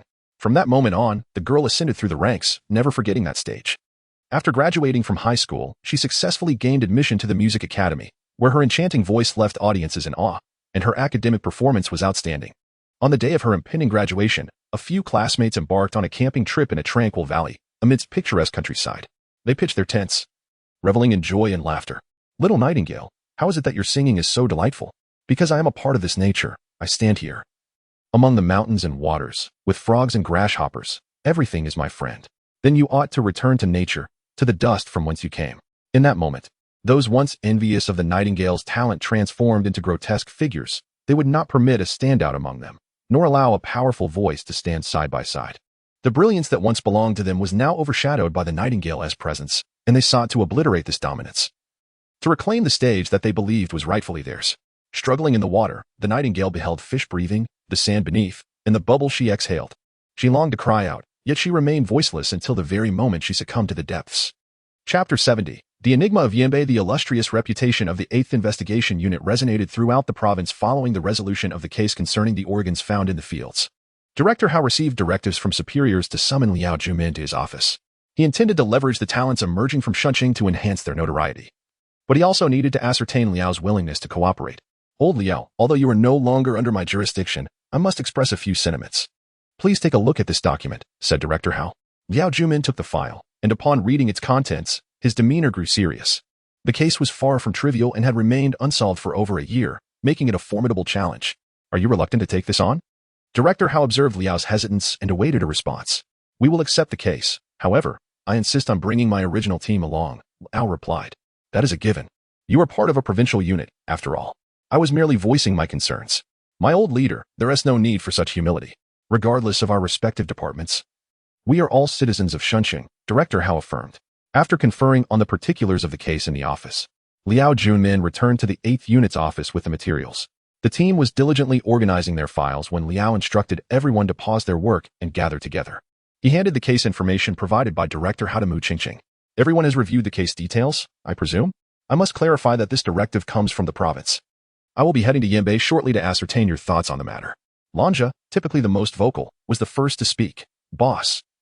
A young woman who graduated 3 years ago has inexplicably died by the river, her mouth filled with sand. It's evident she drowned, so what is there to investigate? Brother Lon, I beg to differ. Observe the distinct bruising around her neck, resembling fingerprints.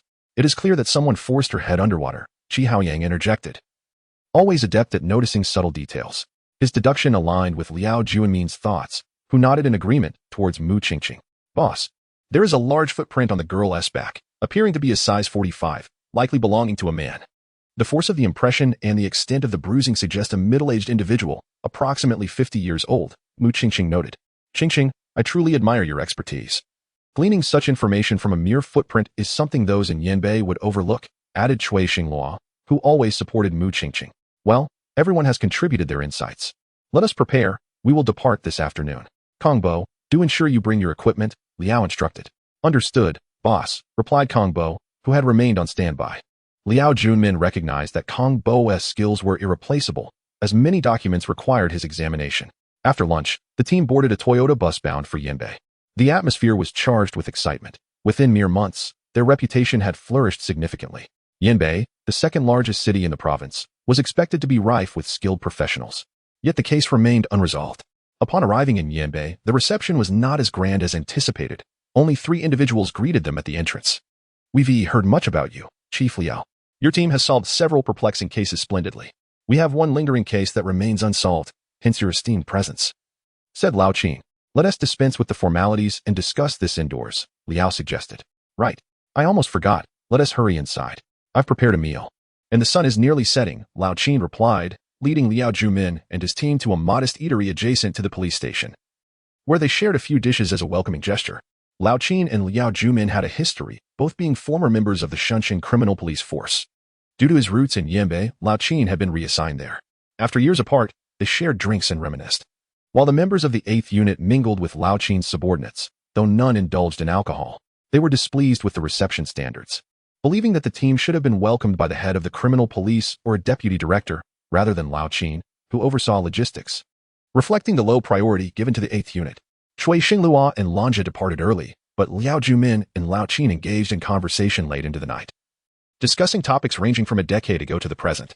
Liao Junmin learned of Lao Qin's injury sustained during an operation, that his analytical skills remained sharp.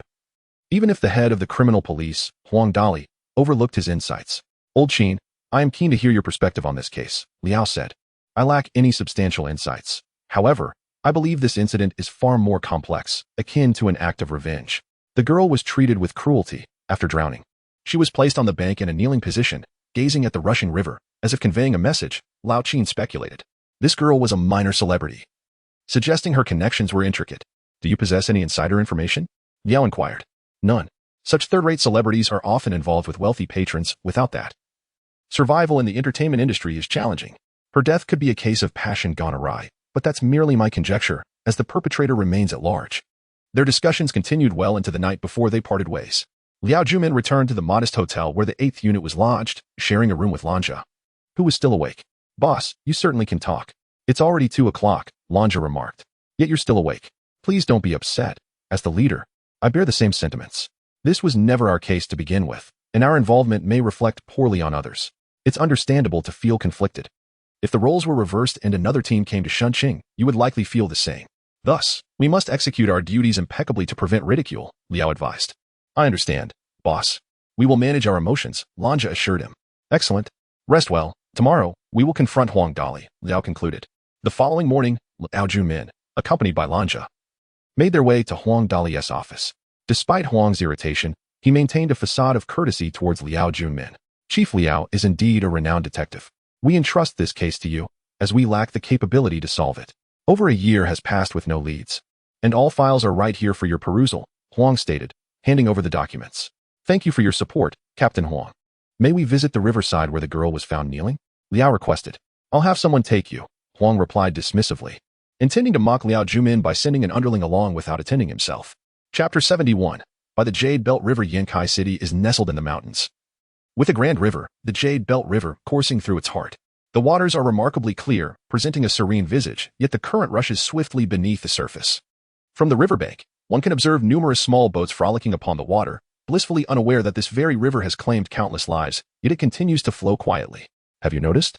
Regardless of the evils that have transpired here, the river's waters will cleanse all. Who among us does not wish for a peaceful conclusion to life? Yet there are always those who resort to extreme measures to vent their frustrations.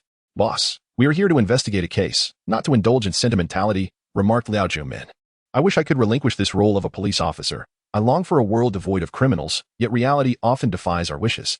Suddenly, Lanja noticed a hint of despondency in Liao Junmin's eyes.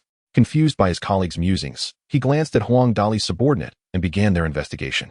It had been over a year since the incident, and any potential clues had likely vanished with the passage of time. Liao Junmin instructed his fellow detectives in the Criminal Investigation Unit to return, opting to walk alongside Lanja. Lanja, who do you think is most likely to have witnessed someone drowning by the river? Couples and fishermen, Lanja replied. Liao Junmin's eyes brightened at the mention of fishermen. Yet he had not considered couples. What kind of couples would be here wandering at night? He inquired. Students from nearby schools, perhaps. They may lack the funds for entertainment venues, but they would certainly be drawn to such a natural and romantic setting. Quickly call Kongbo and the others over. We shall conduct our work on site, examining the terrain and buildings thoroughly. Your deduction regarding the couple witnesses may yield new insights.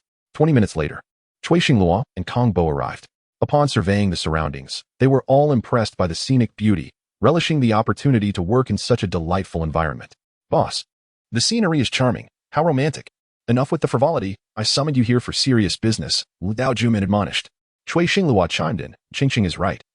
But wouldn't it be splendid to have a grill and some skewers of lamb or chicken wings? Always thinking of food. Look at Kongbo. He has already set up a mobile workstation. After extracting his computer, Kongbo began annotating the surrounding buildings, evaluating various angles and perspectives to identify which structures might offer a view of the crime scene. Boss, these 3 buildings are most likely to have witnessed the incident. The first is that residential block, the second is the restaurant on the river, and the third is the Ferris wheel in the park, although the Ferris wheel can be ruled out as it operates only during the day. So, we are left with the residential block. Let's get to work. We have many eyes upon us, and no one to assist, so we must seek out the clues ourselves. Cui Xingluo and Mu Qingqing will investigate the restaurant staff, while Lanja and Qi Haoyang will examine the opposite residential building. We may yet find a witness. But there are over 100 households. How long will it take for the 2 of us? Moreover, the Criminal Investigation Unit has already scoured this area. With a nod, Liao Junmin signaled them to hurry along, and as Lanja and Qi Haoyang departed, laughter echoed in their wake.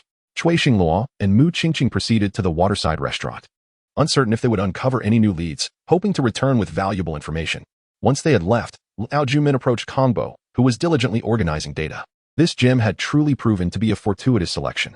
Kongbo, please research the nearest high schools and universities within walking distance of this location. His fingers danced across the keyboard, and soon 2 red dots materialized on the screen, one marking the 3rd high school and the other, Yanbei Normal University. Did you ever seek romance here during your school days? Not at all, Kongbo replied, a reminder of his reclusive nature. His only companion back then had been his computer, and he had scarcely received calls from female classmates. I had forgotten. Your only girlfriend is your computer. Did you not have classmates? Of course, but with limited spending money, I doubt those couples would have ventured here. Liao Junmin understood. Lange's deduction was indeed plausible. However, with over 20,000 students across these two institutions, locating a witness would be akin to searching for a needle in a haystack. Yet, even if the task seemed daunting, it was worth a try. After completing their preparations, Liao Junmin instructed Lange to stow the computer in the car, and the two began to stroll along the riverbank, hoping to find fishermen who might have witnessed something unusual. Fishermen typically rise early and return late. If anything strange had occurred, they would likely be the ones to notice. As they walked upstream along the Jade Belt River, they learned of an elderly fisherman named Bai, affectionately referred to as Old Bai, who had fished these waters for 40 years and was well versed in its happenings. Upon reaching Old Bai's boat, they introduced themselves as police officers, only to find him rather unwelcoming, clearly unaware of any past grievances with the police. "Good sir, are you familiar with the girl who drowned here a year ago? Didn't your colleagues already investigate this? Hasn't it been resolved? We're not from the Yanbei Criminal Investigation Unit. We've come from Shuncheng specifically to look into this case. We hope you might provide us with some leads." "You're from Shuncheng? Do you know Liao Junmin?" At that moment, Kong Bo interjected, having noticed a marked change in Old Bai's demeanor. "This is our team leader, Liao Junmin. Come in, come in. You must try my fish. You simply must. Sit, and I shall fetch some fine wine I've treasured for over 20 years. The swift shift in attitude left Liao Junmin and Kong Bo momentarily taken aback as Old Bai hurried out of the boat and into a small house on the shore. "Boss, how did Old Bai's mood change so rapidly?" "How should I know? Perhaps I saved him once, though I can't recall." Not wishing to dwell on the matter, they awaited Old Bai's fish, which he prepared with remarkable efficiency, filling the air with a delightful aroma. "Good sir, we are on duty and must decline your hospitality. We merely wish to understand the circumstances surrounding the drowned girl. There's no rush, no rush. Let us sit and speak slowly. First, enjoy some tea, and the fish will be ready shortly. If you are pressed for time, we can return another day." "Not at all. I will share what I know." Chapter 72. The late-night dragging of a corpse. The elderly man, by Tu Wang, exhibited an unexpected courtesy towards Liao Junmin and Kong Bo, leaving both of them rather perplexed. However, their primary interest lay in uncovering leads regarding the deceased young woman, rendering the reason for his politeness a secondary concern. "I do recall some details about that case. The detectives from the criminal police team even consulted me. It should be documented," he began, "but there was something I did not disclose at the time." Liao Junmin urged Kong Bo to diligently take notes, for this was a cold case, unresolved for over a year, making any potential lead exceedingly precious. Remarkably, they had found a needle in a haystack. "On the night of the incident, I witnessed a man dragging a bag along the riverbank. I was seated by the river, drinking, and even exchanged a word with him. I'm certain he was male. I had a gut feeling that the bag contained a body. The following day, we discovered the girl kneeling by the river, lifeless. I wasn't certain if there was indeed a body in that bag, hence my silence." "How old would you estimate that man to be?" Liao Junmin inquired. From his voice, he seemed to be middle-aged, though I cannot ascertain his exact age. I also cannot confirm whether this incident is connected to the girl found by the river. "Thank you, sir. This lead is of great significance." Upon hearing Liao Junmin's gratitude, Bai Tuling insisted that they stay, asserting that if they remained to enjoy some fish, there would be much more to discuss. With midday approaching, Liao Junmin decided to comply, while Kong Bo, unabashed, removed his shoes and settled onto a mat, eagerly awaiting the arrival of fish and side dishes. "Please, refrain from calling me sir. Just call me Old Bai. First, try my fish and savor my wine. Not eating or drinking would be impolite. Then we shall not hold back." "Old Bai, that's the spirit." After indulging in a bit of fish, Bai Tu Wang revealed the reason for his hospitality. His granddaughter, who worked in Shuncheng, had been abducted and nearly had her organs harvested. It was the 8th squad that rescued her, prompting his deep gratitude towards Liao Junmin and the squad. Upon hearing Bai Tu Wang's story, Liao Junmin and Kong Bo's confusion dissipated. It was no wonder Bai Tu Wang had changed his demeanor so swiftly. "Old Bai, could you tell me from which direction the middle-aged man approached? Was there a vehicle parked nearby?" "I cannot ascertain the direction, but I sensed he was wearing boots, likely coming from the outskirts. The streetlights along the riverbank illuminated the mud on his boots, though I cannot recall any vehicle. This lead is also critical. Regardless of whether the middle-aged man is connected to the death of the girl, it provides a direction for our investigation, narrowing our search area. What did that girl do for a living?" I observed her fashionable attire. She must have come from a wealthy background. Today's youth can be quite unruly. My granddaughter is far more well-behaved. The young woman's name was Sun Yema, a small celebrity renowned in our Hebei province, who met her untimely demise under such mysterious circumstances.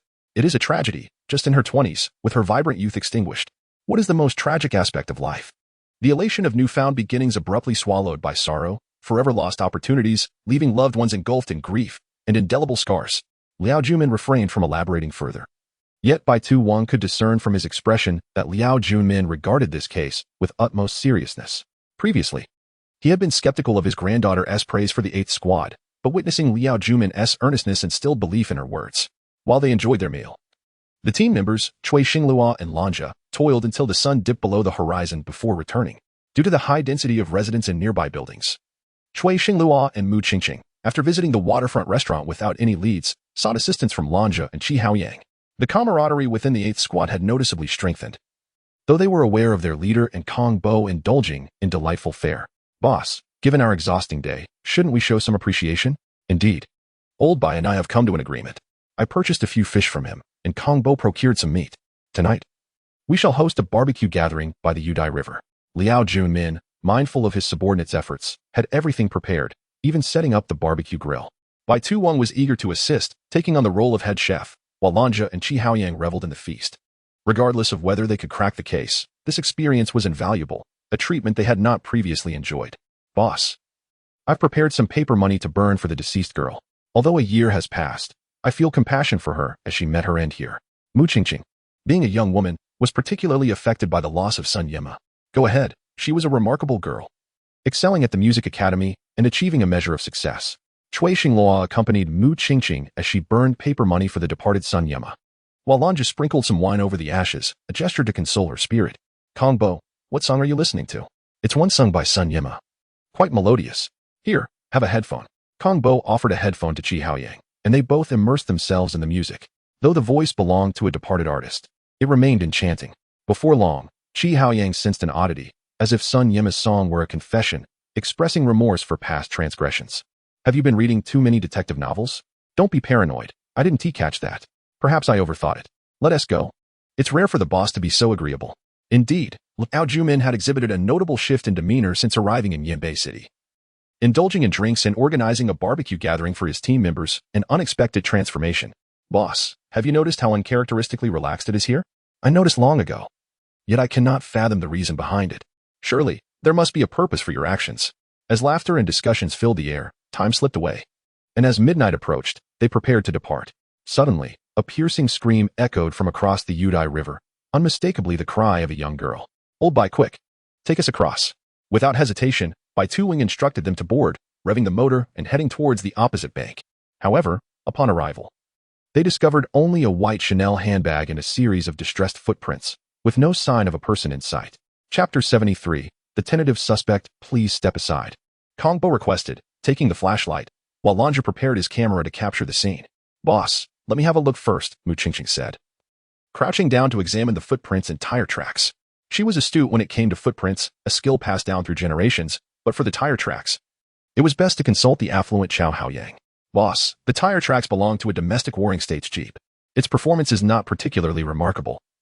Its main advantage is its affordability, costing just over 60,000. However, this vehicle has clearly been modified. The depth of the tracks suggests an increase of about 500 kilograms, and the turning radius indicates it operates differently from a standard warring states Jeep, exhibiting formidable speed and urgency. Qiao Haoyang's deductive reasoning left everyone in awe. While they were all somewhat familiar with vehicle performance and brands, none could articulate it as proficiently as he did. Liao Junmin personally took notes and observed as Kong Bo and Lanja photographed the scene. To preserve the integrity of the investigation, he did not call the elderly man ashore and promptly contacted Huang Dali. Boss, the footprints indicate one male and one female. The earlier scream was likely that of a woman, and the footprints display clear signs of struggle, indicating a violent encounter.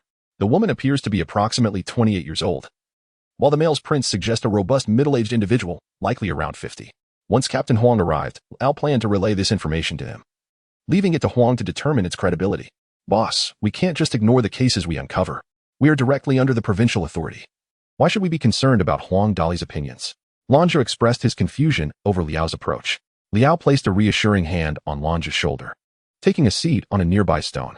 Although we are under provincial jurisdiction, our current investigation pertains to the case of Sun Yima, not this kidnapping. Whether it is a kidnapping is still uncertain. We must not squander time on it. Our priority is to focus on our assigned tasks, Liao explained, implying that they should not overstep their boundaries. Although they bore responsibility, it was often wiser to avoid unnecessary conflicts. As they deliberated, Huang Dali and his team arrived. True to Liao's expectations, after a brief exchange of gratitude, Huang commenced his own investigation, disregarding Liao and his team. However, Liao was pragmatic and did not let this affect the continuity of their investigation. He handed over their preliminary analyses to Huang Dali and soon departed the scene. Boarding the elderly man's boat. Boss, Huang Dali is quite unimpressive. Are we heading back now? Lange's impression of the Yinbei city police chief was far from favorable. I mentioned from the beginning that our investigation would face considerable internal resistance. Although everything seems fine on the surface, there is a palpable tension. If we solve this case, it would reflect poorly on the Yinbei police. Therefore, we must prioritize unity and avoid provoking unnecessary issues. Indeed, you have a point. But I noticed Huang Dali didn't seem to regard us highly. Acting as if he were in charge here, Cui Xinglu remarked candidly, feeling discontent over the perceived indignity. Let him look down on us. We are responsible to the people, not to any individual, and we are not here to seek validation. We must honor the mission and responsibilities bestowed upon us by society. For now, our priority is to return and enjoy a barbecue. The team lounged on the boat. A behavior uncharacteristic of Liao Jumin, while the elderly man smiled knowingly, having experienced the complexities of human nature. Liao's approach to the case had evolved. If others chose to dismiss them, then so be it. Their purpose was to investigate, not to engage in petty disputes, and they would proceed according to their own plans. The revelry continued, while Huang Dali and his team on the opposite bank were already gossiping. They dared not criticize Liao, known for solving cold cases. As they observed the head of a special investigation team feasting with his members, a stark contrast to the expected decorum of law enforcement. After the scene was thoroughly examined and evidence collected, Huang Dali and his team wrapped up their investigation. Liao expressed his gratitude for the elderly man's hospitality before returning to the hotel with his team. That night, Liao struggled to find rest. Eventually, unable to sleep, he rose and began filling in his relationship chart. The first name he added was the deceased, Sun Yima, a singer. Lacking a primary suspect, he included the middle-aged man seen dragging a bag that night, marking it with a question mark. He noted the location as Udai River, with drowning as the method of murder. Numerous bruises were observed on the victim's body. This prompted Liao to summon Lanja, instructing him to call Kong Bo. Kong Bo understood that Liao would not summon him without reason and brought along his laptop, containing all relevant data. After working with Liao for some time, they knew their roles well. Kong Bo, you seem particularly diligent lately. Without further ado, please pull up Sun Yima's autopsy report. I need to confirm something. Kong Bo swiftly accessed the report, presenting it for Liao's review. After a meticulous examination, Liao addressed both men. The deceased exhibits numerous bruises on her back, arms, and calves. Coupled with the clues provided by Old Bai, could we tentatively consider the middle-aged man dragging the bag a suspect? Boss, Mu Qingqing mentioned this earlier, although she was unaware of the middle-aged man dragging the bag at the time. If we consider this alongside the footprint analysis, we might pursue this individual as a suspect. Though it has been over a year, akin to searching for a needle in a haystack. As they deliberated, dawn broke, and Liao and his team received startling news. Kongbo informed them, Boss, the scream we heard last night from across Udai River might belong to the star Feng Xiaojiu. She went out alone and has not returned. And she was last seen near the river. Another celebrity? What on earth draws them to Udai River? Lanja pondered, bemused by the peculiarities of their behavior. Recognizing the societal attention such incidents attract, which could complicate their investigation. However, the pressure on Huang Dali was about to intensify. What did you say? These celebrities? Liao inquired. Intrigued, Kongbo, quickly find out which school Sun Yima and Feng Xiaojiu graduated from and their backgrounds. Chapter 74, Doubts no matter how covert a matter may be. There inevitably comes a time of revelation. This is what is known as a flaw in a seemingly perfect plan. The data on the computer indicates that Sun Yima hails from Yinbei, while Feng Xiaojiu is from Shanxing. Both belong to the Hebei province. Despite the geographical disparity, they coexisted for 4 years. Both graduated from the Yinbei Academy of Performing Arts and were not only classmates, but also shared the same dormitory. One met a tragic drowning by the Udai River, while the other was kidnapped by the same river. This cannot merely be a coincidence. Liao Jumin contemplated this connection, prompting Kongbo to retrieve their records. Regardless of whether Feng Xiaojiu's abduction is linked to Sun Yimai's death, it warrants investigation. Should a connection indeed be uncovered, the kidnapper may very well be the perpetrator behind Sun Yimai's demise. However, such thoughts remain speculative. One hopes they do not hold true. We must seek out Huang Dali to gain insight into the details surrounding Feng Xiaojiu's abduction, as this could aid our investigation. Boss, didn't you mention yesterday that we should refrain from meddling in Huang Dali's affairs? What brings this sudden interest in a celebrity kidnapping case? Despite a sleepless night, the team's eagerness to solve the case persisted. Cui Xinglua, after inquiring, decided to accompany Liao Jumin, while the others opted to rest, knowing that upcoming tasks would require their full mental acuity. Huang Dali was not particularly pleased with Liao Jumin's arrival. Nevertheless, the latter's official capacity necessitated a semblance of decorum. Director Liao, if you wish to inquire about Feng Xiaojiao's kidnapping case, please follow the proper procedures. There's no need to come directly to me. A courtesy was still required. Given that this case fell under Captain Huang's jurisdiction, in truth, it was merely a formality intended to avoid misunderstandings. After reviewing the case files, Liao Jumin was left with numerous questions. Firstly, despite Feng Xiaojiao having a bodyguard, it appeared that none were present at the time of her abduction. Secondly, why would Feng Xiaojiao venture alone to the Yudai River at night, especially when she had an upcoming concert that demanded her attention? Thirdly, she had received a phone call prior to her departure, which her assistant could verify. Lastly, who was the individual that called her? And could this person be implicated in her kidnapping? After examining the case files, Liao Jumin found no direct links to Sun Yimai's death, thus setting the files aside to pursue the investigation along his own lines. Moreover, knowing that the kidnappers were demanding a ransom only solidified his resolve to distance himself from the case, if there was indeed a connection to Sun Yimai. The kidnapper would likely eliminate Feng Xiaojiao rather than seek a ransom, unless the murderer was attempting to conceal their crime. If that were the case, the perpetrator would be exceedingly sinister, targeting celebrities and public figures, which would have dire implications for society. Boss, it seems Feng Xiaojiao is quite affluent. The kidnappers are demanding 20 million. Such is the life of a celebrity, where minimal effort can yield substantial rewards. We should refrain from involvement in this matter and hope that Huang Dali succeeds in rescuing her. Upon exiting the criminal police department, they sought witnesses to Sun Yimai's death, though the existence of such witnesses remained uncertain, given the methodical nature of the crime. The opportunities for the perpetrator to leave clues were limited. Should someone have witnessed the act, it was likely the assailant could easily deflect suspicion. Lanja and Qi Haoyang visited the 3rd senior high school and contacted the administration, yet students typically hesitated to discuss such matters. During their high school years, academic pressures were intense and school regulations strict. A student not returning to the dormitory at night likely had scaled a wall to escape. Activities such as visiting internet cafes, dating, or drinking were prohibited, yet this instance felt inexplicable. Lanja hoped to ascertain whether anyone had seen a figure dragging a bag by the Yudai River on July 2nd of the previous year. The school's director dismissed Lanja's inquiry as frivolous, asserting that even current students would be disinterested in such events, thus complicating the investigation. After a morning of fruitless inquiries, Lanja and Qi Haoyang resigned themselves to their fate, while Cui Xinglua and Mu Qingqing enjoyed more favorable luck. At Yanbei Normal University, the junior officials took the matter seriously, recognizing that many students frequented the Yudai River for romantic rendezvous. The existence of a potential killer in the vicinity was indeed alarming. Officer Cui, we have disseminated notifications and will await responses for a day. Moreover, we have posted an announcement on our forum. Thank you, Principal Wang. We shall wait for updates. If any information arises, we hope you will inform us promptly, as solving this case would serve as solace for the deceased. I have heard of this case. The singer was an alumnus of the Yanbei Academy of Performing Arts. It caused quite a stir at the time, with students too frightened to stroll by the Yudai River. Indeed, what a tragic loss of youth and potential, lamented Principal Wang. Cui Xinglua shared in the sentiment, expressing sorrow for Sun Yimai. Before departing, Cui Xinglua cautioned, Principal Wang, please advise students to avoid the Yudai River. The recent kidnapping incident has rendered it perilous. Principal Wang was unaware of this recent development, but after expressing gratitude, he escorted Cui Xinglua and Mu Qingqing out of his office. Upon returning to the hotel and encountering the unproductive Lan Zhe and Qi Haoyang, Cui Xinglua and Mu Qingqing felt considerably better and informed Kong Bo of the forum's website at Yanbei Normal University, urging him to monitor the comments closely. Many revelations often emerge from public discourse, making it plausible that someone might have witnessed the middle-aged man dragging a bag. Kong Bo, do you think anyone will comment here?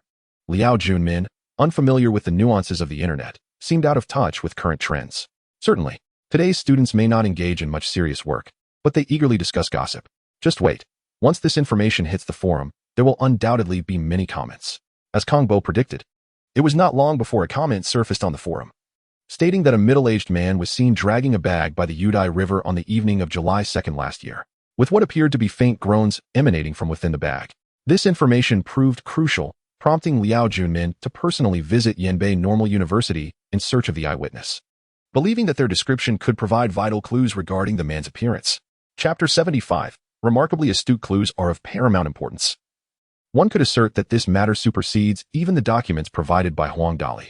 Principal Wang remained exceedingly courteous towards Liao Junmin and actively cooperated regarding the forum incident, summoning the teacher in charge of the forum to the principal's office for a discussion with Liao Junmin.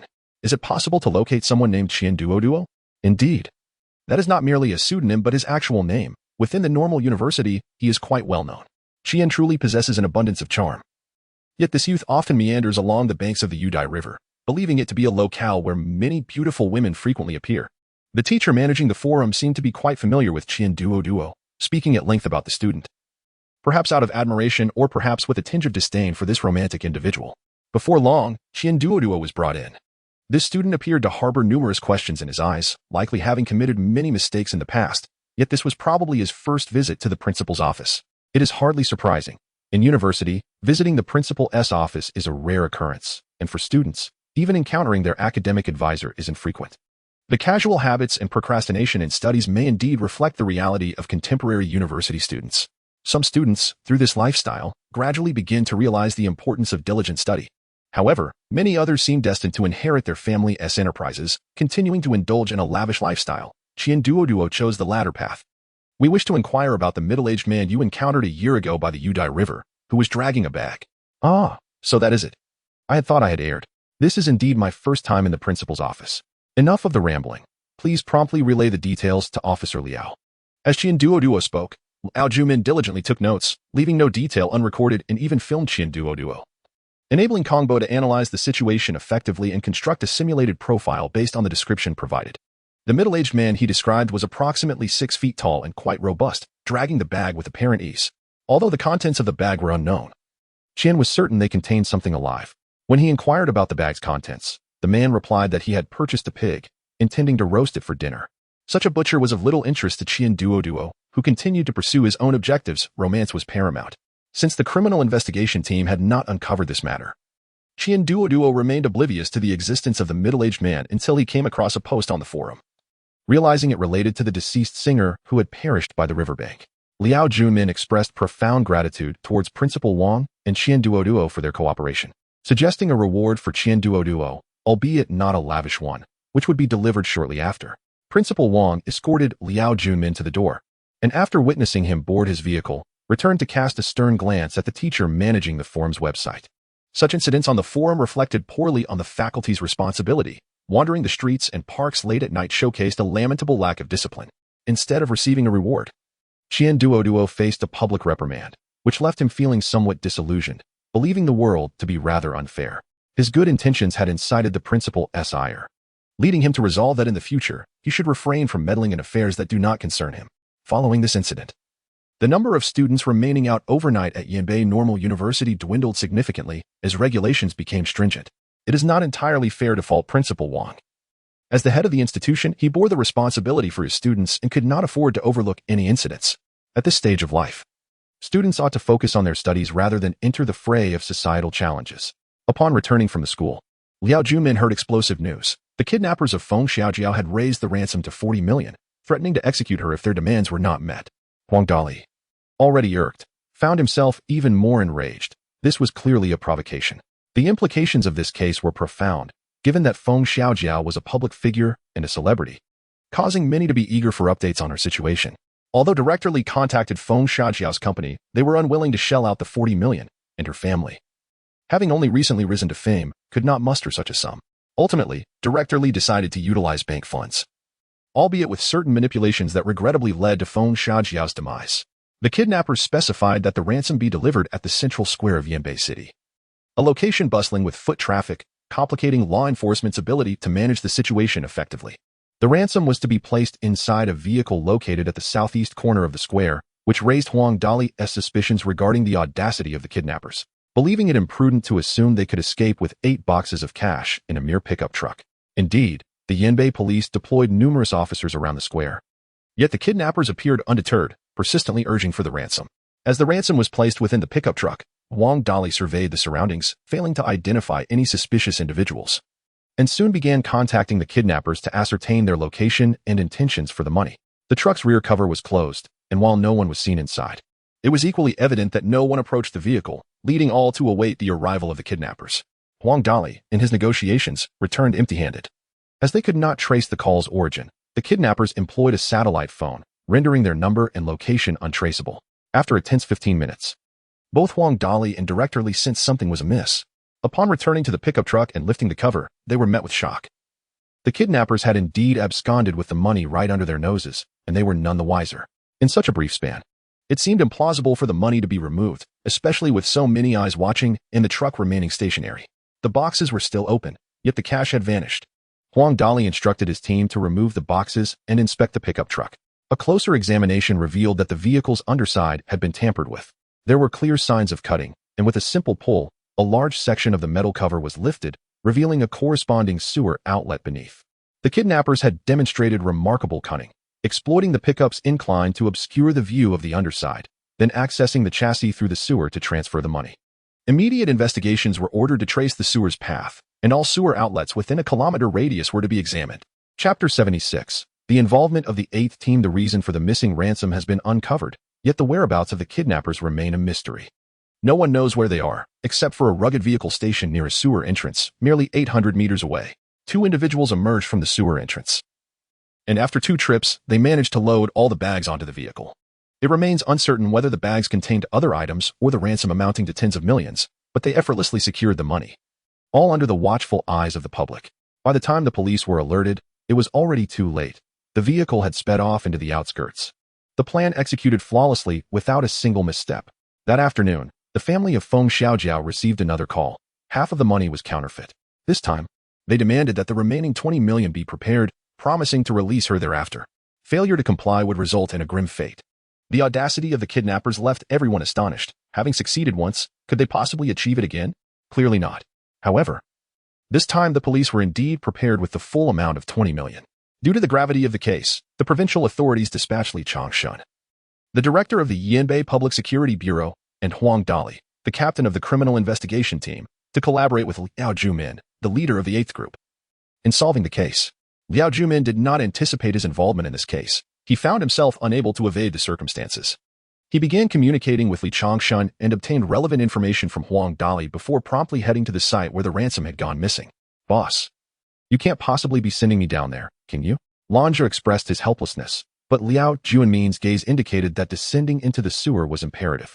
Although Lanja was tasked with the descent, Cui Xinglua followed suit. They devised 3 search directions based on the location of a pickup truck in the square, each within a kilometer radius. Upon discovering the second direction, Cui Xinglua noticed footprints on the sewer walls, as well as 3 iron supports leading towards the sewer entrance and a deep well cover. Lanja, come over here. This must be where they ascended. It appears to have been premeditated. Let us investigate further. The 2 emerged from the sewer, lifting the well cover, only to be struck by a blunt object as soon as they surfaced. Had it not been for Cui Xinglua's agility, Lanja would have been knocked back down. Everyone, come quickly. Capture the thief stealing the well cover. This shout drew a crowd, which continued to grow, all armed. Cui Xinglua quickly recognized the young man who had just attacked him. Given the tense atmosphere, Lanja, emerging from the deep well, promptly displayed his identity. Everyone, please remain calm. We are police officers. Look, this is my badge. We are not the thieves. Lanja's quick thinking contrasted with Cui Xinglua's earlier predicament. Although many remained skeptical, no one dared to approach further. A few brave individuals stepped forward to ascertain that Lanja and Cui Xinglua were indeed police officers from a provincial unit. What brings you down to the sewer in such disarray? I thought you were here to steal the well cover. We're investigating a kidnapping case. This piqued the interest of the young man, who immediately invited Lanja and Cui Xinglua to his shop to wash their faces and clean off the grime, as the odor was quite unpleasant. Fortunately, both were dressed in waterproof clothing, making it easier to clean up. After tidying themselves, they expressed their gratitude to the shop owner and prepared to leave. Are you curious about the vehicle that was parked here yesterday? How do you know? I saw a car parked here for over an hour yesterday, and 2 individuals retrieved 4 bags from the sewer. One was a middle-aged man, but I couldn't see the other clearly. They both wore sunglasses, making it difficult to distinguish between them. The descent into the sewer proved fruitful, with such a significant discovery. Cui Xinglua felt the pain on his head dissipate, and he immediately called Liao Junmin to inform him of the developments. Upon Mu Qingxing's arrival and seeing the bruise on Cui Xinglua's head, she remarked, those with good health certainly have a higher tolerance for such blows. If it were someone else, they might have been knocked down. Whether this was a jab or a compliment, it elicited laughter from Liao Junmin and the others, lightening the mood. Cui Xinglua and the young shop owner exchanged awkward glances, one having been struck and the other being the assailant, and both lowered their heads. Nonetheless, Liao Junmin swiftly redirected the conversation, urging the shop owner to clarify the details, as they were crucial for solving the kidnapping case. Describe the appearance of the 2 men and the license plate. The shop owner promptly provided a description of the middle-aged man, prompting Kongbo to reconstruct the image on the computer. Soon, an image emerged, revealing a striking resemblance to the individual who had killed Sun Yamai. Boss, do you think these two look alike? Liao Junmin recognized not only the similarity, but was also taken aback, feeling quite uneasy. As the image bore a remarkable likeness to his colleague, Qin Sihai. Are you certain? Do you really believe this is the same person? Liao Junmin struggled to accept the reality and sought affirmation. I can't be entirely certain, but it closely resembles him. Qin Sihai was a police officer, currently serving as the logistics director at the Yanbei Public Security Bureau. The notion of him being involved in a kidnapping and murder was something Liao Junmin could scarcely fathom. The shop owner also relayed the license plate number, JY4378, belonging to a silver Mitsubishi SUV, but he had no knowledge of its current whereabouts. This information was sufficient. With a description and a license plate, Liao Junmin commenced the search through the traffic command center, successfully locating the Mitsubishi SUV, confirming its license plate as JY4378. However, the vehicle had been stationary for over a day, and the occupants had long since departed. Still, Liao Junmin was convinced that they were likely nearby. Considering the proximity to this market, where might someone hide? Boss, I suspect they might be concealed in a basement. Qi Haoyang reasoned logically, acknowledging that there weren't many basements in the area and that they wouldn't have strayed too far with the money in hand. Thus, they were probably still in the vicinity. Yet Liao Junmin felt an overwhelming apprehension regarding the possibility of encountering Qin Sihai. If that were the case, this kidnapping would be far more complicated than anticipated. Kong Bo's reconstruction technology rarely failed. This time, Liao Junmin hoped it would prove inaccurate, at least that the shop owner hadn't seen clearly. Boss, you seem troubled. Nothing of concern. Call Director Li and request additional personnel. We need to conduct a thorough search here. Director Li was fully cooperating with Liao Junmin. Yet he also posed challenges, as their oversight had resulted in the ransom being lost and Feng Xiaoji being placed in jeopardy. The kidnappers' madness was their only hope, affirming that Feng Xiaojiao was still alive and that they desired the remaining ransom. In such dire circumstances, even a glimmer of hope ignited Liao Junmin's determination. They had no reason not to cooperate fully. Soon, police reinforcements arrived. Kong Bo printed a map of the area, and they began searching based on the displayed information, hoping to uncover the kidnappers' hideout. Boss, is this advisable? Want to alert the thieves? All are in plain clothes, and the area is inherently crowded. Having more people moving about raises no suspicion, unless the two kidnappers are exceptionally familiar with this procedure. During the search, which lasted over 3 hours, they identified 2 potential locations. However, without Liao Junmin's orders, they dared not enter, fearing that if the kidnappers were inside, it could lead to disaster. Chapter 77. Again, Cui Xinghua and Mu Qingqing led a team to investigate a certain basement, while Liao Junmin, accompanied by Lan Zhe and Qi Haoyang, went to another location. Surrounded by all available police forces, Liao Junmin commanded Lan Zhe to storm into the basement, which, much to their surprise, was unoccupied. However, all the ransom money remained untouched, still warm to the touch. They hastily pursued, knowing the culprits could not have fled far.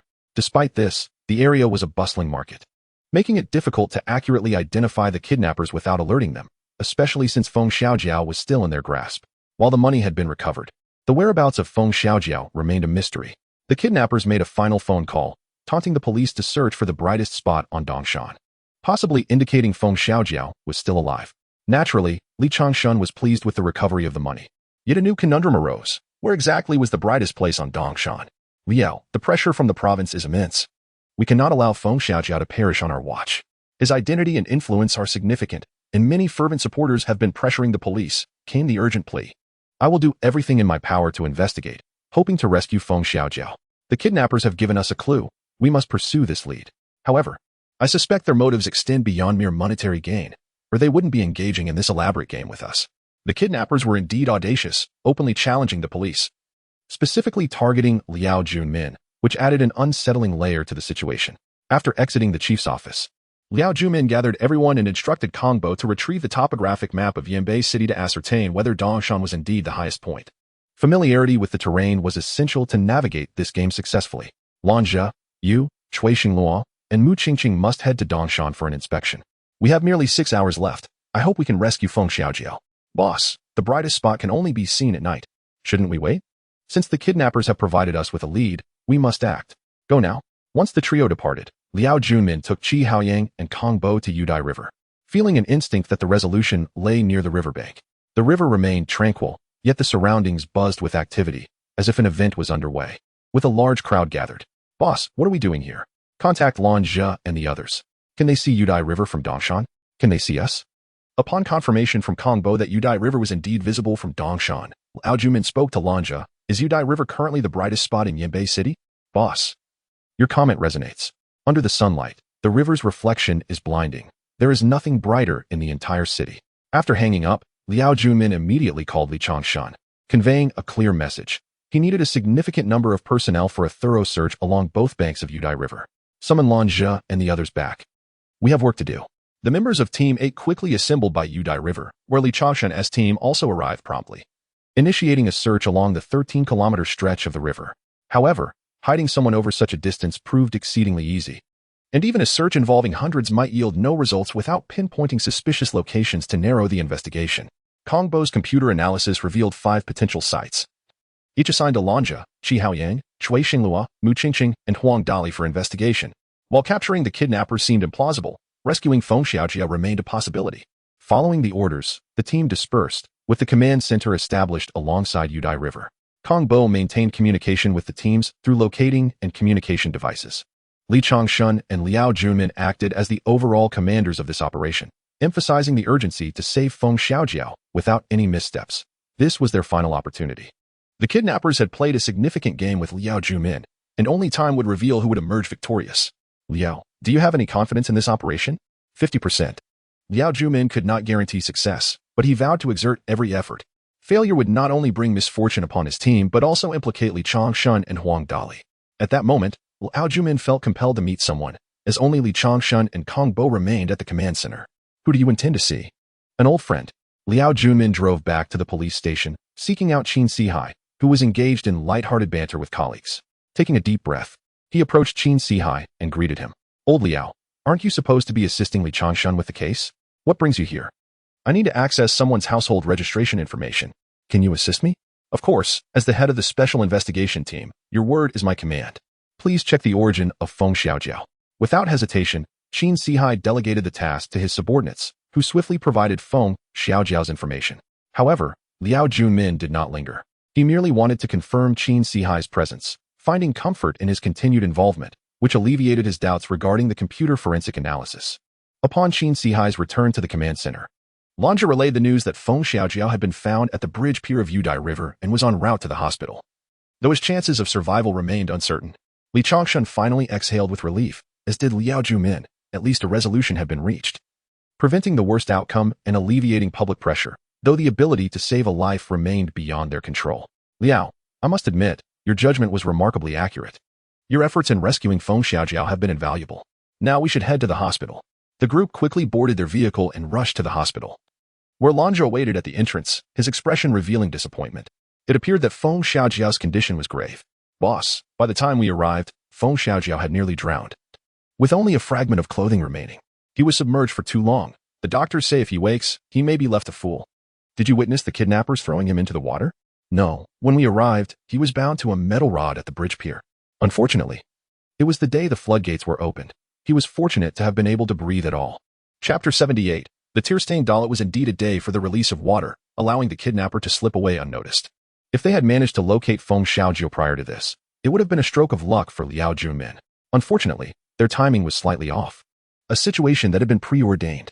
As for Feng Xiaojiao, we shall not delve further into her predicament. Our focus must shift to investigating Sun Yimai.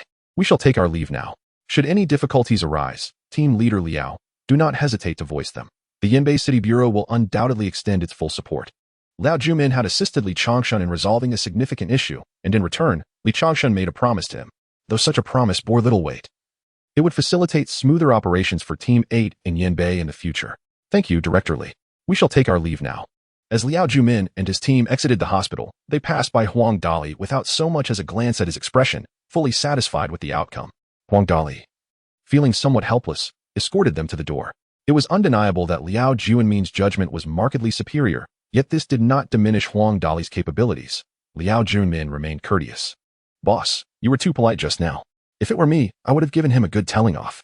Lanja had endured his fair share of disdain from Huang Dali and his associates in recent days and was eager to vent his frustration.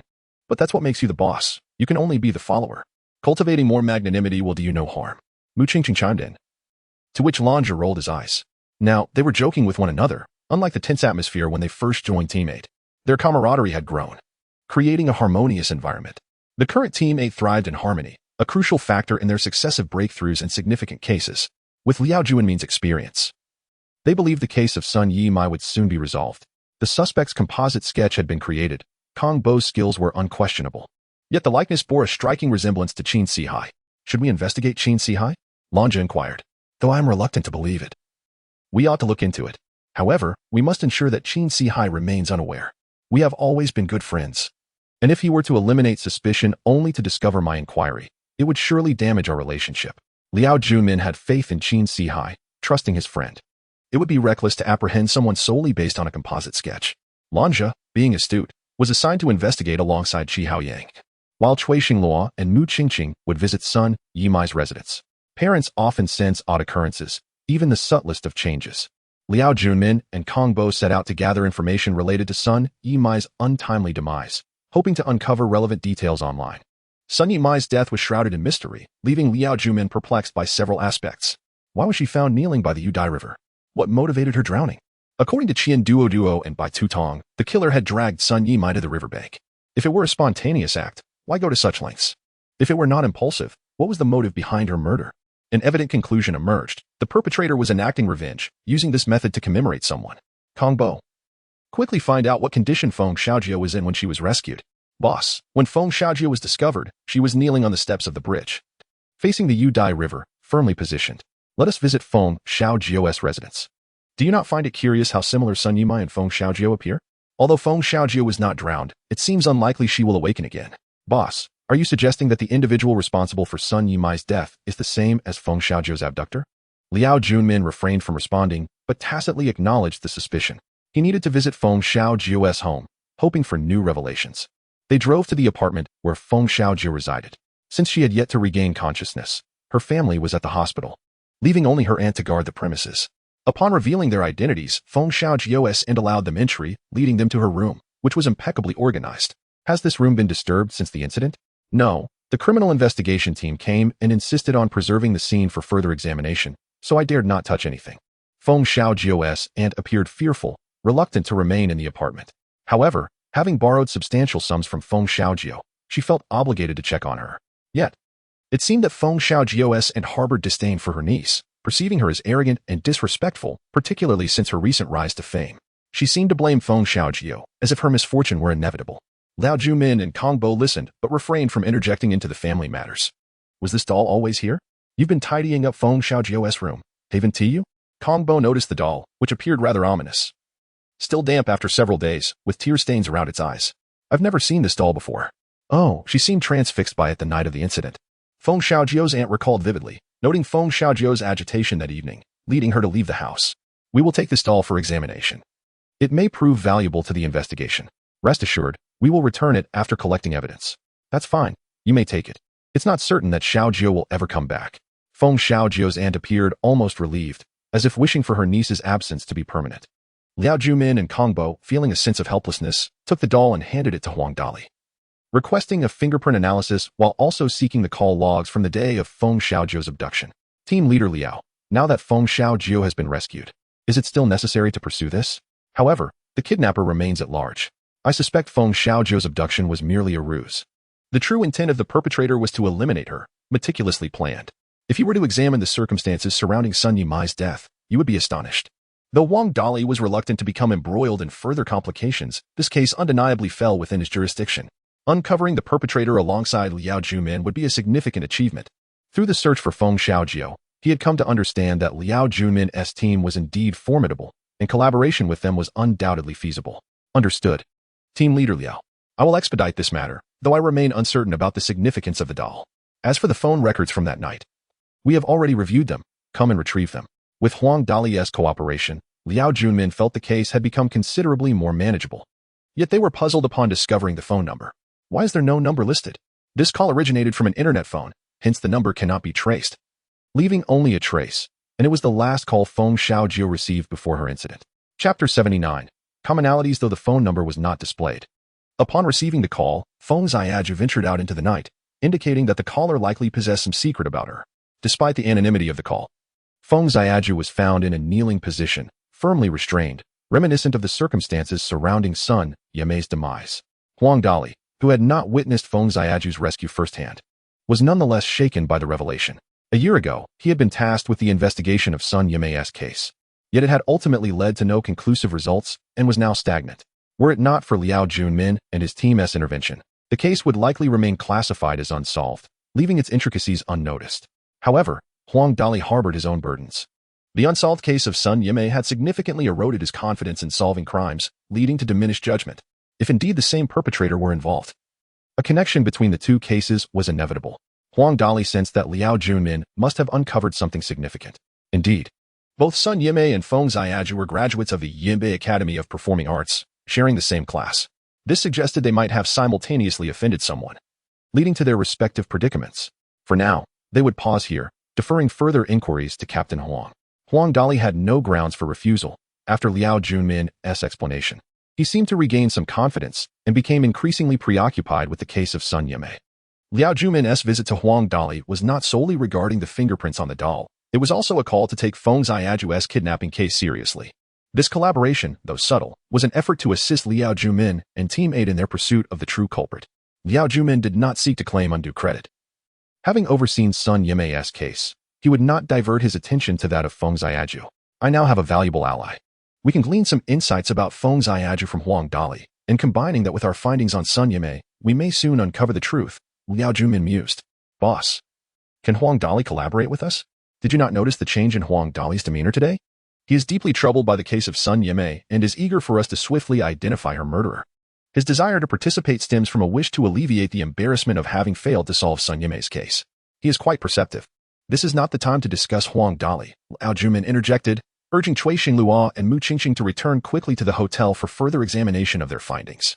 Shortly after their arrival at the hotel, Cui Xinglua and Mu Qingqing returned with a significant discovery. Upon seeing what they held, Kong Bo was visibly excited. Mu Qingqing was carrying a transparent plastic bag containing a doll identical to the one found in Feng Xiaoju's room. How did you come by this? It was retrieved from Sun Yimei's room. We found it peculiar and decided to bring it back. Not only did the dolls resemble each other, but their fates were also strikingly similar. Sun Yimei had received an anonymous call on the night of her incident as well. This was corroborated by Sun Yimei's manager. The parallels in their experiences suggested that the individual responsible for Sun Yimei's death was likely the same person who rendered Feng Xiaoju unconscious. Since both were alumni of the Yinbei Academy of Performing Arts, it was imperative to investigate their acquaintances from that time. This was crucial. The academy represented a potential nexus in their intertwined lives, where answers might be unearthed. Kong Bo remained behind to organize the information, while Liao Junmin led Mu Qingqing and Cui Xinglua to the Yinbei Academy. Upon arrival at the entrance, they noticed a throng of students hastily making their way to the school's playground. Mu Qingqing approached a male student, inquiring, "Excuse me, what event has the school organized? Why are so many students skipping classes? Are you unaware? The renowned star Humiron is here. She is our pride, skyrocketing to fame over the past 4 years and becoming a prominent figure in the entertainment industry. Not only is she an exceptional actress, but she also possesses a remarkable singing voice. I must hurry. You should too."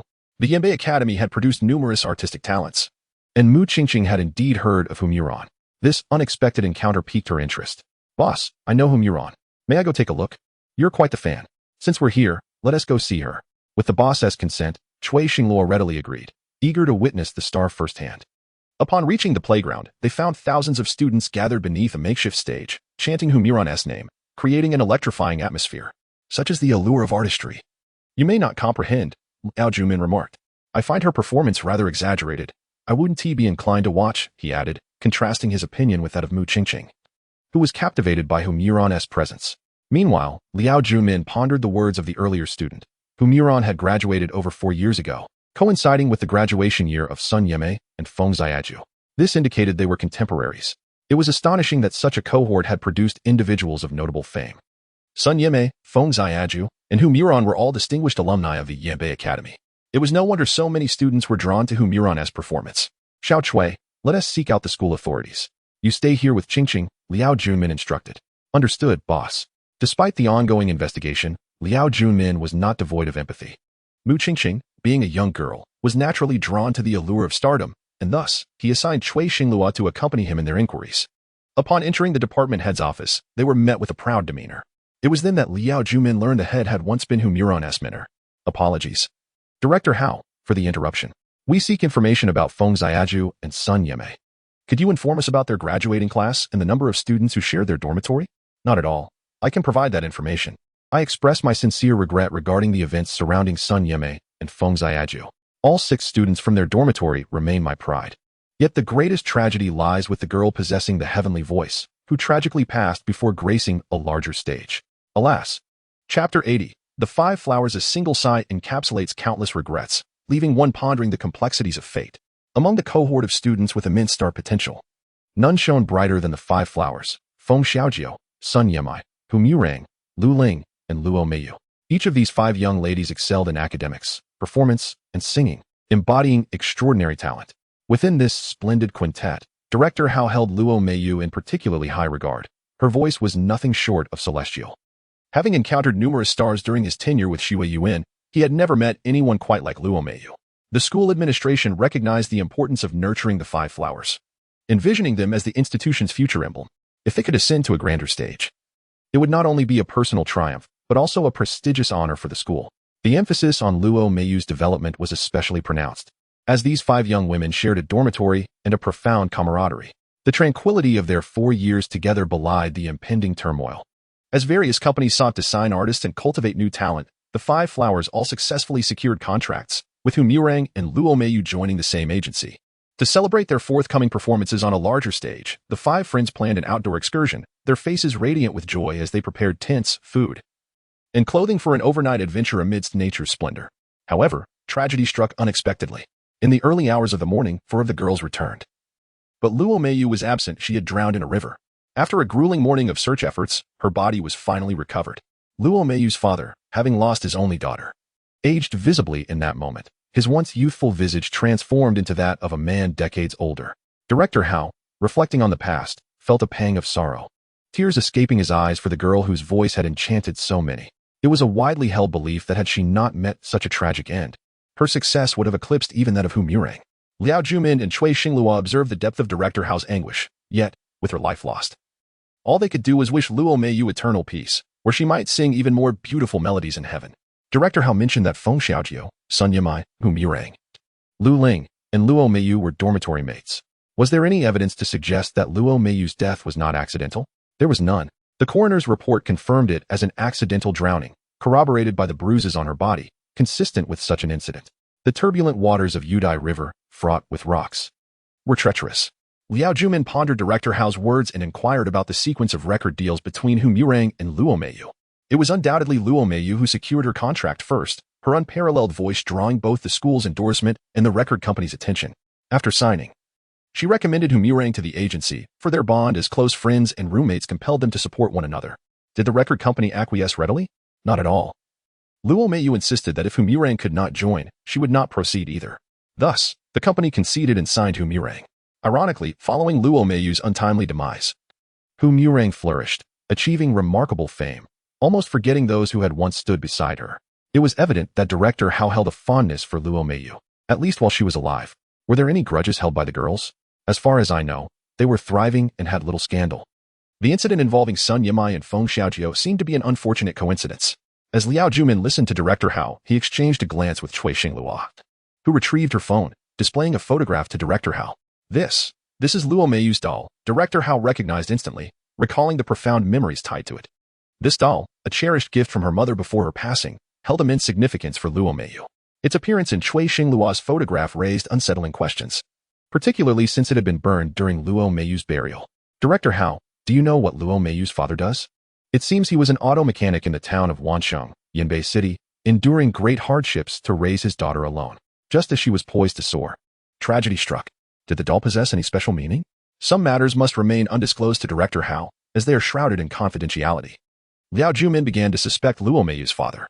Nothing significant. We are investigating Sun Yimei's case and wish to learn more about the past. Grateful for Director Hao's cooperation, Liao Junmin thanked him before departing with Cui Xinglua. Upon reaching the playground, they found Mu Qingqing still listening to Hu Murang's music. Qingqing, aren't you leaving? Cui Gu. Can we wait until the song ends? That's not for me to decide. You should ask the boss. No need to consult me. I have questions for Hu Murang as well. Let's listen until the end. Liao Junmin now suspected that the individual who sent the doll to Sun Yimei and Feng Xiaojiu was Luo Meiyu's father. Hu Murang, who had yet to encounter misfortune, might have been very close to Luo Meiyu. but he sought to uncover the truth of what transpired years ago. The campus concert featuring Hu Murang lasted over 2 hours before Liao Junmin revealed his identity. Hu Murang's manager eventually agreed to let her meet with them. "Miss Hu, we are investigators from the Sun Yimai case team and wish to ask you a few questions." Hu Murang, having likely heard about Sun Yimai's situation, appeared momentarily disoriented but quickly regained her composure. "I'm not well informed about Yimai's circumstances. I'm quite busy. If there is nothing urgent, please take a look at this. I wonder if you recognize it." Cui Xinglua promptly presented her phone to Hu Murang. Upon seeing the photograph, Hu Murang's composure faltered, and she almost lost her balance. Were it not for her manager's presence. Chapter 81. The Stoic Man apologies. Miss Hu has been on stage for too long today. She feels somewhat dizzy. The manager shifted the conversation to Liao Junmin, who, confronted with the situation, felt no desire to inquire further, even if there were matters to discuss. There was no evidence at present. "Very well, we appreciate your assistance. We merely wish to learn about Miss Hu's close friends from years past." Her friends, Sun Yimai and Miss Feng, have encountered unfortunate incidents within a span of over a year, and we are eager to expedite the investigation. I understand your sentiments, but I must escort Miss Hu to her private physician now. All right, you may proceed as you wish. It was evident to all that the doll, which Hu Murong recognized, had elicited a strong reaction. Mu Qingqing and Cui Xinglua were momentarily stunned. The notion that there was something amiss with the celebrity was their first instinct. Once they entered the car, Mu Qingqing remarked, "Boss, Hu Murong is frightened. She fears encountering that doll and discussing Luo Meiyu." It was clear to everyone, including the boss, who had already discerned her distress without needing further clarification. Liao Junmin simply smiled, advising Cui Xinglua to focus on driving.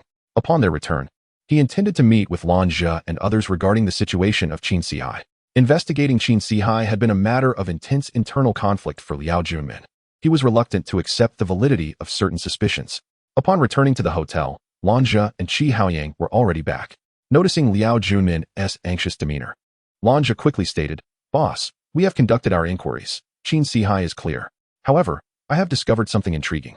The simulated profile we created does not match Qin Sihai, but it is somewhat related to him." Lan Zhe paused, taking a sip from his teacup. Mu Qingqing, growing impatient, urged him to continue. Finally, unable to contain herself, she turned to Qi Haoyang, saying, "Haoyang, you usually have so much to say. Why are you so quiet now? It's infuriating." "Very well, I shall elaborate. It appears that Qin Sihai has a half-brother who works at a repair shop in the northern suburbs. He bears a striking resemblance to Qin Sihai. Can you guess who his father is? It wouldn't be Luo Meiyu, would it?" "Correct." Everyone except Lan Zhe and Qi Haoyang was taken aback. What should they do now? Liao Junmin rose from the sofa, declaring, "We are heading to the northern suburbs repair shop."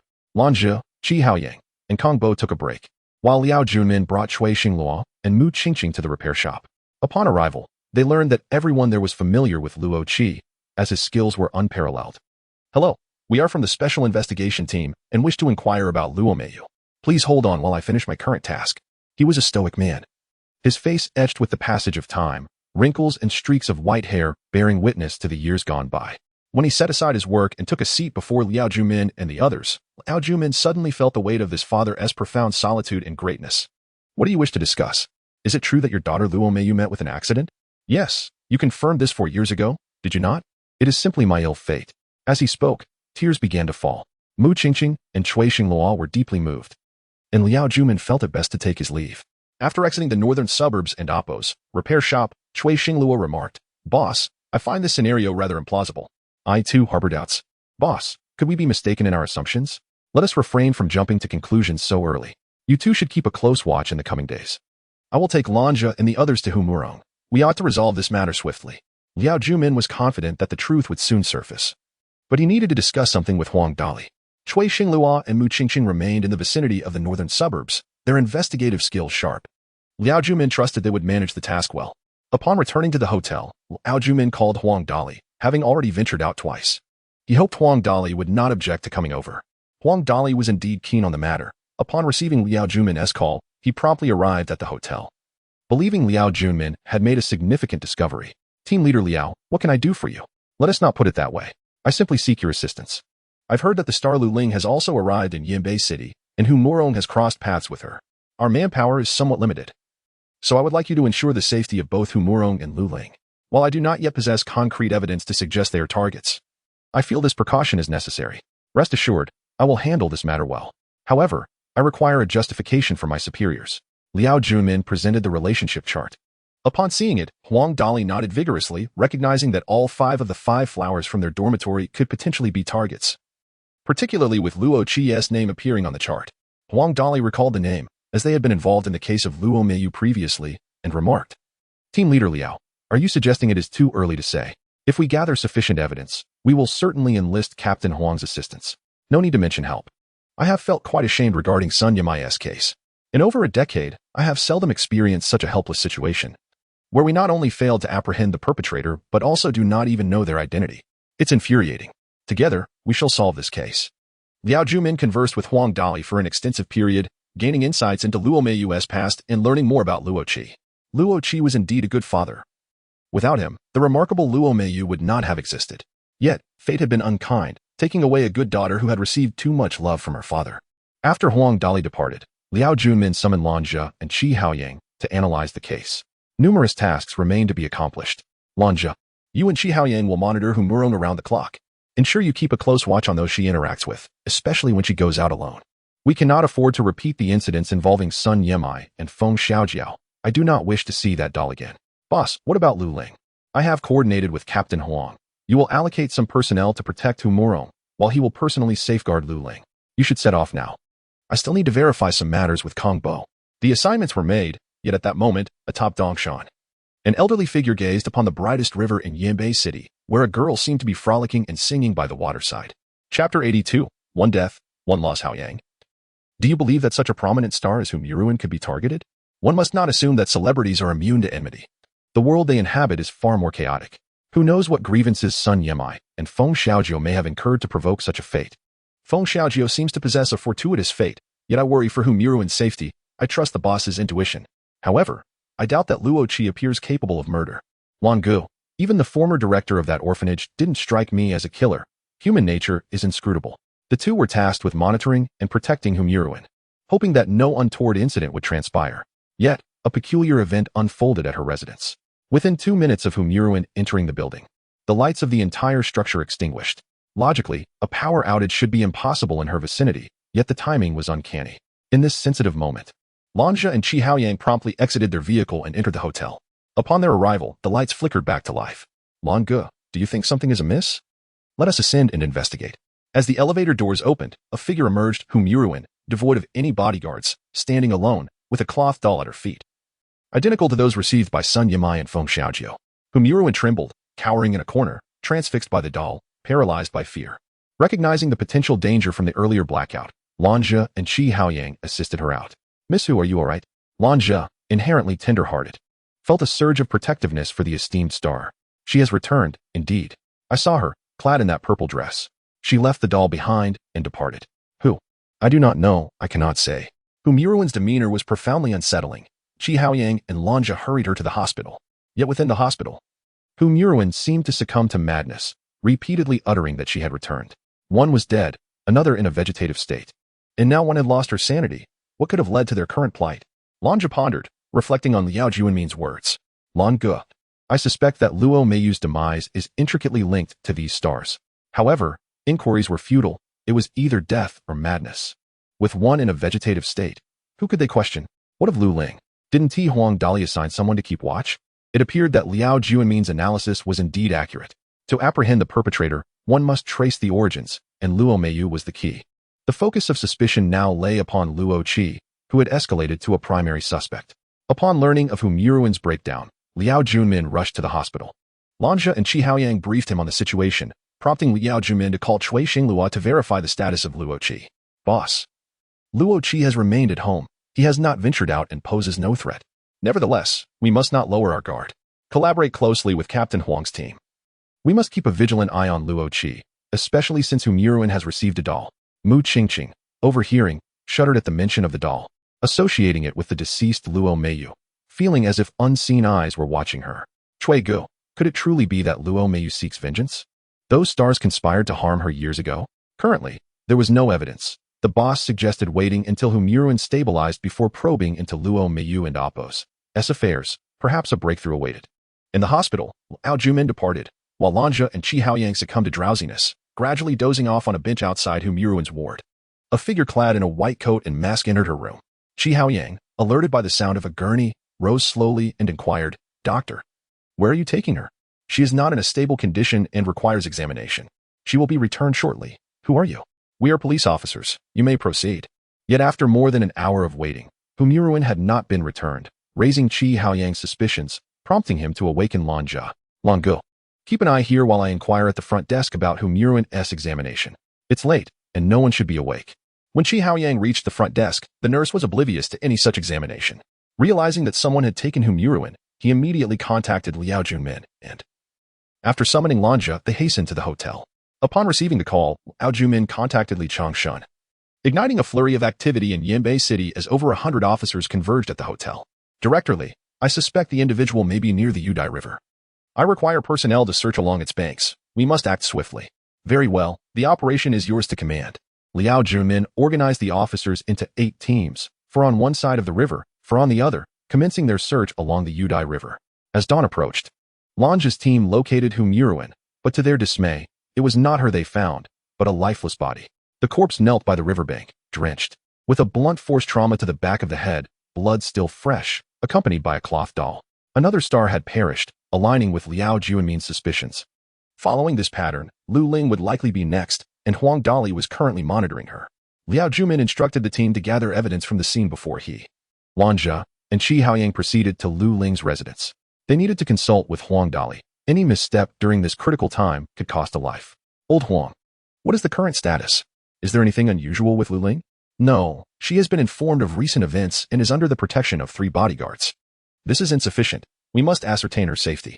Just moments ago, the killer claimed Humuruin's life. What? Then we must act now. Liao Junmin and Huang Dali, accompanied by a dozen officers, rushed upstairs, but Lu Ling did not respond when they knocked. Panic ensued among the officers, leading them to secure ropes from the rooftop and shatter the glass to gain entry. All 3 bodyguards lay unconscious, and Lu Ling was nowhere to be found. To Laonyo River, swiftly. Under Liao Junmin's command, the team sped towards the Laonyo River Valley. Huang Dali was puzzled by the urgency, yet Liao Junmin's intent was clear. Every second counted. The slow pace of their vehicle was maddening. Liao Junmin's forehead glistened with sweat as they raced towards the Laonyo River Valley, the site of Luo Meiyu's demise, the cradle of malevolence, where perhaps the cycle of evil would finally meet its end. Chapter 83, The Origin of Fate in the Valley. A handsome young man knelt by the banks of the old Ox River, bound by ropes, his eyes ablaze with fury as he clutched a fabric doll. Lost in memories of the past, the brilliant star beside him was drenched in sweat, her voice hoarse from desperate cries, met only by the roaring waters of the river. Do you remember this doll? Do you remember me? Do you recall that fateful night 4 years ago? The young man clenched his fists, nails piercing his flesh, blood trickling down, heart aching with pain. It was a night that should have marked a joyful conclusion, as 5 girls had already been signed by the company and received their diplomas, only awaiting the significant group photograph. The day before the shoot, they chose to camp outdoors, eager to immerse themselves in nature, seeking solace from the cacophony of city life. Luo Meiyu sang once more, her melodious voice echoing, prompting the nightingales to join in, while the others, enchanted by her song, prepared dinner. Yet, an unsettling feeling of jealousy stirred within them. For 4 years, all attention had been focused on Luo Meiyu. Even the signing of Humuruin was facilitated by her. They longed to escape the shadow cast by Luo Meiyu, and the others too resented this prolonged suppression. In the stillness of the night, after dinner by the old Ox River, the 4 girls forced Luo Meiyu into the water.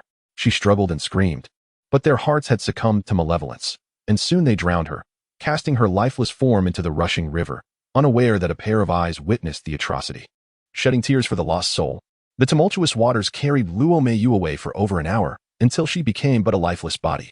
The young man plunged into the river, dragging her corpse ashore, silent and unreported, holding tightly to the girl who once gave him hope until dawn broke. The police arrived, along with Luo Meiyu's father, who wept inconsolably. From behind a nearby tree, he swore vengeance. Years later, his plan came to fruition. The last girl knelt at the very spot where Luo Meiyu had been cast into the old Ox River. Lu Ling wept, never imagining that when Luo Meiyu was killed, her boyfriend Su Bing had been nearby, witnessing the horror unfold. To avenge his beloved, he crafted a perfect murder scheme, with suspicion cast upon Luo Qi and Qin Sihai, while none suspected that he was the one who had slain those stars. Please, Su Bing, spare me. I can give you money, even 10 million. No, all my wealth. I beg you, don't kill me, Lu Ling pleaded, devoid of any remorse, not even uttering Luo Meiyu's name. He smiled at her, asking, did you ever consider how much Luo Meiyu suffered back then? Did you ever think to stop their actions? Did you foresee this day? Su Bing's voice grew louder, his emotions spiraling out of control. For the love of his life, for his vow, he raised the wooden club, aiming it at Lu Ling's head. Drop the club. Liao Junmin arrived with reinforcements. Though Lu Ling was still alive, yet a moment was all it would take. Did you ever halt their corrupt hearts? Can you bring Meiyu back? Look at the river. Behold how grotesque her current state is. Only this rushing water can cleanse her. He plunged into the turbulent waters with Lu Ling. No struggle, for the current was too fierce. No shadow remained, as the river forbade it. When Huang Dali's team found Su Bing and Lu Ling in the river, they had already succumbed to death. Lu Ling's eyes remained open, while Su Bing smiled eternally, clinging tightly to a doll in his hand. No one anticipated such an outcome. No one foresaw how a promise could drive a lover to madness. No one knew what was right or wrong. Perhaps to Liao Junmin, Su Bing was a criminal. Yet to Luo Qi, he was merely a devoted young man who loved Luo Meiyu. Luo Qi tried to dissuade Su Bing. Yet the resolve in the young man's eyes was unyielding. No one could extinguish his love, his hope, or his spiritual solace. Once a cowardly boy, he had been emboldened by her enchanting voice and delicate hands, leading him towards a new direction, a new life. But all that beauty had vanished in the torrent of jealousy from four girls. The next day, Luo Qi surrendered to the authorities, admitting he had prepared all the implements for Su Bing's crime. Observing his weary silhouette, Liao Junmin departed, giving Huang Dali a reassuring pat on the shoulder. Boss, I feel like crying. Mu Qingqing, a girl, pondered over Luo Meiyu and Su Bing, reflecting on their love. I hope you two can find an unwavering love. But do not idolize them. I wish for your love to be vibrant. Liao Junmin found himself at a loss for words. His thoughts straying from his wife to the cold, frost-like visage from their school days. I think they are truly magnificent. That only fuels the audacity of crime. Replied Longo. Don't elevate this to such a level. I'm merely recounting a story, not our case. How young? I'm certain you won't find yourself in such a predicament, for you are a privileged child. Thus, we shall celebrate our victory, and you shall organize the feast. I'm not being too demanding, am I? Not at all. I shall treat my colleagues with the utmost grandeur, especially you, boss. It was evident to all that Liao Junmin bore a sense of melancholy, a painful ache within, for though the case was solved, lives had been lost, marking a profound failure. Staring at the relationship chart until it reached Chun City, Liao Junmin finally packed it away and produced a new chart for Mu Qingqing. It seems we ought to tackle the next case. There remains an incomplete chart. Of course, boss. Director How welcomed Liao Junmin, proud to have gained recognition for Shun City. As the success of this case brought notoriety to the enigmatic case Group 8, he received a call from Dongtang City. Old Liao, there's a case involving a half-shoe in Dongyang City, and we need your expertise. This one has the director's personal attention. I have faith in you. Chapter 84 Prologue 5. A frantic knock echoed through the room, and the young woman within was consumed by anxiety. She longed to escape. Yet the stench of the sewer lay beneath the window, and she was a woman of cleanliness. The door was forcefully kicked open, revealing a glinting knife. She realized that escape was futile and resolved to fight back. However, her child was next door, and she wished to keep the presence of her offspring hidden from the intruder. I do not intend to harm you, she pleaded. I only require a part of your foot. Yet, how could she surrender so easily? She struggled and screamed, determined to seize the last vestige of life.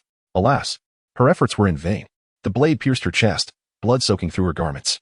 She yearned to speak, but the opportunity had slipped away. The knife struck her red shoe, severing her foot and stowing it within a black bag.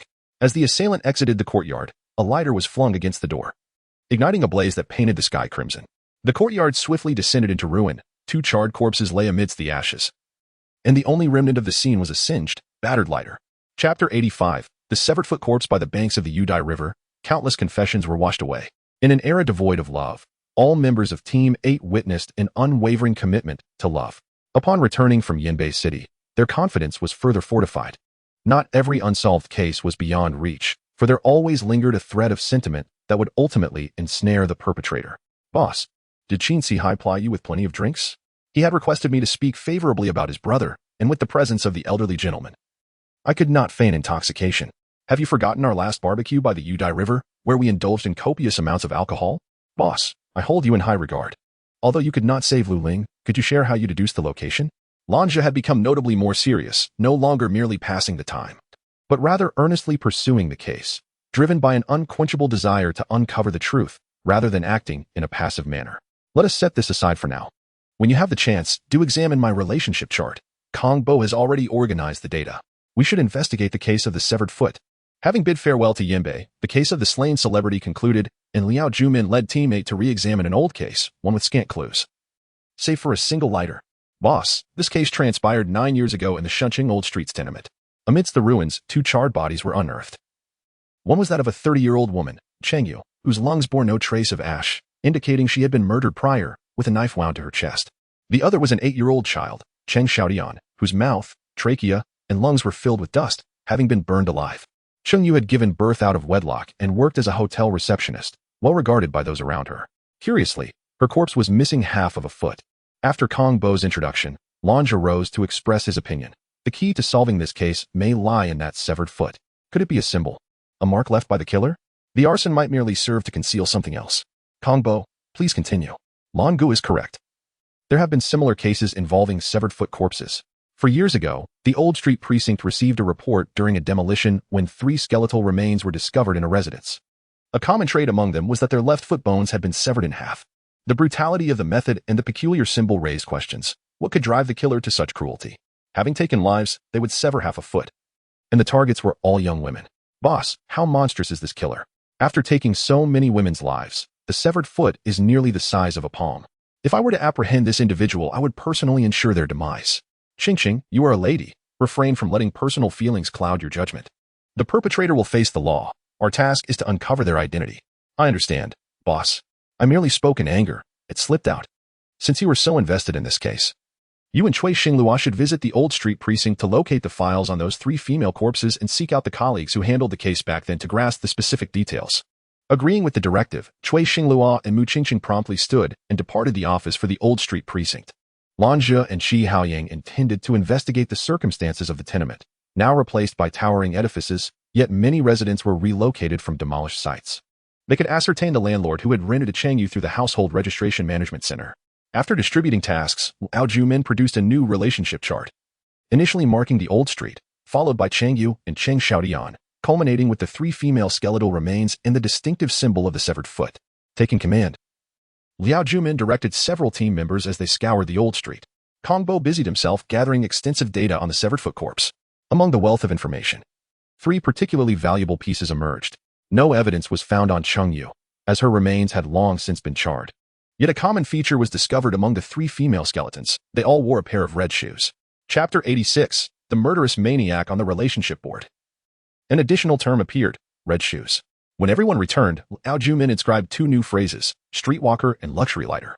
Mu Qingqing picked up the file in her hand and remarked, Boss, ignorance is bliss. Now that I've delved deeper, I find myself at a loss for words.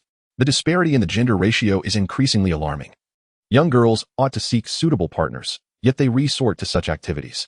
I cannot fathom their motivations.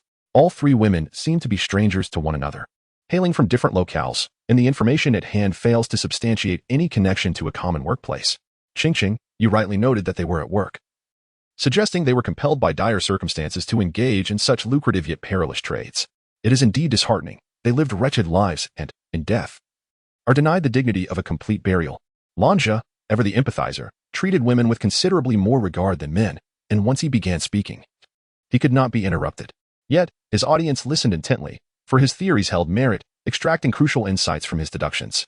Are you implying that the perpetrator of these women's murders is the same individual responsible for the deaths of Cheng Yu and her child? And that this murderer is a wealthy person?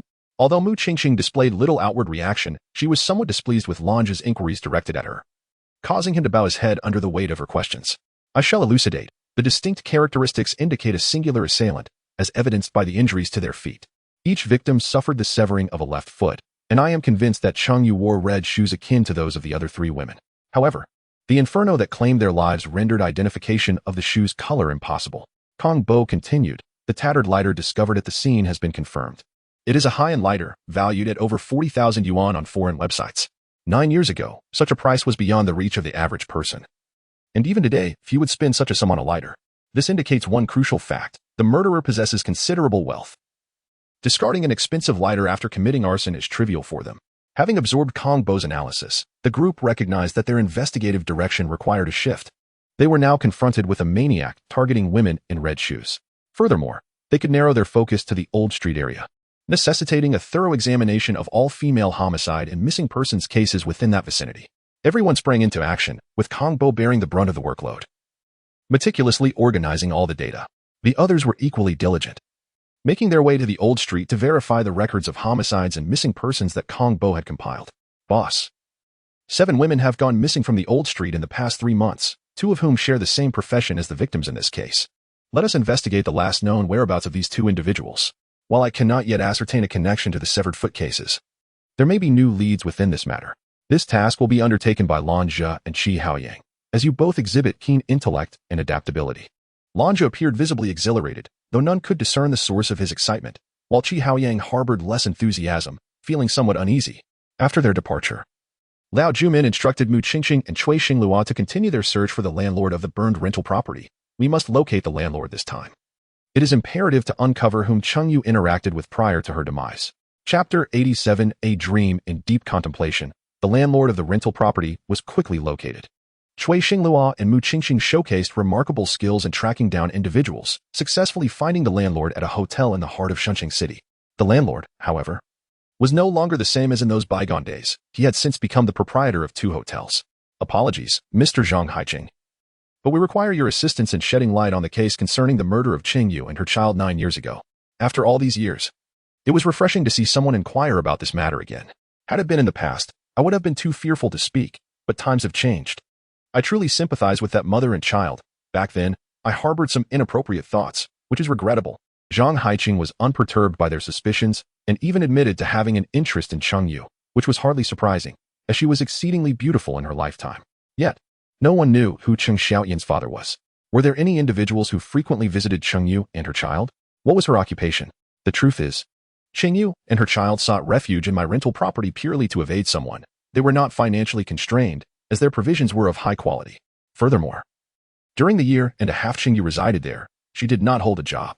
I can assure you that the man she was previously involved with was undoubtedly affluent, likely wealthier than I am now, even 9 years ago. Did anyone come to see them? This is where I must elaborate. I recall that on the night preceding the incident, a Volkswagen Santana lingered at the corner of my rental street for a while. Upon noticing my presence, it departed hastily, rather suspiciously. The night was quite dark, and the streetlights were dim, so I truly could not discern the license plate. While this lead may hold value, there are countless wealthy individuals, even back then, and it would be even more challenging to pinpoint than now. Moreover, it is not unusual for the affluent to frequent such establishments, whether to flaunt their wealth or indulge in their vices. Interestingly, during his time there, the individual exited the vehicle to smoke. He was approximately 1.7 meters tall and smoked Zhonghua cigarettes, a luxury not afforded by everyone in that era. Thank you, Mr. Zhang. If there are no further issues, please sign this record. After confirming that everything was in order, Zhang Haiqing signed his name and assured them he would report any recollections in the future. Following their expressions of gratitude, Cui Xinglua and Mu Qingqing returned to Team 8 to relay the information to Liao Jumin. This man of about 1.7 meters could very well be the perpetrator. Aligning closely with Liao Jumin's suspicions, he was undoubtedly a wealthy individual. In contrast to Cui Xinglua and Mu Qingqing, Lan Zhe and Qi Haoyang exuded a certain nonchalance, as their current investigation revolved around the two missing women. Naturally, they ventured to the workplace of these women. Though the environment was rather squalid, who could blame them? Had they been born into privilege like Qi Haoyang, they would not need to toil for their livelihoods, sacrificing their dignity in the process. Perhaps this is the essence of life. All types of people should exist within it. The duo adopted the guise of affluent youth, generously spending as they entered a small establishment filled with attractive women. Upon arrival, Qi Haoyang nearly lost his composure. Lan, you find someone for a massage and gradually gather information. I'll step outside to smoke a cigarette in the car. He dashed out. As one accustomed to luxury found it quite challenging to be in such surroundings. Lan Zhe, however, was more at ease. Noticing the appealing attendants, he summoned one for a massage while inquiring, "Do you know Wu Shui and Lin Lily?" "Of course. Lily brought me here. She mentioned the earnings were substantial, and I could soon build a house for my family." "Are you from the countryside?" "Yes. I began working as a waitress after middle school, but the pay was meager. I never expected to earn over 10,000 a month here. It won't be long before I can return home and build a house for my parents." Everyone harbors a dream, albeit different in their means of realization. Lan Zhe held no prejudice. Such matters were beyond his purview. "Do you know where Lin Lily went?" "Lily left with a wealthy businessman, and Wu Shui went with her. It's been 10 days, and they haven't answered their phones. There have been similar instances before, but they always returned, sometimes with plenty of money." The boss grew anxious and reported them missing, fearing he wouldn't get his cut, which is why they haven't responded. The young woman remained oblivious to the gravity of the situation. This time it was Lin Lily and Wu Shui's, but next time it could be her, shattering her dreams. From the young lady, Lan Zhe learned that the person who took Lin Lily and the others drove an Audi, though she did not recall the license plate, claiming the boss had taken a photo. Unfortunately, the boss's phone fell into a drain, got wet, and was ultimately discarded. leaving its whereabouts uncertain now. As they departed, Lanja handed her 300 yuan. Such actions were technically inappropriate, but he wished to preserve the young woman's dreams. Chapter 88. Internal conflicts. Longo, you have erred, he remarked. What are you saying? Am I that kind of person? I believe so. You possess a remarkable talent for cherishing the delicate. Hurry and drive. I have endured quite enough. You have been idle while I suffered. Here is the invoice. Please provide proof for reimbursement when we return. I cannot compare to you, a privileged young master who engages in this profession purely for thrills. Qi Haoyang felt a tinge of embarrassment at Lanja's words. He had not anticipated that his identity would elicit such a response.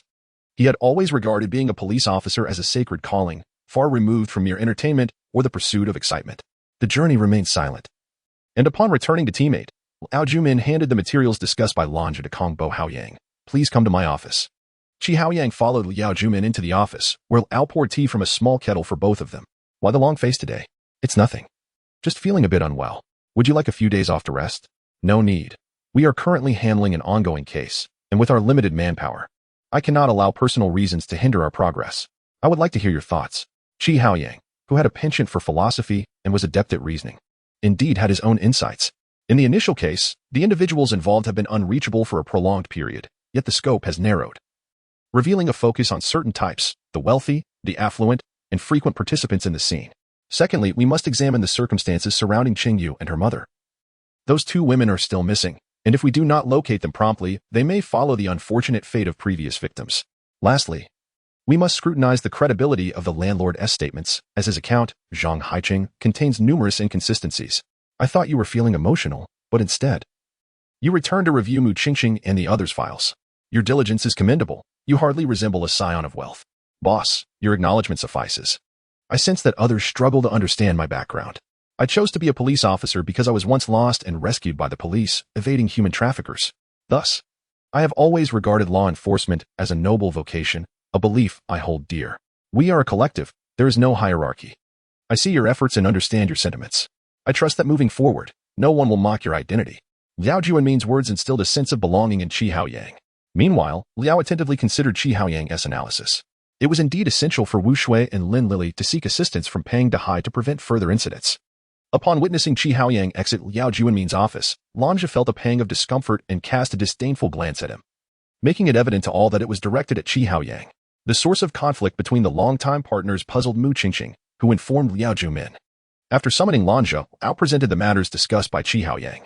Upon reviewing the details, Lanja realized that Qi Haoyang had not spoken ill of him, but rather highlighted his contributions, leading to a feeling of shame. Boss, I understand what I must do. Outside the office, Qi Haoyang kicked the wall in frustration, his eyes reddening. Lanja approached with 2 cans of beer. Here is one for you. Thank you. Qi Haoyang accepted it without glancing at his companion, opened it, and took a sip, only to sense something amiss. Turning to see Lanja smiling expectantly, he suggested, let us head to the rooftop. We mustn't let the boss catch us. Let us go. Just don't hold it against me, my good brother. Chapter 89. The corpse in stagnant water and human interactions. There exists a pivotal point. Discovering it may lead to harmonious coexistence, while failing to do so could magnify conflicts indefinitely.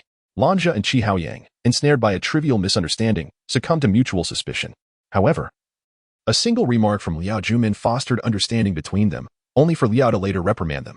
Drinking during work hours? Is this a mere reunion? You see each other daily. When is it ever inappropriate to indulge? I trust you have sobered up by now? Meanwhile, workers in the old street sewer system uncovered a female corpse and hurried to investigate, with Pang Dehai already on the scene. It's been dealt with. We should head over now, Lanja stated, summoning Qi Haoyang to accompany him. Having indulged in alcohol, Lanja enlisted Cui Xinghua to drive, as Kong Bo was preoccupied with Mu Qingqing, assisting her in organizing documents. The trio swiftly arrived at the old street, where Pang Dehai was assigning tasks to his subordinates for evidence collection, while forensic expert Luo Qing was already conducting an autopsy. Fortunately, Mu Qingqing was absent. Had she been present, their chances of a meal would have been slim. The deceased bore 15 distinct wounds, with the most fatal being the ligature marks around her neck, indicating death by asphyxiation. Various degrees of bruising were evident on her back, chest, and legs, suggesting she had endured severe beating prior to her demise. And one foot had been severed. Luo Qing assessed the situation just as Qi Haoyang arrived and inquired, Sister Luo, what was used to sever this foot?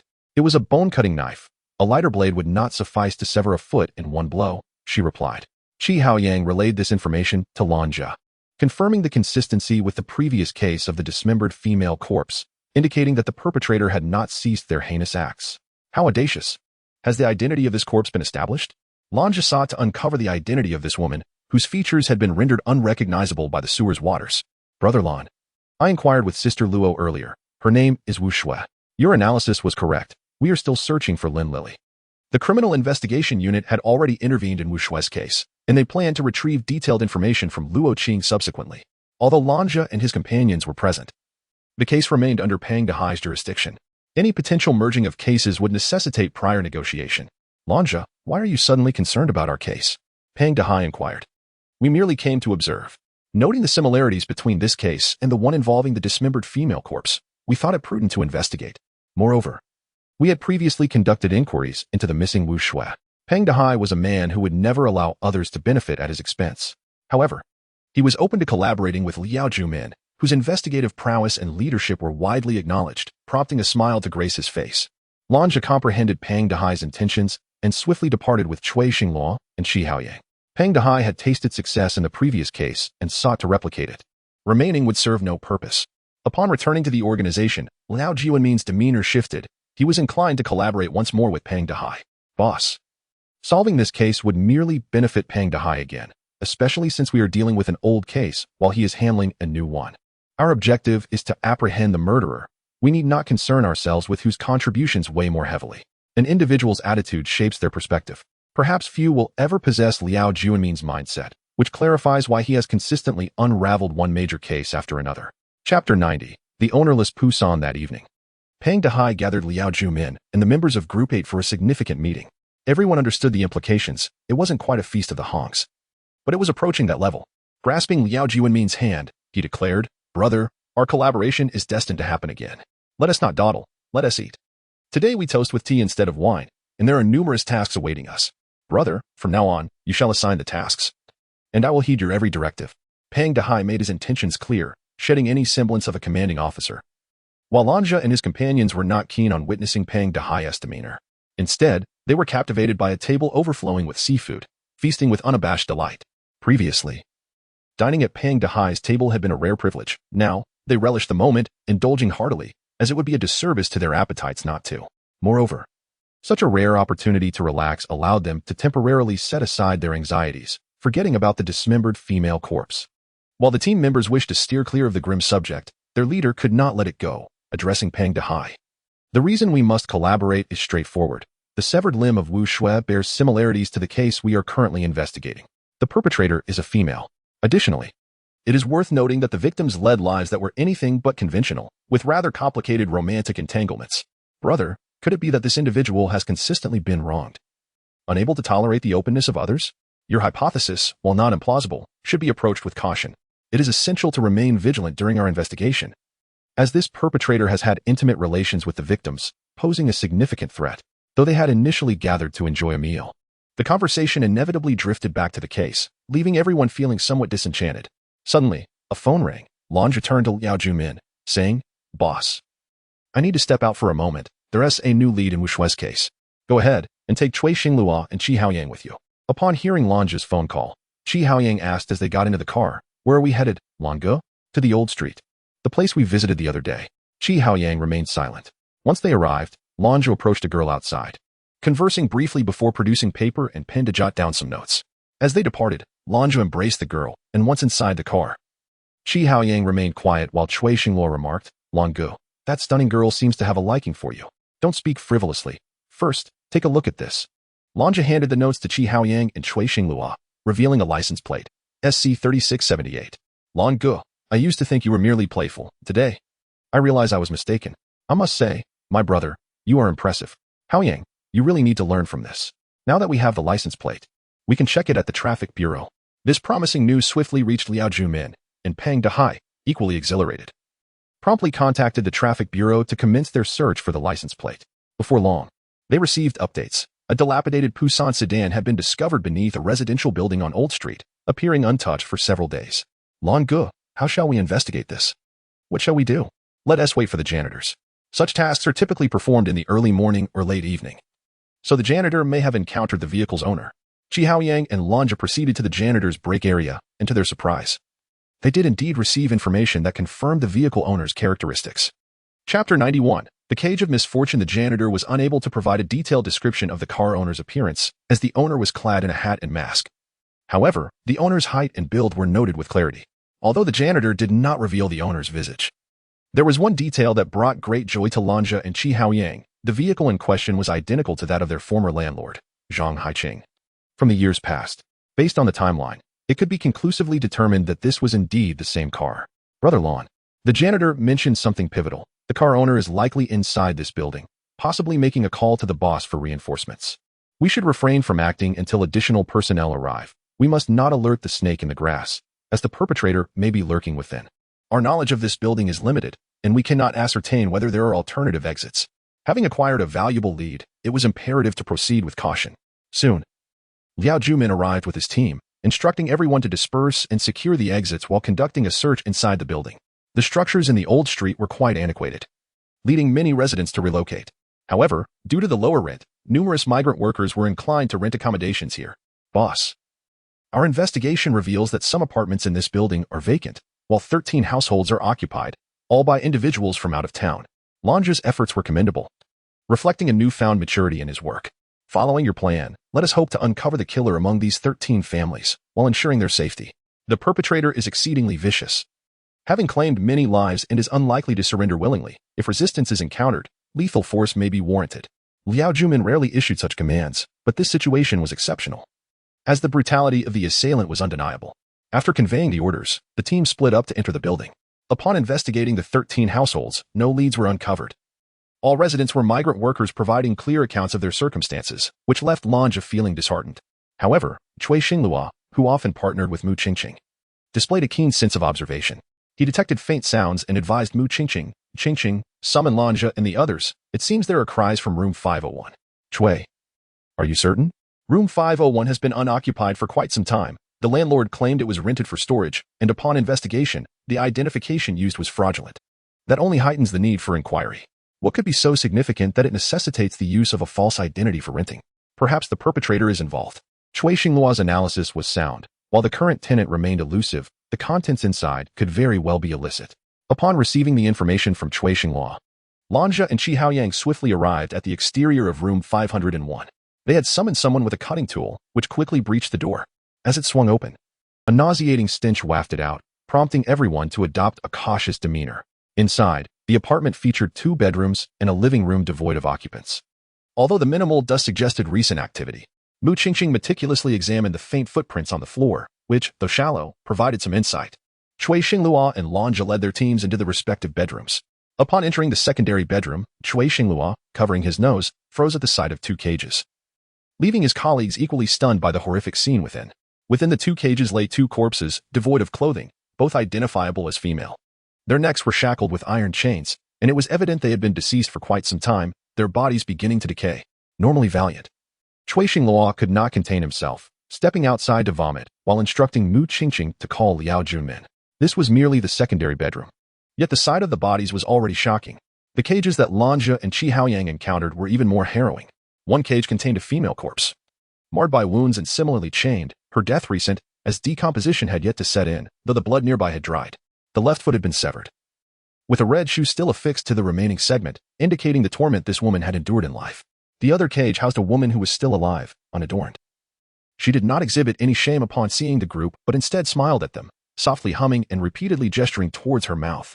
She was starving, having been deprived of sustenance for an indeterminate period. Chi Haoyang's first instinct was to exclaim, "She is Lin Lily." It was evident that Lin Lily had lost her sanity. Resorting to exceedingly sycophantic gestures in her desperate quest for food, the nature of her misfortune all too apparent.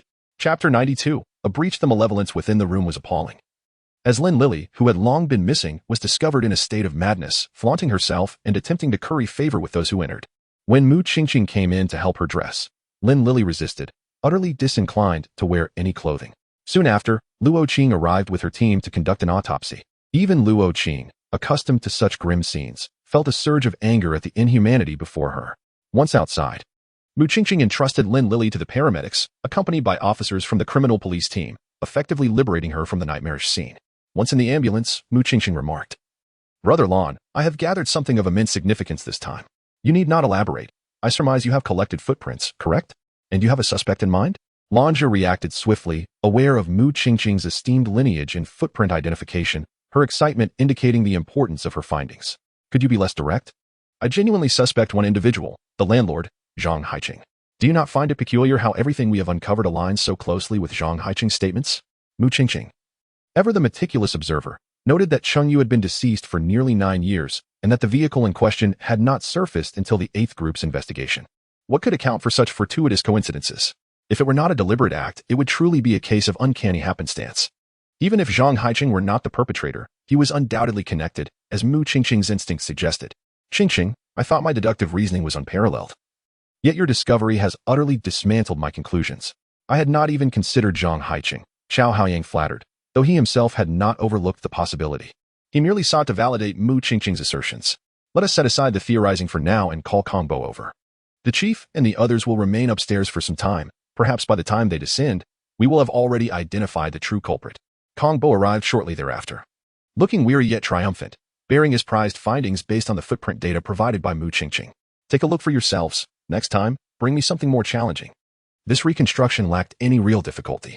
While he boasted, the others nodded in agreement, their eyes fixed not on Kongbo, but on the computer screen. There. The reconstructed image of Zhang Haiqing appeared, eliciting gasps of astonishment. None had anticipated that the suspect would be Zhang Haiqing. What are we waiting for?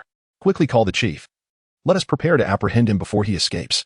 I'll summon the chief immediately. Do not make the call, Chao Xinglu replied, moving swiftly. He ascended to the 5th floor in one breath, while Luo Qing and Liao Jumin were still engaged in their work. Chief, we have produced the reconstructed image, and it reveals that the landlord from 9 years ago, Zhang Haiqing, is our suspect. Chapter 93, Silent Fall Chui, Lan, and Haoyang. You three take your team and retrieve Zhang Haiqing. He must not escape. No one suspected him, and he has hidden himself quite adeptly, with Liao Juanmin's command. The trio swiftly boarded their vehicle, heading directly to Zhang Haiqing's hotel. Luo Qing had also completed her task, instructing Liao Jumin and Peng Dehai to handle the body. Observing Luo Qing's demeanor, Liao Jumin approached to offer some comfort. Peng Dehai, aware of the relationship between the two, discreetly led his team to process the scene, allowing them some privacy. However, neither exchanged more than a few words before parting ways in their vehicles. Boss, you and Sister Luo seem quite suited for each other. One remarked. Mind your words. I'm a married man, while Dr. Luo is still single, came the retort. Mu Qingqing, perceptive as always, shared a humorous grimace. But soon returned to the matter at hand. Boss, I've discovered that Zhang Haiqing owns several properties in the Old Town's village area, indicating he is quite wealthy. And all his tenants are women. That is of little importance now. I wish to ascertain whether Zhang Haiqing's wife is still alive. Despite their efforts, Kongbo found no information regarding Zhang Haiqing's wife, as if she had never existed in the grand tapestry of events, nor was there mention of any children. Peng Dehai quickly resolved this quandary once in the vehicle. Zhang Haiqing was indeed married, but his wife ran off with another man 10 years ago, abandoning their child. He now lives a carefree life alone. Dehai, his life is indeed carefree. Take a look at the computer, Liao Jumin urged, bringing Kongbo's laptop before Peng Dehai.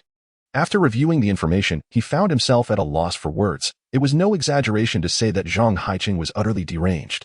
The screen revealed several familiar names, each belonging to deceased women who had stayed in Zhang Haiqing's rental properties and hotels. This was no mere coincidence.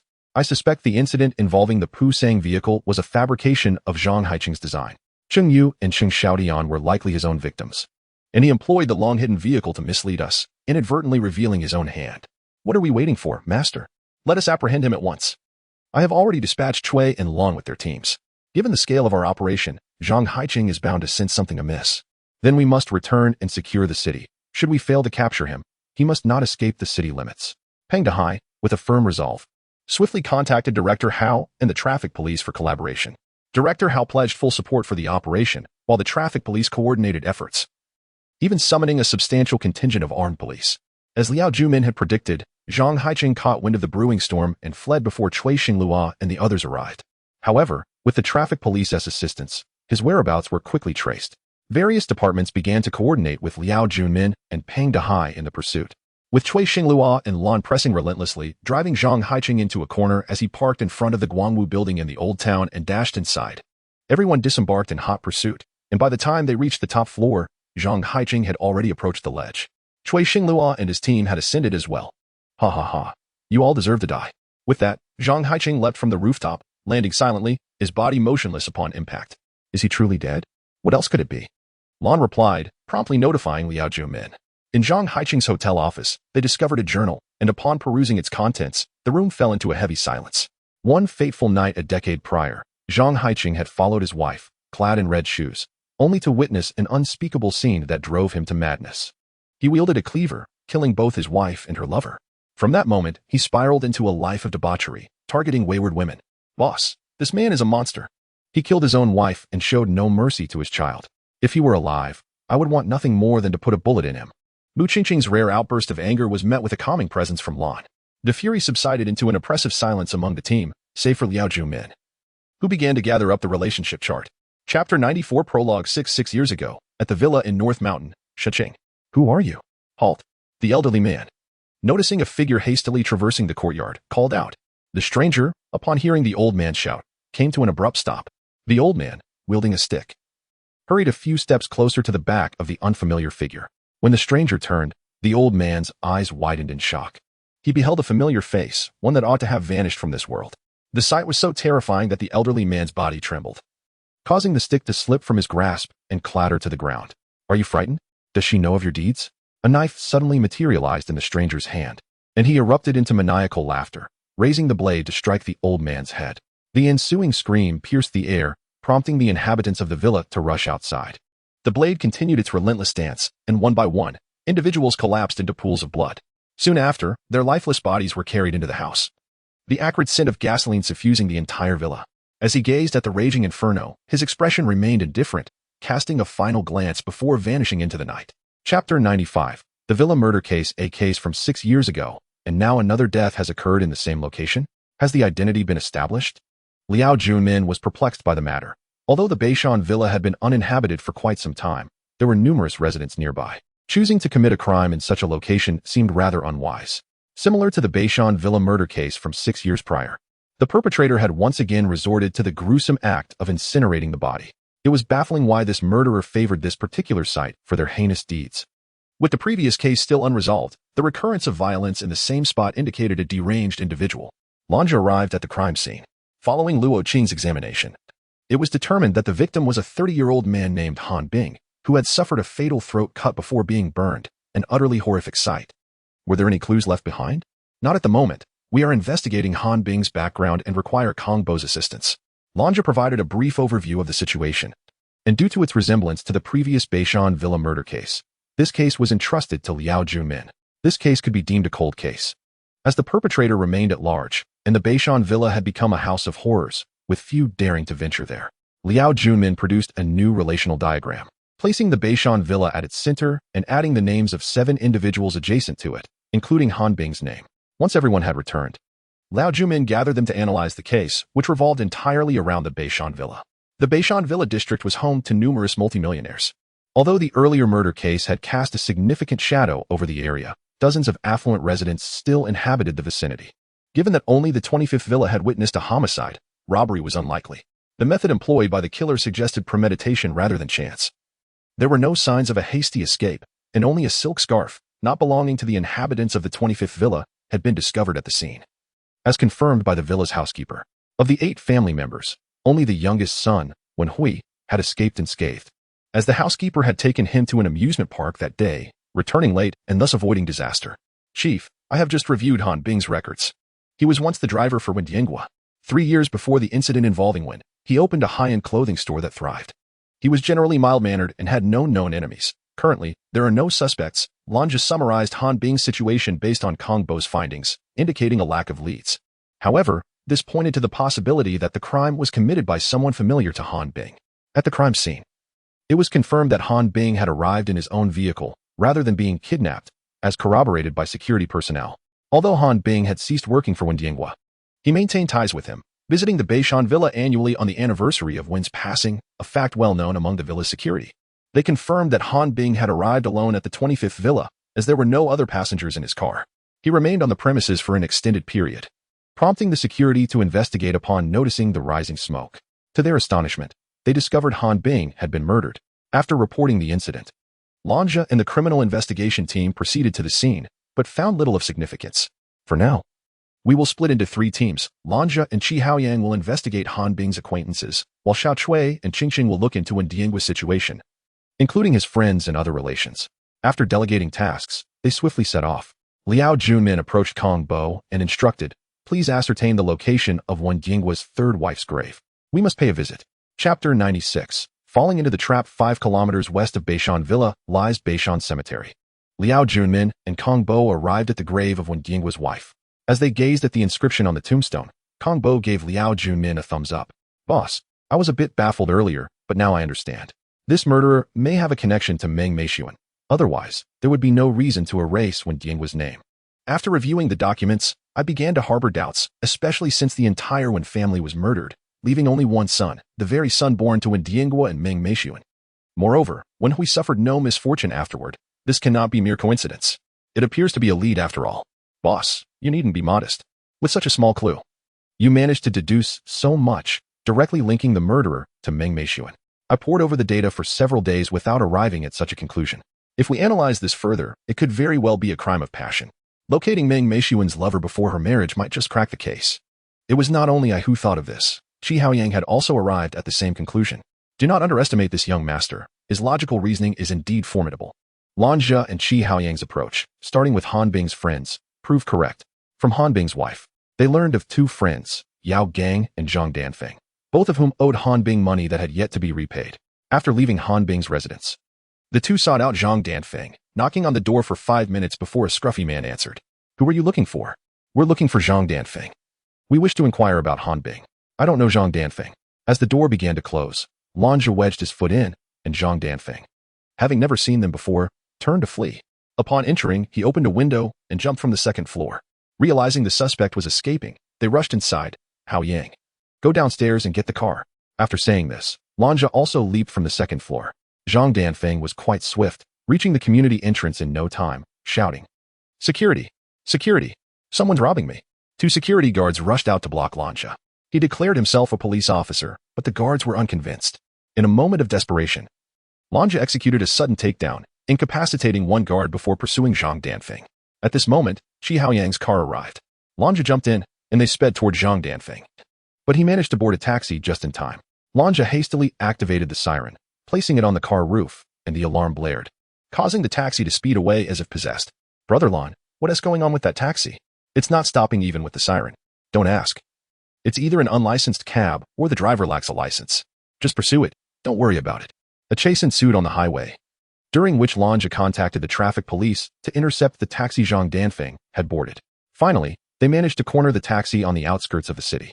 Lan Zhe, already furious, confronted Zhang Danfeng as he opened the taxi door, forcefully pulling him out and pinning him to the ground. "I was wrong. I was wrong. I'll repay the money tomorrow. Please let me go." Zhang Danfeng, mistaking Lan Zhe and Qi Haoyang for debt collectors, panicked. "We're police officers, not debt collectors. Get up," Lan Zhe said, pulling Zhang Danfeng to his feet.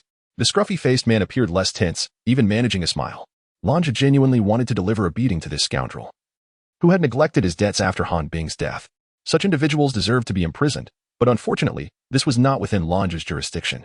After Qi Haoyang had conferred with the traffic police, Lan Zhe and Qi Haoyang brought Zhang Danfeng into their vehicle. Instead of returning to the precinct directly, they chose to interrogate him en route. "Did you meet Han Bing last Saturday night?" "I did, but it was he who dragged me in. Look at my teeth." He knocked them out. Zhang Danfeng opened his mouth to show Lan Zhe. "Did you kill him because he demanded repayment and hired someone to beat you?" "Officer, I wouldn't dare. Han Bing is not an ordinary person. He knows many people. After being beaten, I went to the hospital. And the staff there can attest to that. I still have the discharge papers." Seeing that Zhang Danfeng was no longer anxious, Lan Zhe instructed Qi Haoyang to stop taking notes and inquired about Yao Gang. Zhang Danfeng did indeed know Yao Gang, but he revealed that Yao had a troubled past, his face barely resembling that of a human. He rarely left his home and lived in Huanghua County, not in Shunqing. With no significant leads from Zhang Danfeng, they decided it would be more prudent to pursue Yao Gang instead.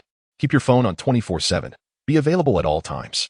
If we cannot find you, we will treat it as an attempt to evade justice. I promise to keep my phone on, Officer Lan. If there's nothing else, I'll be on my way. It's difficult to hail a cab around here. Get lost." Lan Zhe felt no obligation to provide him a ride home, so he dropped Zhang Danfeng off and, along with Qi Haoyang, proceeded to Huanghua County to locate Yao Gang.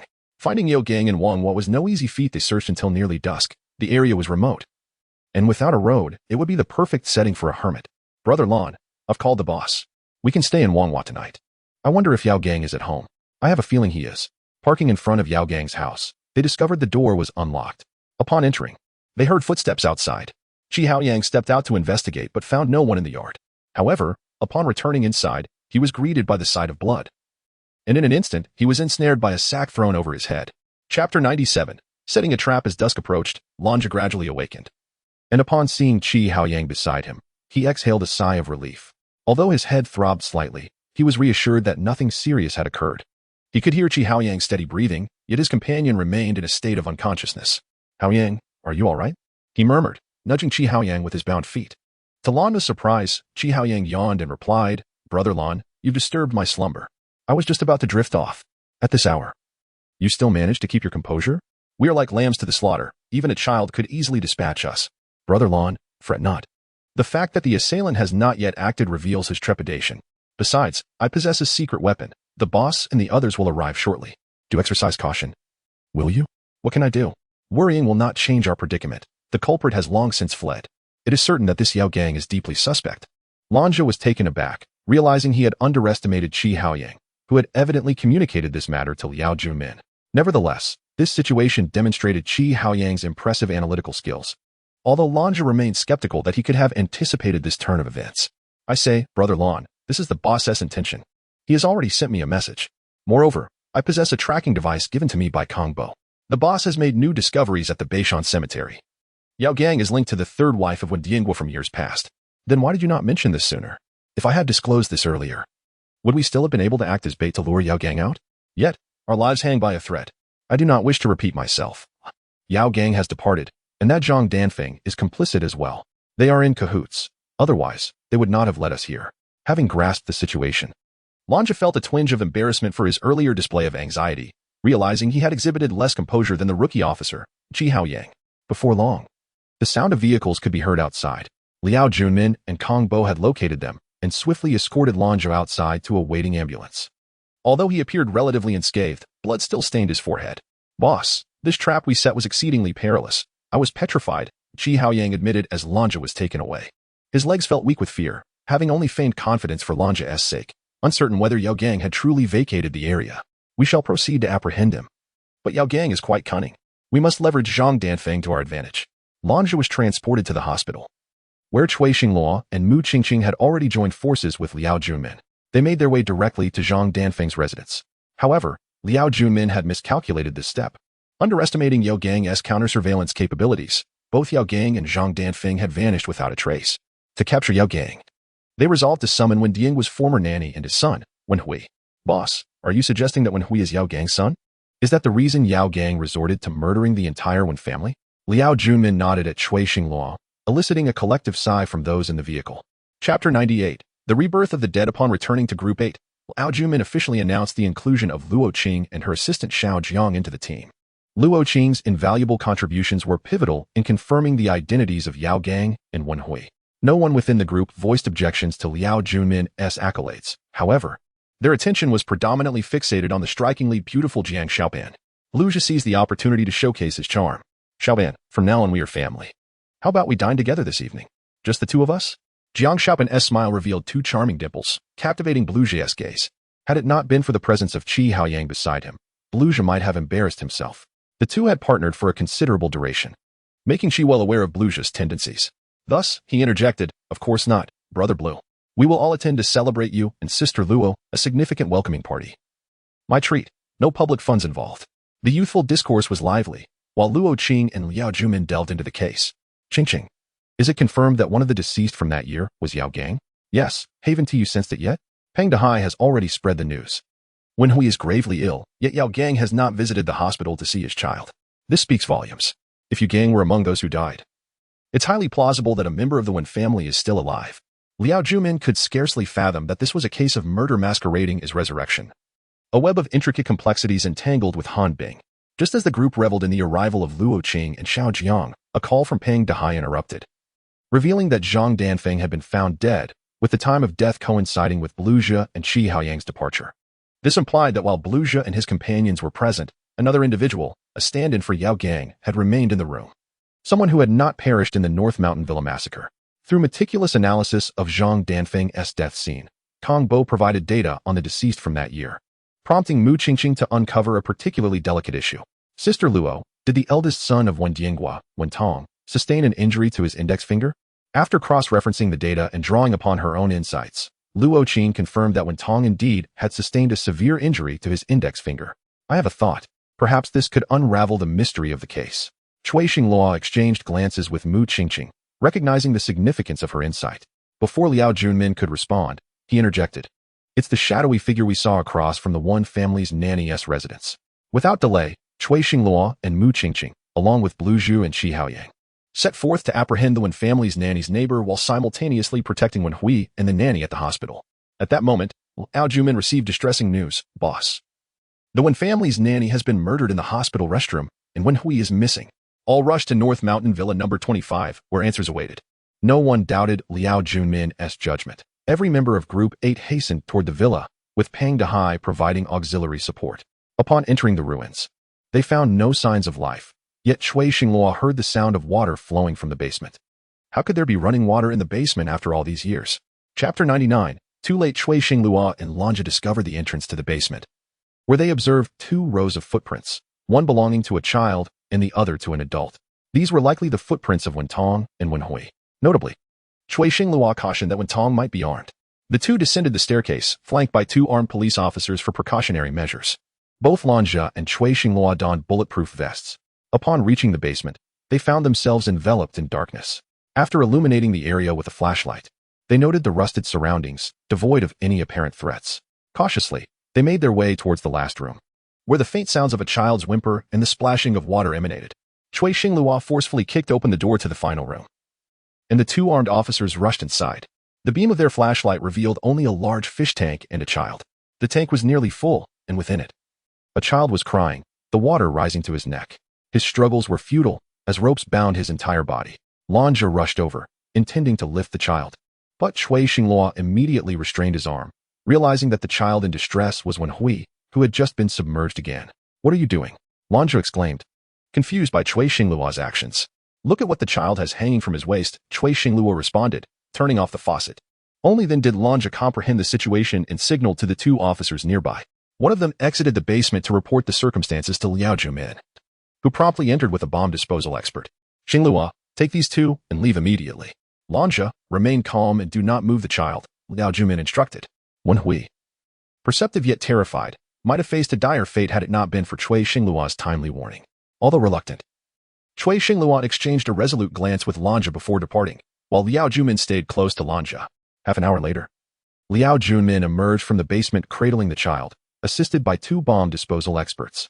Upon exiting, he removed the tape from Wen Hui's mouth, allowing the child's cries to finally resonate. We need to talk, Liao Junmin said, gesturing for those nearby to retreat.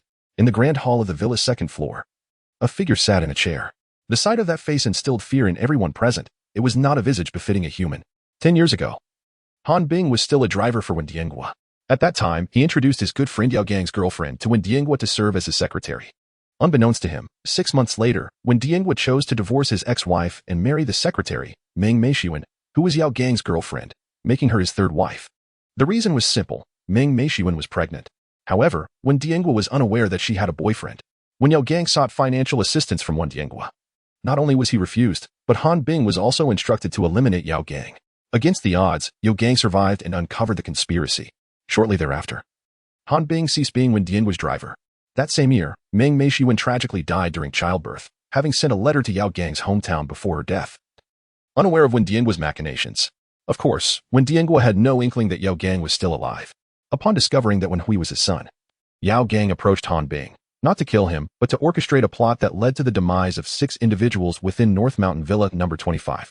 However, Wen Tong miraculously escaped the flames, emerging from the inferno to kill Yao Gang, effectively creating a scene of murder and corpse disposal, while ensuring that Wen Hui inherited the Wen family's fortune. To secure the stability of the estate, he felt compelled to eliminate all those in the know. Initially, it was a flawless plan, yet it was ultimately uncovered by Liao Junmin and his team. Gazing at Wen Tong's face, he uttered little, "Come with me." It was already too late. In the end, the family's fortune was inherited by that illegitimate child. Blood trickled from the corner of Wen Tong's mouth, prompting Liao Junmin to call for assistance, but alas, it was all too late. The situation could have been far less convoluted, had not hatred clouded their judgment.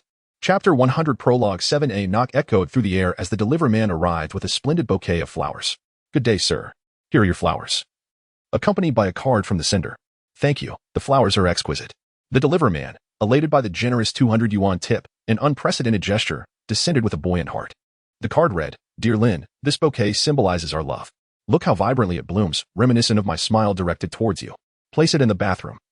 I wish for you to see it while you bathe, as if I were by your side.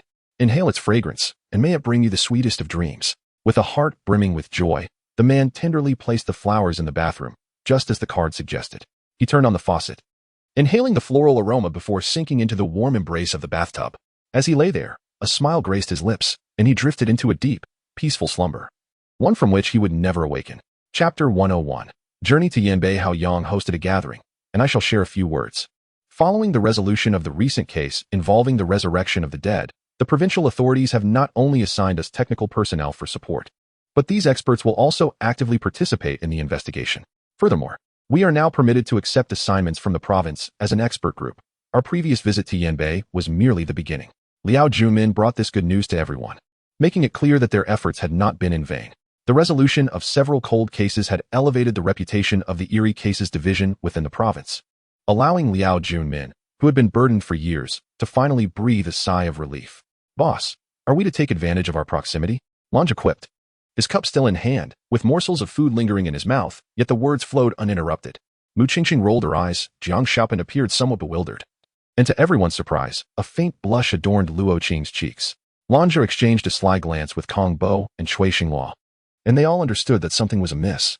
Enough of the nonsense. I must inform you all that we will be departing for Yanbei City tomorrow. There has been a case there that differs significantly from previous ones. There are no traces of the perpetrator, and the victim's death is shrouded in mystery. Kong Bo, please bring the materials regarding the bathtub drowning case from Shunqing tomorrow. I suspect a strong connection between this case and the bathtub incident. Boss, let us first enjoy our meal. Did we not agree to refrain from discussing work? Kong Bo, now engaged in lively conversation, found a kindred spirit in Jiang Xiaopan, who was equally fascinated by technology and forensic analysis, her face beaming with delight. Liao Junmin noted this newfound chatter from Kong Bo, a rarity indeed, and shifted his gaze to Luo Qing, as the table divided into three distinct factions. Mu Qingqing, Lanja, Cui Xinghua, and Qi Haoyang formed one group. Exchanging playful banter without hesitation, their camaraderie forged through shared trials. Kong Bo and Jiang Xiaopan formed another pair. Their technical discussions perhaps too advanced for the other attendees to grasp, a testament to their passion for the field. Lastly, Liao Junmin and Luo Qing remained together, seizing the opportunity for a more personal conversation. Have you divorced? She inquired. Did Peng Dehai inform you? Do not concern yourself with who told me. I merely wish to know why. Luo Qing hoped for an answer that resonated within her heart. Though Liao Junmin was not conventionally handsome and bore a somewhat rustic demeanor, his essence of masculinity deeply captivated her, a rare sense of responsibility that many contemporary men lacked, which was why she had remained unmarried all these years. Compatibility issues, he replied. I prefer a more Western lifestyle. I am merely an old policeman, unable to keep pace with the times. She wishes to pursue her desired life abroad, and I can focus on my cases without distraction. Have you nowhere to stay now? You relinquished all your assets in the divorce, leaving you with nothing, correct? It matters little. We have been away so long that housing is of no concern. Selling the house will afford her a better life overseas, and I have no complaints. You always prioritize others. It's time you considered your own future. You cannot remain a policeman forever. Once I reach retirement age, I shall have a pension sufficient for my needs. Upon your return from Yanbei, you are welcome to stay at my place. Do not misconstrue. We are old classmates. I live alone and find it a bit daunting. Let us step outside. These children can create their own ruckus. As Liao Junmin and Luo Qing exited, Lanja and the others grew even more audacious, feeling liberated by Qi Haoyang's generosity. Their revelry, however, did not disturb Kong Bo and Jiang Xiaopan, who, engrossed in their passion, set up a computer to engage in simulated battles. The group continued their festivities until past 10 in the evening before gradually making their way home, mindful not to linger too late due to their early departure for Yanbei. The following morning, preparations for departure commenced. While Liao Junmin's team had minimal equipment, Luo Qing and Jiang Xiaopan brought a considerable amount, with assistance from Peng Dehai and even Lanja, who lent a hand. Be careful. There are many delicate instruments in here. Do not damage anything, Jiang Xiaopan cautioned Lanja. As Lanja prepared to retort, Kong Bo interjected, Blue brother, hurry up and get in the car. The boss is calling for you. However, upon reaching Liao Junmin, he found that no such call had been made. Lanja, quick-witted, immediately grasped Kong Bo's intent. Once they had loaded the equipment, the team set forth towards Yanbei City. Their journey was slow, primarily due to the delicate nature of Luo Qing and Jiang Shaopan's equipment, which could not endure rough handling. Upon arrival in Yanbei City, conditions were markedly improved compared to their last visit. Liao Jumin encountered two familiar faces, Captain Huang Dali of the Criminal Investigation Division and Director Qin Sihai of Logistics. Yet, leading the group was a new face, previously unseen. I am Jiang Tong, and I extend a warm welcome to Captain Liao. Let us discuss matters inside. Captain Huang will provide you with the specifics, and since Director Qin is an old acquaintance, I shall take my leave.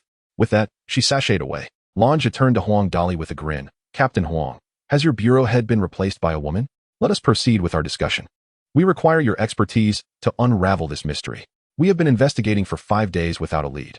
The identity of the deceased is confirmed, yet all evidence suggests he died of natural causes. I find this hard to believe, but Director Zhang insists on closing the case. Doubts have arisen within the team. Hence your assistance is sought. Please provide us with the materials for review, Liao Junmin instructed, directing Lan Zhe and the others to unload the vehicle's contents to the designated area while retaining Luo Qing to analyze the case with Huang Dali. The documents presented by Huang Dali revealed that the deceased, Yang Hongji, was the affluent owner of Hongji Computer City. His cause of death appeared to be an accident involving a heavy truck on the highway, leading to his vehicle being thrown off the road, seemingly a natural death.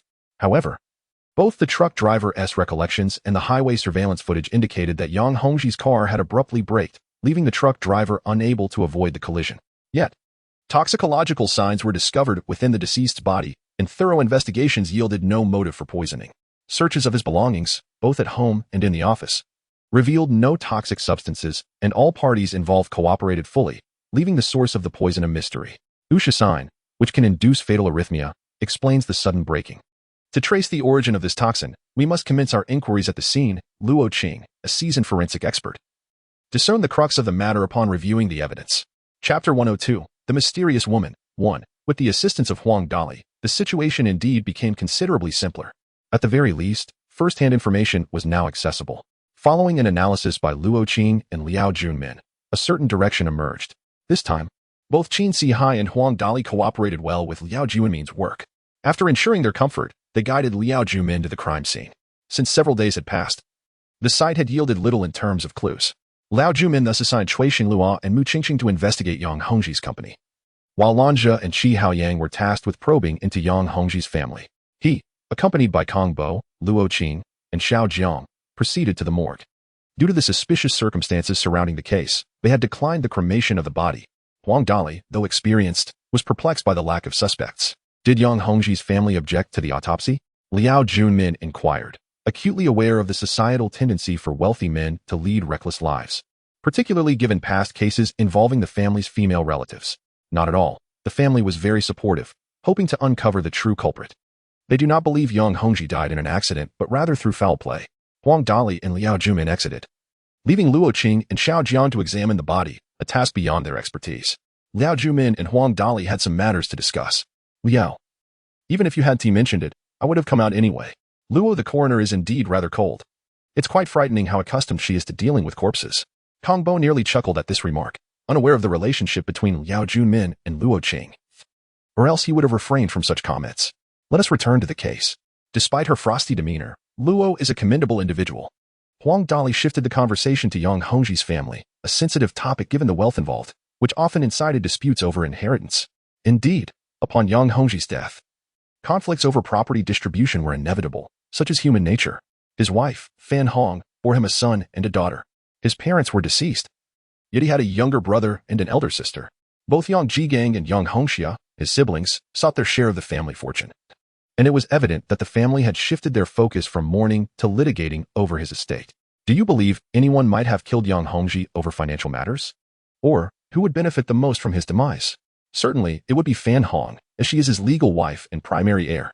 However, Yang Hongji's private life was rather chaotic. He had a mistress and an illegitimate son named Yang Miao, complicating matters further, with his mistress, Dong Qinghua, embroiled in the disputes.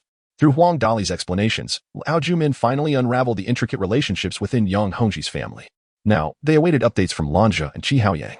After several hours of waiting outside, Luo Qing presented the autopsy results to Liao Junmin. Yang Hongji had indeed succumbed to poisoning, suggesting a potential homicide. Liao Junmin promptly relayed this conclusion to Lan Zhe and Qi Haoyang, who reported that they had yet to meet with Yang Hongji's family, as they were preoccupied in court, returning empty-handed. Conversely, Cui Xinglua and Mu Qingqing had gleaned valuable insights regarding the current operations of Yang Hongji's company and his relationship with his mistress.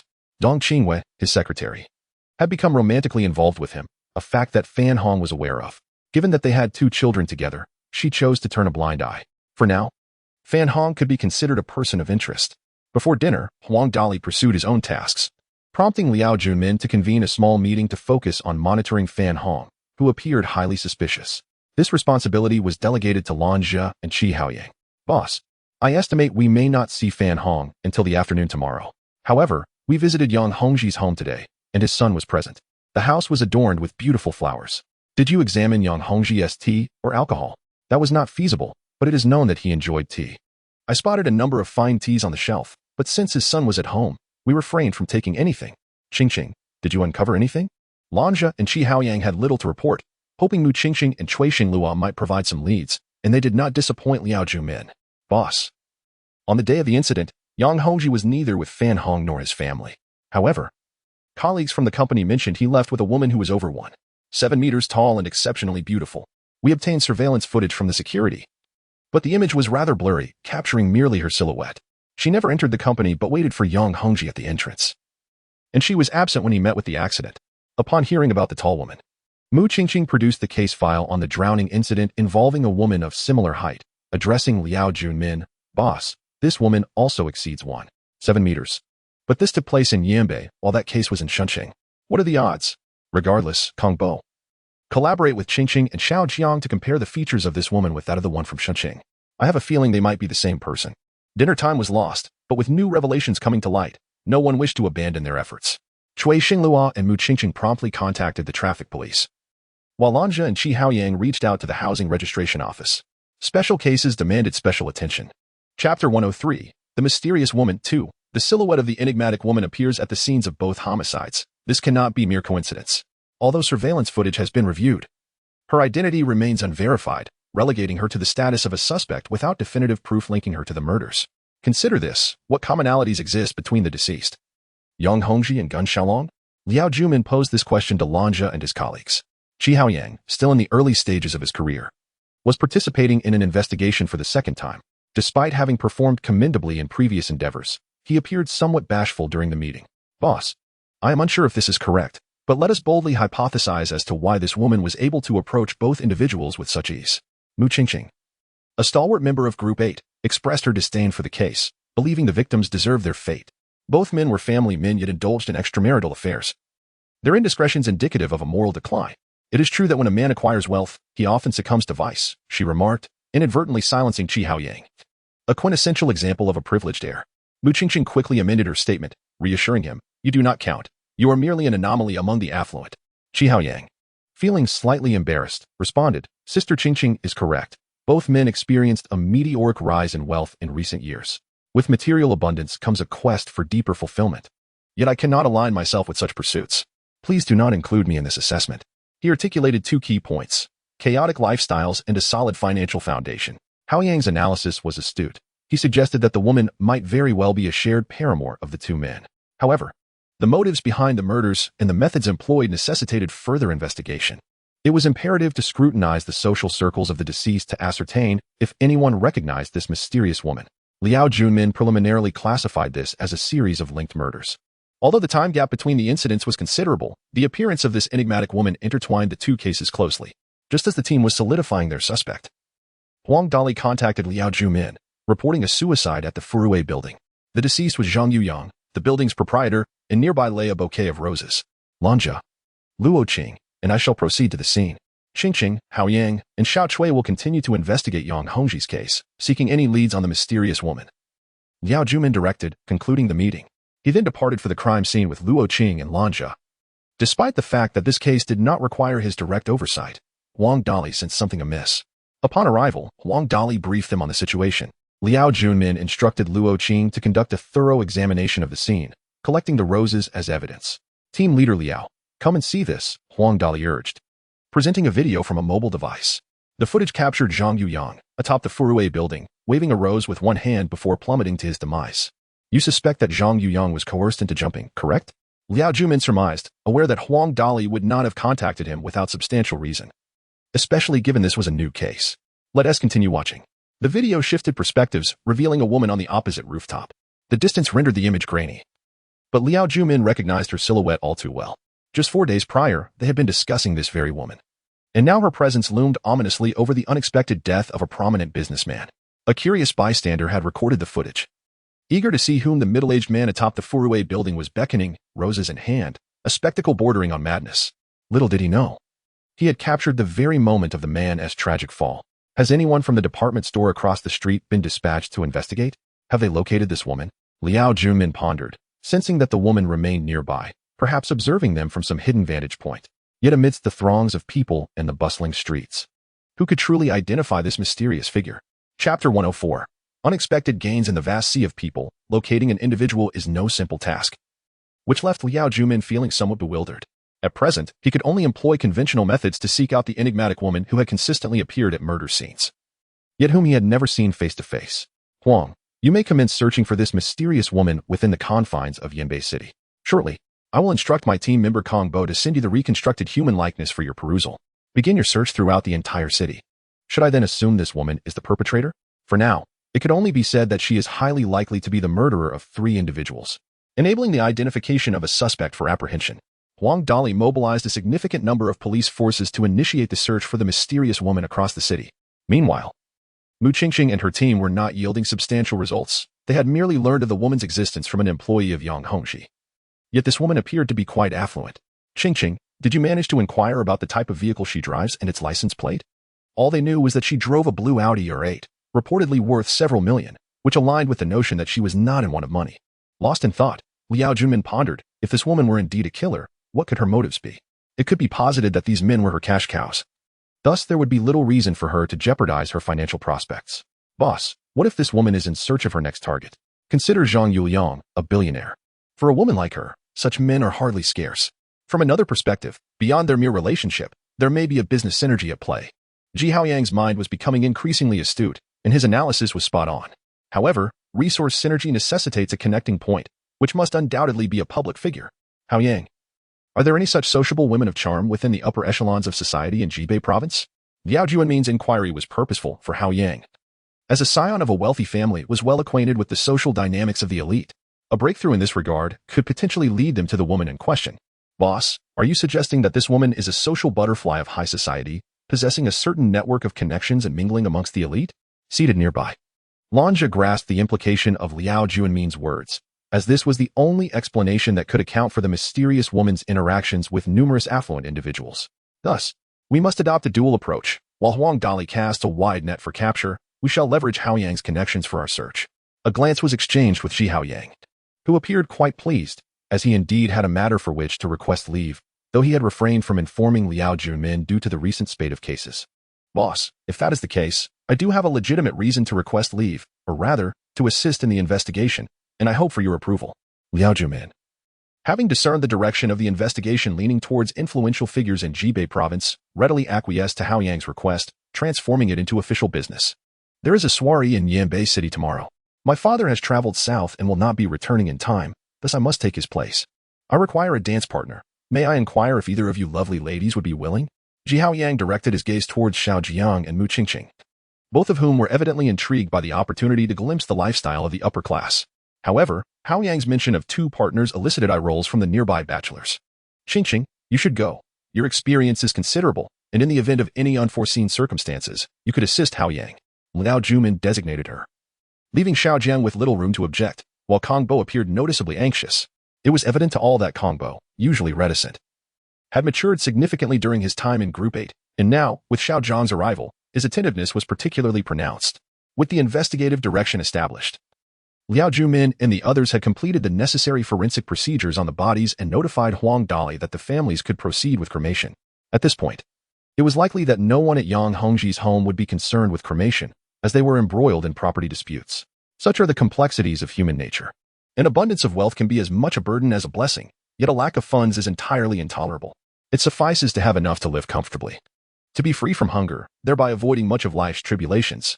On the following morning, Mu Qingqing donned a striking blue gown, exuding an extraordinary aura that made both Lan Zhe and Cui Xinglu envious, though at her side was Ji Haoyang. Haoyang, you certainly have an impressive companion. Do ensure you do not embarrass yourself at the soiree. Lan Zhe's words carried an underlying meaning, yet Ji Haoyang chose to remain silent. Cui Xinglu merely cautioned the pair to exercise caution, though he himself harbored unnecessary worries, given that the upper-class event would undoubtedly have security measures in place. After exchanging pleasantries, the duo departed in the lavish Bentley that had been prepared for them. Lan Zhe turned to Cui Xinglu and remarked, "You have a rival now. I have yet to establish any feelings, so how could there be a rival? Do not deny it. Just look at Qingqing's eyes. They are practically smitten." "As if I am unaware." Cui Xinglu said little more and entered to retrieve a dossier from Liao Jumin. Lan Zhe, recognizing Cui Xinglu's prowess, opted not to press the matter further, understanding that even a tender-hearted warrior can possess a certain shyness. Upon their arrival at the soiree, Ji Haoyang and Mu Qingqing indeed captivated the entire gathering. Their combination of talent and beauty elicited envy from many. Thanks to Ji Haoyang's father, numerous individuals approached to extend their greetings. Mu Qingqing, unfamiliar with these people, merely nodded politely, her gaze wandering among the women present. She soon noticed a woman seated in a corner, unaccompanied by any male companion, which piqued her curiosity.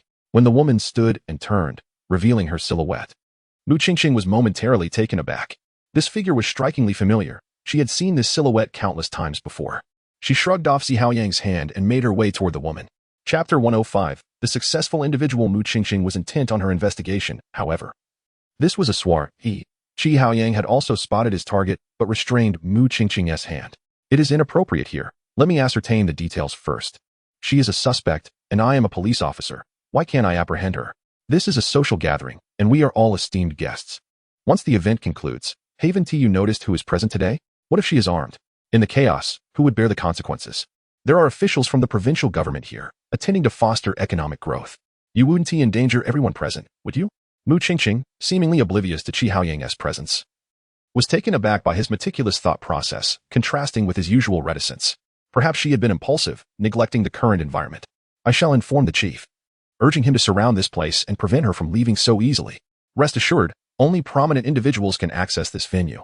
It is not open to just anyone. Allow me to gather more information about this woman before I send the message." After a brief exchange, Mu Qingqing looped her arm through Ji Haoyang's, initiating greetings with those around them. She was gaining experience. Although Ji Haoyang often appeared somewhat awkward, he presented himself with remarkable poise in this setting, embodying the essence of a successful individual. "It seems you are not merely a wealthy heir, nor do you resemble a police officer. Rather, you exude the aura of a successful person. Perhaps you have yet to peruse my resume. When you have the chance, you will understand that I hold dual Master degrees in economics." Upon concluding his statement, Ji Haoyang began inquiring about a familiar figure. Quickly uncovering information, the woman's name was Zhang Ku, an extraordinary individual whose communications facilitated many business dealings among various executives. She was known for her elegance, owning a chain of upscale restaurants throughout Jibei province, establishing herself firmly within the realm of success. Unbeknownst to many, Zhang Ku possessed such a formidable background, her worth exceeding 100 million. It was difficult to believe she could commit murder. However, certain matters required clarification. Now that we are aware, she will not simply depart. It would be prudent for the chief to wait for her at her restaurant tomorrow. Mu Qingqing found Ji Haoyang's reasoning sound, yet the suspect could not be overlooked. Cui Xinglu and Lan Zhe eventually arrived, initiating surveillance of Zhang Ke post-soiree. Upon returning to the 8th Division, Ji Haoyang and Mu Qingqing recounted their findings. Liao Jumin instructed Kong Bo to scrutinize all available information on Zhang Ke, and rather than dismissing her, the team began to admire her accomplishments. Zhang Ke, born in the 1980s and now 31, hailed from a rural background, possessing only a high school diploma. After moving to the city a decade ago, she worked as a restaurant server and a sales associate before partnering in a clothing business and eventually venturing into the upscale dining industry, forming close ties with numerous prominent businessmen. Remarkably, she maintained a pristine reputation, embodying the ideals of integrity and ambition. Chief, she indeed appeared at the crime scene. However, there was no opportunity for her to commit the act, nor any discernible motive. Even if we were to bring her in, I perceive little potential for progress, Kong Bo expressed. Yet, Liao Jumin's extensive experience was not to be dismissed. He instructed Kong Bo to delve into Zhang Ku's romantic history. Chief, note that Zhang Ku is divorced. At the time of her separation, she was a clothing store owner, and her husband's infidelity led to their divorce. Post-divorce, she chose not to claim any assets, opting instead to leave with nothing. This is indeed peculiar. Why would she choose to leave everything behind after her husband's betrayal?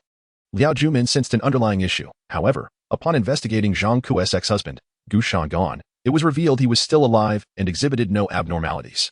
One disappointing aspect was that Gu Shanggan was now merely an employee at a factory, no longer a businessman. Qingqing, you and Haoyang should investigate Gu Shanggan tomorrow, ensuring all details are thoroughly understood. We must not overlook any aspect. Tomorrow, I will formally invite Zhang Ku to our division for tea. Chapter 106. Too perfect. The following morning, Liao Junmin arrived at Zhang Ku's Indigo Western restaurant, accompanied by Lan Zhe and Cui Xinghua. Together, they approached the restaurant manager to request an audience with Chairman Zhang Ku.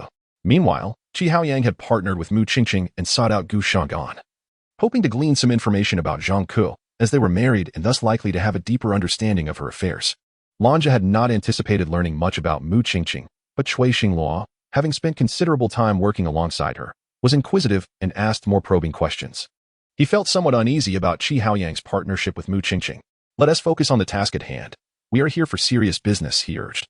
Noting the manager's arrival, Liao Junmin's face brightened slightly as he exchanged a knowing glance with Lan Zhe, both aware of Cui Xinghua's sentiments but choosing to let him contemplate them in silence. Group leader Liao, our chairman requests your presence, the manager said politely. And Zhang Ku's demeanor surprised Liao Junmin. As the manager led the way, Liao Junmin followed with Cui Xinghua and Lan Zhe trailing behind. Boss, this woman is formidable and not easily dealt with, Lan Zhe remarked. It was evident from the start. Constructing such a large-scale enterprise in merely a decade is no small feat. Her immediate willingness to meet us speaks volumes about her character, Liao Junmin replied, engaged in conversation. They entered Zhang Ku's office, which exuded opulence and showcased exquisite decor. Zhang Ku greeted Liao Junmin warmly, saying, it is indeed a surprise to have you here. Group leader Liao, would you care for a drink? Just plain water, he replied. Zhang Ku instructed her secretary to pour water for Liao Junmin and his companions. Liao Junmin candidly presented his inquiry, seeking Zhang Ku's confirmation of her whereabouts during the deaths of Yang Hongji and Zhang Yuyang. As Liao Junmin referenced Lan Zhe's notes, Zhang Ku calmly recounted her account, supported by witnesses who could attest to her absence from the scene. She acknowledged that Yang Hongji and Zhang Yuyang had pursued her affections. Yet she had never acquiesced. Thank you for your cooperation, but please remain in Yinbei for the time being. We must be able to reach you at any moment, Liao Junmin requested. Of course, Zhang Ku replied with composure. Following their meeting, Liao Junmin and his companions departed the restaurant and returned to their team. Boss, I sense that Zhang Ku is not hiding anything. She appeared very natural, Cui Xinghua, with his background in criminal investigation, stated.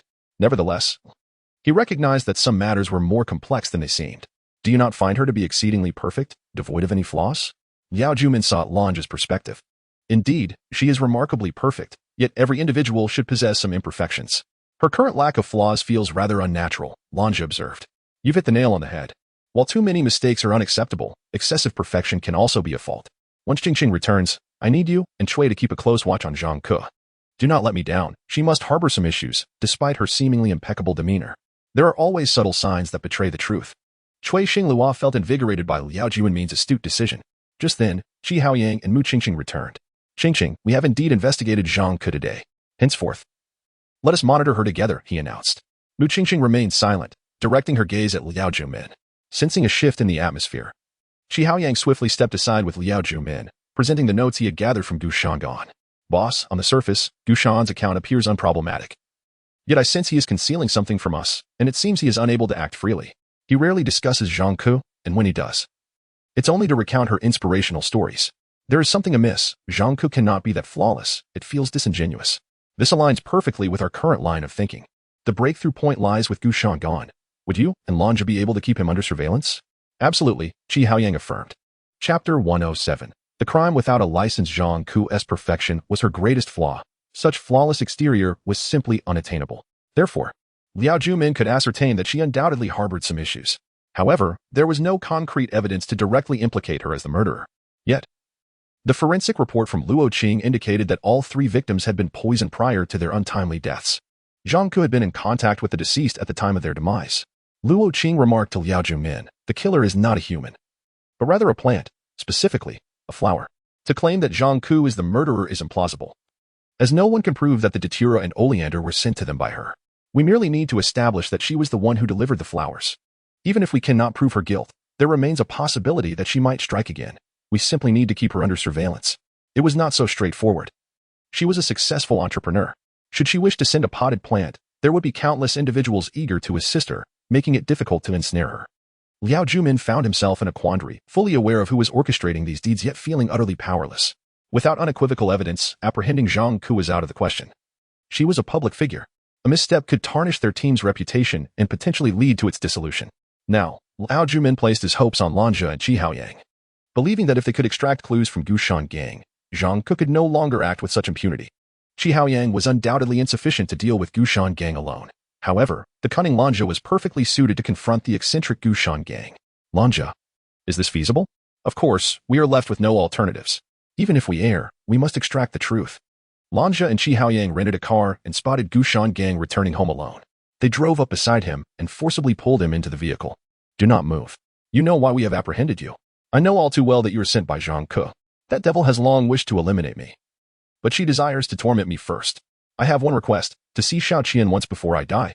I would even accept dying alongside her. Upon hearing this, Qi Haoyang sensed the peculiarity of the situation. Lanja's method indeed proved effective.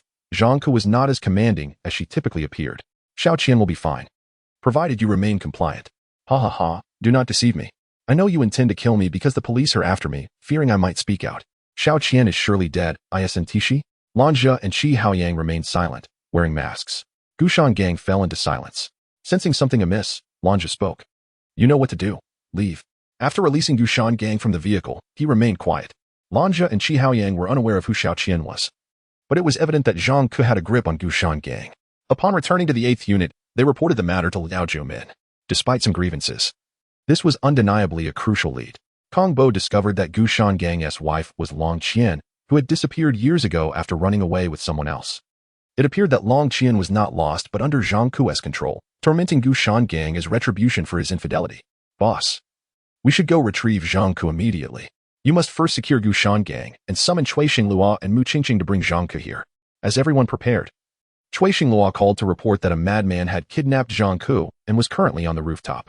Huang Dali arrived swiftly, and upon Liao Junmin's arrival, Qi Haoyang realized it was Gushan Gang, who had succumbed to madness, threatening to take Zhang Ku with him. Xiao Qian is dead. I no longer wish to live.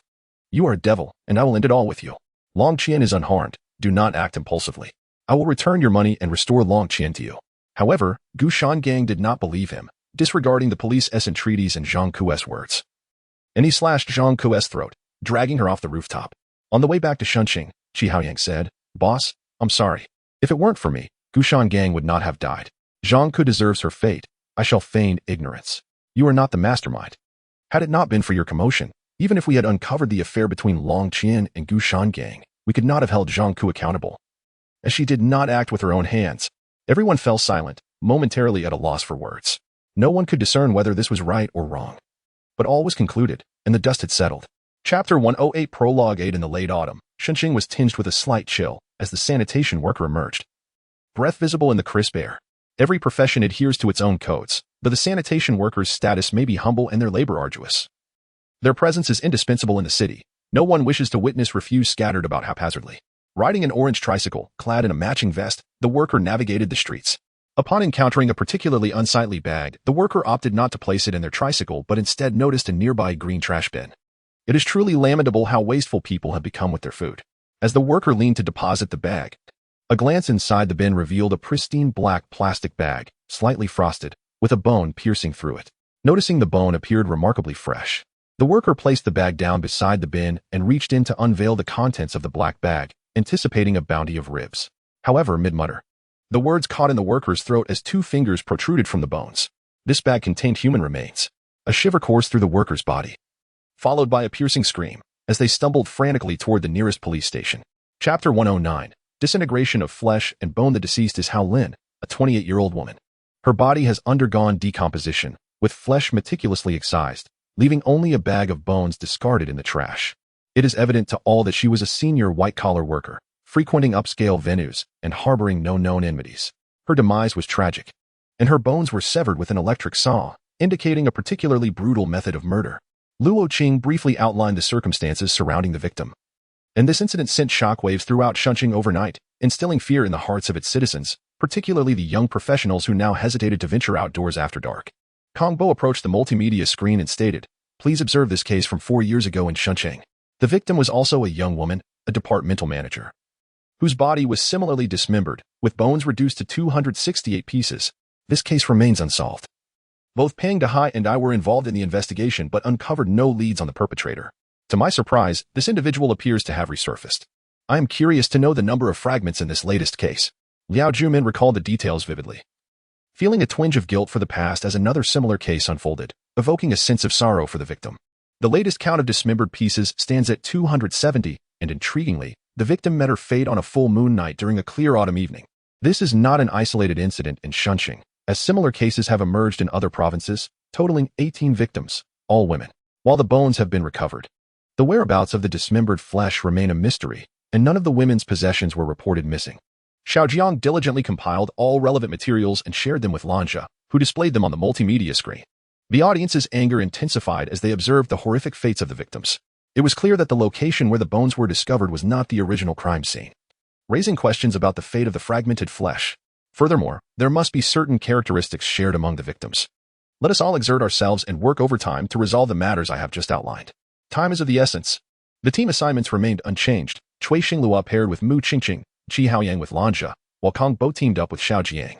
Naturally, Liao Jumin partnered with Luo Qing, unwilling to jeopardize their two-decade-long connection. Cui Xinglua and Mu Qingqing visited Hao Lin's residence, hoping to uncover a vital clue.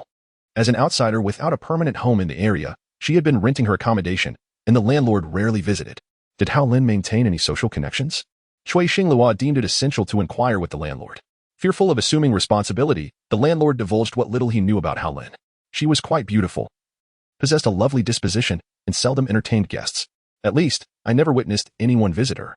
Who would expect such a tragedy to unfold? That scarf in the photograph is strikingly beautiful. Have you seen it before?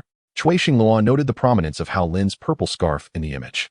I believe she purchased that scarf on the day she died. I was there to install a bathroom heater for her. It was getting cold, and she needed warmth for bathing at home, Mu Qingqing remarked, glancing at Cui Xinglua, aware that a potential lead had emerged. It appeared that Hao Lin had been wearing that purple scarf at the time of her death, a clue that remained unfound within her apartment. Cui, do you see a footprint on the curtain? Chapter 110, the crime scene. The footprint on the windowsill was male. Mu Qingqing, equipped with a fingerprint collector, meticulously documented the image of the footprint. No other traces were found in the vicinity, which led both Cui Xinglua and Mu Qingqing to harbor suspicions. What are you thinking? Cui Xinglua inquired, noticing the smile at the corner of Mu Qingqing's eye, which suggested they were on the same wavelength. Surely, I need not elaborate. After following our leader for such an extended period, we have acquired some experience. This is likely the primary crime scene. Even if the interior has been tampered with, there will undoubtedly be clues. Let us commence our search, Mu Qingqing replied with enthusiasm.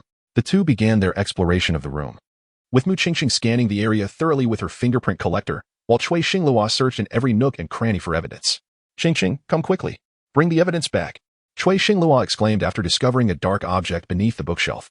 Mu Qingqing hurriedly retrieved the evidence bag and knelt on the floor, carefully scraping the dark substance with a small knife and collecting it in the bag. Take a look at this. We have uncovered a significant clue. This is blood, albeit dried and appearing somewhat dark. Who said that I, Cui Xinglua, am merely brawn with a simple mind? You, the tender-hearted Iron Man, are so meticulous. I adore you. Mu Qingqing's exuberance surged as she embraced Cui Xinglua warmly. Cui Xinglua felt a rush of warmth and joy from the unexpected embrace, his head spinning, and he smiled foolishly. Mu Qingqing, oblivious to his reaction, pushed him away and said, Cui Gu, if there are bloodstains here, how was Hao Lin's body dismembered? Shouldn't we investigate elsewhere? Huh? What did you say? Cui Xinglua was still lost in thoughts of the embrace, failing to grasp Mu Qingqing's words. I meant we should search another location for clues. Hao Lin's body was chopped up, sawed apart, with several pieces cleaved by a sharp instrument akin to a kitchen knife.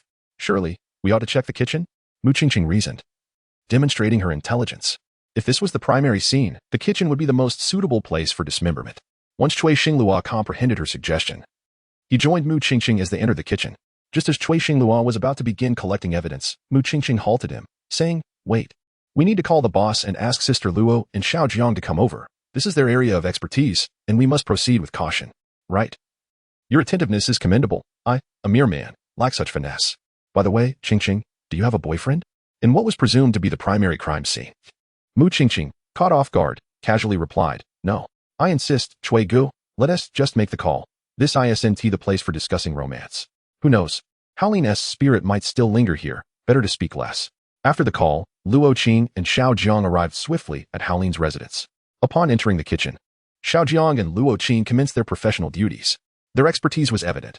No corner was overlooked in their evidence collection, and their equipment surpassed that of their predecessors. Xiaojiang, pass me an evidence bag and some tweezers. There are fine fragments of dried meat on the cutting board, Luo Qing instructed. Upon hearing this, Mu Qingqing and Cui Xingluo were exhilarated. They had indeed made a significant discovery, as it was their find. Just as they were about to enter, Luo Qing cautioned. You two should wait outside until I finish my examination. Then you can report to old Liao. Apologies, Sister Luo, but I must step out now. I'm quite busy. The two excitedly replied. Mu Qingqing remarked, could this be the breakthrough we've been waiting for? Cui Gu, we have truly succeeded. I'm ecstatic. Your joy is palpable. Let us remain at the door and observe Sister Luo at work. Her experience rivals that of our leader, and look at her speed. Chapter 111. The art of not dividing oneself. Luo Qing's extensive experience garnered the admiration of Cui Xingluo and Mu Qingqing, particularly with the addition of Luo Qing and Xiaojiang, which infused Liao Jumin and the entire team with boundless support. After gathering evidence, Mu Qingqing and Cui Xingluo returned with Luo Qing. Given the necessary time for blood type testing and fingerprint verification, they could only await the results. You two have uncovered significant clues this time. Once the case is solved, I shall certainly commend you, Liao Jumin remarked, observing the maturation of the duo with increasing confidence in his initial choice. Boss, our discovery was rather incidental. It was primarily thanks to Brother Chui's meticulousness. Though he may appear carefree and seemingly simple-minded, he can indeed wield a needle with finesse when it comes to intricate embroidery, Mu Qingqing teased. Why do you speak of me in such a manner?